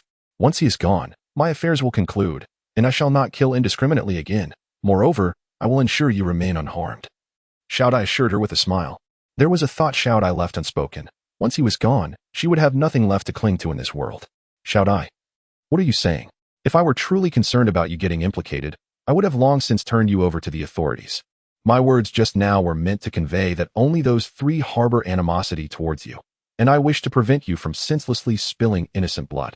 As for the implications, I fear them not, for you are my dearest sister. I did not aid you in the past, and now I wish to assist you. I understand that unless you eliminate them, your resentment will never subside. Yet, my only desire is to ensure you do not become a harbinger of death. Ruan Hongyu spoke. The next morning, Chen Feng and his companions arrived at the investigation bureau. How was the ball last night? Zhang Hao inquired with a smile. It was a disaster. Chen Feng replied flatly, his expression revealing his reluctance to discuss the previous evening's events. What happened? Zhang Hao asked, somewhat anxious. Ruan Hongyu was there, Chen Feng stated. No wonder. Zhang Hao sighed. She must have seen Han Jingjing and started questioning your identity. Indeed, Chen Feng nodded. We did not anticipate her presence. Otherwise, we could have had Han Jingjing apply some makeup, he added. What transpired afterward? Zhang Hao queried. The assassin Xiaodai appeared, intent on killing me. But I managed to evade her. Xiaodai also fled, Chen Feng explained. Did Ruan Hongyu alert you? Zhang Hao asked. Perhaps, Chen Feng sighed. She called my name. and the assassin immediately ran away. Maybe she was concerned for you, Zhang Hao suggested. Perhaps, but she had a clear view of me. So she would have seen I was unharmed, Zhang Feng responded. It seems there must be some connection between Xiaodai and Ruinia Hunjiu, or perhaps they attended the ball together. With Ruinia Hunjiu gathering intelligence for Xiaodai, Zhang Hao speculated. Indeed, Ruinia Hunjiu did step out during the event. I believe she went to inform Xiaodai.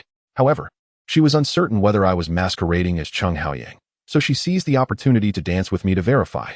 Upon confirming my true identity, she intended to relay the information but was unable to do so as we were keeping a close watch on her. When she called my name, it may have been out of concern, but I suspect it was more about signaling to Xiaodai that I am not the real Cheng Haoyang, that it is a trap. Zhang Feng elaborated. Should we capture Ruinia Hunjiu and question her? Zhang Hao proposed.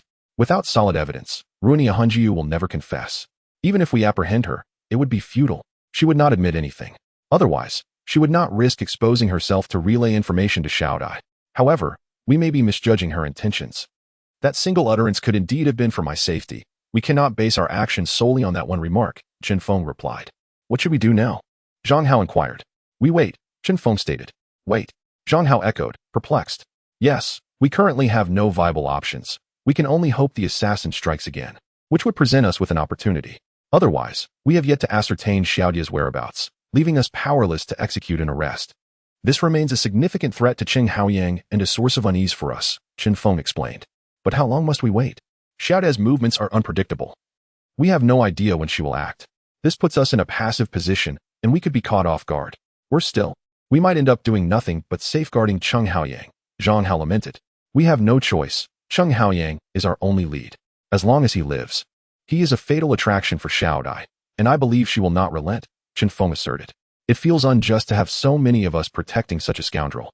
Zhang Hao sighed.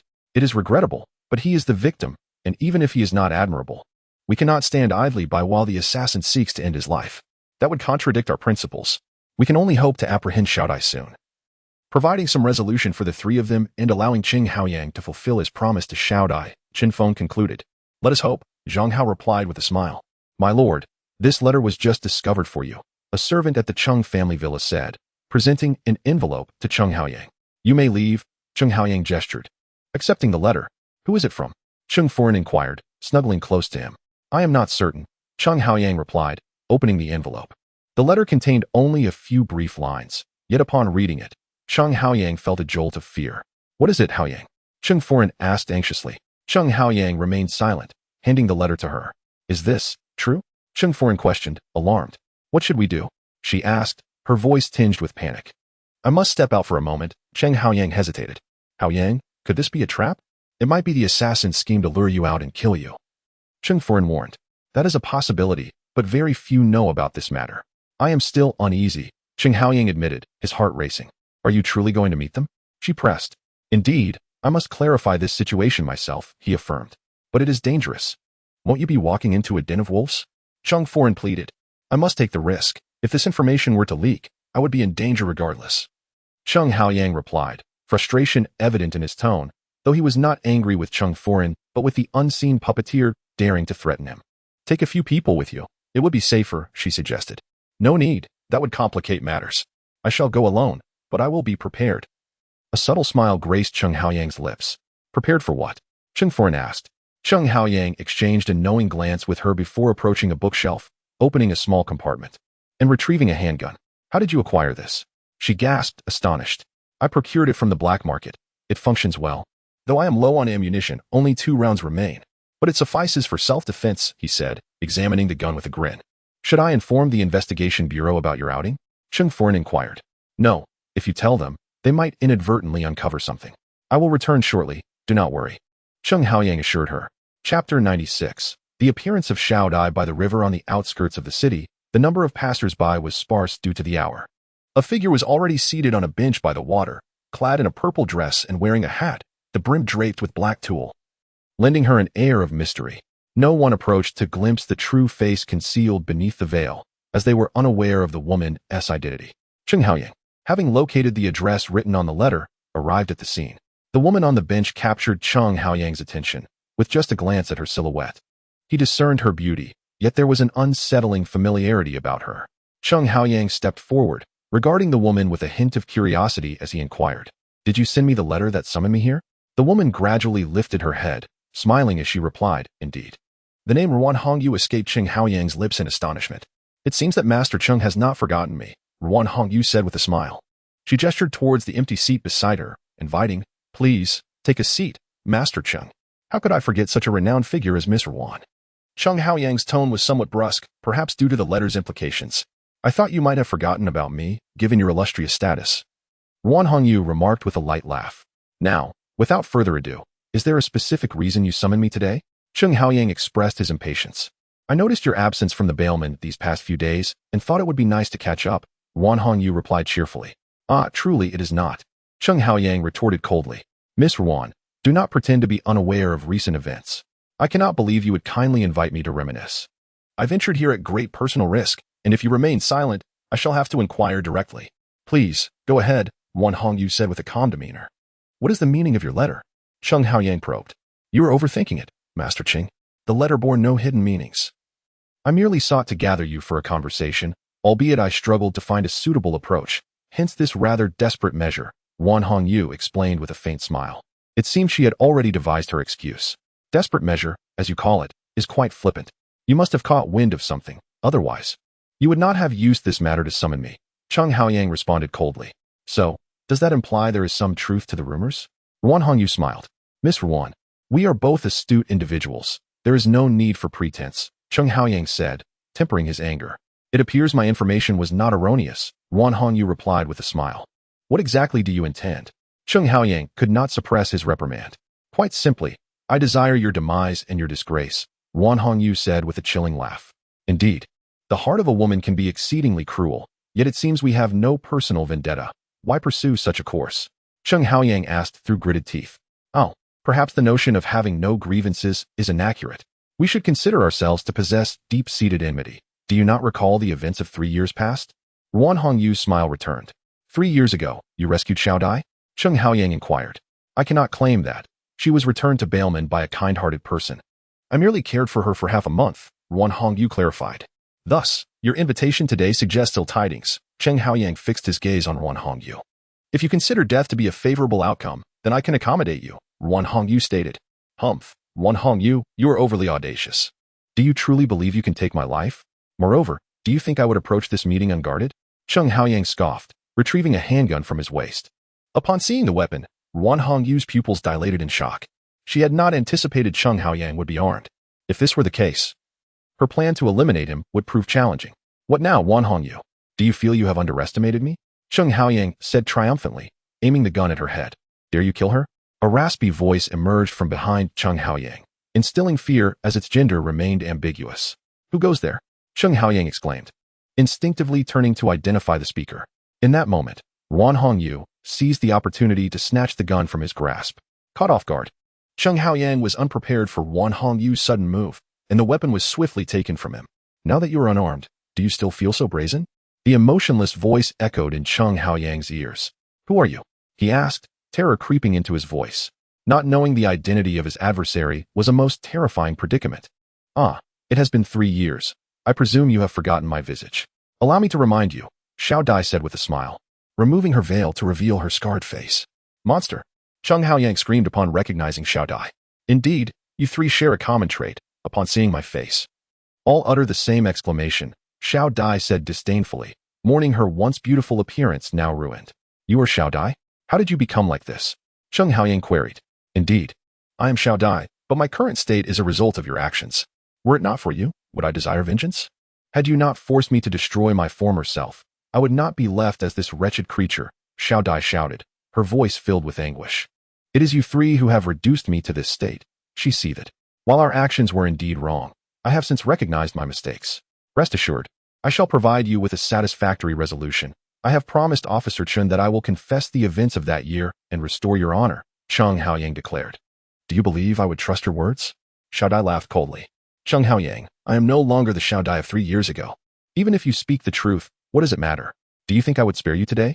You may believe that confessing will grant you leniency, but I know you would merely serve a short sentence. Such a resolution cannot alleviate the pain you have inflicted upon me. The only way to atone for your sins is through your blood. Do you truly wish to see my end? You must understand. I have already informed the investigation bureau that should I not return, they will come here immediately. Do you believe you can escape this fate? Zhang Haoyang warned. You are threatening me. Xiao Dai scoffed at his futile resistance. Let me tell you, Zhang Haoyang, those who have nothing to lose fear nothing. My life has already been shattered by your hands. Do you think I still have the face to live in this world? After I take your life, my wish will be fulfilled, and I shall harbor no further ties. Xiao Dai, Wan Hongyu interjected, unable to contain herself. Enough of this talk. The priority is to eliminate him. Wan Hongyu, do not forget, if I perish, you too shall face consequences. Do you suppose you could continue to thrive in Bailman as an accomplice?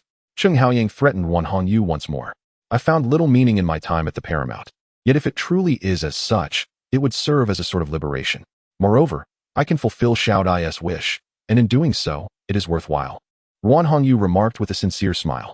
Since you deny me a path to survival, do not blame me for my ruthlessness. We shall die together if need be. With that, Zhang Haoyang lunged at Wan Hongyu. Although she held a gun, she had never fired it before, and as Zhang Haoyang charged towards her, panic overtook her.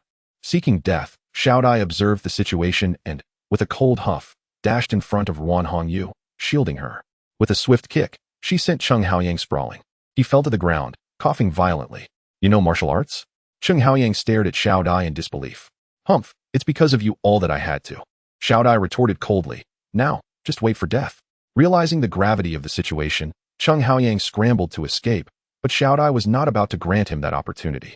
She hurled her knife, embedding it in his calf, causing him to collapse once more. Terror consumed him. Please don't kill me, I was wrong. He pleaded as Xiao Dai approached, her gaze unwavering. It is too late. Xiao Dai advanced, extracting the knife from his leg and plunging it into his chest. A gory spray of blood splattered across her face. After slaying Zhang Haoyang, Xiao Dai erupted into laughter, though it resonated with an undertone of desolation and pain. A sentiment only she could fully grasp. Xiao Dai, you must leave quickly. You cannot remain in Shanghai. Depart at once, and I shall send you money every month. Wan Hongyu urged. Heh, in this vast world, where is there still a place for me? Besides, my wish has been fulfilled. I truly do not know what motivates me to continue living. Xiao Dai replied bitterly, her hoarse voice piercing the heart and evoking deep sympathy. Xiao Dai, Wan Hongyu pleaded. Very well. Let us return, Xiao Dai said, her spirit seemingly extinguished, resembling a mere shell of a person. At that moment, an unexpected guest arrived at the investigation bureau. Madam Chung, what brings you here? Zhang Hao inquired upon seeing her. Please, you must save Haoyang. If you delay, he may not survive, Madam Chung implored. Grasping Zhang Hao's hand in desperation. What happened? Please clarify, Chen Feng interjected. This morning, Haoyang received a letter and left. He has not returned for over an hour. Madam Chung explained, her anxiety palpable. What? He left? Who permitted him to go? Chen Feng exclaimed, alarmed. I could not dissuade him, and from his expression. The letter seemed quite serious, so he left heedlessly, Madam Chen replied. Did he go alone? Did he take anyone with him? Chen Feng pressed. I advised him to take someone, but he went alone with only a handgun, she stated. He disregarded the law entirely. Indeed, he acted with audacity. Treating our warnings as mere whispers, Chen Feng scoffed. Do you know where he went? He asked. I recall a mention of a riverside on the outskirts of the city in the letter, Madam Chung recalled. Are you familiar with that location? Chen Feng queried. I have some recollection, she answered. Good, then lead us there swiftly. Time is of the essence, Chen Feng commanded. They drove to the location indicated in the letter, with Madam Chung nervously directing from the passenger seat. It's right here, she pointed ahead. Chen Feng noticed a gathering of onlookers, indicating that something untoward had transpired. And his heart sank. Quickly, we must get out. Something has happened, he instructed the others. As they squeezed into the crowd, they beheld Zhang Haoyang lying on the ground. His eyes wide open, lifeless. Haoyang. Madam Chung rushed forward, cradling him in her arms, weeping. This poignant scene left Chen Feng and the others in a state of deep reflection. Although Madam Cheng exhibited some superficiality, her recent behavior suggested she was not inherently malevolent. Madam Chung, please step aside. I need to ascertain the cause of young Master Cheng's demise, Zhang Hao said as he approached. Reluctantly, Madam Chung released her hold on Haoyang, tears streaming down her face. Madam Chung, please accept my condolences, Zhang Hao whispered gently. Chapter 98. Shall I surrender? What have you found? Chen Feng asked as Zhang Hao rose. The fatal wound is on his chest. He must have engaged in a struggle. There are shoe prints on his abdomen, and a mark on his right calf, Zhang Hao noted. Chen Feng scanned the area but found nothing suspicious. Didn't she say he had a gun when he arrived? Why is there none at the scene? Chen Feng pondered aloud. Perhaps the assailant took it with them, Zhang Hao speculated. Let us take Qing Haoyang's body back first. We must locate Wan Hongyu. We can no longer afford to be cautious, Zhang Feng decided. In the hall of the Paramount, Wan Hongyu sat with an air of calm, observing Zhang Feng and Zhang Hao as they entered. You've come. Please, have a seat. She greeted them with a smile. You seem to have anticipated our arrival. Zhang Feng remarked coolly. Indeed, I awaited you here, Wan Hongyu replied with a smile. Do you have anything to share with us? Zhang Feng inquired. What is there to discuss? Wan Hongyu smiled sadly. What happened to Qing Haoyang? Zhang Feng pressed. I do not know, she responded. I refuse to accept that. You cannot claim ignorance of his death. Xiao Dai is deeply entwined in this matter. Do not tell me she is not the one who killed him, Zhang Feng said. His frustration mounting. I truly do not know. Even if Xiao Dai did it, it does not concern me. I am innocent of murder, Wan Hongyu stated with a smile. Wan Hongyu, your words wound me deeply. Do you comprehend? Zhang Feng articulated slowly, his gaze fixed on her. Wan Hongyu averted her eyes. Why do you deceive me? Zhang Feng continued. This morning, someone summoned Qing Haoyang. I suspect it was you who lured him to the riverside to meet Xiao Dai. Am I correct?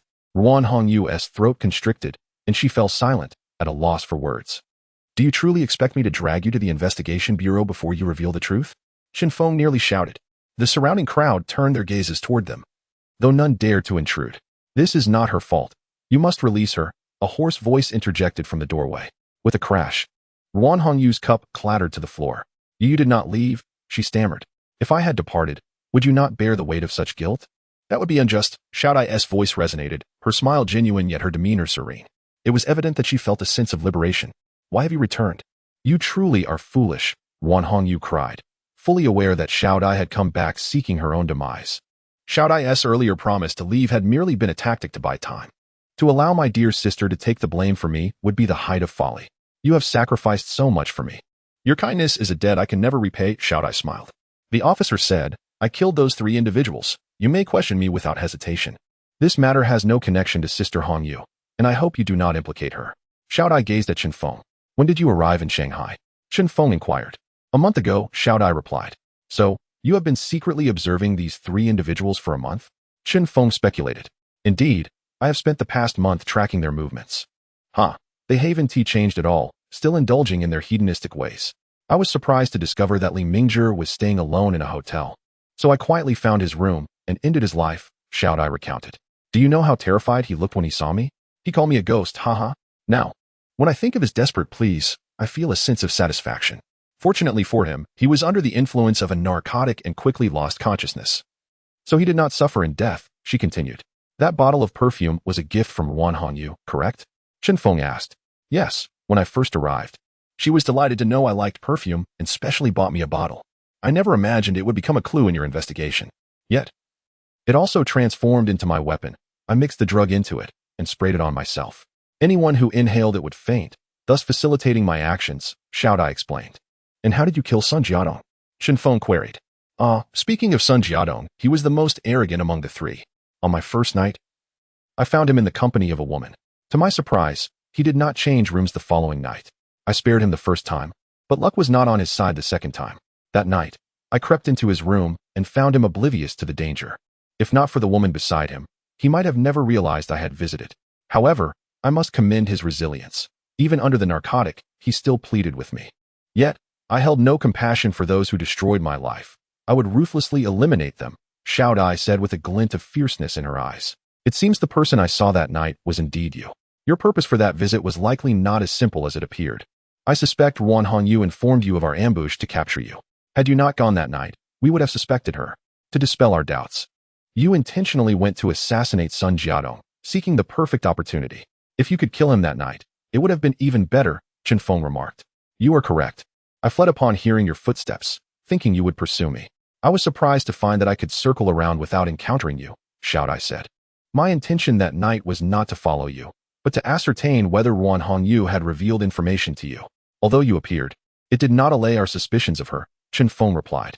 I must admit, you are indeed tenacious, Xiao Dai remarked. Your concealment of their bodies in the cupboard and beneath the bed was likely a form of revenge for their previous torment in the cabin, was it not? Zhang Feng speculated. Precisely. I wanted them to experience the suffering I endured, Xiao Dai affirmed. How did you kill Qing Haoyang? Zhang Feng asked. Qing Haoyang was quite cautious. Ever since Li Mingzhi's death, he became increasingly wary. He likely suspected me, but that was merely conjecture. With Sun Jiadong's demise, his fears were confirmed. And he hid at home, too afraid to venture out. I had no choice but to wait for an opportunity. I did not expect to encounter you impersonating Zhang Haoyang yesterday. Had Ruan Hongyu not called your name, I might have been apprehended by the investigation bureau, Xiaodai explained. Yes, we disguised ourselves as Zhang Haoyang to inform you of the situation, intending to draw you out. However, I did not foresee Ruan Hongyu unmasking my identity. Once she realized who I was, she excused herself to the restroom, likely to relay a message to you for your retreat. However, I had Han Jingjing watch her, ensuring she had no chance to escape. Ultimately, it was futile, and I failed to capture you. Otherwise, today's events might not have unfolded as they did. Zhang Feng stated. Indeed, had she not screamed, Zhang Haoyang would still be alive, and my vengeance would remain unfulfilled, Xiaodai said with a smile. Can you share how you baited Zhang Haoyang out? Zhang Feng inquired. That was Sister Hongyu's idea. I was unaware of the letter's content, Xiaodai replied. Zhang Feng's gaze shifted to Ruan Hongyu. I learned of a significant matter. He intended to sell the family business. I used this information to blackmail him, Ruan Hongyu said. How did you come by this knowledge? Zhang Feng asked. I overheard him conversing with someone else. At the time, I did not pay much attention. But it came to mind today, and I utilized it, Ruan Hongyu remarked, her expression void of emotion. I recall Mrs. Chung mentioning that Zhang Haoyang left with a handgun. What became of that weapon? Zhang Feng questioned. I have it, Xiaodai replied, producing it from her bag. Zhang Haoyang was armed. How did you two subdue him? Zhang Feng asked. When Zhang Haoyang pointed the gun at Sister Hongyu, my sudden appearance startled him, allowing her to seize the weapon, Xiaodai stated calmly. Zhang Feng scrutinized Ruan Hongyu, seeking confirmation in her expression of Xiaodai's account. Noting her composed demeanor, he surmised her words were true. And what of the knife wound on Zhang Haoyang's leg? Zhang Feng queried. He attempted to flee, but I wouldn't grant him that opportunity. I stabbed his calf, incapacitating him, and then proceeded to kill him, Xiaodai explained. Is it truly that simple? Zhang Feng asked. Indeed, it is that simple. You can verify my claims at the crime scene, Xiaodai asserted. Officer, is there anything unclear? I can clarify each point for you, she stated calmly. Having already contemplated her fate, there is nothing more. You will accompany us to the investigation bureau for prosecution, and we shall arrange for your court appearance, Zhang Feng declared. Very well, but I have one request, Xiaodai said. Speak, Zhang Feng replied, his gaze fixed on her, already suspecting her wish. What I have done has no connection to Sister Hongyu. Please do not make things difficult for her. She has struggled enough. I hope you can grant this request. Xiaodai implored. This, very well, I agree, Zhang Feng responded. He understood the minimal role Ruan Hongyu played in these events. Despite her assistance to Xiaodai, it stemmed from their deep bond. Xiaodai's plight evoked sympathy. One need not share a close relationship to extend a helping hand, especially now that Zhang Haoyang was dead. With no one aware of who had sent him the letter, why should one more person suffer in this tragedy? Xiaodai, Ruan Hongyu wept as she embraced her. Sister Hongyu, do not cry. I am fine, Xiaodai comforted. Thank you for everything you've done for me. Although I tried to keep you uninvolved, I ultimately needed your help. Consider this my final act for you, Xiaodai smiled. Xiaodai, why must you go to such lengths? Ruan Hongyu sobbed. Sister Hongyu, do you know? I often reminisce about the days we spent together. Although our lives were not particularly splendid, we shared moments of joy that surpassed everything else. In the future, I hope you can live happily and forget about Xiaodai. Xiaodai embraced Ruan Hongyu and spoke. No, Xiaodai, you will be all right, though you have taken a life. Your actions can be understood. I believe you will receive a fair judgment, and I will find a way to rescue you. Rest assured, we will return to our joyful days, all right, Xiaodai? Ruan Hongyu replied. Hege, I wish for that too, but I can never go back, Xiaodai said desolately. My body has been tainted by those three beasts, and my appearance has changed. I am no longer the Xiaodai of 3 years ago. Everything has transformed. Ever since that incident 3 years ago, my sole motivation for living has been revenge. Now that those three are dead, what reason do I have to continue living? Perhaps death would be a better release. Xiaodai smiled, yet her complexion grew increasingly pallid. No, Xiaodai, you still have hope. You still have me. Think about it. What would I do without you? Ruan Hongyu cried out in despair. I am a person who should not exist in your world, disturbing your peace. I must leave now. Sister Hongyu, you must live on bravely. As Xiaodai spoke, she suddenly coughed up a mouthful of black blood. Xiaodai, what is wrong? Ruan Hongyu asked in panic. I took poison when I came here. The effects must have kicked in, Xiaodai said with a bitter smile. Zhang Hao and Zhang Feng exchanged glances. It's hopeless.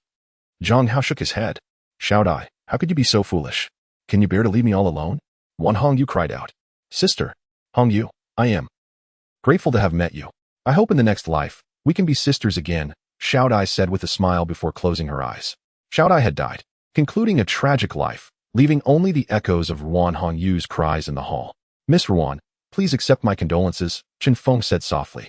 Chapter 100. Flower sales surged. Chen Feng did not consider himself someone particularly attuned to societal affairs. Yet this morning, he unusually picked up a newspaper from his desk, drawn by a headline featuring a name that felt both unfamiliar and vaguely familiar, Duching Flower Company.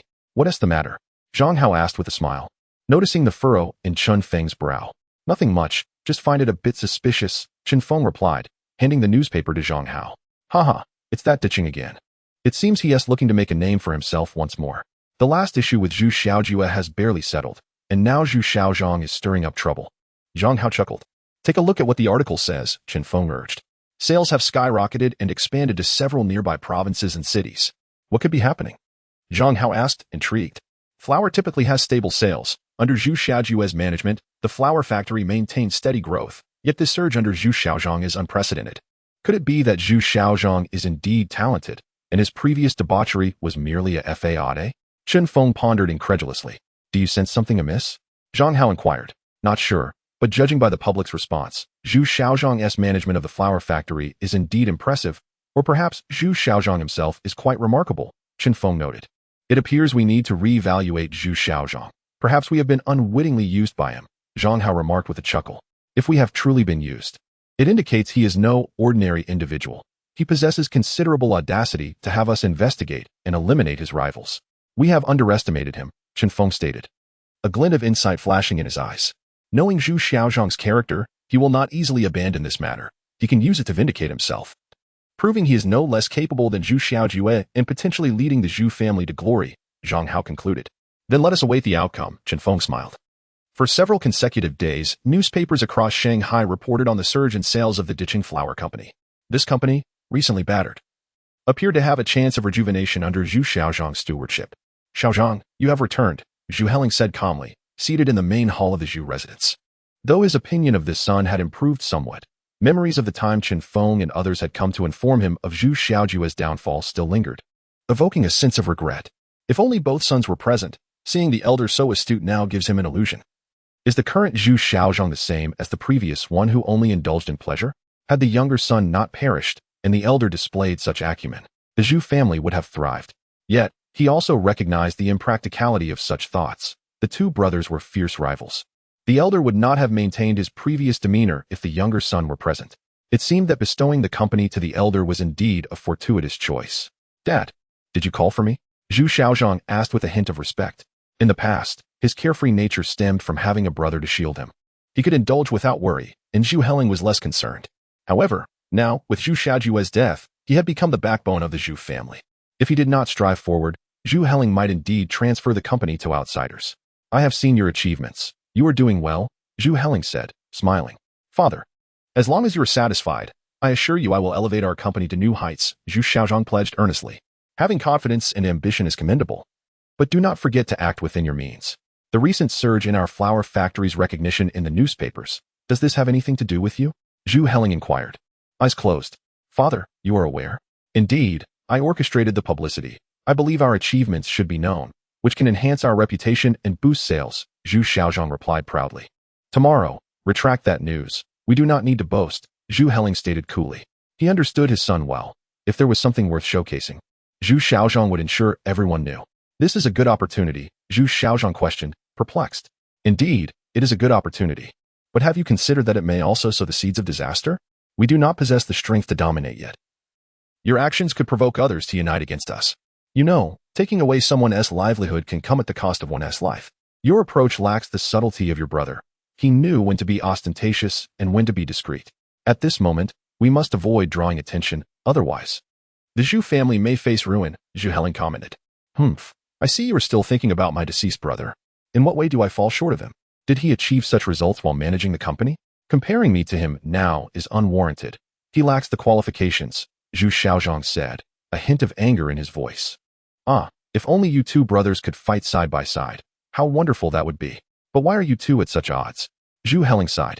Father, if there is nothing else, I shall take my leave. There are countless matters awaiting my attention at the company, Zhu Xiaozhang replied.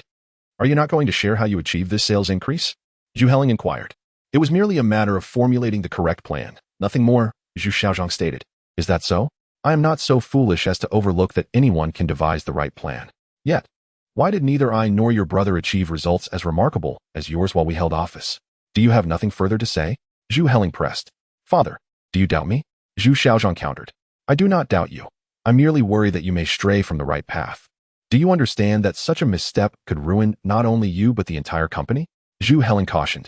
Upon hearing the phrase stray from the right path, Zhu Xiaozhang's expression soured. Did I hit the mark? Zhu Heling's voice rose sharply. No, father, how could I do that? Zhu Xiaozhang hastily explained. Good, for otherwise I would not spare you, Zhu Heling replied. Though Zhu Heling's tone was calm, it resonated with an undeniable authority that instilled fear in Zhu Xiaozhang. I understand, father. I must take my leave, Zhu Xiaozhang said. Go on, Zhu Heling responded, closing his eyes and waving his hand dismissively. Upon exiting the Zhu family residence, Zhu Xiaozhang did not return directly to the company. Instead, he instructed the driver to go back while he walked to a nearby church. Inside the church, there were no other devout clergy, only a man clad in a black robe standing solemnly. Boss, Zhu Xiaozhang approached him. What is it? The man did not turn but gazed at the crucifix, his voice calm. My father has begun to notice something regarding the flower, Zhu Xiaozhang said cautiously. What happened? The man inquired. He summoned me home this morning, directing me to withdraw all recent promotions. He seems concerned about drawing too much attention. Yet, he ultimately asked me about the increase in flower sales. Although I fended him off, he warned me not to stray from the right path. I suspect he has sensed something, Zhu Xiaozhang confessed. Indeed, the old man possesses a keen eye. Recognizing the underlying secrets, the man replied with a faint smile. Boss, what should we do next? Zhu Xiaozhang asked. Do I need to instruct you on that? The man responded coldly. Should we continue? Zhu Xiaozhang probed tentatively. Do you think a mere Zhu Heling could impede my progress? I assure you, no one can thwart my ascent to wealth. Should anyone obstruct my grand aspirations, I will not hesitate to eliminate them, lest they jeopardize my plans. I mean anyone, the man declared fiercely. Boss, but, Zhu Xiaozhang began. Do not speak to me of familial bonds. Does Zhu Heling have any affection for you? I assure you, he does not. His support of your rise is merely due to your brother's demise, leaving you as the sole heir. Otherwise, do you truly believe your standing would be as it is in his eyes? Not a chance. He would continue to look down on you. Perhaps even ponder how a son like you came to be, the man taunted, seeking to dismantle Zhu Xiaozhang's defenses and lead him to ruin. By the way, I almost forgot to mention, your brother's downfall was largely due to your efforts. Those photographs were your handiwork, were they not? Imagine if I were to divulge this information to your father. What would your fate be as one who ascended on the blood of his brother? Quite the spectacle, I reckon, the man continued. Boss you. Zhu Xiaozhang's face paled at this revelation. Do not utter any threats. They are beneath me. And you are not worth my time. I have already stated that anyone who stands in the way of my dreams will meet a grim fate. Regardless of who they are, I share this with you solely because I see potential in you. Otherwise, do you think I would waste my time conversing with you? You overestimate your importance. I would have eliminated you long ago, the man said, pulling a handgun from beneath his robe and placing it on the table before him. Boss. I apologize. I will abide by your wishes, Zhu Xiaozhang hastily replied. You are a clever man and should know how to proceed. Rest assured, as long as you follow me, I will ensure you enjoy boundless wealth and luxury, the man remarked, satisfied with Zhu Xiaozhang's attitude. Boss, I have a request. Please spare my father, Zhu Xiaozhang implored. Do not worry, as long as your father does not interfere with my plans. I hold no interest in his life, the man assured him. Thank you, boss. I promise I will not let you down, Zhu Xiaozhang vowed. Is there anything else? The man asked, noticing Zhu Xiaozhang lingering. Boss, may I ask, what if we add that substance to the flower that causes addiction?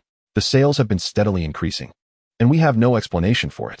Moreover, such substances could be harmful to health. What if someone dies? What then? Zhu Xiaozhang questioned. Rest assured, your flower is merely a temporary vessel. Once they become addicted, I will directly supply them with the substance. Your flower factory will remain unscathed, the man explained. As long as the dosage is controlled, there will be no fatalities. Fortune favors the bold. To achieve greatness, one must possess a ruthless heart. Otherwise, how could one amass such wealth? The man added with a smile. His words were directed at Zhu Xiaozhang but also served as a reminder to himself that great accomplishments demand sacrifices. Boss, should anything go awry, I implore you to assist me. Otherwise, my old man will not spare me, Zhu Xiaozhang said. Fear not. I am counting on you to generate wealth, and I will not abandon you, the man replied. However, upon hearing this, Zhu Xiaozhang did not appear overly pleased, for he discerned the underlying message. Should he prove useless, he might not be spared. Zhu Xiaozhang was uncertain if the man would resort to killing him, but he knew that having joined his ranks, there was little chance of escape. His life would now be dedicated to serving the man, as the latter held leverage over him. With a single misstep, he could face disgrace or worse, total ruin. Nevertheless, for the time being, he was still of value, and the man would not neglect him. Thank you, boss. I shall take my leave now, Zhu Xiaozhang said. Off you go, the man replied. As Zhu Xiaozhang exited the church, he gazed at the sky. Uncertain whether his choice was right or wrong, he pondered his next steps. Chapter 102. Dacheng Flower Company. Within the investigation bureau, the tranquility of the past had vanished, replaced by the sound of a woman weeping. The reason was quite peculiar. It was due to the flower situation. What did you just say? Please repeat that. Zhang Feng asked incredulously. After consuming flour from that establishment, my husband developed an addictive sensation and gradually exhibited signs of irritability. I was perplexed by this change, which persisted for half a month. Initially, I paid little attention, but who could have anticipated that he would pass away this morning? The woman wept. What? What could have happened? How could flour lead to someone's death? This is truly preposterous, Han Jingjing inquired in shock. Is there nothing else amiss? Zhang Feng asked. We too have noticed that he seemed to be addicted to that flour. He had never behaved this way before, yet now we find ourselves frequently consuming it. Feeling uneasy whenever we abstain, the woman replied. Did your husband have any underlying health issues? Zhang Hao probed. No, he was in excellent health. As the sole breadwinner, he took great care of himself, understanding that illness would hinder his ability to earn. Yet now he is gone, leaving our family in despair, she lamented, tears streaming down her face once more. Dear lady, please accept my condolences. We must see your husband's body to conduct an examination, Zhang Hao stated. The woman ceased her sobbing and led Zhang Feng, Zhang Hao, and Han Jingjing to her humble abode. He is inside. We have yet to bury him. She indicated towards the room. Upon entering, Zhang Feng and Zhang Hao beheld a figure lying on the bed, presumably the woman's deceased husband. Take a look, Zhang Feng urged. Did your husband exhibit any unusual behavior recently? His emotions became volatile, and he often took money from home without answering my inquiries. If I pressed him, he would scold me, which was uncharacteristic of him. Previously, he was always compliant and gentle. I cannot fathom what has caused this drastic change, the woman wept, covering her face. What did you discover? Zhang Feng inquired. You may find this hard to believe, but he appears emaciated and shows no external injuries. Based on my assessment, he was using drugs, Zhang Hao revealed. What? The other three in the room gasped in disbelief. How could my husband, Shi Wang, ever come into contact with such substances? He would never use drugs. The woman protested. I understand your skepticism, but based on my evaluation and your description of his recent behavior, these symptoms align with those of a drug addict. His frequent withdrawals of money likely indicate purchases of narcotics, and his emotional outbursts were likely episodes of withdrawal. Zhang Hao explained. This cannot be true. Shi Wang has never exhibited such behavior. The woman insisted. Perhaps this explains your concerns regarding the flour, Zhang Feng suggested. Those wretched individuals at Dacheng Flour Factory have caused my Shi Wang's demise. The woman cried out in anguish. Do you know the deceased's surname? What was his occupation? Zhang Feng inquired. His surname is Li, named Li Shi Wang. He worked as a dock laborer, the woman replied. Rest assured, we will thoroughly investigate this matter. Zhang Feng reassured her. Upon exiting the deceased's home, Zhang Feng turned to Zhang Hao, stating, we now have two leads. One is to investigate the flour's safety, and the other is to determine which opium den Li Shi Wang frequented. I will look into the opium dens. You can investigate the flour factory. Zhang Hao offered with a smile. Very well, then Han Jingjing shall accompany you, Zhang Feng directed. Zhang Hao nodded and departed. Zhang Feng soon arrived at Dacheng Flour Company, feeling somewhat familiar with the surroundings from his previous visit. Ah, if it is an Officer Chun, what brings you here? Zhu Xiaozhang exclaimed upon seeing Zhang Feng at his office door, his demeanor bright yet his heart racing, knowing that this visit could not bode well. I have business with you, Zhang Feng stated as he entered. Please, share your concerns, Officer Chen. My position here is greatly owed to you. Just say the word, and I will make things convenient for you, Zhu Xiaozhang replied, eager to remind Zhang Feng of his past favors. Seeing Zhu Xiaozhang's insincere demeanor, Zhang Feng felt a sense of resignation. He was reluctant to engage with him, despite Zhu's current status as the company's general manager, as Zhang Feng viewed him as an opportunist. Another death has occurred in Shanghai, Zhang Feng remarked flatly. When does a day in Shanghai pass without a few deaths?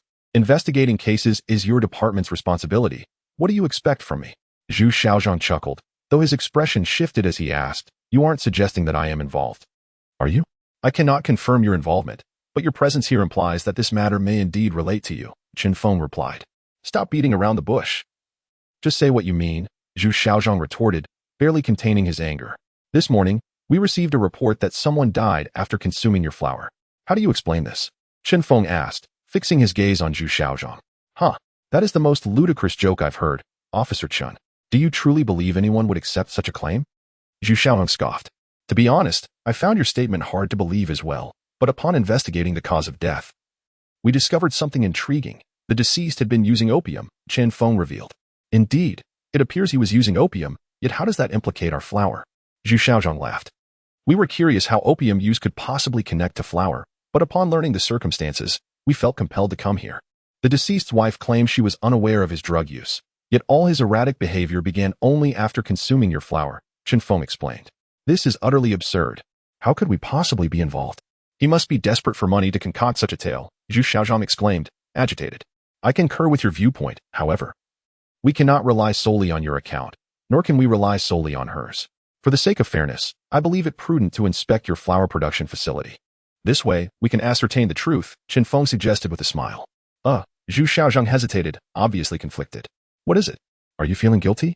Does this incident truly involve your company? Zhang Feng's voice rose. Officer Chen, how could you say such a thing? Is our company devoid of conscience? If you wish to inspect, then by all means do so.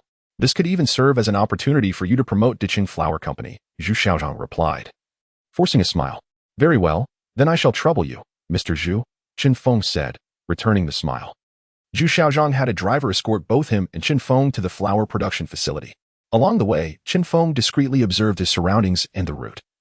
Knowing that this visit was unlikely to yield favorable results, his intention to visit the production facility was merely to ascertain its location for his own purposes. Zhang Feng engaged in casual conversation with Zhu Xiaozhang along the way, aiming to ease Zhu's vigilance. Eventually, the duo arrived at the flower production facility, which was rather concealed. Zhang Feng remarked with a smile, but why is the flour mill located here? Zhu Xiaozhang chuckled. Oh, what do you think? It's simply because the cost of constructing this factory is lower here, and with the increase in flour sales, we just had to build this new facility. Officer Chun, please come in, Zhu Xiaozhang invited with a smile. Upon entering, they were met with the sight of workers diligently toiling away, transferring the white flour into bags for shipment. Zhang Feng realized that it would be nearly impossible to uncover any issues amidst such mechanized operations. It seems that any problems must stem from within, he observed with a glance. Indeed, how could we engage in such unscrupulous dealings? That would tarnish our company's reputation, Zhu Xiaozhang proclaimed proudly. Humph, you do possess some self-awareness. You won't find anything amiss here, he chuckled inwardly. Well then, since we've clarified this matter, I shall take my leave, as I still need to provide an explanation to the deceased family, Zhang Feng said with a smile. Very well, let us return together, Zhu Xiaozhang replied cheerfully. Meanwhile, Zhang Hao accompanied Han Jingjing as they meandered through various opium dens.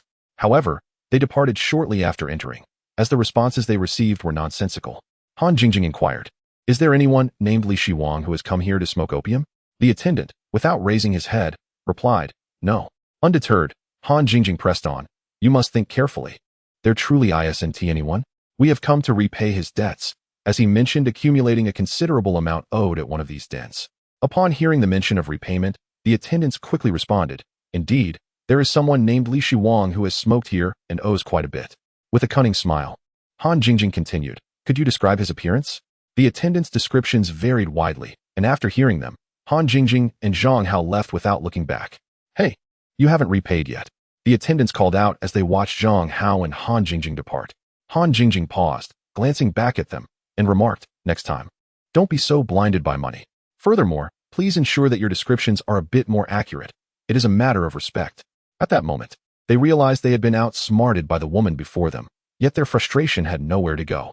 This is the last one, Han Jingjing stated as she surveyed the place. How do you know so much about this? Zhang Hao asked with a smile.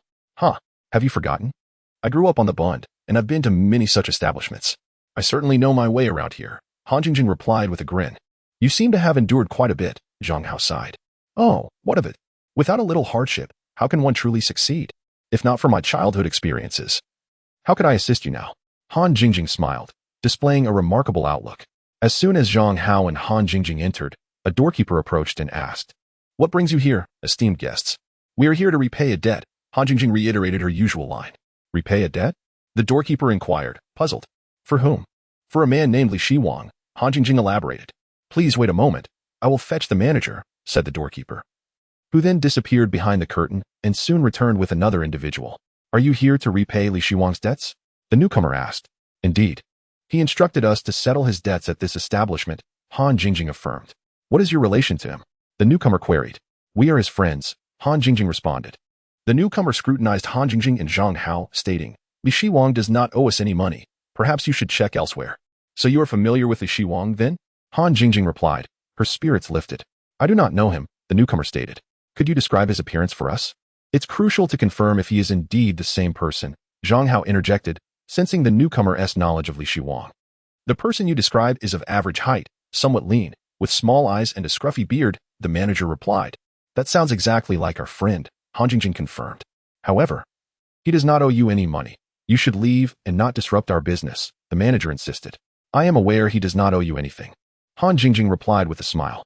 You are attempting to deceive me, the manager retorted, his anger evident.